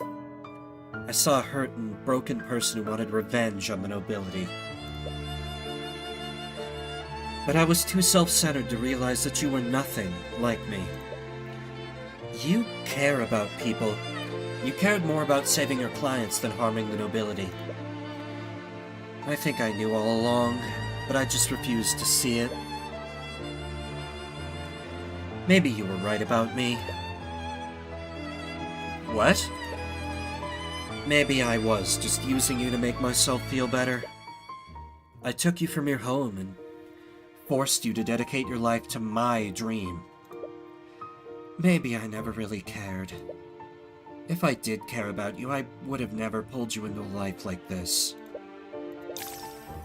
I'm sorry, and I can't begin to apologize for doing that to you. The Eye shows that her feelings are genuine. But does that even matter at this point? I've been thinking long and hard about this. I want to forgive you, Miss Tymora, but I don't know if I can. I don't blame you. But I want to try. She looks away from you for a moment as she wipes a single tear. Miss Tymora... No, don't call me that. What? If you can truly find it in your heart to forgive me, I want things to be different this time. I'm not your superior nor your mentor anymore. We're equals now. So call me by my first name. Oh, okay, Ruby? Saying it feels really strange after all these years. I get it. It's still weird when I talk about my mom to other people, and I have to, like, force myself to use her name rather than just calling her mom, even though I'm as old as I am. But you hope you can get used to it. Right. I almost forgot the entire reason why I came here. What is it? I didn't just come here to reconcile. I actually need your help with something. Okay. I need you to help me speak to the Eye Taker. Tyrion? I know, considering the circumstances, it would probably strain your partnership with him even more. Tyrion? But if you just tell me where he is, I'll do my best to make sure it doesn't get traced back to you. Tyrion, the Eye Taker is dead. What? He died right after you convicted Beatrice. He was lynched by a mob of civilians. What? Everyone's saying that it was some sort of retaliation from House Frege. Didn't you notice that he didn't send anyone after you? But Eris said... Wait a minute. By the way, is your father still... Oh, if you're worried about him, we've already had a conversation about you. I don't think he'll be accosting you anytime soon. Oh, thank you. Then why would Eris say that? Eris? Who's Eris? What? You've met her before. She has long black hair and she wears a black dress. And I suppose she really likes black. But anyway, she's the Eye Taker's daughter. Tyrion, the Eye Taker's daughter has red hair. What? She was there when we spoke to him during Beatrice's trial. That's right. What are you talking about? She was never at that meeting. What? What is going on? She was clearly there. If it weren't for her intervention, the Eye Taker would have attacked at that very moment. Why are you remembering things differently? I'm sorry, Lucio. Whoever this patron is, they have full ownership of her mind. They could have easily commanded her to forget signing the contract in the first place. Oh no. Ruby, no, what have you done? CJ, Tail, I think you were right. That's probably why she can't remember what happened during the massacre. No. Tyrion, what's wrong? Why are you looking at me like that? A part of you really hopes that you're wrong about this. Ruby signed a blood contract. Ruby signed a birth certificate! That's the only explanation you can think of. But why? Her memories seem intact except for her memories of Eris. Since her disappearance, you've highly suspected that she was involved in this. Not only was she at the scene of the crime, she went missing at the same time that Beatrice did. But you never thought to ask one question. Who is Eris Ilmater? Eris Ilmater is the Empress of Discord. A flood of memories come back to you. Warriors such as I must hone and develop our senses to survive in battle. Eventually, we develop the ability to sense enemies and anticipate danger. I'd heard that such senses are heightened when in the presence of extraplanar entities. I thought those stories were complete hogwash until I met you and Beatrice Frege's familiar. Tyrion, I fought literal monsters and barely escaped with my life. When I'm near Eris, none of those creatures even come close. I get this feeling. It's like I'm in front of a predator that I couldn't ever hope to beat. Every instinct I have tells me to run whenever she's close by.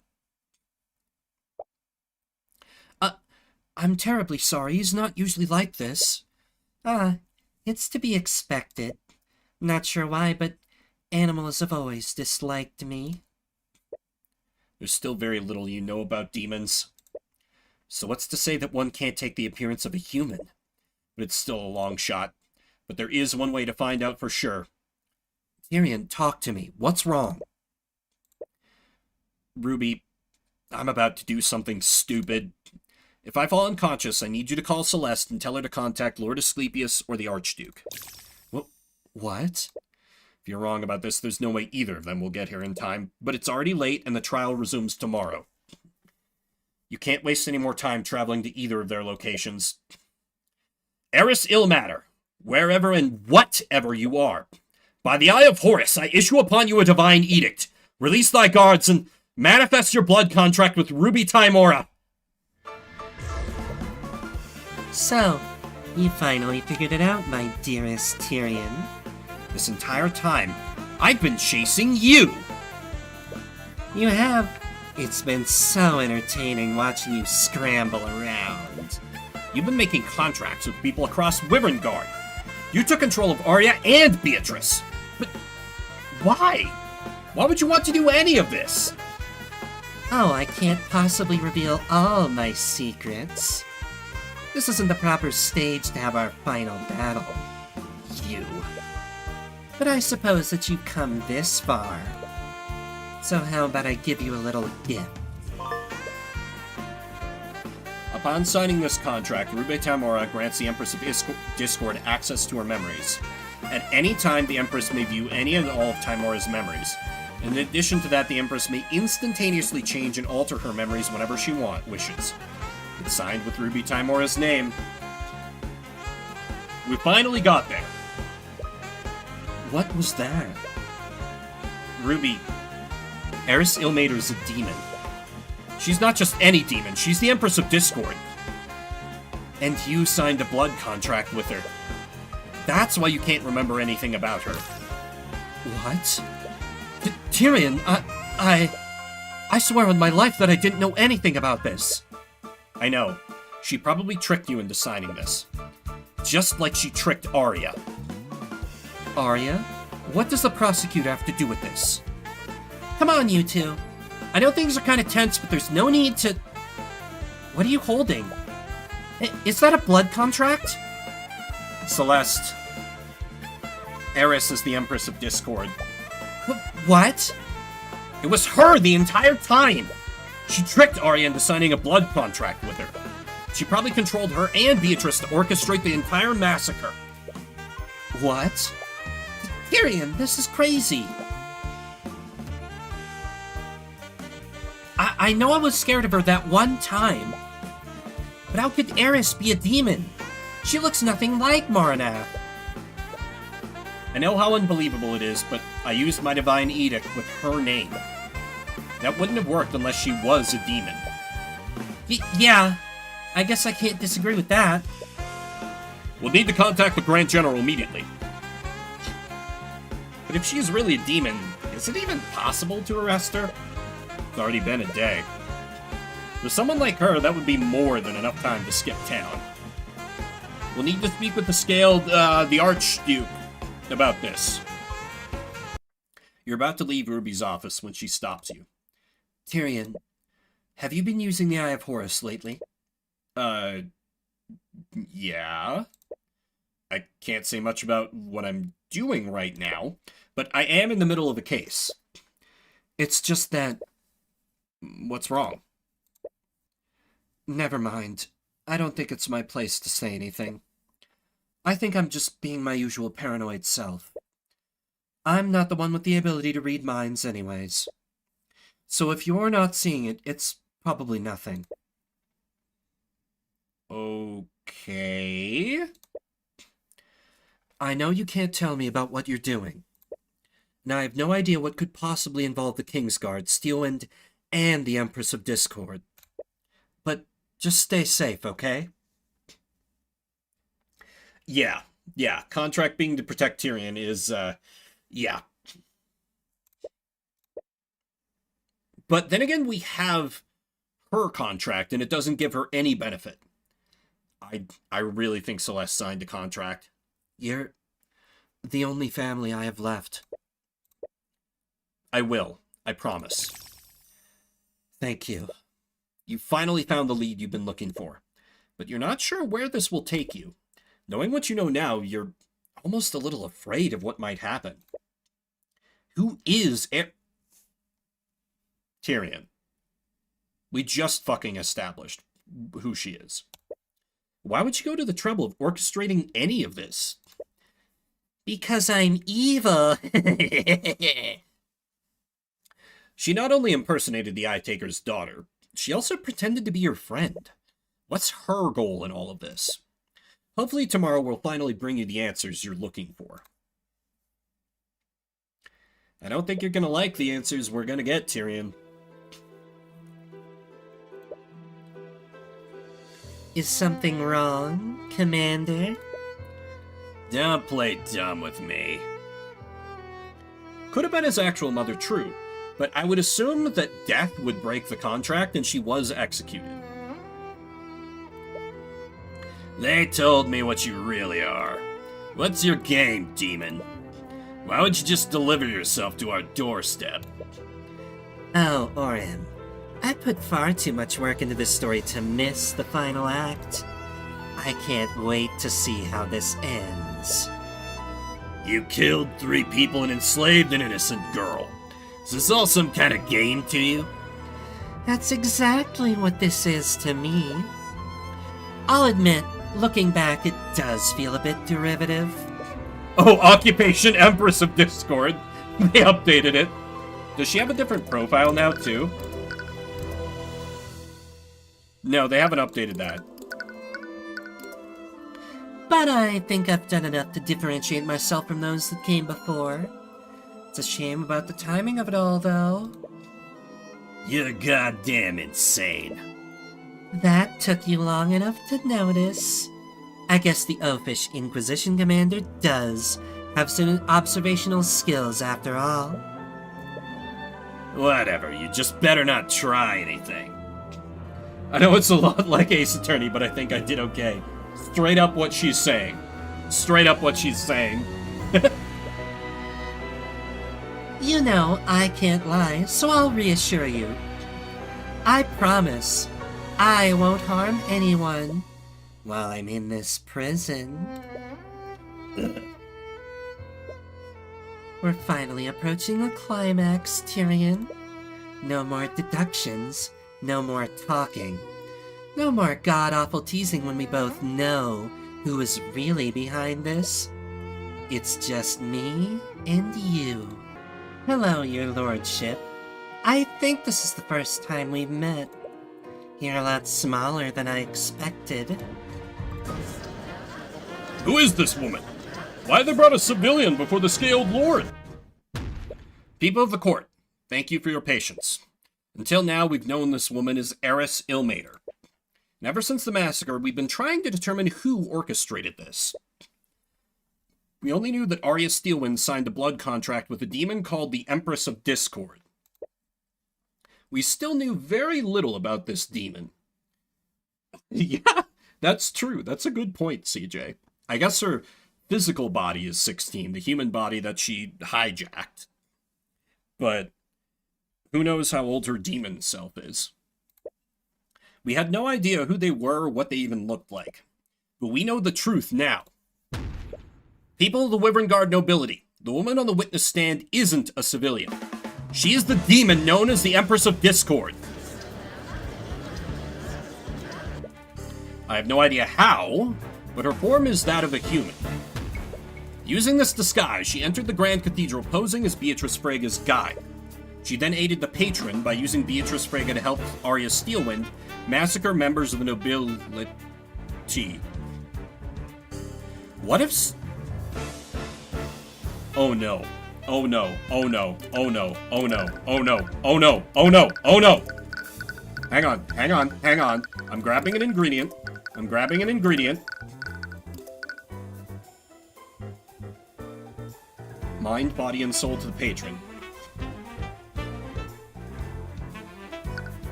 So, another outside bet.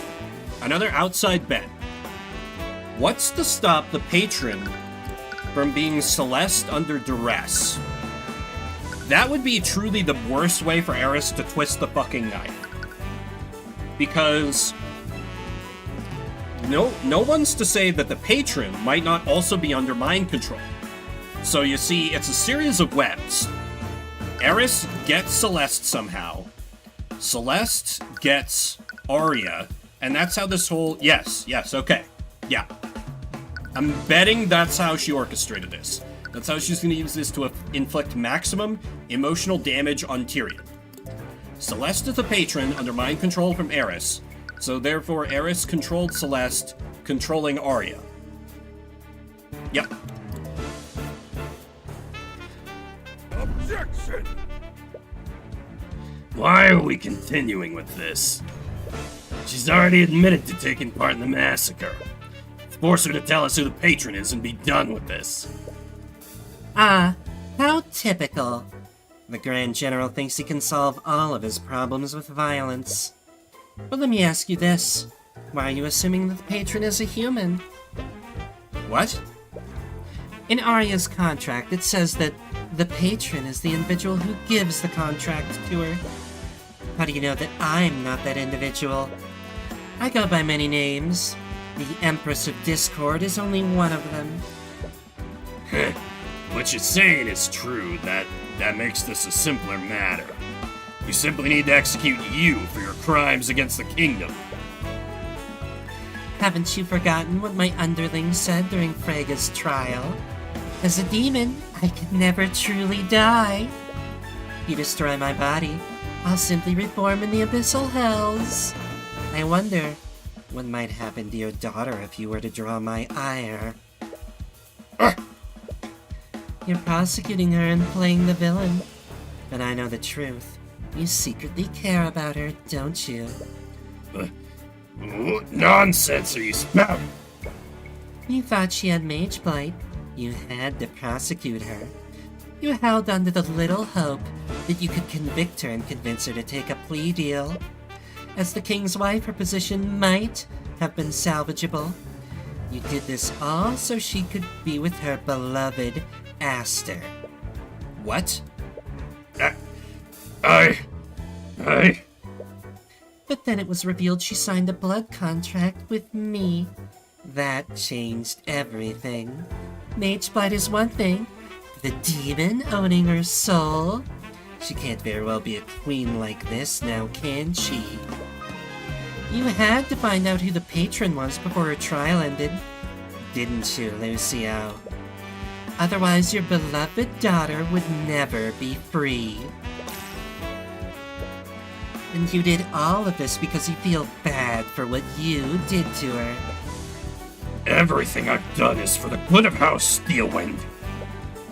Ah, is that what you were doing? It's the way I see it, you abandoned her for her entire childhood. You felt so guilty about killing her mother that you couldn't bear to face her. No! Eris, stop this. And you know what that did to her. You didn't just take away her mother, you took away her father too. You starved her of any affection. She couldn't help but latch onto the first person to show her any kind of superficial kindness. Eris! She didn't fall in love with Aster. She became obsessed with him. She stopped being her own person. She clings to him like a parasite. She changed everything about herself to suit his likes and desires. And you know deep down in your heart, you know that if he is ever taken away from her, she will fall apart. Since I pity you so much, I'll let you in on a little secret. Killing me won't save your daughter, and you don't have the means to confine me. And even if you know who I am, your daughter will never be safe from my influence. What? Oh yeah, she's absolutely living up to her title. I knew that once Eris was openly evil, this was gonna get fantastic. And she is meeting my every expectation. But I suppose there's one possible way to break my contract. What? What is it? My contract will bind Arya Steelwind, the patron, so long as they both live. You truly want to free your daughter from my control? All you have to do is kill her. Do the poor thing a favor and put her out of her misery. You little wretch! I will hunt you until the end of... Enough! Lucio, we cannot antagonize her if we want to find out how this happened. Is she right? Is Arya's fate truly doomed? There has to be something you can do. I just don't understand, Eris. Why are you doing this? Yeah, I also don't think she's the patron. I think the patron is Celeste. I think I'm cooking with that theory. Because she's going to force us into a sadistic choice. You're not a noble. You're probably not even a citizen of Wyverngard. Why would you go through the trouble of doing any of this? Tyrion, why are you here? What? Why do you constantly risk your life for the sake of others? Why do you try to seek justice in a clearly unjust world? I don't know, honestly. I think you do know. The answer is simple. You do it because it satisfies you. You save people, you fight the system.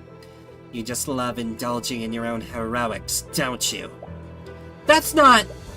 It feels good, doesn't it, Tyrion? You know that you're the only righteous person in an unjust society.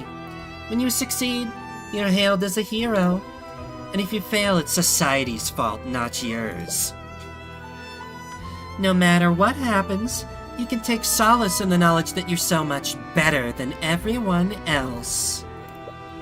The superiority you feel over them must be intoxicating. Your divine blood makes it so. You just can't resist giving into it. But just as your divine blood compels you to do good, my hellish blood compels me to do the opposite. I just can't help but take every opportunity to make you all suffer. My entire purpose is to see each and every one of their faces contorted in agony and despair. Humanity is a stain on the world. They're worthless parasites who steal, maim, and kill to get what they want. That's all they are, and I despise those who try to pretend that they're anything different. You're wrong, Eris.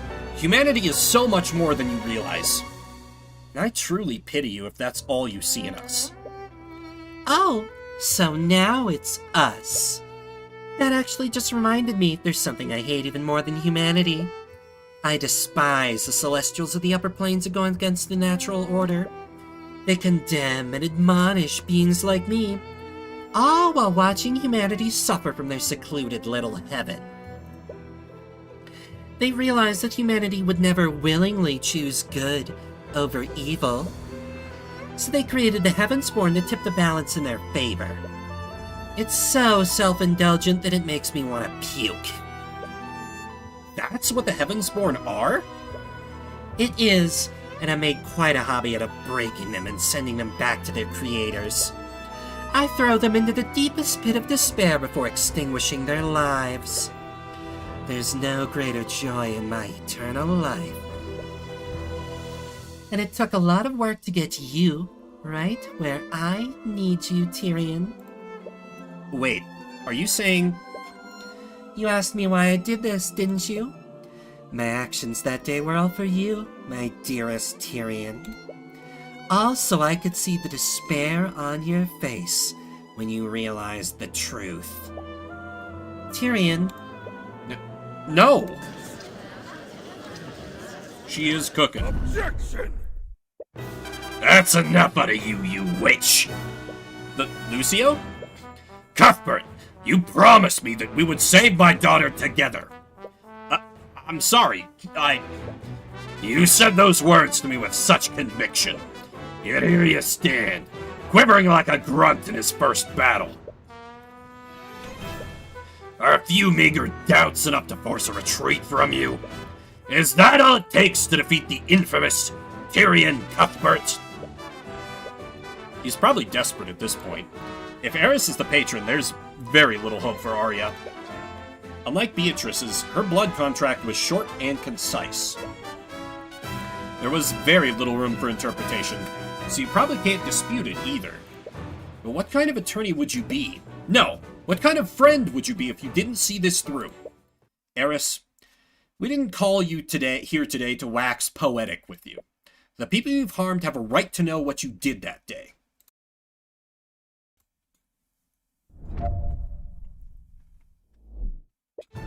It's true. I was the one who masterminded this. I knew about the king's funeral at the Grand Cathedral, so I forced Beatrice Frege to allow me to accompany her. When I was there, I used my contracts with Beatrice Frege and Arya Steelwind to compel them to act against their will. And through the actions of Beatrice Frege and Arya Steelwind, I facilitated the deaths of Lloyd von Sanctus, Corlin Sybil, and Garrick Pierce. The only motivation for my actions that day was to harm Tyrion Cuthbert's friends and make him suffer. And before you ask, aside from my thralls, I was acting alone that day. I didn't follow direct or indirect orders from anyone. Your testimony is pretty thorough.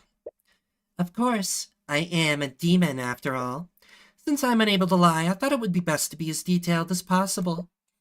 That way there's no room for doubt. Isn't that wonderful, Tyrion? Ugh, she's definitely playing with you. She may not have technically lied, but she's definitely not acting in good faith. You should look at her testimony more closely. So she could be saying something true still to mislead. It's Bene Gesserit, it's Aes Sedai, it's that kind of shit. Objection! Nope, no good. Okay, I gotta read that. Eris, it's clear that your testimony is contradictory. Sorry, that wasn't the correct answer. Did you notice how the music didn't stop? What? You're a little lost about what she's saying, but she is right. Eris is straight up being the dev self-insert, and I fucking love it. That wasn't the contradiction you were looking for. Oh man, I love this. Was floundering there. Eris, you said that you needed Arya to kill them as quickly and efficiently as possible. But that's not exactly what happened, did it? Yes, it appears I underestimated your little bodyguard. Things lasted a lot longer than I anticipated. That's not what I was referring to. Oh? You said that you needed Arya to kill them as efficiently as possible. But that doesn't really match with what happened to Garrick Pierce, does it? Is that so? That look on her face. Why does she look so happy? Eris, unlike the murders of Von Sanctus and Sybil, Pierce was murdered with a blade frozen with magic. It's such an extremely convoluted way to kill someone. It only makes sense if you were trying to hide the evidence. But that clearly wasn't your intent. I agree. So why would I do that? For the love of God, woman, can you stop speaking in riddles? I have no love for any god aside from myself. She's behaving differently than she was during her testimony. She's being vague. Is she still hiding something? Okay, stop getting baited by her words and take a moment to think about this logically. She's very good at misdirecting you and playing with everyone's emotions. Yes, she said her victims instead of the victims. Okay, so I was on the ball, just called out the wrong word. I think it's bullshit that I couldn't point at them, having like... I mean, it's kind of an unclear antecedent, but yeah, whatever, this works too. She said her victims instead of the victims. It's a small distinction, but a distinction nonetheless. And you recall Maranath using a similar trick using Beatrice's trial, which can only mean that the victims of this case aren't the same as her victims. Eris, which of the people in this case were your victims? Well, considering what happened, you could say that everyone at the cathedral that day was my victim. Yes, but who was killed directly by Beatrice Frege or Arya Steelwind? I knew it. You're hiding something, aren't you? If that's what you think, it's definitely possible. Again with the vague answers. This is all a trap. She's lying a trail of breadcrumbs that's gonna lead to a shotgun aimed directly at your heart, dude. Why would she even agree to testify in the first place? There's nothing any of you can threaten her with, and nothing you can nothing you do can permanently harm her. She could have easily gone into hiding. She never had to come here. Which means she wanted to come here, but why? Just tell me, Eris. Who killed Lloyd Von Sanctus? Arya Steelwind. And who killed Corlin Sybil? Arya Steelwind. And who killed Garrick Pierce? Why are you staying silent? Out with it, demon. Who killed Garrick Pierce? I refuse to answer. I really wonder if the dev... I know the dev's primary influence is Ace Attorney, but I really wonder if they've played Umineko. This is very Duel of Words with a Witch dealing with Red Truths adjacent. It's really calling back to that for me. She's doing this on purpose. In her own obnoxious way, she's trying to guide you to the truth. But for what purpose? Who killed Garrick Pierce? She's refusing to answer the question. That must mean the answer is different from her previous answers.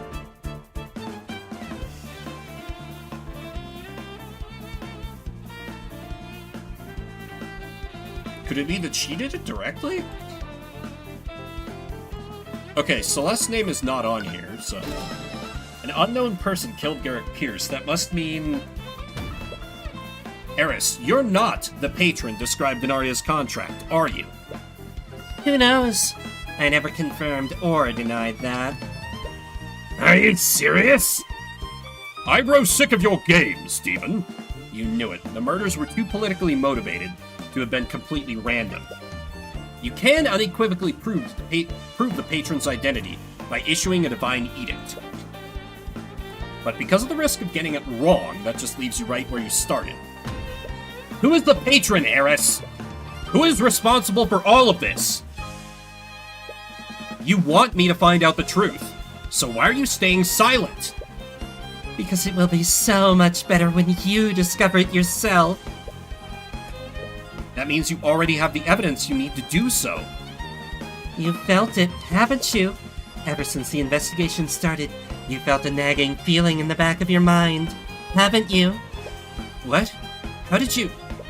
It's right in front of you, Tyrion. You're just refusing to see it.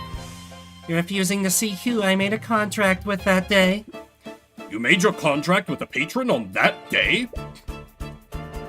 Even with the eye of a god, you're still blinded by your human sentimentality. So think through it carefully. Who killed Garrick Pierce that day?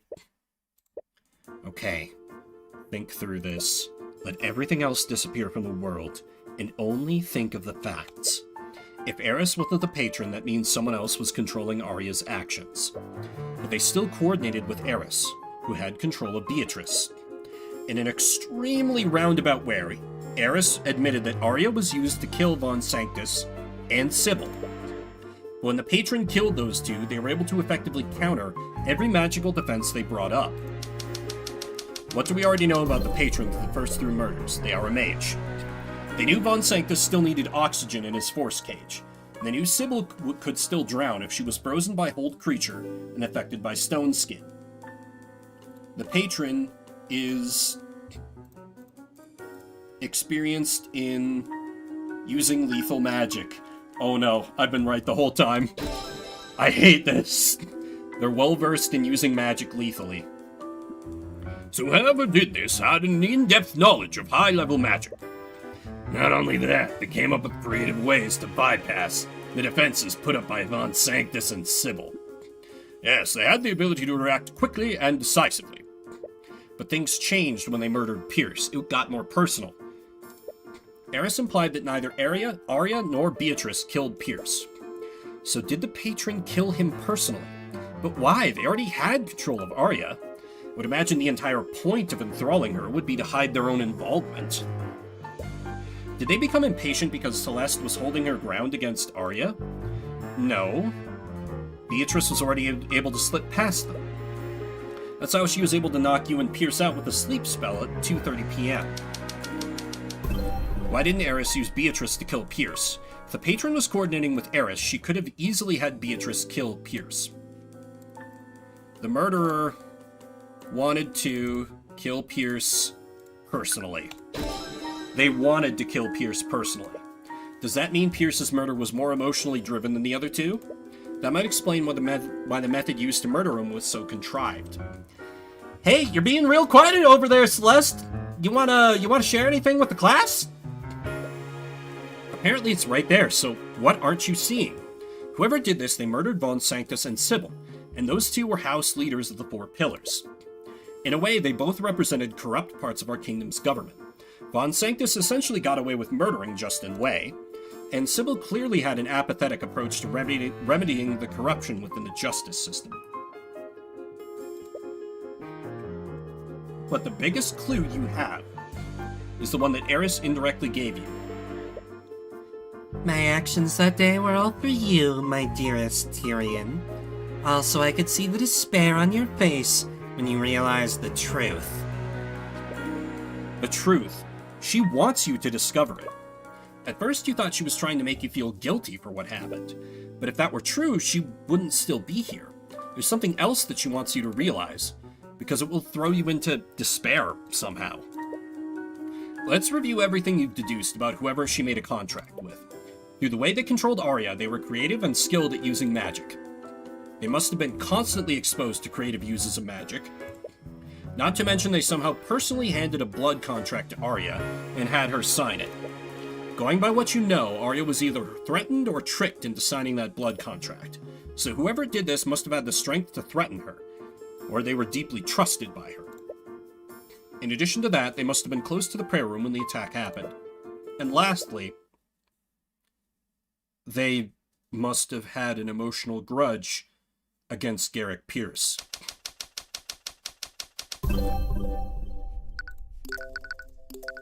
I've known it all along.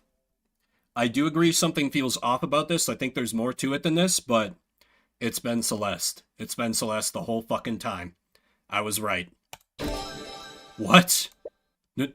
No, that's not... It's the most logical conclusion with what you know thus far.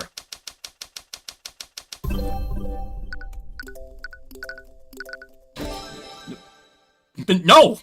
It can't be. That's not... Eris wanted to make you suffer, but you can't run away from this. You owe it to Arya. No.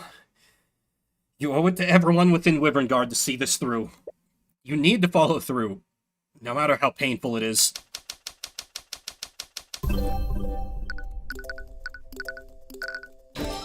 Stop it! It has to be someone else! She would never... Can you think of anyone else? Who else could Eris have chosen? Who else could she have chosen that would make you feel like this?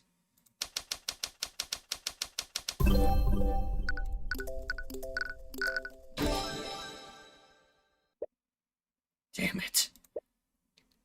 Damn it! I think my mic ate that scream.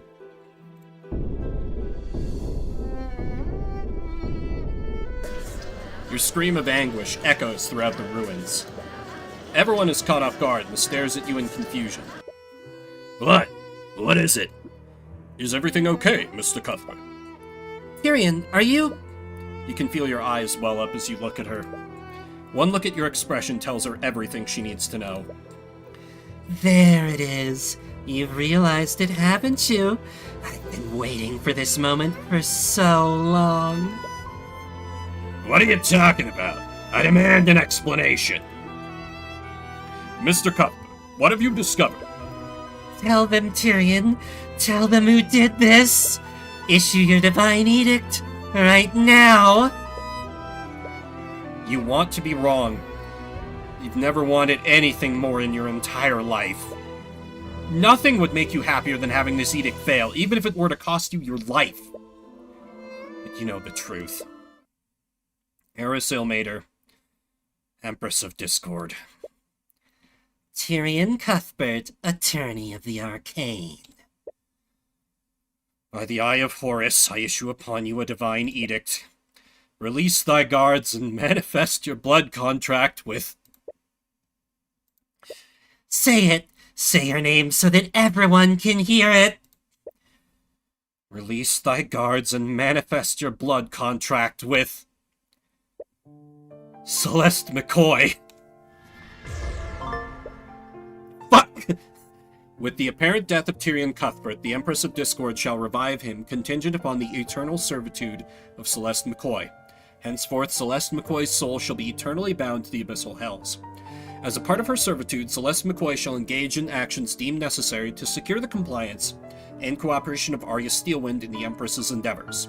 Lastly, it is stipulated that Celeste McCoy, of her own volition and agency, shall bring about the demise of Garrett Pierce by her own hand. Afterward, Tyrion Cuthbert's consciousness will be restored.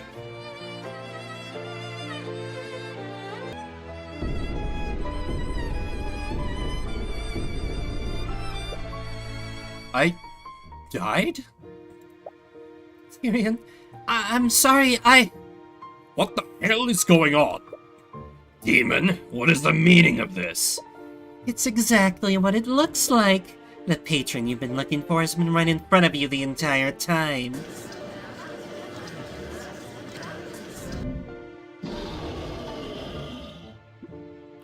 Miss McCoy, did you sign a blood contract with the Empress of Discord?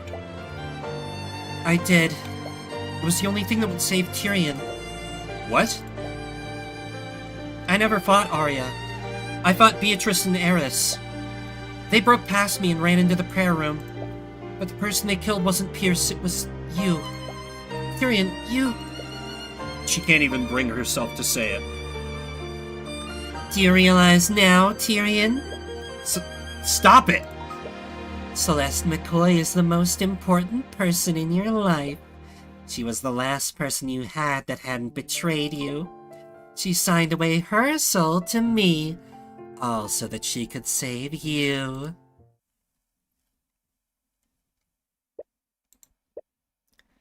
Why the sober look, Lucio?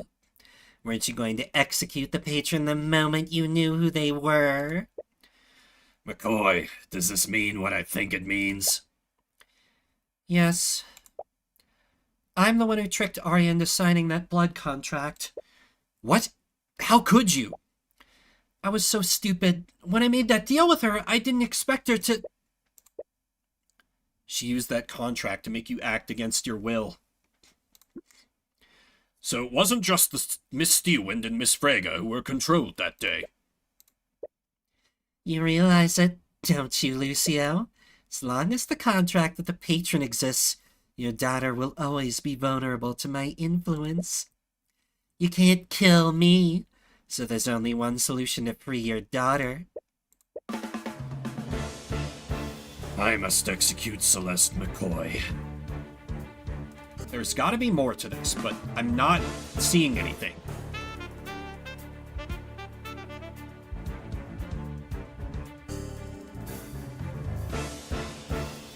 There's gotta be something. They went to Garrick third. True.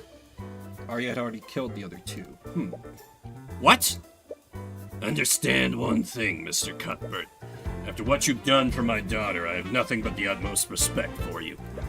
But I will do whatever is necessary to protect her.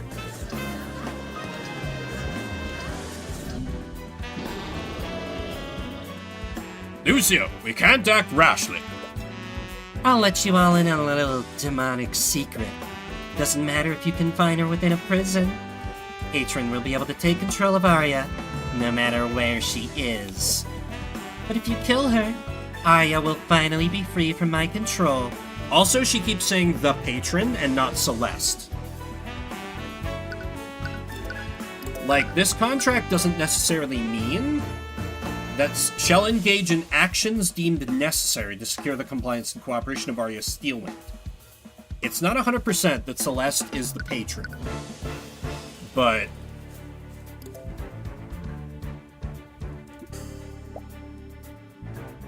Do it. What? What are you saying?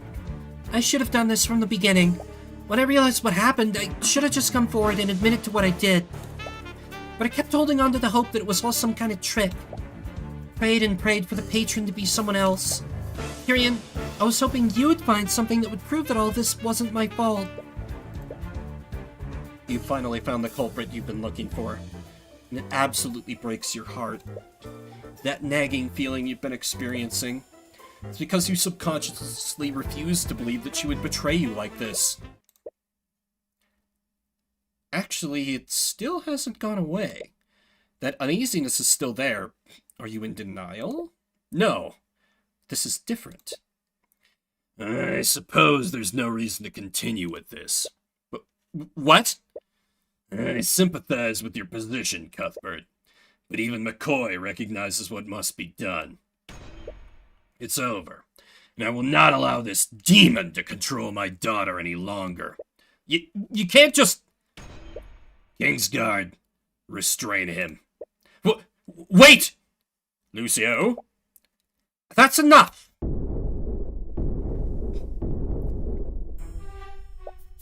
What kind of court is this? To everyone's surprise, Arya leaped from the platforms above and landed right on the witness stand. She forcibly pushed Eris out of the way, something that catches even her off guard. Arya? I'm so sorry, Celeste, you are innocent until you are proven guilty. I won't let anyone pass judgment on you until that is unequivocally proven. But Arya, I did this. Arya, what are you doing? How dare you, Father? What? How could you possibly think that you have the right to decide who lives and who dies? If you were actually a prosecutor, I would file for your immediate disbarment. And you, Mr. Cuthbert, how can you just stand there? Me? You're Celeste's attorney. Isn't it your job to defend her until her last breath? I didn't see the truth because I didn't want to believe it. I almost let it slip away because of my own personal feelings. I almost put you at risk. As much as it pains me to do so, I need to approach this objectively. Tyrion, to hell with that! What? Justice may be blind, but it's not heartless. I see it in her eyes whenever she's with you, Tyrion. You mean the world to her. She consigned her very soul to hell to protect you. If you abandon her when she needs you most, I will never forgive you. Tyrion, Celeste, can you testify about what happened? What? But... Arya's right. We need to do this properly. I agree, and I will not pass judgment until we have determined exactly what happened. It's obvious he wants to be done with this as soon as possible. But even if he controls the Kingsguard, the rest of the room is clearly against him. Fine, do as you wish. But the moment we're certain of the truth, I will do what is necessary. Very well. Miss McCoy, please take the stand. I can't remember what really happened. She has full control of my mind. That doesn't matter. It's just like every cross-examination we've ever done. If you keep testifying, she'll keep changing your memories to tell more lies. We keep pointing them out, we'll eventually arrive at the truth. Celeste? It's really obnoxious how resilient you are. Wait. She has mind control eyes right now. What? Why can't you all just give up already? Eris, is that you? What are you... Unfortunately, your little interrogation ends here. Kingsguard, what are you doing? Destroy Ilmater's body! Too late, Lucio. I win. Celeste? Damn it! Eris, what did you do to her? I put her to sleep, just as I did with Beatrice. You? Why would you do such a thing, Ilmater? What do you mean? I did it for the same reason I do anything. What would make Tyrion suffer more than putting his love in an eternal sleep? If you wanted that, you would have just done that from the beginning. You're hiding something, I know it. Damn it, we can't extract any information from her like this. The only person who can tell us what we need to know is Celeste. Well, good luck getting anything out of her like this. Ever since you discovered the truth about what she did, one possibility has been floating around your mind. But is it even possible? No, it doesn't matter if it's possible. Eris Ilmater. What is it? What would happen if I nullified Celeste's blood contract? Assuming there's anything to even dispute, everything granted by the contract would be reversed. And I don't think you fully understand what that means. Lucio? What is it? Your men know where Ruby Timora's law office is, right? Everything? No. It's fine. She's trying to imply that Tyrion would die, but we've already figured out that they bamboozled Celeste with feigned death. Tyrion wasn't actually dead, so they would just be able to revive him again. They do? Where are you going with this? You'll need an attorney to cross-examine Celeste's testimony. She owes me, and she'll be able to finish this on my behalf. Wait. And tell her... I'm sorry I couldn't keep my promise. You're not serious, are you? I am one of the eldest evils that ever lived. I would never create a faulty contract. Eris Ilmater, Empress of Discord. But wait, you know I can't speak lies, correct? By the Eye of Horus, I demand the opportunity to dispute Celeste McCoy's blood contract. I'll state it plainly then. There'll be no room for doubt. Celeste McCoy's contract was written without flaw. I don't care! What? Celeste sacrificed her life to save mine. How could I ever face her again if I didn't do the same for her? You're insane. Ooh, I like that she's finally getting rattled. This is a good look for you, you evil witch. You're just risking death for nothing. Why are you so nervous? Maybe this is pointless, but I will never stop fighting for her. Stop this. I can't help myself. I'm only human after all.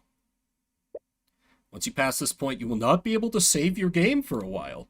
It's recommended that you make a save file now. Oh! Okay. That's ominous.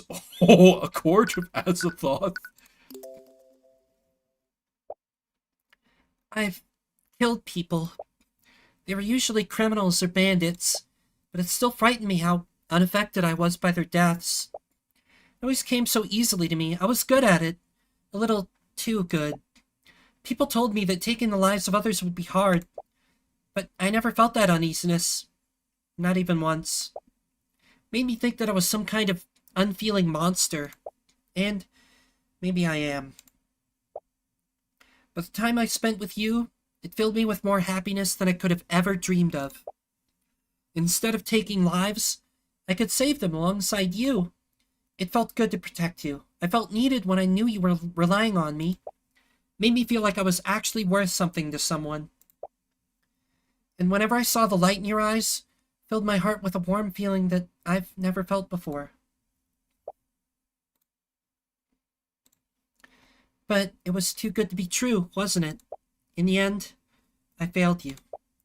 I couldn't protect you, just like I couldn't protect my father. I don't understand. What did you ever see in someone like me? I really don't understand. Why would you go this far for me? It's good to see you too. Ow! What was that for? You know what it's for, you jerk! I literally had to sign my soul away to hell to keep you alive! You just threw your life away? What else was I supposed to do? Should I have just let Lucio kill you? Yes! That's exactly what you should have done! It's a lot better than gambling away your life. I was never going to go along with that. Do you even know me? Oh my god, this is why I couldn't tell you the truth. Because I knew you'd do something stupid like this. You know I always get to the truth in the end. All you did was make that process extremely frustrating. You hate me, don't you? This time I'm the disgusting murderer you've been looking for. So why couldn't you just let me die? Do you honestly think I care for you that little? Tyrion's like, Celeste. To be a murderer, you have to kill a person. I don't consider most nobles people. What? You are and always will be extremely important to me. One betrayal won't change how I feel about you. Tyrion, So you're not getting rid of me that easily. I'll always be there when you need me. No matter where you go, we're going there together. Well, I think we might be heading to a pretty bad place. Well, I'm not one to celebrate a victory prematurely. But if you're already admitting defeat, I won't look a gift horse in the mouth.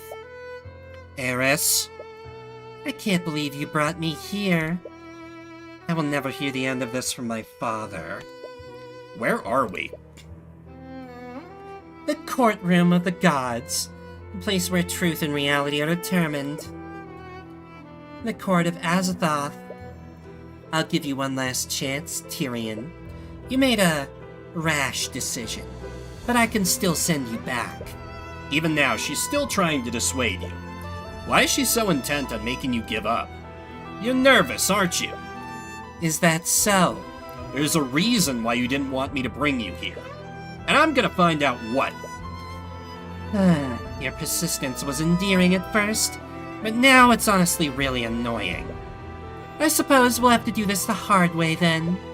Don't say I didn't warn you.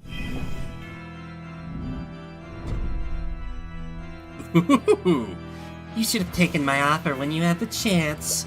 The only way to nullify my contract is to unequivocally prove that its conditions weren't fulfilled. My contract was written without flaw. So says the word of Asmodeus. Asmodeus? By his word, demons are incapable of speaking lies. You're out of your element, Tyrion. This is my domain.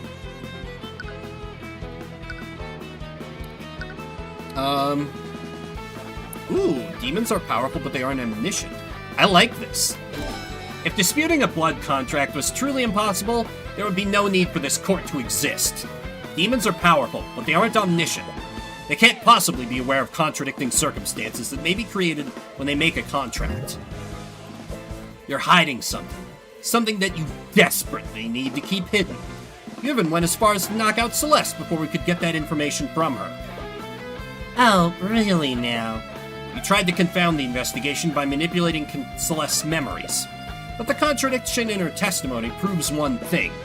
She didn't see you when Beatrice entered the prayer room until 2 p.m. at the earliest. Your so-called contradiction is based on the testimony of Leif Frege. How are you so sure that her testimony is reliable? It's supported by the testimonies of Miriam and Lord Asclepius. They were all together at the time. Their testimony is sound. Oh, really? It looks like you made a contradiction. What? Leif Frege, Miriam Frege, and Lazarick Asclepius encountered an illusion, and that illusion makes their testimonies unreliable. So says the word of Asmodeus. What? An illusion? What kind of illusion? Who knows? My statement still stands. You can't just expect us to accept your claims without any evidence. I can't speak lies, Tyrion. Every statement that comes out of my mouth has to be true. I don't need any proof. In this court, the only thing that matters is what is true and what is false. And the word of Asmodeus says that Leif's testimony is unreliable. Damn it. She can just say whatever she wants without having to provide any context. But she only said that Leif was tricked. She didn't specify an exact time. What else proves that Beatrice didn't disappear until 2 p.m.? Is there something else that proves it?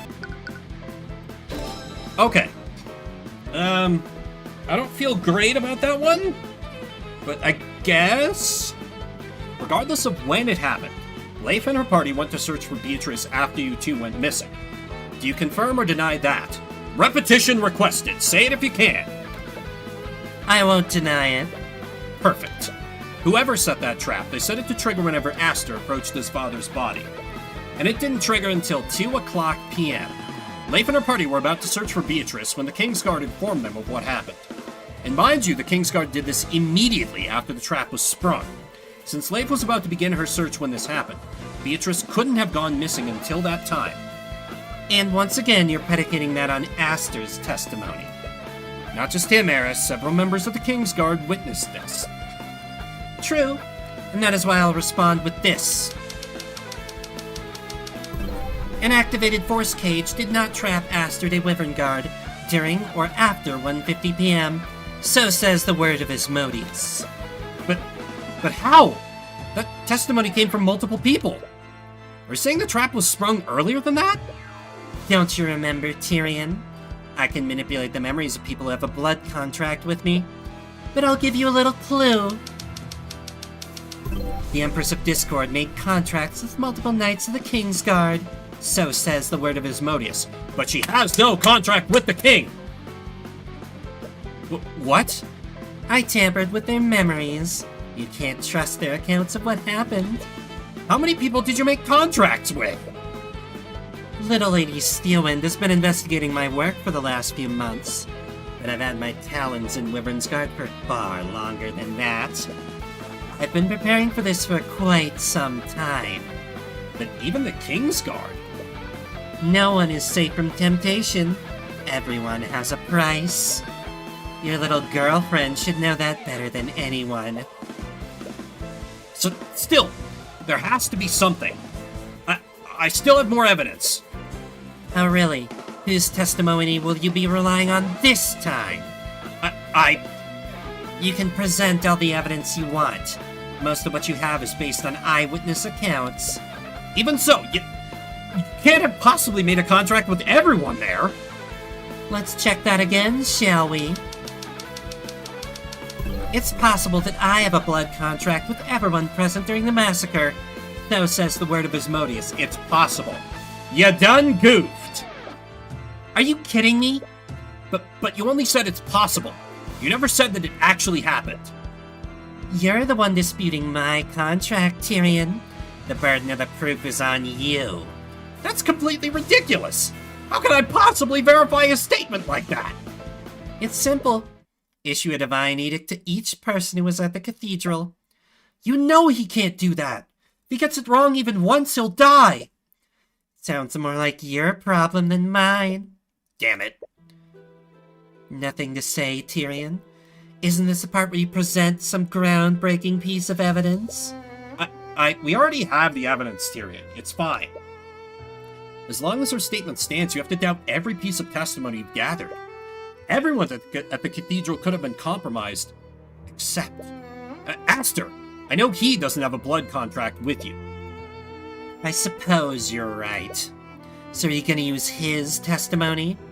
He couldn't observe much from within that force cage. Do you understand now?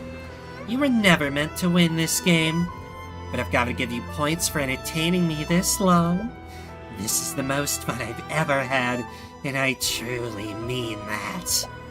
Tyrion, come on, there has to be something you can use. But all the clues you've gathered could potentially be lies created by her. They're useless against her. Tyrion, you have to say something. You can feel your strength fading. Feels as if you're being pulled into an eternal sleep.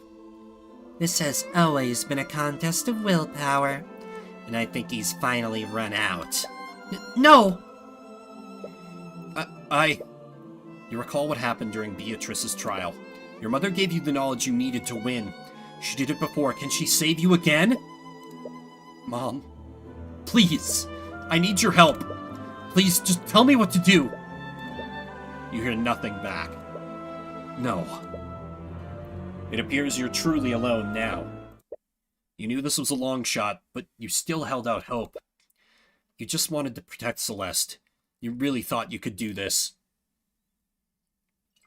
But Eris is a being who wraps herself in layers upon layers of lies.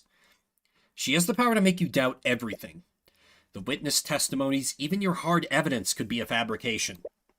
How could you possibly argue against someone like that? It's not fair. It's not fair, Miss Timora.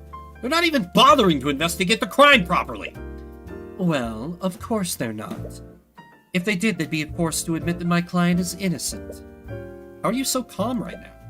Is this what it's always like? How are you supposed to win like this? They can just keep changing the narrative however they want. They can, and that's exactly how I'll beat them. What? Look, Cuthbert, almost every part of the system is against us. There's one advantage we have over the prosecution, and that's pure and objective logic. Logic? Tyrion, the prosecutor does all sorts of things to validate their case. They present evidence, they call witnesses, and they use those things to create conclusions. They create a box and throw a bunch of facts into it. They tell the court that everything within that box is the truth. And conversely, that makes everything outside of it a lie. But how does that help us? You point out contradictions in their case. That makes them throw more and more facts into that box to keep their case consistent. But if even one fact in that box is false, the entire thing falls apart. But surely they'll realize what you're doing. What if they play dumb and refuse to add anything to this box? Well, you can force them to. What? You can present your own truths. You force the prosecution to either accept or deny them. By doing that, you can control what goes into the box. This all sounds so complicated. I don't know if I'll ever get the hang of it. Don't worry, you've always been a sharp kid. I know you do great things, so don't give up. He got an answer from Mom, just not the mom he expected. I can present my own truths? Eris's case hinges on when Beatrice disappeared, and she changed Celeste's memories to make her think everything happened earlier.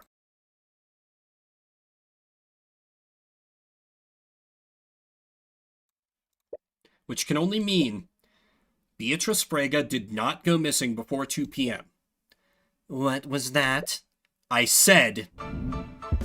This is far from over. Beatrice Frega did not go missing before 2 p.m. So says the word of Horus. I can use my own red truths, bitch. What the hell? You feel yourself filled with the radiant power of the Eye of Horus. With its power fully unleashed, you feel the divine energy of the upper planes coursing through you. Tyrion, you have wings! Wait, really? You frantically turn around, only catching glimpses of the spectral wings on your back. You spin around for a while until you realize that your feet aren't even touching the ground anymore. What did you just do? I became a Celestial, which means... No. I also can't tell lies. In any other situation, that would be a handicap. But here, that finally puts me on equal footing with you. Why won't you just die already?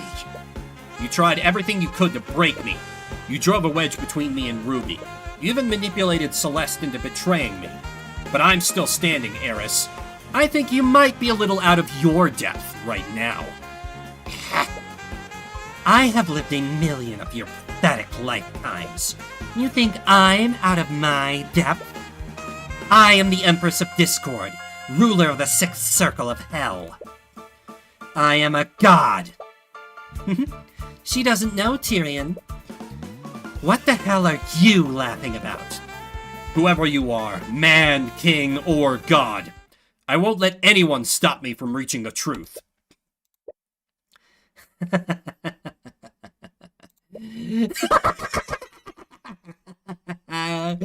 Since you've so graciously bared your soul to me, I guess I should do the same.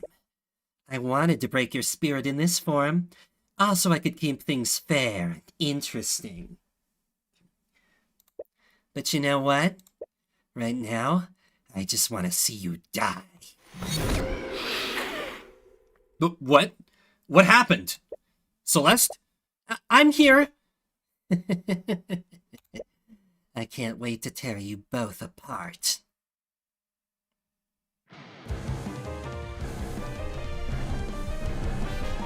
Ooh! What? What is that thing? Did you two honestly think my true form was that of a teenage girl? Now I am an ancient one. I am older than time itself. Feels liberating to break free from that weak mortal shell. So, this is what you really look like. Well, it doesn't matter. Whatever you are, I'm taking Celeste's soul back. Kick her ass, Tyrion! I'm gonna carve out your souls and mount them in the fields of Malbalaj. Fate challenged! You'll need to be careful. You're bound by the same rules as her now. You can't tell lies in this form, even accidentally. Why don't we pick up where we left off? I've established that Beatrice didn't go missing until 2 p.m. I wonder, why would you go to so much trouble to make me doubt that? When she gave her testimony, Celeste said that Eris and Beatrice entered the prayer room at 1:40 p.m. But from the axiom you declared, you know Beatrice didn't disappear until 2 p.m. Why did Eris change Celeste's memories? Eris clearly changed Celeste's memories, but for what purpose?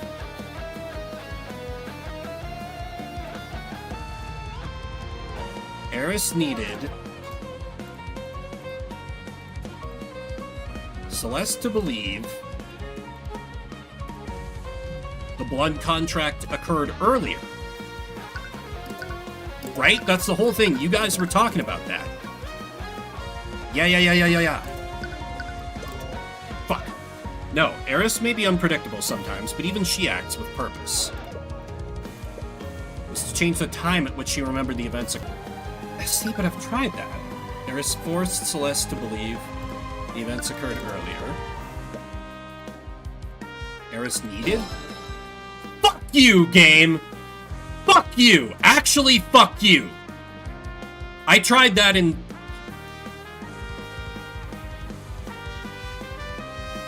It's saying the exact same thing, forced or needed.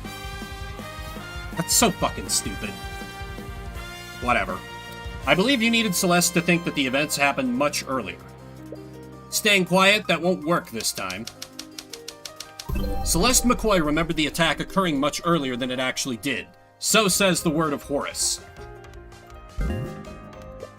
Nothing to say? You can't stay quiet forever. I didn't need her to think like that specifically. I simply wanted to confound your ability to deduce what actually happened. Is that not what happened? That may be, but I think you had a specific reason to move her timeline back. An event occurred that required Eris to change Celeste's memories. So says the word of Horus. Okay, I gotta be careful. This one they're definitely gonna penalize me. Required Eris to change Celeste's memories. Was it knocking me out?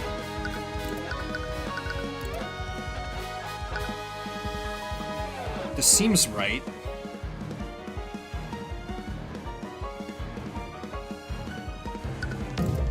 No, Eris wanted you to believe that Celeste signed the contract with her at 1:40 p.m. She needed you to believe that to keep the narrative logically consistent. But you now know that Eris used Beatrice to attack the prayer room no later than 2 p.m. What followed shortly after that seems strange that the events happened much later. Yeah, Celeste did believe I died before 2 p.m. Oh, okay, good call. It was the death of Lloyd Von Sanctus. You needed Celeste to think that she signed the contract much earlier than 2 p.m. That's because Lloyd Von Sanctus's death occurred at 2:05 p.m., which would imply that you killed me, convinced Celeste to sign a contract, and made Celeste trick Arya into signing another contract. All in the span of 5 minutes. If that's true, could it be possible that Celeste isn't the patron? What? It's the only logical conclusion. The timeline is far too short. Even if you remember being tricked by her, we can't trust your memories. Isn't that right, Eris?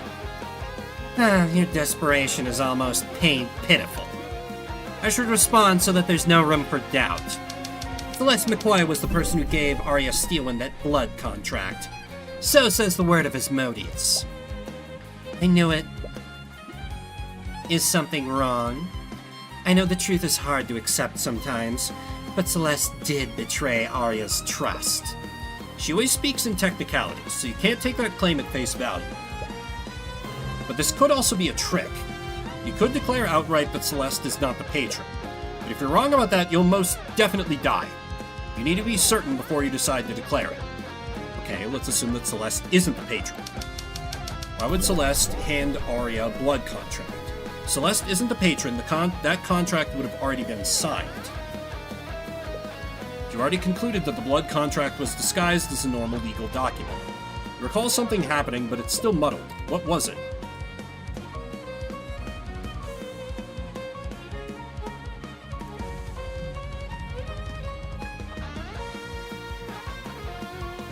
Oh, that's sneaky, if so. Oh my god. As she awkwardly skitters away, you see something fall out of her pocket. Oh, Arya, you dropped your runestone. As Celeste picks up the runestone, she accidentally activates it. An image of a piece of evidence appears for a brief moment, but Arya quickly hides it.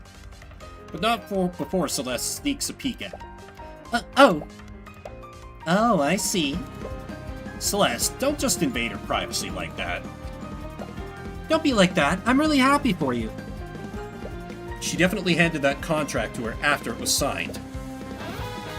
That doesn't necessarily mean that she's not the patron either. Is something wrong? You look conflicted. No, from the very beginning, she's been trying to get in your head.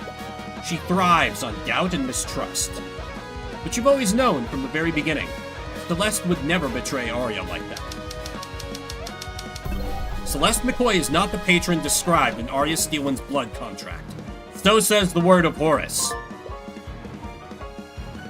Celeste McCoy saw Arya drop this contract before she entered the peril with Tyrion. Oh, she can't remember. But then why did Celeste at the time say she's really happy for her? Even now, you trust her that much? Wait, but that means... You didn't betray Arya, Celeste. She only manipulated your memories after the fact. She wanted to make you think that you did. They were discussing a marriage, so I guess the document was probably disguised at that time, I guess? So it's not my fault? It isn't. That has a far more unsettling implication. Someone else is the patron, but who? No, that's not important right now. You need to focus on saving Celeste for now. Celeste wasn't the one who secured Arya's compliance and cooperation. Doesn't that make your contract flawed? Please, I thought you were an attorney. The contract states that Celeste would engage in actions deemed necessary to secure the compliance and cooperation of Arya Steelwind. No further actions were necessary. She was already under my influence by then. But that means that none of this is her fault. Oh, I wouldn't go that far. Neither Arya Steelwind nor Beatrice Freyga was directly responsible for the death of Garrick Pierce. So says the word of Asmodeus. Right, there's still the death of Pierce. Doesn't matter who's responsible for the massacre as a whole. All that matters is the validity of my contract. You act like you're in control of this situation, but you've been nervous ever since I began disputing your contract. You're hiding something, aren't you? Who can say for sure? The second paragraph is vague, but what about the first and third paragraphs? Something is off here. Wait, is it possible that I didn't die? We're getting to it. Are you still in denial? Thought you were ready to die to save your beloved Celeste. Answer the question, Eris. We can't trust Celeste's memories. That memory where she confirmed my death could all be a fabrication. You're still holding on to the hope that you'll survive this. Let me state it plainly for you. Celeste McCoy did in fact observe that Tyrion Cuthbert was dead. I did not alter that memory.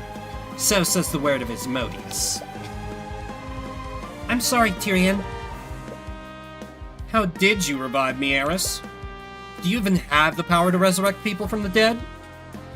Who do you think you're talking to? Of course I do. But if you doubt me, why don't you declare that Tyrion Cuthbert never died? Bet! Knowing her, she could be baiting you into telling a lie. But it's equally likely that she's bluffing. If you still doubt that I resurrected you, I'll state this. Beings of my power are able to resurrect people from the dead. That's a very general statement. It has nothing to do with me specifically. So says the word of Asmodeus.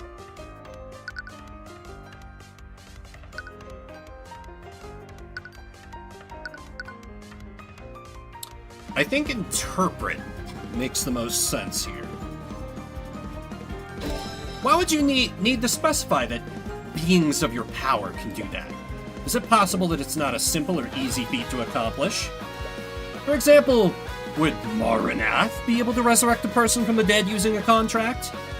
Let me save you some trouble. I'll say it for you.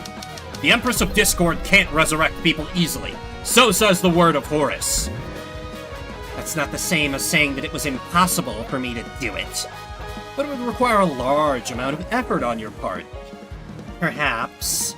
But recall my previous declaration, Celeste was there. And by all accounts, she concluded you were dead. How thoroughly did you check me? I have experience in first aid, and it was pretty bad. You weren't breathing and your heart was stopped. She tried to resuscitate you for several minutes, but to no avail. Right, there's no way your body could survive that long without oxygen and blood flow. Unless... And Eris just confirmed that Celeste spent several minutes trying to resuscitate. But there has to be more to this than you're seeing. What could have created this scenario? Finally, we're here. Feign death. You may have been able to resurrect me, but you had a far easier way to create that scenario. And luckily for you, Beatrice was there and under your control. Are you saying that Beatrice can resurrect people from the dead? No, the opposite is actually true. Beatrice Frege cast Feign Death on Tyrion Cuthbert. So says the word of Horus. What? I'm sorry, Celeste, but I was never dead. She just used a spell to trick you. No. So everything I did, it was for nothing. That means you never resurrected him. He was never dead in the first place. The contract only said that he was apparently dead. All I did was revive him by making Beatrice release her spell, which allowed him to wake up. Well, that eliminates the first paragraph as a possible weak point, and that only leaves the death of Garrick Pierce at Celeste's hand. Something happened with Pierce, didn't it? What are you hiding? Whatever could you be talking about? Your contract says that Celeste must bring about the demise of Garrick Pierce by her own hand. Since you wrote that contract, that must have been your intent from the beginning. So why are you so nervous? Something went wrong, didn't it? If you want to stay quiet, I'll just... Oh, this could be an elaborate trick to bait you into making a false statement. You need to be careful. You need to find out exactly what went wrong. Is it possible that Celeste didn't kill Garrick Pierce? Are you serious? He's the man who killed her adoptive father. He was slated to be executed next month. She didn't have a rational reason not to trade his life for yours. Yeah, as bad as it sounds, that wouldn't be a hard choice for me. There isn't a single reason why I wouldn't take a deal like that. She may have wanted to, but something else might have happened. Perhaps Beatrice or Arya misinterpreted one of your commands and killed them against your wishes. Yeah, that is according to Celeste, though. So I don't know that we can trust that. You're making this so tedious. Neither the Empress of Discord, Arya Steelman, nor Beatrice Frege killed Garrick Pierce. But what about Garrick Pierce killing Garrick Pierce? He also knows shape water, or shape liquid. So says the word of Asmodeus. Well, what if you forced Celeste to kill him? She signed that contract already, so you had control of her. The contract states that she needed to kill Pierce of her own volition and agency. Do you honestly think I would make a foolish mistake like that? Celeste McCoy had complete control over actions when Pierce died. She didn't say when Celeste killed Pierce. So says the word of Asmodeus. What if someone else killed Garrick Pierce on accident? Maybe a member of the Kingsguard who survived and entered the prayer room. Try again, Tyrion. Garrick Pierce's death was not an accident. It was intentional and committed with malice. And while I'm at it, the Empress of Discord, Celeste McCoy, Tyrion Cuthbert, Beatrice Frege, and Arya Steelman were the only people in the prayer room with Garrick Pierce when he died. So says the word of Asmodeus. No! Do you understand now? I can refute any possible explanation you may have for Pierce's death. Repetition requested. Garrick Pierce did not kill himself. Say that if it's true. But the truth is, Tyrion, Garrick Pierce's death occurred because of Celeste McCoy's actions. Because she woke him up. So says the word of Asmodeus. No! Have you given up? Have I finally extinguished the light of hope within you? I can't believe it. I can't believe you fell for that. What? You've never thrown consecutive declarations at me like that before. It's because I'm getting close, isn't it? You can freely manipulate Celeste's memories of what happened. And I don't have any evidence that implies what actually transpired in the prayer room. The only person who could tell me that was you. What? You thought you could overwhelm me by shooting down all my theories. But all you did was tell me the exact state of the room when Garrick Pierce died. And now I can figure out what actually happened. Wait. Who killed Garrick Pierce?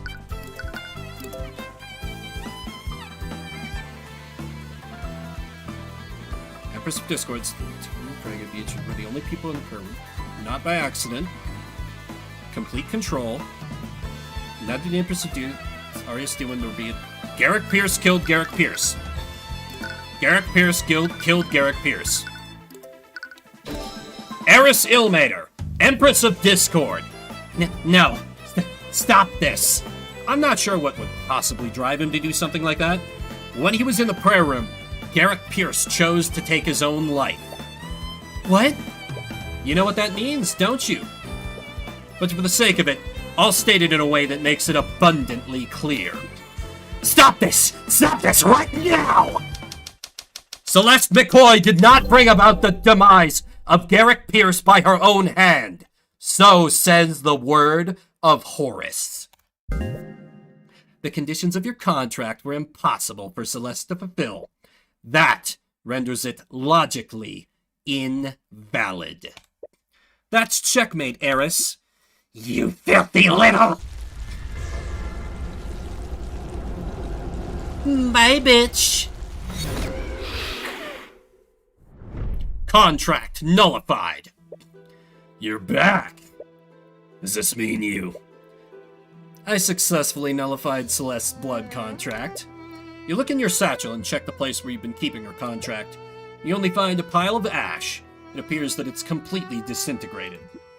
But you're still alive. How? Yeah! At first you think she's glaring at you, but then you realize... Me? You little bitch. I could have accepted losing to a Heavensborn, but you? What are you talking about? Tyrion's the one that beat you. Wait, I remember what really happened now. Tyrion, please wake up. You can't die. It appears that he's quite dead. You should be more careful, Celeste. You might hurt someone if you swing that dangerous thing around. I was right about you all along. I should have never trusted you. I like your enthusiasm, but there's still something you can do to save him. What? What is this? Do you feel that pit of dread in your chest? It's the same fear my dad felt after you stabbed him. And with his life, you'll have your beloved Tyrion back. What are you waiting for? End him, Celeste. I can't. What? What are you talking about? Tyrion, he wouldn't want this. He never has to know, Celeste. I can protect you from his Eye of Horus. That doesn't matter. I can't do it. It's just... This man literally killed your adoptive father. Not to mention he's a dead man walking. You've lived a lifetime of killing people. What's one more person? I won't suffer your self-righteous pity, bastard. Don't misunderstand me. Right now I want nothing more than to end your worthless life. Tyrion's ideals are what saved me. That part of him is so wonderful and so beautiful. I could never betray those ideals, not even if it's to save him. You're actually serious, aren't you? You'd seriously sacrifice him to honor his idiotic ideals? I won't do it. I'm not gonna sign that contract. Contract. Ah, I see now. What? So you're his little consort, aren't you? Big Aqua. Damn it! Wait, get out of the way, you idiot. Drop the weapon, Pierce. Don't be stupid. The only stupid one here is you, bastard. You should have known from the beginning. No matter what you choose, they were never going to let me live. They? But if I'm fated to die, then it's going to be on my own terms. Wait! Stop! I'll see you all in hell. Damn it! Yeah, his little consort. That's interesting wording, for sure. Minas. Are you trying to heal him? It's too late. He aimed straight for his heart. No. Come on, you waste of human flesh. Wake up! I need you alive. What the hell did you just do? Pierce is dead and I signed your stupid contract. Now bring Tyrion back! No. No, no, no, no! Pierce was dead anyways, so I thought I could catch her on a technicality. But I never realized what I actually did. You rendered my blood contract faulty. You ruined everything. Where do you get off acting like you're any better than them? What? Ideals? Righteousness? Don't give me that bullshit. I could have accepted losing to a Heavensborn, but you're human. You're a goddamn killer. All of you are rotten to your disgusting cores. You would all tear out each other's throats if I gave you the smallest reason to. Tyrion is the only person here with a trace of the Celestials' self-righteous morality. If that's what you think of them, you really don't know anything about humanity. Celeste is far more than what you're saying. She's far more caring and empathetic than I am. I could never even come close. And it has nothing to do with whether I'm a Heavensborn or if she's a human. But I think I understand you a little more, Eris. Is that so? Let me ask you a question, Eris. Do you feel any amount of satisfaction when you killed my mother? What? So, you figured that out, did you? When you went on that little tirade about how much you enjoy killing Heavensborn, I had some suspicions. And how does it feel, Tyrion? The person who killed your mother, the person who ruined your entire life, is standing right in front of you. What do you have to say? Nothing to say? Say something, damn it! I think all I feel for you right now is pity. Oh, that's rich. You pity me? Your existence is an infinitesimal moment in my eternal existence. And yet you put all of this effort into making me suffer. Well, was it everything you imagined it would be? I love Catty Tyrion. I love Catty Tyrion so fucking much. Did it satisfy you at all? I bet you didn't feel anything when you killed my mother. It was just another drop of evil into your empty soul. I was excited. It was far too simple. I didn't truly make her suffer. That's why I didn't. Oh, is that right? Well, what if you did succeed in throwing me into despair? Would you have felt any sort of satisfaction? Of course, Demons can't tell lies, Eris. You can't lie to us, and you can't lie to yourself. No, that can't. And that's why I pity you. You were fated to be evil from the moment of your creation, weren't you? That's why you hate humanity so much. You envy us. What did you just say? You're envious of humanity. You don't grow. You don't change. You can't become a better version of yourself. You're right.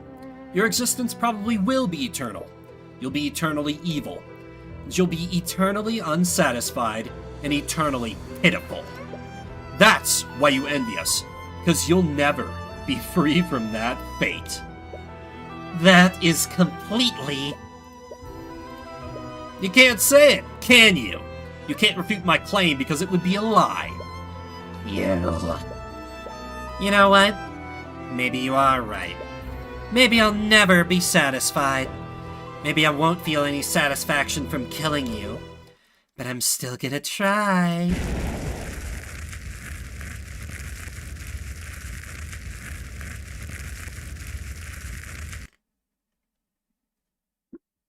To think you would threaten violence in my presence, arrogant witch.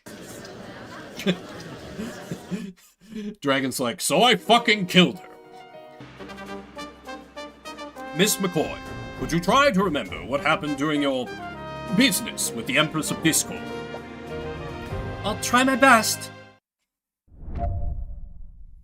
Dear God, there's still more. There's nothing here. There's nothing here.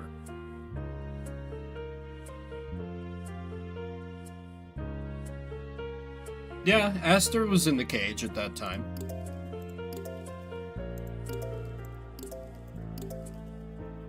Oh, fuck!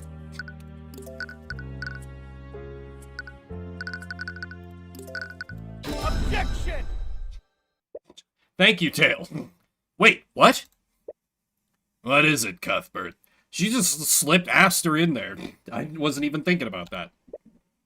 Celeste, are you sure Aster showed up only a few minutes after Pierce died? Yeah, I remember that part pretty well. Eris seemed really worried about being seen by them.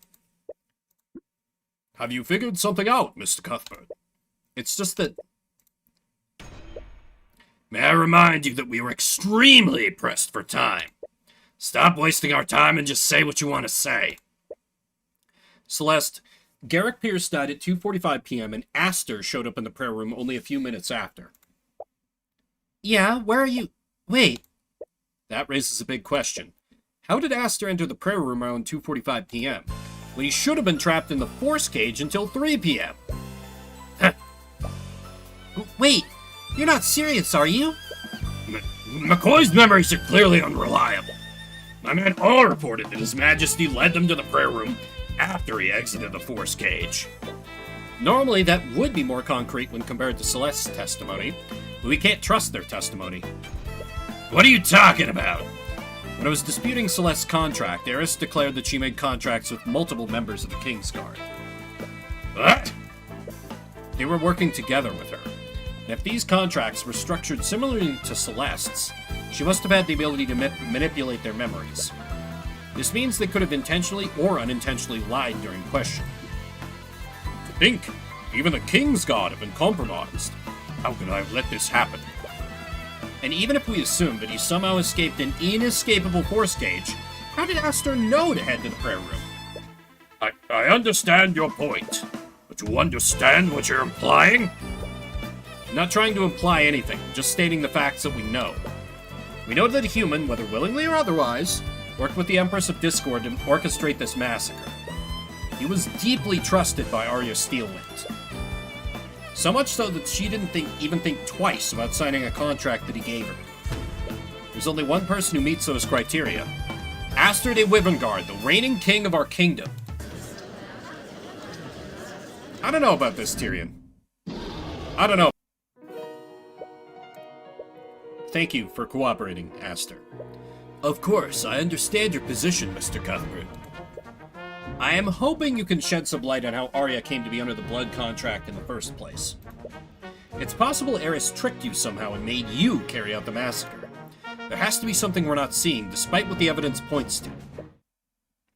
Evidence? You're referring to Celeste's testimony, am I correct? I'm sorry to say this, but are you sure we can trust her testimony? Okay, this Aster is fake. We can trust her now. She's no longer under the effects of a blood contract.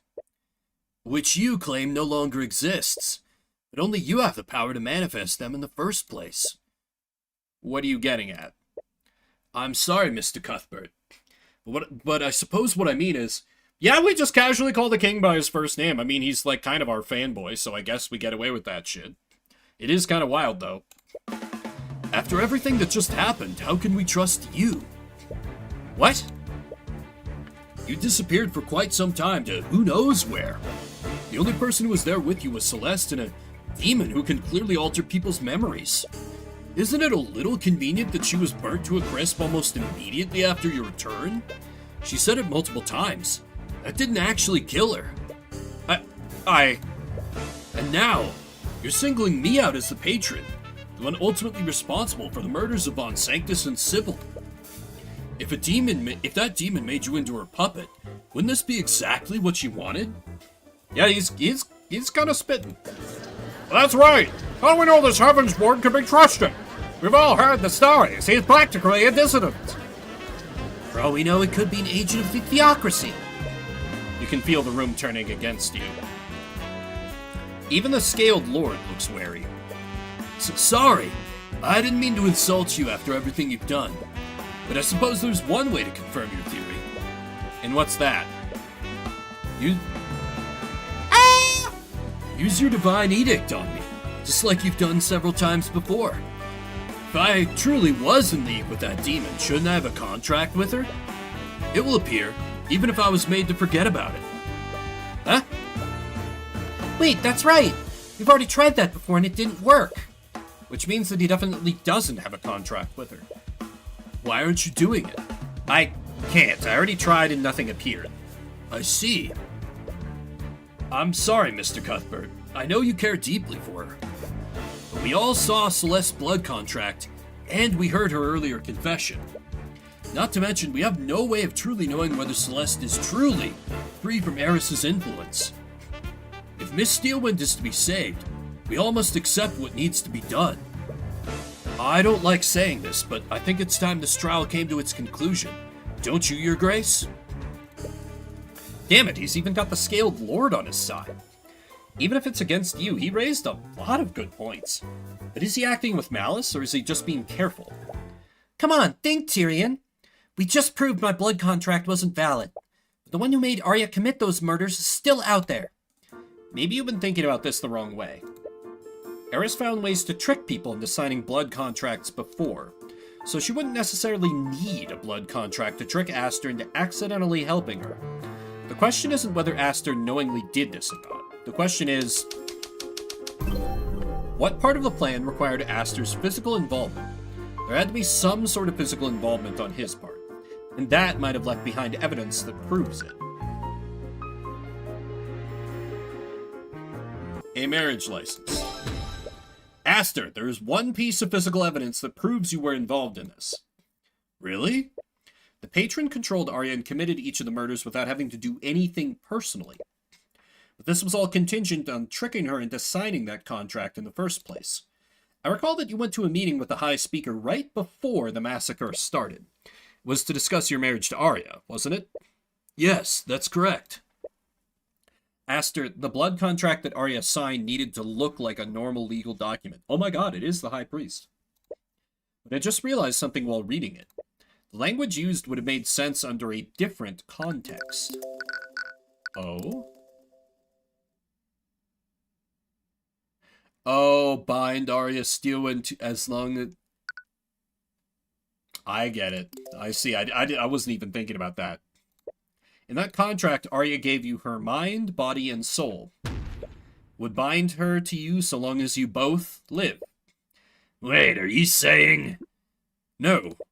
In other words, till death do you part. Objection!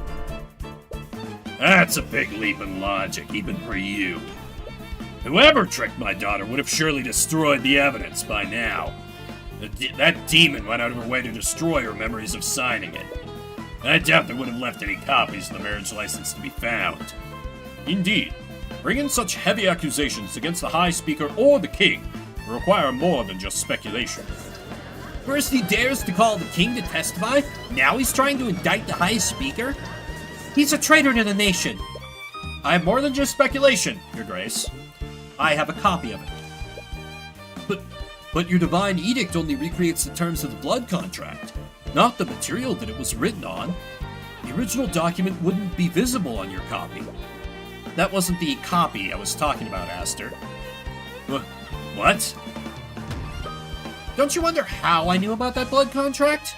Every attorney has a magical rune stone that lets us take pictures of crime scenes and write down notes magically. Oh my god. Oh my god, our attorney's badge is key to solving the case. This is so good. This is so good.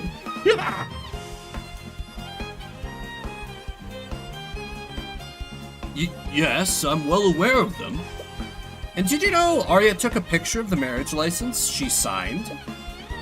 What? She was so happy to finally have your union codified that she took a picture of your marriage license, even though it was technically illegal to do so. She? Why would she? The moment she regained consciousness, she thought she was a danger to others. She had no memories of what she did that day, but she knew something was wrong. That's why she locked herself in a cell with an anti-magic field. She was being rightfully cautious.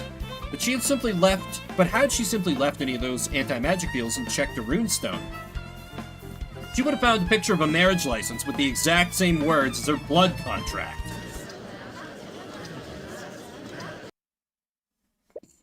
So I'll ask you this, Aster. Who gave that marriage license to her? Was it you or the High Speaker? If you don't want to answer, we can drag the truth out of both of you. Don't bother. No. So it really was you. Tell me, Mr. Cuthbert, do you know what the best kind of lie is?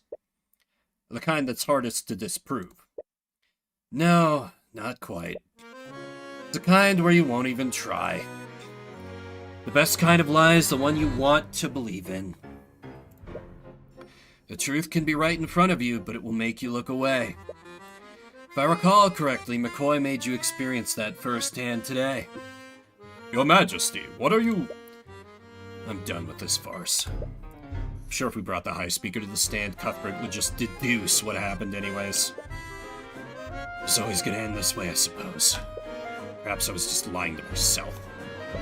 You? No. Aster, you whelp? Are you saying that it was you? You used my daughter to commit mass murder? I did, Lucio. What of it? How could you? What right do you have to judge my actions? Oh, great-scaled lord! I was only cleaning up the mess you created! If it weren't for Eris's little games, I would have done it in a much cleaner manner.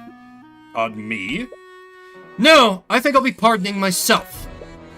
You can't be serious. I am the King of Wyverngard, am I not? Is that not my right? You're insane. Tell me, does this terrify you all? To know that I can do whatever I please, with no one who can stop me? Is that not what you've been all doing to the rest of this country? Do you seriously expect to get away with this? I do. Who has the power to stop me? The Scaled Lord? Yes, exactly him. That's why you hosted this trial in the first place. His authority is above yours. I didn't ask who could stop me, Tyrion. I asked who was going to.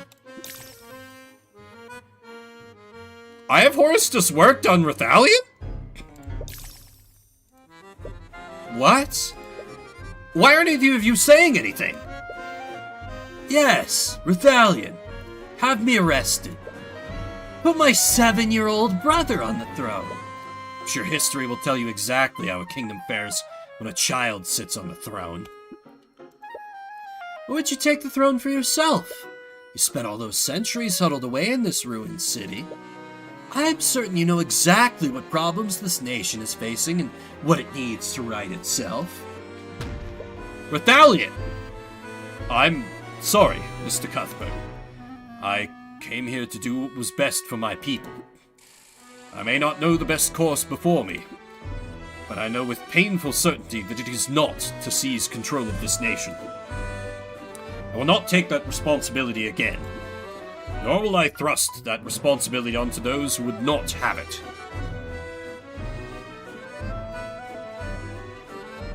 Well, alright, Ruby, signal the troops. It's time to start the revolution. Bring in the guillotine. Everybody in this room gotta die. Not really surprising. From everything I've seen, negligence has been your one consistent trait. And what about you, Lucio? Are you going to try to depose me? The beloved prince, now king of Wyverngard. Or did you forget? The people of this nation love me and hate you. I hear you're very skilled at arguing, Tyrion, but I doubt even you could make the public see that as anything other than a military coup. I don't think we have one big enough for the dragon. We'll find a way. Can you imagine? Grand General Lucio deposing the new king of Wyverngard before the previous king's body is even interred. I wonder just how bloody of a civil war that would plunge this nation into, even if Lucio doesn't have much difficulty crushing the commoners. I'm sure you can imagine just how tempting a weakened Wyverngard would look to the other nations. Damn it! By killing Sibyl and Von Sanctus, he left a power vacuum that only he could fill. Aster, you're holding the entire kingdom hostage! I'm merely consolidating power where it belongs. Oh no. The king has been a fascist all along. Who could have predicted this? In the hands of a kind and benevolent ruler who's finally going to fix this nation. You murdered several people, consorted with demons, and enslaved your own fiancé. I am sure that to you, my actions may seem evil and unforgivable, but to those in the Wyverngard nobility, I doubt that I'm even the first to do such a thing. This is just politics. Poly meaning many, ticks meaning blood-sucking creatures. And I think that makes checkmate, Cuthbert. How did he get the contract? Yeah? I can't believe it. I've always wanted to say that. What are you all doing? Are you just gonna let him get away? Lucio, she's your daughter. Are you just gonna let him keep control over her? My daughter would not sacrifice the stability of Wyverngard for her freedom. You know that to be true. He killed so many people and he enslaved Arya. He almost killed you and he tried to kill me. Wait a minute, that's right. Why did he try to kill you? Oh my god, she's been the secret princess all along. What do you mean? If Aster is the patron, that means Pierce originally sent that letter to him. King de Wyverngard just recently died. If Aster thought she was a threat, could that mean that Celeste has royal blood? That wouldn't make much sense.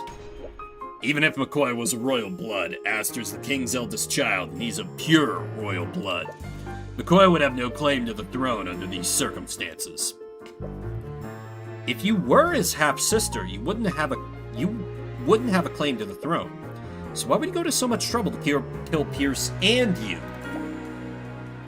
Maybe he just wanted to make sure? He wouldn't have had Eris kill Pierce personally if it wasn't important.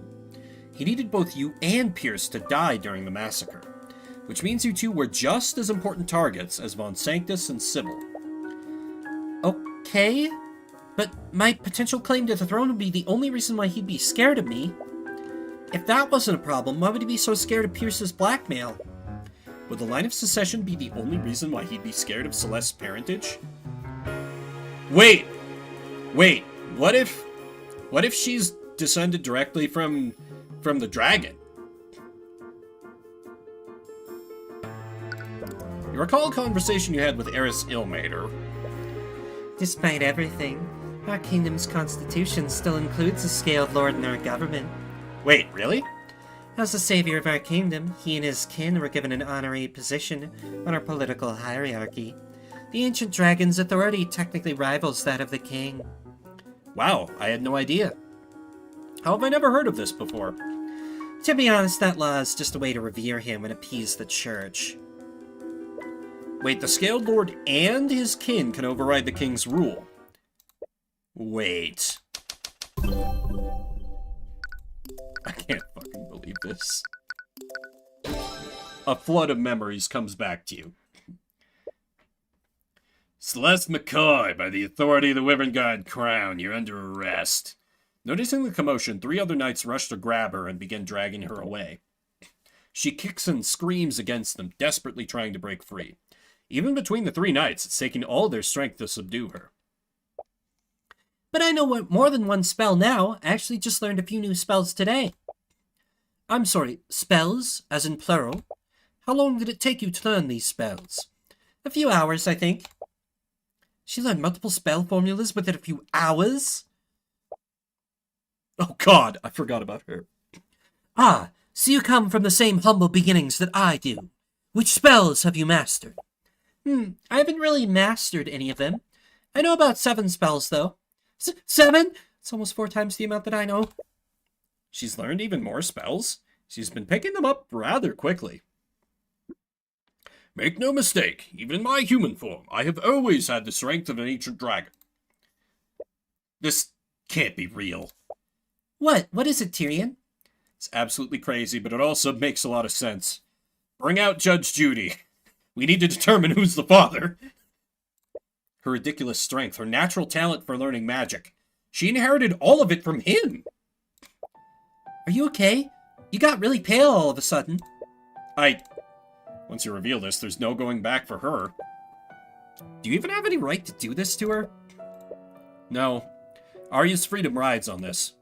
And as much as it pains you, this is the only way to save her and Wyvern Guard. The truth will set you free. I'm sorry, Celeste. What? Why are you apologizing? What I'm about to do could change your entire life. Possibly in a way you don't want it to.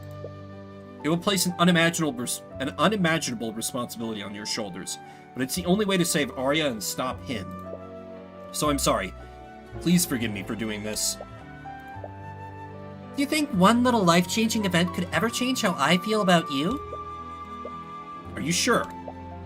I owe you and Arya for what I did. But this is... We need to do this to save Arya, right? It's partly my fault she's in this situation. But if my life is really gonna change because of this, just promise me something. What is it? To take responsibility for what you're about to do? Of course. I was always going to do that, regardless of what happened. Good. Oh, Celeste, you do not think what is about... you have the wrong idea, but... I don't think Tyrion would mind being king consort. Are you two done flirting with each other? If you have nothing else to say, stop wasting all of our time. Aster, I know who Celeste's father is. Wait, really?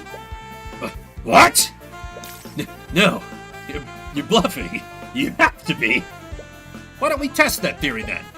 You said that no one could contest your rule of Wyvern Guard aside from the Scaled Lord. But there's one more person, isn't there? What are you talking about? Only the Scaled Lord has the political power to override the will of the king.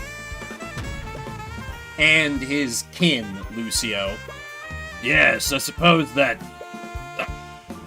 Aster de Wyvern Guard, you needed Celeste to die during the massacre, because her existence would always pose a threat to your rule. Are you serious? People of the Wyvern Guard nobility, your current king was fearful of my bodyguard's parentage, and now we know why. Celeste McCoy is the daughter of the Scaled Lord Rothalion, ancient dragon and creator of all arcane magic.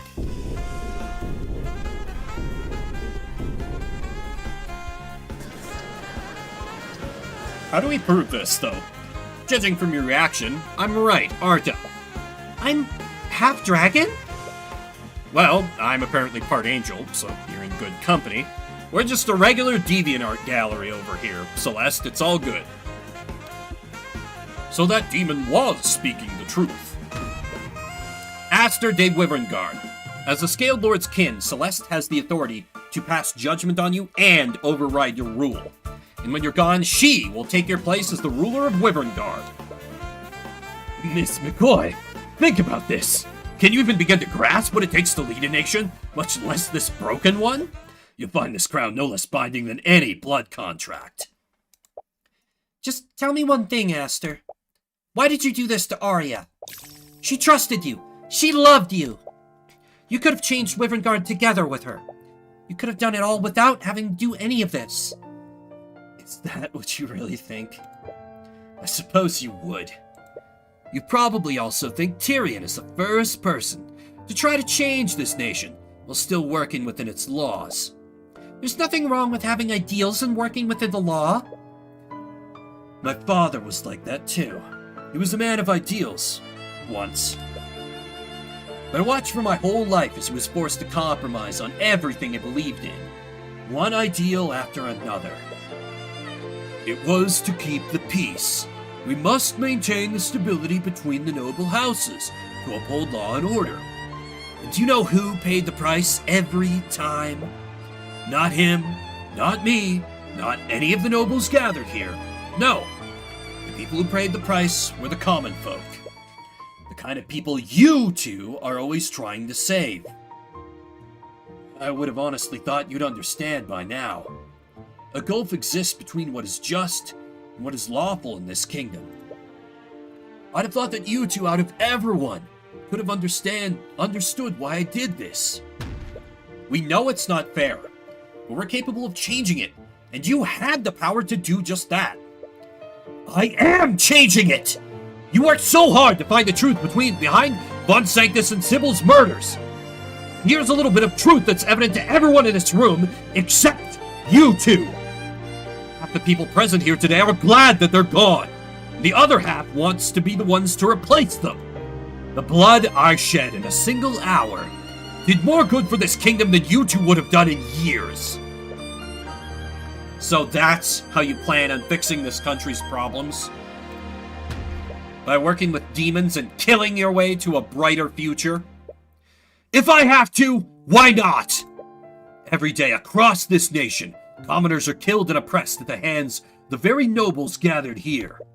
They bleed this country dry and feed on its people like carrion. I am merely returning a much-needed sense of equality. Do you really think any of you are in a position to judge me? All of you who came running at the news of my father's death. Also, you could be the first to fill my ears with your sycophantic praises. Do you know what the difference between the Empress of Discord and all of you is? That demon was just a bit more honest. Arya wanted to change that. She would have helped you. Arya's too stupid and too naive to do anything. She loved you. How could you? She loved her idea of me. She loved a weak and ineffectual prince who would have borne watching his kingdom rot with a damned smile. She loved your kindness, Aster. This is kindness. The blood I spill will be the greatest kindness this kingdom has ever known. Once I am done, Wyverngard will be better and stronger for it. Aster. McCoy, I don't care what you are. The Scaled Lord's daughter, the rightful heir, none of that matters to me. I will save my kingdom and its people. I will carve the rot out of its heart, piece by bloody piece. Nothing will stand in my way.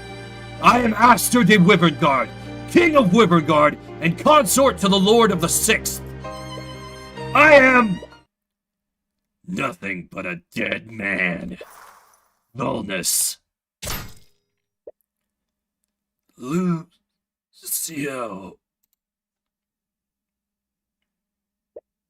What? No! Lucio, what have you done? The blood contract, Cuthbert. What? My daughter's blood contract. Does it still exist? You checked your satchel. Sure enough, Arya's blood contract is completely disintegrated. Its conditions have been fulfilled, haven't they? Because they no longer both live. Excellent. Lucio, this is not what we discussed. My daughter would never be free as long as that wretch lived. McCoy agreed to take his place. This was always how it was gonna end. Lucio, you can't seriously expect to. Save your breath, Cuthbert, I already know. Kingsguard, what are you standing around for? The Grand General's just committed regicide. Arrest him at once. Goddamn, Lucio. I suppose that's that, then. This doesn't really feel like something to celebrate. I'm compelled to agree. I think that His Majesty was so far gone that he'd consort with a demon. Also, he could save the common folk by giving himself unlimited power. Regardless of his actions, he did have the same goals as you. He truly wanted to make things better for the common folk. Even with the Eye of Horus, you never caught a hint of the pain he must have been feeling. He closely guarded his true emotions from everyone, including Arya. No wonder Eris was able to manipulate him. You of all people know exactly how easily she can exploit that kind of weakness. Nevertheless, it's apparent that there's no need to continue this trial. Although it's clear our work is only just beginning. Court is adjourned for the time being. You're all free to return to your homes. However, I'm sure there's still much for each of us to discuss.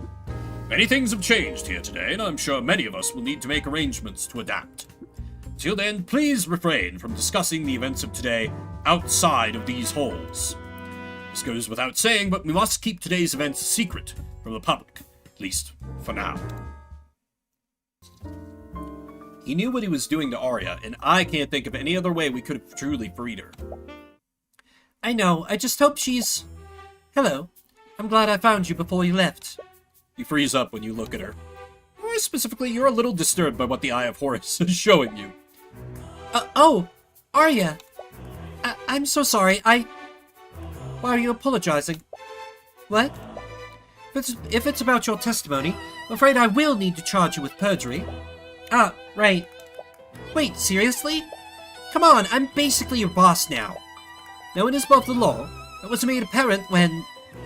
She suddenly stops talking before she mentions his name. She doesn't trail off, her voice doesn't even break. She simply stops. It's as if she were a machine that ceased functioning. Arya? Anyways, I'm sure it's nothing to worry about. You do have a talented defense counsel, after all. Right. You really want to say something back, but you're too off-put to say anything. Anyways, I wanted to thank you for the work you've done, Mr. Cuthbert. Yeah, I don't know that we're done. I truly mean it when I say you have my gratitude. Yeah, of course. Anyways, I have much work to get done now that the Grand General is in custody. I'll be taking my leave. Yeah. What was that all about? Why didn't you say anything to her? I didn't see anything through the eye. She must be subconsciously guarding her emotions. Guess I don't really blame her. No, Celeste, I didn't see anything. What? I looked at her with the eye. She wasn't holding anything back. And even with that, I saw nothing. There was no anger, no sadness, no fear, no joy. I've used the eye to see the emotions of a countless amount of people. But I've never seen that before. It was like I was looking at a machine. But you're right. I should have said something. I'm going to... As you're about to chase after her, Celeste stops you. Do you mind if I talk to her? What? Are you sure? Yeah, we actually hang out a lot outside of the trials. I think she might respond better to me. You remember the comforting feeling of her hand in yours. Alright, I suppose I'll let you have it. Once again, you remember the comforting feeling of her hand in yours. Yeah, I think it's just like, she is doing a thing that, like, I sometimes like to go to when I'm voice acting a character that is just, like, so fucking emotionally devastated that they've got nothing left. They just go to a pure, like, cold place of logic. Like, I cannot allow myself to feel emotions, so I will just feel nothing. That's my read on it. I don't think this means, like, mechanical fake Arya. I don't think that's what they mean, but we'll see. We'll see.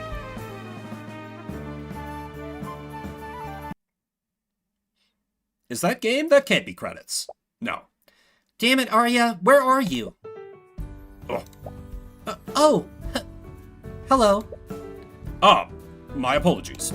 I didn't mean to frighten you. No, it's fine.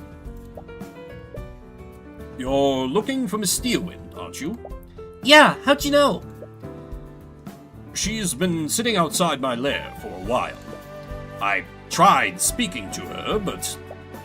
Yeah, I get it. I'm gonna try talking to her. Of course. Rathalion? Yes? I'm not mad at you, you know? What? I'm not sure why you left me at the McCoy Tavern, but because of that, I got to be raised by my mom and dad. If I didn't live there, I would have never met Tyrion or Arya. I could never be mad about you giving me a life like that. Plus, now I know that I'm half dragon. That's pretty cool, isn't it? Miss McCoy. Don't be so formal. I'm technically your daughter, aren't I?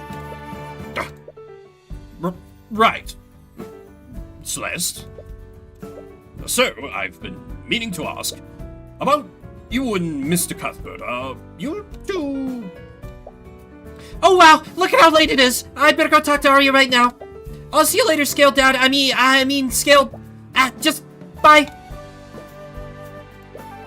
She called herself my daughter. I suppose I understand how you feel now, Lucio. Hey, Arya. Oh, Celeste. What are you doing here? Just making sure you're doing okay. You are doing okay, right? I am. There's no need to worry about me. Yeah, Scaled Dad is pretty good. You're looking up the sky. Are you looking at the stars? I was looking at the moon. It's full tonight. Do you mind if I watch it with you? Do what you want. I technically take orders from you now. Oh, this is a nice CG of him. You know, it was also a full moon outside on the night my parents found me in their inn. That's why they named me Celeste. It's the word for heavenly bodies in the Draconic language. Is that so? Yeah, they told me they thought I was a gift from the Scaled Lord. In a roundabout way, they were actually kind of right. It's a little funny when you think about it. By the way, I never got to thank you for sticking up for me before. What? Remember, you jumped onto the stand when Tyrion manifested my blood contract. Not that I blame him, but I don't think even he believed in me at that point. If you'd never done that, who knows how this could have ended up. I really appreciated you doing that.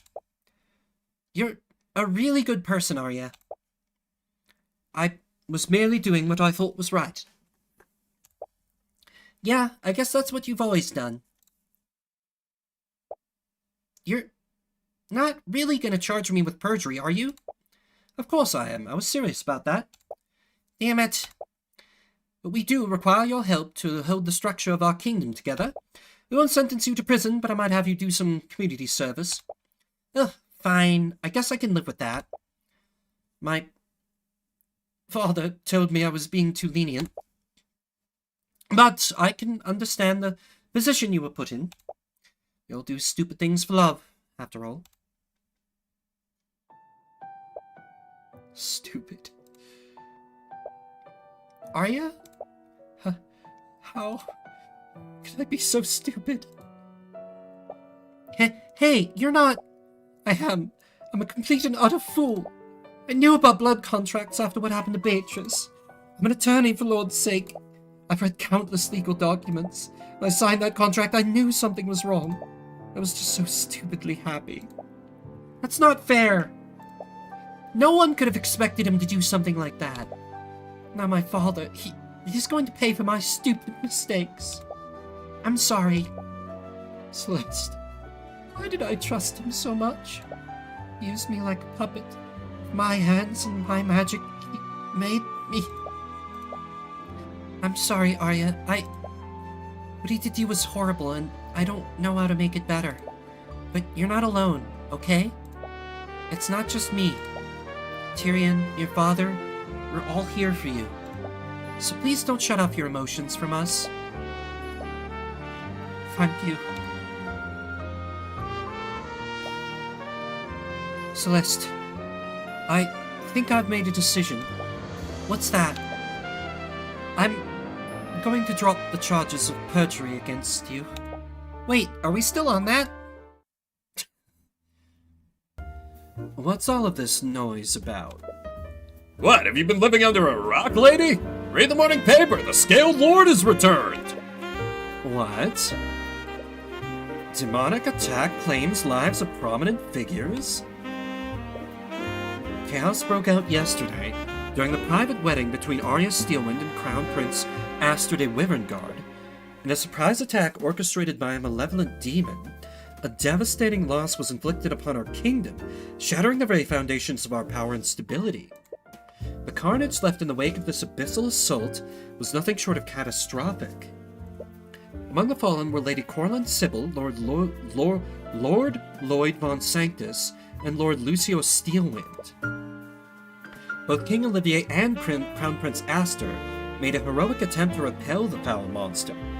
While the profane demon was felled and defeated, the King and Crown Prince tragically lost their lives in the ensuing battle. However, amidst the chaos and despair, a glimmer of hope emerged to prevent the kingdom from descending into further disarray. The Scaled Lord himself descended from the heavens, restoring order and making a profound proclamation. In a selfless act to maintain the integrity and unity of Wyverngard, the Scaled Lord appointed his holy daughter as the new Queen of Wyverngard. What? Again with the Scaled Lord nonsense. This reeks of a violent political coup. Whoever this new queen is, I bet she's just another rotten noble. There's a picture of her on the next page. Wait, what the fuck? And the sea! Credit. Surprised you're not sentencing me to death. I suppose I should be grateful. Yeah, we kinda need you alive so we know when Eris is back. You're using me like a canary in a coal mine? I'm almost proud of you two. Although, I am curious as to why she hasn't returned yet. She did mention something about her father killing him. Maybe she's getting some blowback from other demons. What the hell is this? Why are you preventing me from leaving? Well, I can't very well let you make a fool of yourself a second time. You are not to leave the Sixth Circle until I tell you otherwise. So says the word of Asmodeus. Are you grounding me? If you want to behave like a petulant child, I'll treat you like one. I swear, when I get out of here... What have I told you about speaking in future tense? She's demon grounded. Are you sure you don't want to move into the castle with us, Mom? Oh, I forgot about her mom. Hello, ma'am. It was your father's, and it doesn't seem right to abandon it. Yeah, I get what you mean. Anyways, I want to give you two some privacy. Mom! So stop dragging your feet, Tyrion. I want to live to see my grandkids. Mom! So, I was wondering... You've lived for a really long time, right? I have. Do I have any siblings? No, I'm sorry. There was one many centuries ago, but I lost her. It was rare, even across the centuries, when I've sought companionship. Dragons are magical beings, and the creation of offspring is rare. So much so that it's a miracle that you were born. I'm sorry, but you are alone. I don't really feel that way. I think I spend so much time on Arya that she is basically my sister. And Tyrion, well... Perhaps I should have some words with Mr. Cuthbert. Don't you dare! He's like Rax Dragon Shotgun. If you're going to date my daughter. Sure. Hey, why'd you bring me out here? You're not usually this secretive. Oh yeah, he's totally about to propose. Come on, it's a surprise. Wait, is that a boat? Are you gonna be okay? I thought you were really prone to motion sickness. Don't worry, I've done this plenty of times before. Alright, if you say so. Tyrion, it's really dark. Are you sure this is safe? Yeah, there will be plenty of light soon. Soon? In about 3, 2, 1. Wow. Right on schedule. You knew this would happen? During certain times of the year, the ley lines around Ornax become extremely potent. A lot of the businesses here take advantage of this to charge the arcane power cells in their homes. And those effects are amplified when they do it simultaneously. This is what happens when they synchronize with each other. It lights up the entire city. You're such a nerd. But it's beautiful, right? Yeah, it is. My mom used to bring me out here before everything happened. You're the only other person I've ever shown this to. Oh. I've really missed being able to spend time with you like this. Yeah, me too. It was so much simpler when you were just an attorney and I was your bodyguard. But now I'm the Scaled Lord's daughter and you're a lead prosecutor. We barely get to see each other. At least we're together now. You have something to remember whenever we're apart. Yeah, this is so sweet. I love him so much. What? Your thoughts are leaking, Celeste. What do you... it's been so long I forgot to... Is something wrong? She's always had a habit of teasing you. So you can't help but enjoy putting her on the other end for once. I didn't really mean... Wait, no, I did mean it, but... I know this is a really rude thing to say, but I kind of hate the Eye of Horus sometimes. I love you too, Celeste. Okay. You try to inch closer to her, but she's trying her hardest to avoid eye contact with you. But there is one way to make her meet your gaze. Tyrion, I... Do you not want this? Of course I do. I've wanted this for a long time. I always find myself smiling like an idiot whenever we're together. I don't think I've ever felt this happy before. Your faces inch closer to each other. Yeah! You two may never be able to go back to your old lives. But moments like this make everything worth it. You'll always keep your promise, right? No matter what happens, no matter where each of us goes, we'll go there together. Good. Sorry, this is all a little too much. I'm feeling a little lightheaded. Take all the time you need. Right now, we have all the time in the world. Cool! Well, that's the game! Thank you so much, everybody, for hanging out. Spend a little bit of your morning, afternoon, evening, whatever time may be for you. If you're watching these VODs after the fact, I see you. I appreciate you. I hope you've been enjoying this, or you've enjoyed this series as much as I have. It drove me absolutely goddamn crazy that I had to wait this long to finally